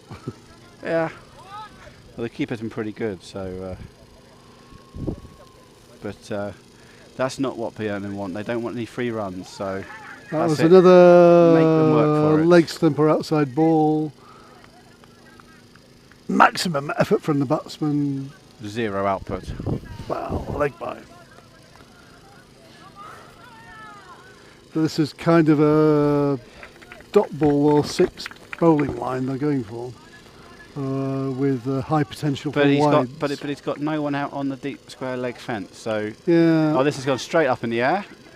Deep mid wicket's coming in and won't quite get there. So they run through for 2 runs. But if you get a bowl at leg stump line, you need protection on the leg side. Oh, yeah. And they've only got 1 man out on the fence. It seems some very odd captaincy, It especially seems, the captain it is the seems to bowler. me that they know it's going to go on the leg side, but they've got They got 3 5 feet, 3 on the fence, 3 deep on the offside, and yeah. So far in this over, I don't see how anything could have gone there. And I don't see. Oh, okay. Well, fair there you enough. go. What do we know? I see Vienna have Bowling realised the captain, we urgency. bow down before your wisdom. Yes. Vienna are realising their urgency now. They're starting to push. So that was the a twos. leg stump thing, for unknown reasons, squirted by the batsman into the offside, Yes. and they get 2, which, from their point of view, is good enough.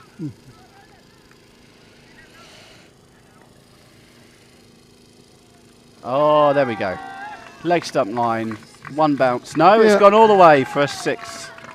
But another Maximo.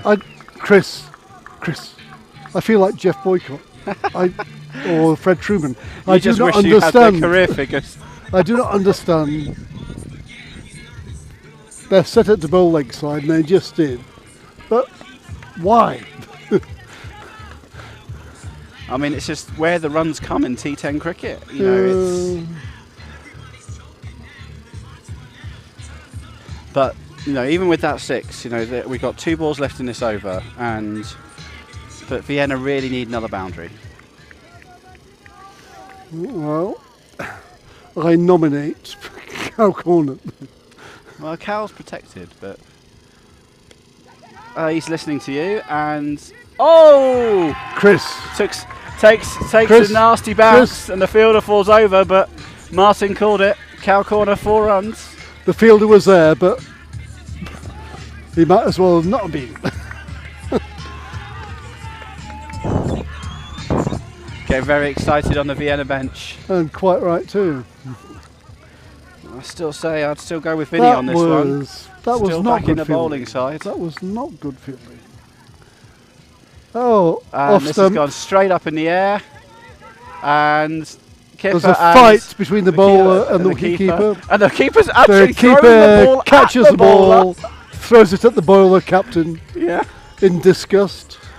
But it's a wicket. It's a wicket. Yay! Yay for Berlin. So 17 runs off that. Required rate's 12 and a quarter. Am I allowed to call that over indifferent? Well, I think with the wicket off the last ball, it's certainly Mediocre? well.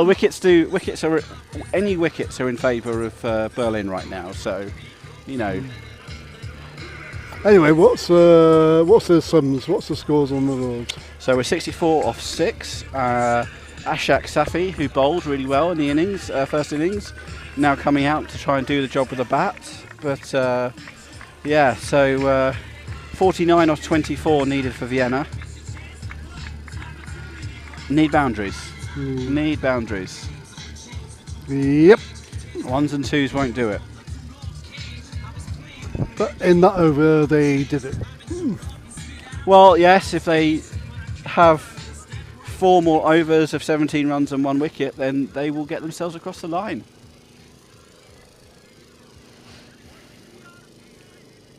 So Mustafa is back. He was an absolute bundle of energy. He fielded for us, and anything that went near him, he was all over the pitch. Yep. I didn't realise he wasn't the captain when I was commentating, because he was telling everybody what to do.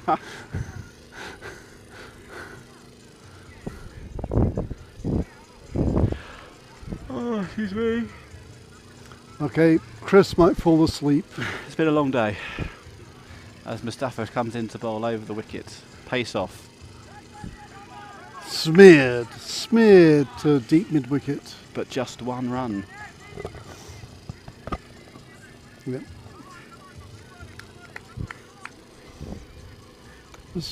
So what did you do on your off day yesterday, Colin Chris? I went to Vista, which is the expo and showground in Prague, as there is a massive Scouts Jamboree that starts on Tuesday. Oh, I didn't know so that. there's about 4,000 scouts from across the Visegrad nation, plus a few visitors. Wow, good smear. Including British Scouting overseas, which is what I'm part of. So we were just making final preparations for all the young people and adults that are going to arrive in Prague starting from tomorrow. So I myself am an ex-scout. Ex-scout, yeah. So yeah, just getting ready, and then we just met up and made sure we've final logistics ready for.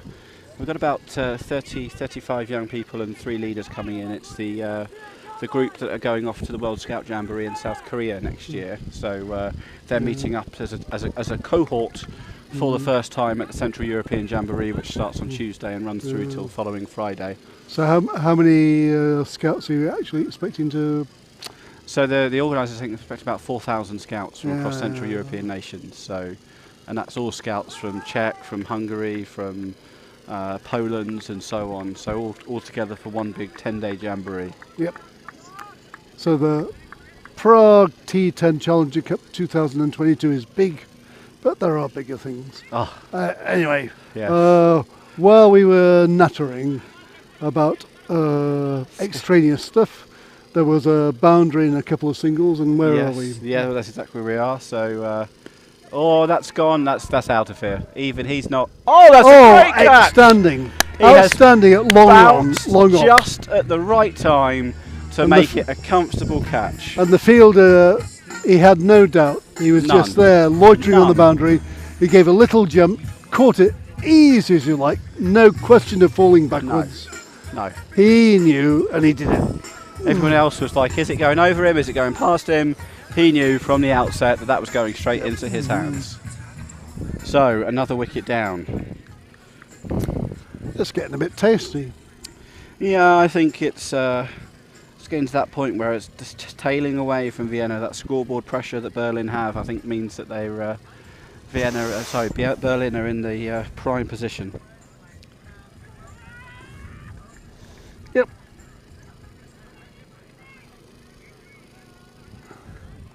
But I think Vienna, with the lower order coming in, they're probably going to go a shotter ball. Yes. And it might come off. A few edges, a few meaty blows. Thing is they need sustained boundaries to get them over the line. So 43 and 20 balls. Berlin are really expecting things to be whacked into cow corner, looking at their field. Well, he tries to indulge, but it's just gone to square leg. Yeah, that was backward square leg where that one went, and the square leg fielder had no trouble keeping it to a single. So one ball left in the 7th. They really could do with a boundary here. Well, and That he's was bottom edged it to the keeper. Tantalising slow ball just on or outside the tram lines of the off stump. And the head went up and the butt swished, and it was a bottom edge into the pitch. So the required rate's up to 14 now, so we're now, more than 2 a ball. Let's have to say that the 54 prediction is three overs to go. Yeah, 3 overs to go. I think. How many runs? The 42 needed, so 42. I think that 54 is up to a good 70 something now. A few sixes. Yes. I mean, if Vienna don't clear the rope at least 3 or 4 times in the next 2 overs, then this game's gone.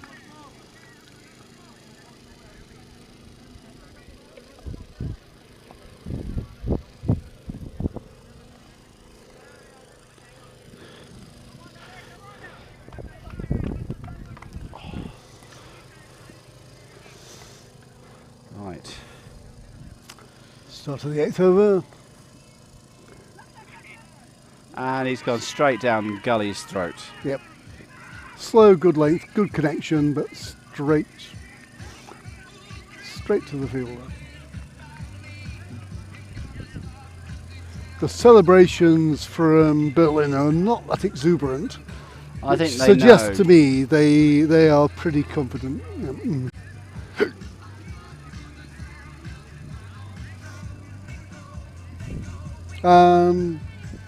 If I were in their position, so would I be.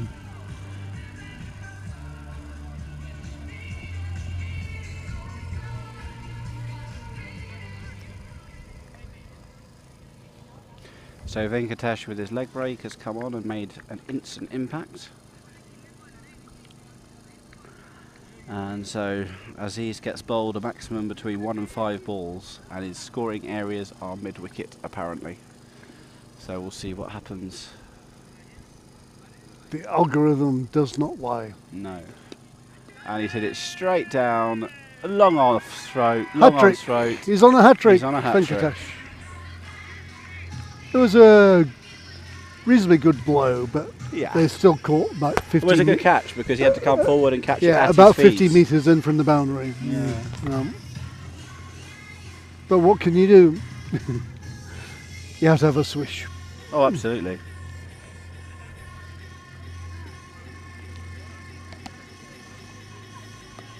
The non-striker is beating the ground on his pads with his bat.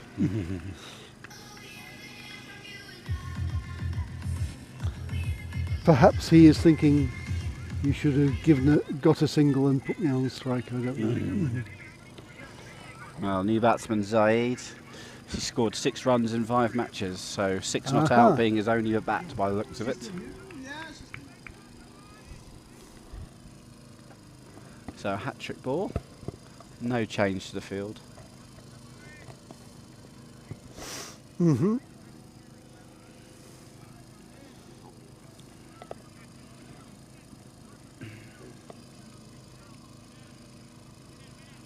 Now normally I'd be saying bowl full and straight, but that doesn't really work for a spinner, does it?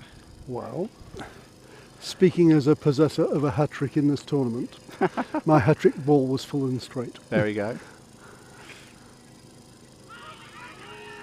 Big That shout, was nothing. a big shout. It was not full and straight. It was good length, straight and turning away. Oh yes, I heard you had a hat-trick earlier, didn't you? Yep. I mean, we got slaughtered. But yes, I got a hat-trick in the last over. That ball has been slaughtered out over the mid-wicket boundary was a good for one. 6 that runs. was a good one. But with 36 needed, still going to need another 3 or 4 of those. And we've got number 9 But the batsman clearly, 7 and 9 in. clearly can reach the boundary. Yes, he can. And He has another go, but no timing. brave strategy from the bowler. Kind of, I was hit for 6. Okay, I'll lob it up, and it worked. 1 run. I think with tail enders, that's a good strategy, isn't it? Well, Because that's how I got a lot of my wickets. For those, well, yeah, you wouldn't know. I am a very slow bowler, and that's how I get my wickets. Hopefully caught it long off or long on. Oh, I think your phone's died. Yep. But we've had another 6. So maybe this game's not quite as dead as we thought it was. Okay. So maybe there's still something So in both it. your commentators' phones have run out of battery.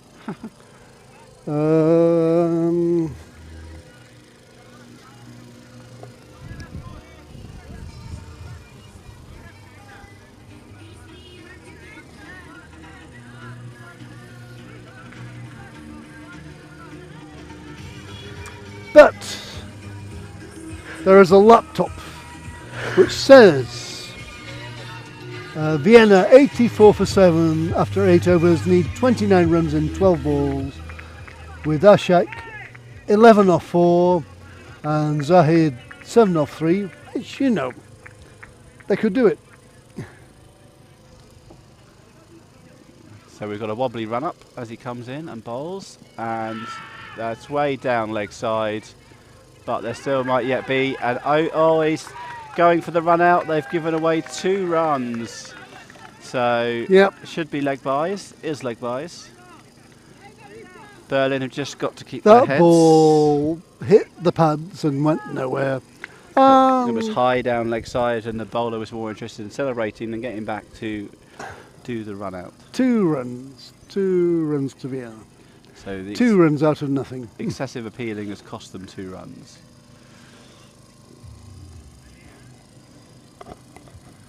As he comes in, he wobbles in and bowls. And a massive swing and a Yahoo! miss. Ball outside the off stump, missed. A dot ball. Looks like there's a little bit of needle between batter and bowler. There's a conflab between. So for me to update the score, I actually have to get up and walk 1.32 metres, and I'm not sure I'm going to do it, but I'll do it after the next Don't one. worry about it. We can keep track from here. So, so 84. That's 86 now, with 10 balls remaining. So 27 needed off 10. Definitely boundaries. Won't do it without some boundaries.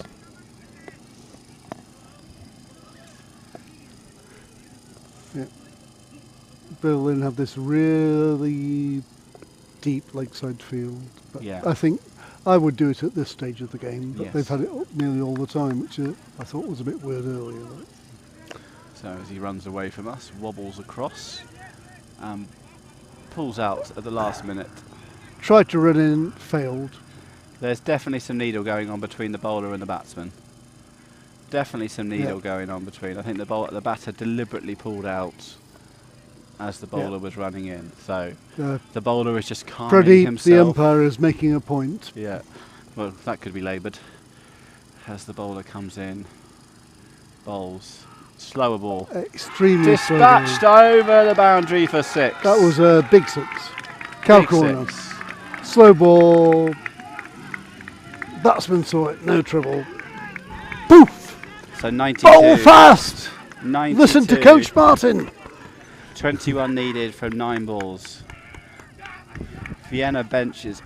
The off Vienna their- bench is on their buzzing. feet. They're buzzing, yeah. I haven't heard much from them, but now they are buzzing. Another ball, and this is going to be caught out. Yep. It is caught out. It was his normal pace, just short of a length on the off stump, carved out to the cover fielder on the 30-yard circle. And there's still some needle going The- on.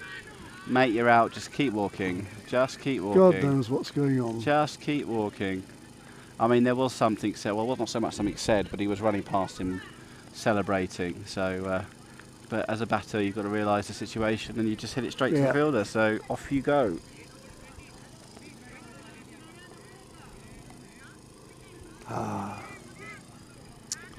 So still 21 off 8 deliveries needed. I used to play the Yorkshire Evening League, where the games always run over because of arguments between Arguments the about umpire. cricket in Yorkshire? Never. God. And they're so vicious, you know. As he starts his run up, he's wobbling in, and he bowls. It's a good wobbly run up. Yeah. Flat batted out to long off, and the misfield, they have taken a comfortable 2 in the end. The outfield here at Vienna is not the smoothest. Chris said misfield, but you know, he really can't trust the bounce. So he stopped it and recovered quickly and held it in, but the batsmen were pushing. Yes. And they got the second Still run. need boundaries though. But it's not a place where you can just run in and trust the bounce. 19 off 8.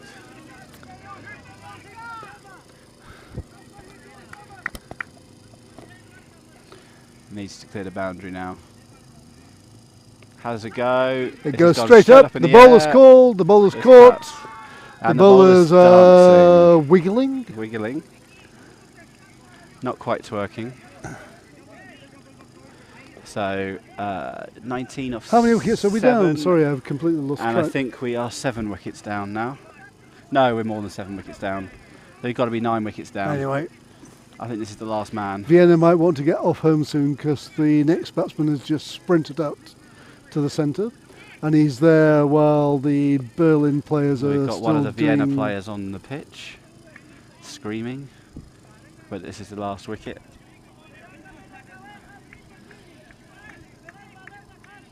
So 19 needed, 7 balls to come, and 1 wicket remaining.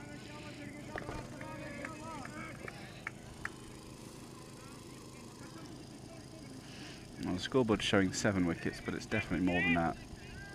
Hang on, I'll go and have a look at the electronic one.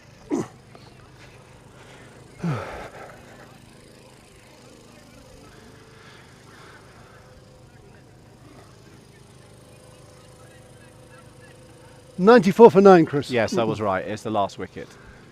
Oh no, of course it's the no. They're changing it on the scoreboard now. So now it shows 9. So 19 needed from 7 balls with 1 wicket. No, 6 balls to go. So 19 off the last over, 1 wicket in hand. Leg spin Time for bowling. glory for the Vienna batsman. And the first one is out. Oh, fantastic! 13 off 5, 1 wicket remaining. Right over the head of the square leg fielder. Get off 6 the pitch. runs. Vienna, get off the pitch. I'm going to have to go sort him out. Sort them out, Chris.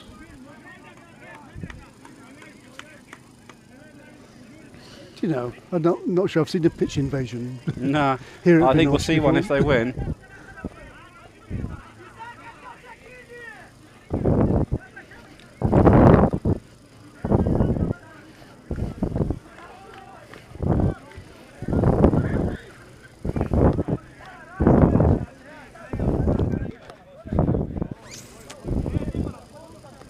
So next ball, it's smeared for 6. Successive sixes. First over square leg, this one over cow corner. The bowler bowled a slow ball, hoping that the batsman would mess it up, and the batsman did not mess it up. The batsman creamed it. 106. 4 balls to go, 113 to win.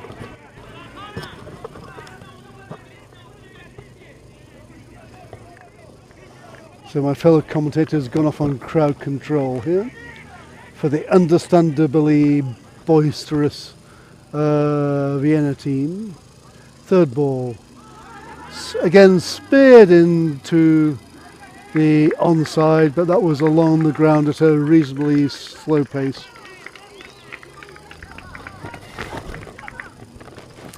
For a single, 3 balls to go.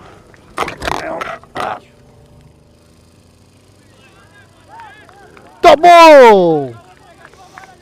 On the leg stump line, touched the batsman, missed. 2 balls to go. 7 runs off 2. Slow ball, good connection, but straight to the mid-wicket fielder, who steadied himself with a badly bouncing ball, got his body behind it, got his hands to it. 1 run, 6 to win. Hang on. Yep, 6 to win. Last ball, 6 to win. Yeah, no tension. Bowler comes in slow outside. It's a wide. It's not a wide. Okay, I thought it was a. Berlin have won. The bowler trusted himself. He bowled a slow ball right on the offside tram lines. The Vienna batsman didn't even try to hit it. The umpire did not call wide. And Berlin have won. Berlin are the champions of the 2022 Prague Cricket Club T10 Challenger Cup, defeating Vienna in the final by 5 runs. And they're kind of jumping on each other on the outfield at the moment. Wow! That was much more intense and interesting than the quarterfinals. And Vienna were right there and they were batting really well. But in the last over, it was strike or sink, and they sunk. But just a fantastic display by both teams, a really entertaining final. So, once again, the winners of the Prague Cricket Club T10 Challenge Cup 2022, Vienna, as the players shake each other's hands. And I'll say goodbye until the presentations.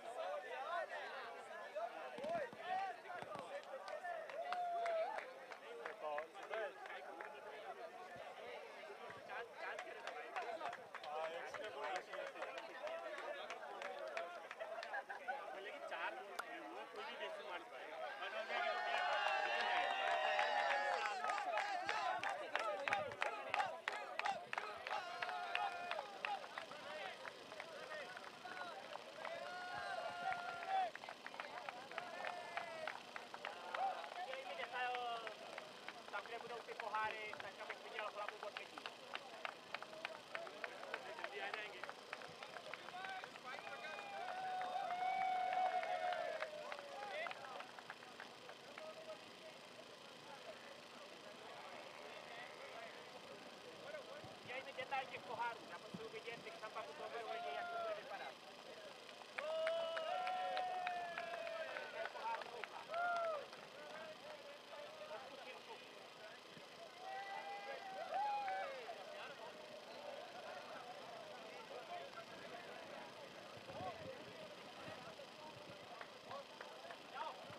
The 10 is okay. Trophies. 10 is okay. 10 okay. Trophies.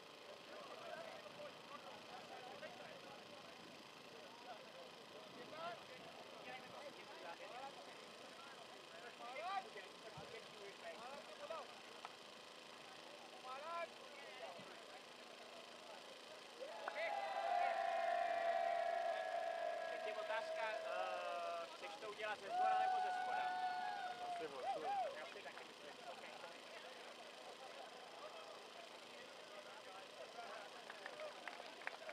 Taky tam teď jenom nějaký čerstvý záběr na to, jak to připravujou. Jenom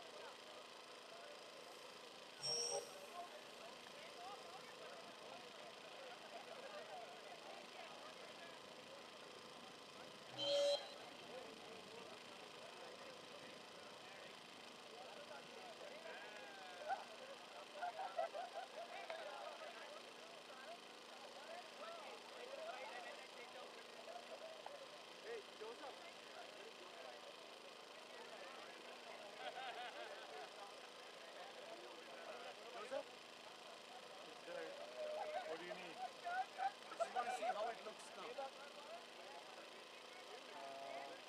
can see the stream on the right one.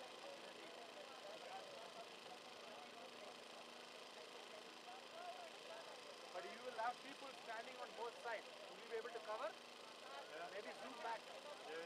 Yeah? When they come, I'll zoom back. Both sides. Yeah?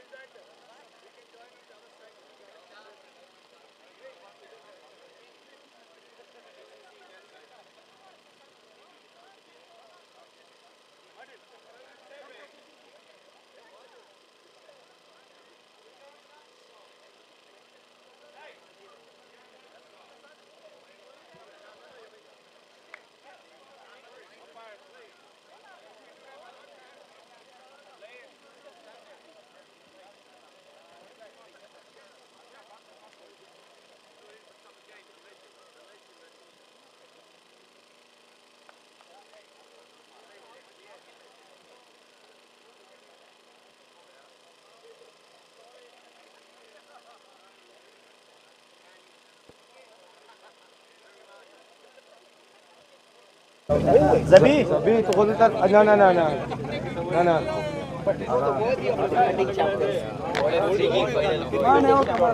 It's a worthy of beat them in the semis. The defending champion. They were the defending champion.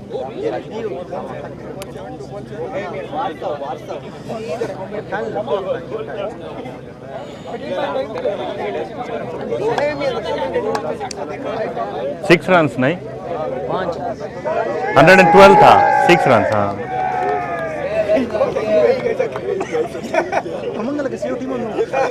Guys, cheer for the UAE guys.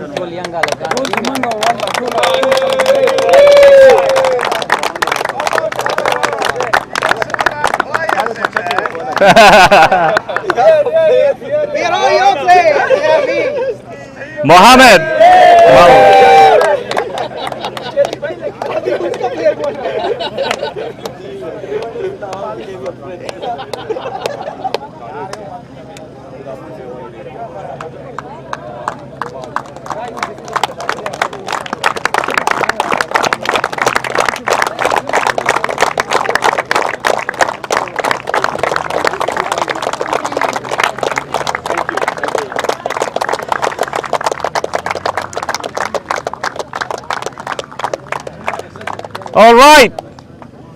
All right, so here we come at the end of the 3-day ceremony. Obviously this tournament was supposed to be for 3 days, but unfortunately yesterday we couldn't have any games, but thanks for all your patience and cooperation. It's been amazing collaboration from everybody.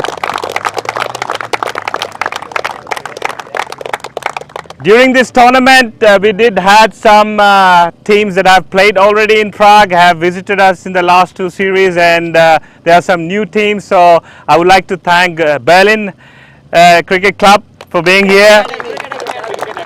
Cricket Academy, sorry. We have also Bohemians, our partners, a local Czech cricket team. We have Czech Underdogs here, also representing the local teams. We have all the way coming along from Dubai, Darjeeling CC. Thank you so much to also the Prague CC. We had one last minute dropout, but we had to fill in this tournament. And then thank you so much for the Vienna Zalmi Danube team. They've been a great sports team. And then we also thank the Swiss team Zug CC for being here. Also, they couldn't be here, but they had to catch their flights. So thank you so much, everybody. So it's been a lovely day of cricket today, and some great performances overall. But before that, we have some special guests today here. We would like to introduce Mr. and Mrs. Page and the lovely wife Martina, ex-wife of Scott, and 2 lovely daughters. They are here to support us. They are touring Prague, and they have made a stop here. The very venue where we are standing here today, it's a great memorabilia of Scott Page. He has been part of the Czech cricket for such a long time. He's the legend of Czech cricket here, and we really thought that we would invite Mr. and Mrs. Page to we would like to give them some small memory of Scott, a small a memento here. So I would like Sujit, chairman of Czech Cricket Association, to give away the shield in the honor of Scott Page.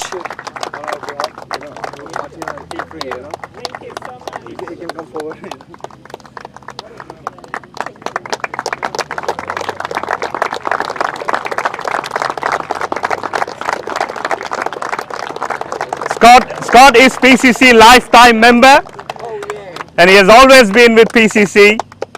So I would like, there are so many of legendary cricketers from the Czech local league, and I would like someone to come and say a few words about Scott. I would like to invite Manish, one of the oldest PCC members here present today. So Manish, if you could please say a few words about Scott. First of all, I would like to thank Mr. and Mrs. Page coming all over from Australia. So please big round of applause. Outstanding. Thank you. Without going into the emotions, but just a memory, Scott Page has been a fantastic friend, a great cricketer, and I was really feeling proud what he has done for the Czech cricket and also for so many kids in this country. Even though he's not with us, the name of this field, Scott Page, is always with us. The memories and the work he has done for this nation, we are always in depth, not for just Scott Page, but also for Mr. and Mrs. Page.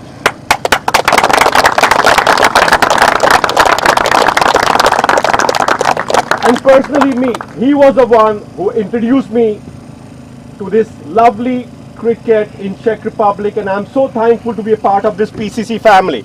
Because without that, I would have gone somewhere else. I would not stay in this country. So thank you, Scott Page. Thank you, PCC. Last but not least, my heartiest congratulations to all of you who has been able to play in front of Scott's parents. I know how much it means for them as well. This is a great moment for not just all of us who are in Czech Republic, but also you coming from everywhere. One more time, I would like to thank Mr. and Mrs. Page for coming here. And Scott Page, we love you. Yes, we do. Thank you, Manish. Thank you so much. So we have got some more PCC presents for you. I would like to invite Prakash, President of the Czech Cricket Association, to give away the T-shirt and the cap to Martina and the kids. Please come forward. Come. Thank you so much. It's amazing. Thank you.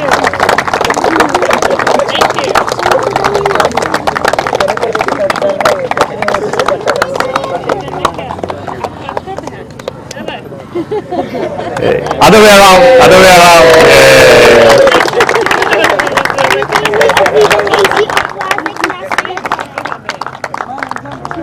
Can I have a picture together? Yeah.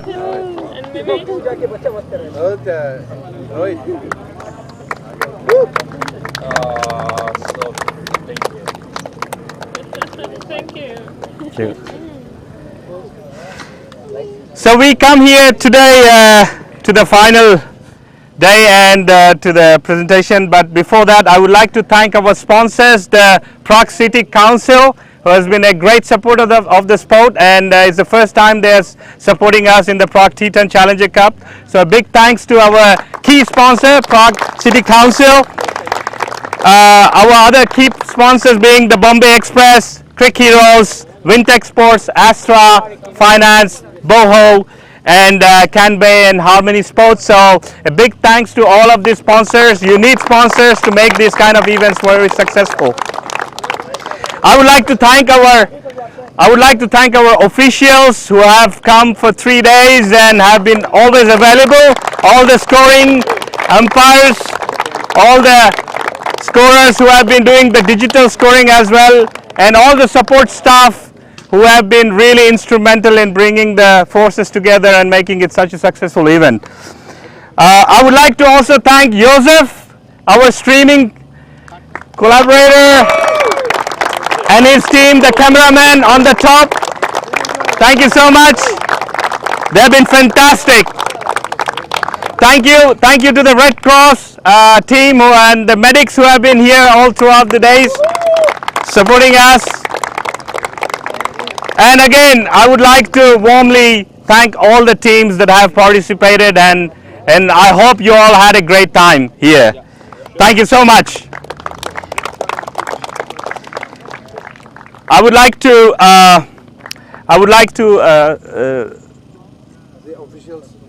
officials, yeah. I would like to give a small present to all the officials who have been here. So I would like to thank them, and to do the honors, I would like to invite Arif Javed Bhai.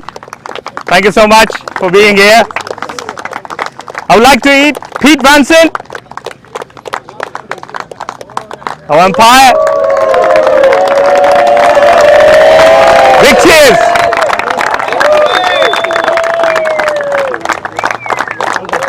Rituraj, Pradeep, KG, cap. Shobit, our scorer, cap nikalo. Thank you. And we also had Rituraj. Right, so he's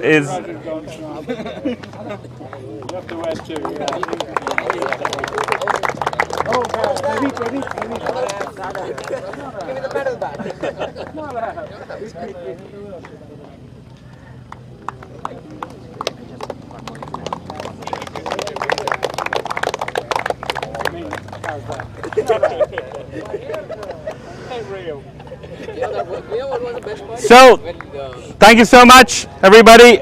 So now we're getting into the key performance awards.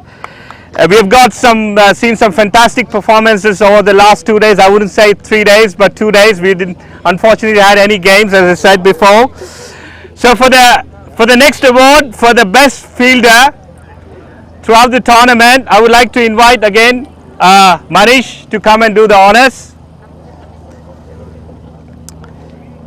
There have been a couple of great fielding efforts, and I think really having watched you play here, the standards have really, you've kept the standards very high.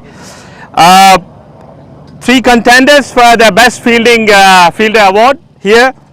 We have Shubham Patil from Berlin CC.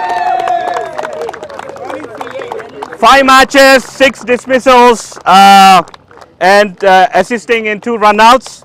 We have Naeem Ismail from Bohemians CC for 6 dismissals, 2 catches, and 4 runouts. But the winner is Yan Mohammad Aluzai.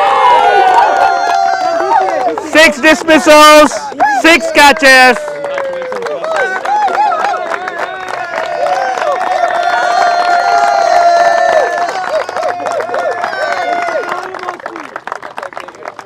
Well done, Jan. Well done.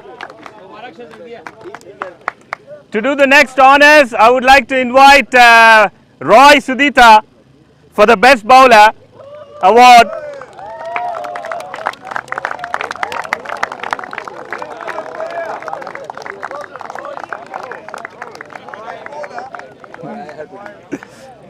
Bowler.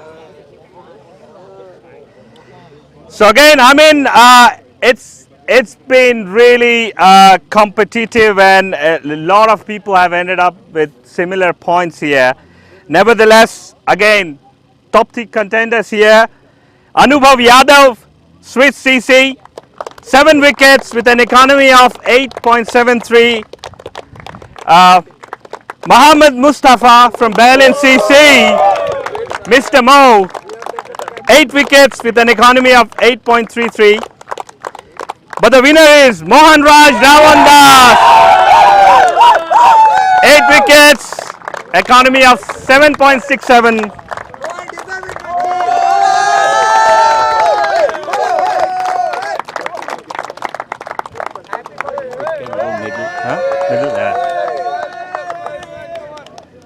Thank you. For the next award, it's the best batsman. And I would like to invite Dan Casey to come and do the honors.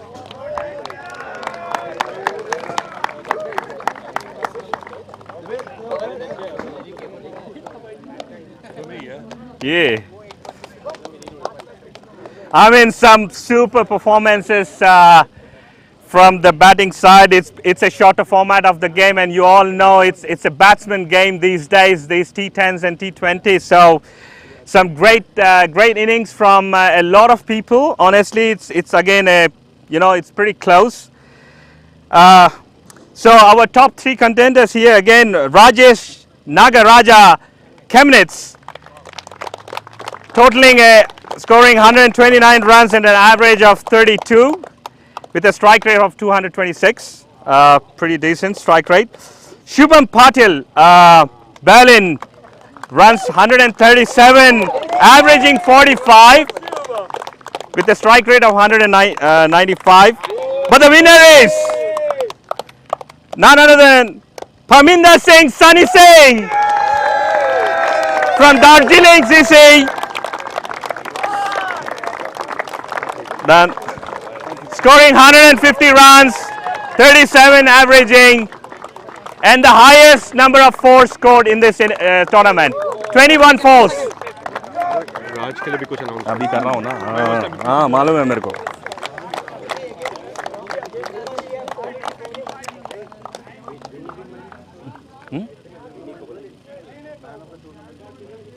नहीं राज.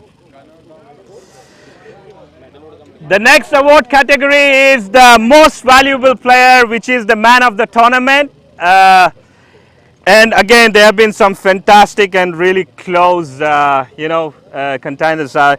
Shubham Patil, before I go to announcing the top contenders, I would like to invite Raj Gnanatheeswaran to come here on the dais and do the honors.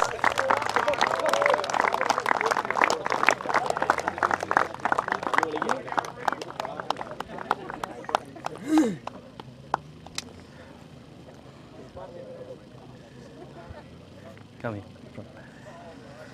So the top contenders for this award category, the man of the tournament, is Shubham Patil, Berlin CA. From Chemnitz, Rajesh Nagaraja. But the winner is Surendra Prasad from Bohemians CC.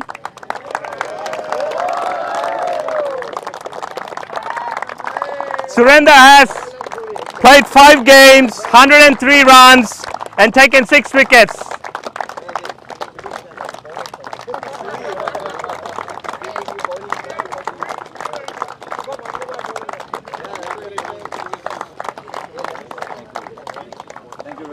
Thank you so much.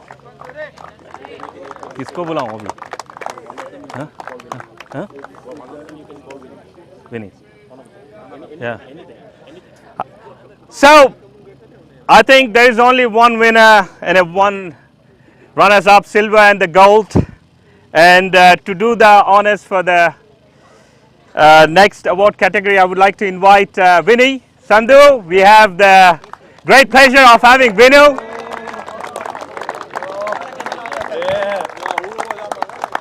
Vinny can't get enough of Prague, so he always comes here.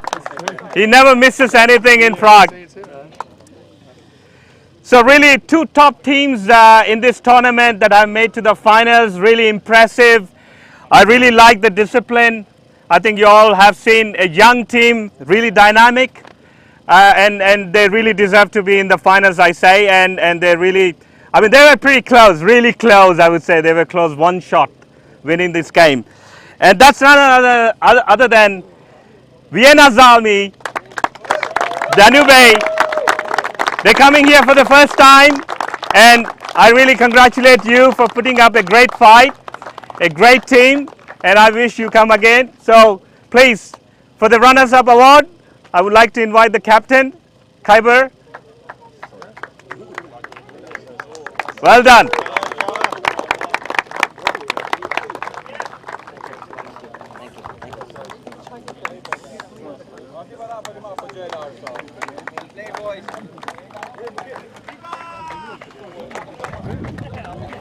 I would like you to give the trophy to the winners. Yes, the microphone. Where is the microphone?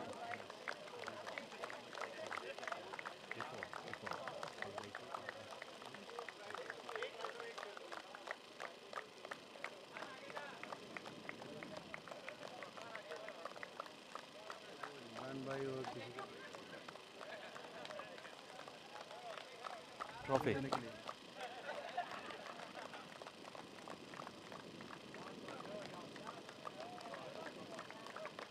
Trophy though.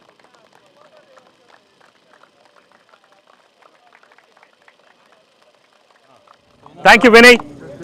Cheers, mate. Yeah. Thank you. Cheers. Yeah.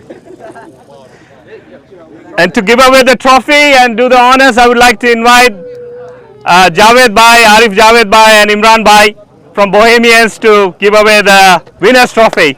Let's applause, guys, everybody. Runners. Khyber.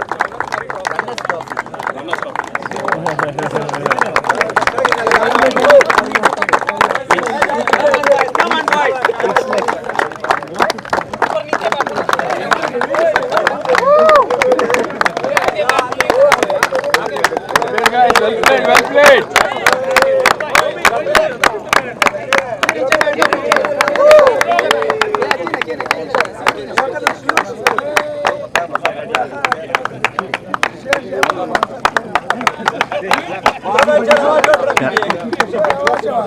Cash order.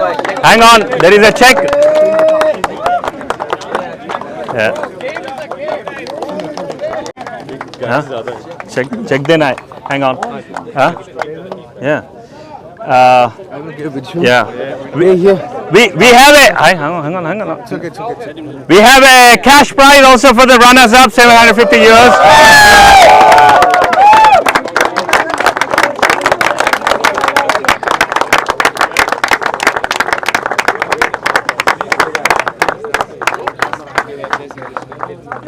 Who is giving the medals then? Just do it with the Yeah.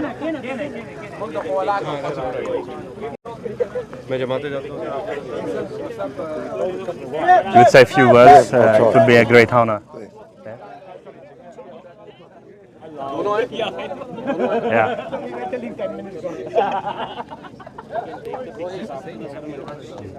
It's okay. Huh? Main camera is there, not this one. You go ahead to that way. Main camera is that one, not Sujit camera. But not good. Yeah. He wants to say something. That's the mic.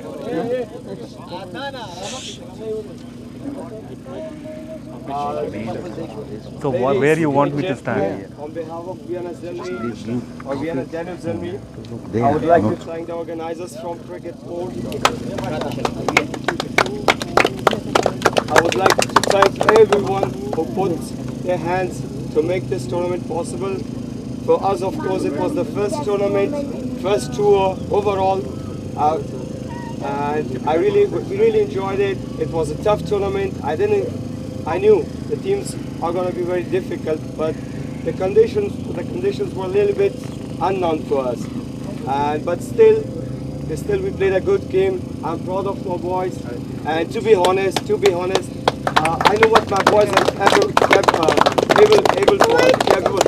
I know what they can do, but unfortunately, as Mr. Rohit Bhai said, one shot away from the victory. But still proud of my boys. First trophy ever, because its team is quite young. It's especially the second year.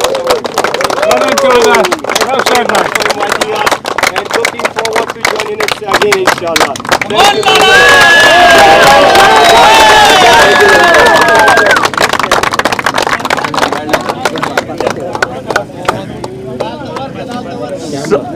So before we get into the final presentation, one more award to go. I would like to invite Mr. and Mrs. Page to say a few words and share their experience, share the excitement with us. It's such a great honor to have both of them here. So thank you so much again for being here. Thank you.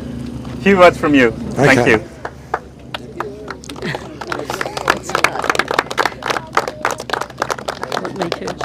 What's really great today is to be here and see you all enjoying it. So it's we just appreciate so much what the club has done for Scott's family over here, and all the kind words that has been said about him, and it's really heartwarming for us. And thank you so much. I think he would have loved to have seen you all here doing this. This is what he saw 20 years ago in 2000 when we were here first. He was trying to talk schools into letting him play on their fields, and they didn't know what he wanted to do, and they wouldn't let him even damage the field. They thought he'd tear it up or something. But he saw all this in the future, and it's great to see so many young people enjoying what he saw. And keep it up, but make sure you have fun doing it. That's what he liked. Yeah. Make sure people enjoy it and bring the families in as well, so that women's cricket also maybe grows here in Prague, and family cricket particularly.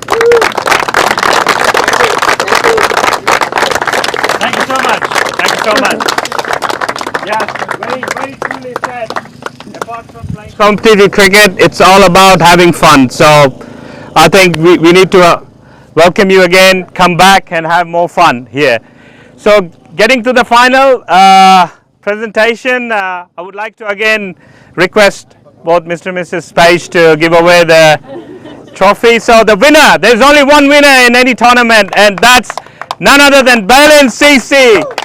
CA! I would like the players to come and take the medals. BCA.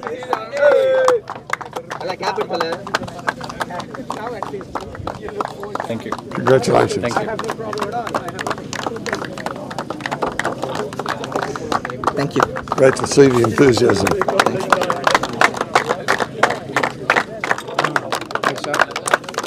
Thank you.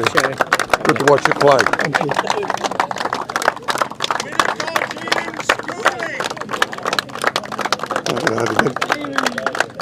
Can't get it done. Thank you very much. Good to watch you guys on the field. Yeah. Some good runs, mate. Yeah, thank you.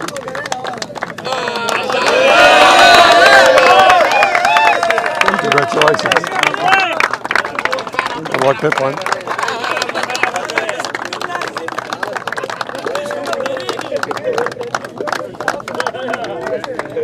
Oh, sorry about the ears. Congratulations. Congratulations. Some good work going on. Yeah. Let's see. Yeah. Thank you.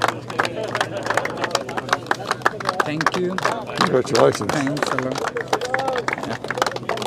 Nearly there. Congratulations. Good feeling, some of that stuff was really good. Thank you so much. Okay. Martina? Really? Yes, please. Come here, girls. Trophy. Yeah, and the placard, Here, hold it.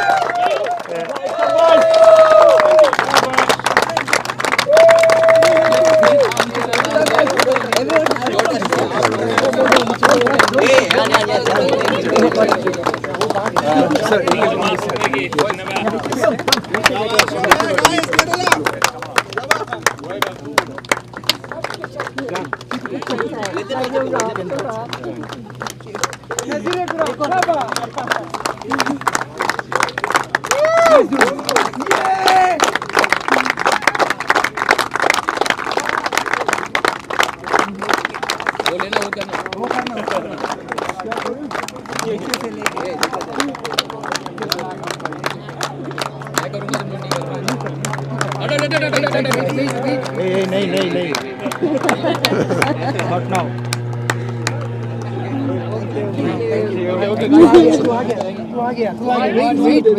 €1,000.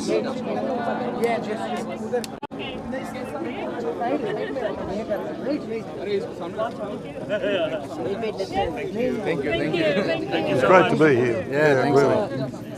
Would you like to have one more Pleasure beer? having you here. Yeah? Yeah, why not? When Prakash told me you're here, I was so delighted.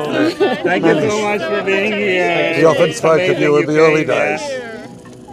Yeah.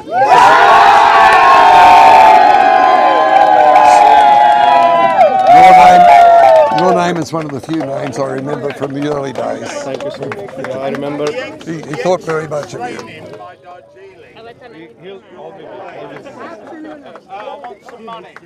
Well done. Absolutely awesome event. Thanks. Like really awesome. Really good. Good to have you here. Thank you so much. Well done. Done. Thanks, Chris. Well done. Thank you, mate. Thank you so much, भैया.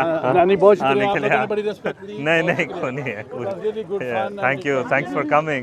You are most welcome. ये हमारे जी. Player है हम सब के यार जो पौधा हमने लगाया था जी. उसके बेटे ने लगाया था वो आगे बढ़ा जी, रहे हैं जी. और ये बड़ा एंटरटेनमेंट है सबके लिए आने वाली नस्ल के छोटा लिए। टूर्नामेंट है लेकिन अच्छा लगा सबको. यही चीज़ें हैं जो हमें प्लेयर देती हैं जी. हमें आगे जो हमारे बच्चे आने हैं उनके लिए भी बड़ा ये ज़रूरी है। माशाल्लाह बड़ी अच्छी एफर्ट की आप सब लोगों ने सबको अप्रिशिएट करते हैं हम लोग भी। Very good. Thank you. Thank you. Thank you. So much. Very good. Hey. There you go, sir. There you go. Yeah, we'll post it as well on the club page. Yeah. So who is Jasmine? Would you like a medal? Oh, sorry, who is? Yes, you can have Amelia. Yes, Amelia. Yeah. Yes. You were, yeah. And You were one there. There you go. And there you go. Wow. Give me the medal. Yeah, the other side. All right, ready? Yeah. Who's going to smile? How's? Got it. Thank you so much, यार. रुको ना. नहीं अभी हमारी last बस है 9 बजे. अरे यार लास्ट बस. ठीक है. दो दिन ठीक है. रुके. Thank you अभी so कुछ much काम नहीं है यार. तो. 1 minute.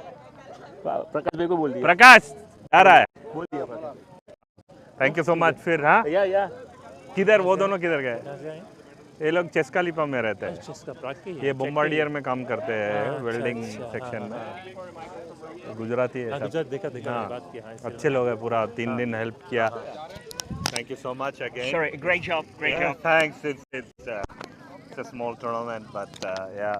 The people are happy, Yeah. and that's the It the is. best bar currently. Yeah, thank you. Send me the invoice and then. Yeah, I sent you the footage and everything. So Yes, let's.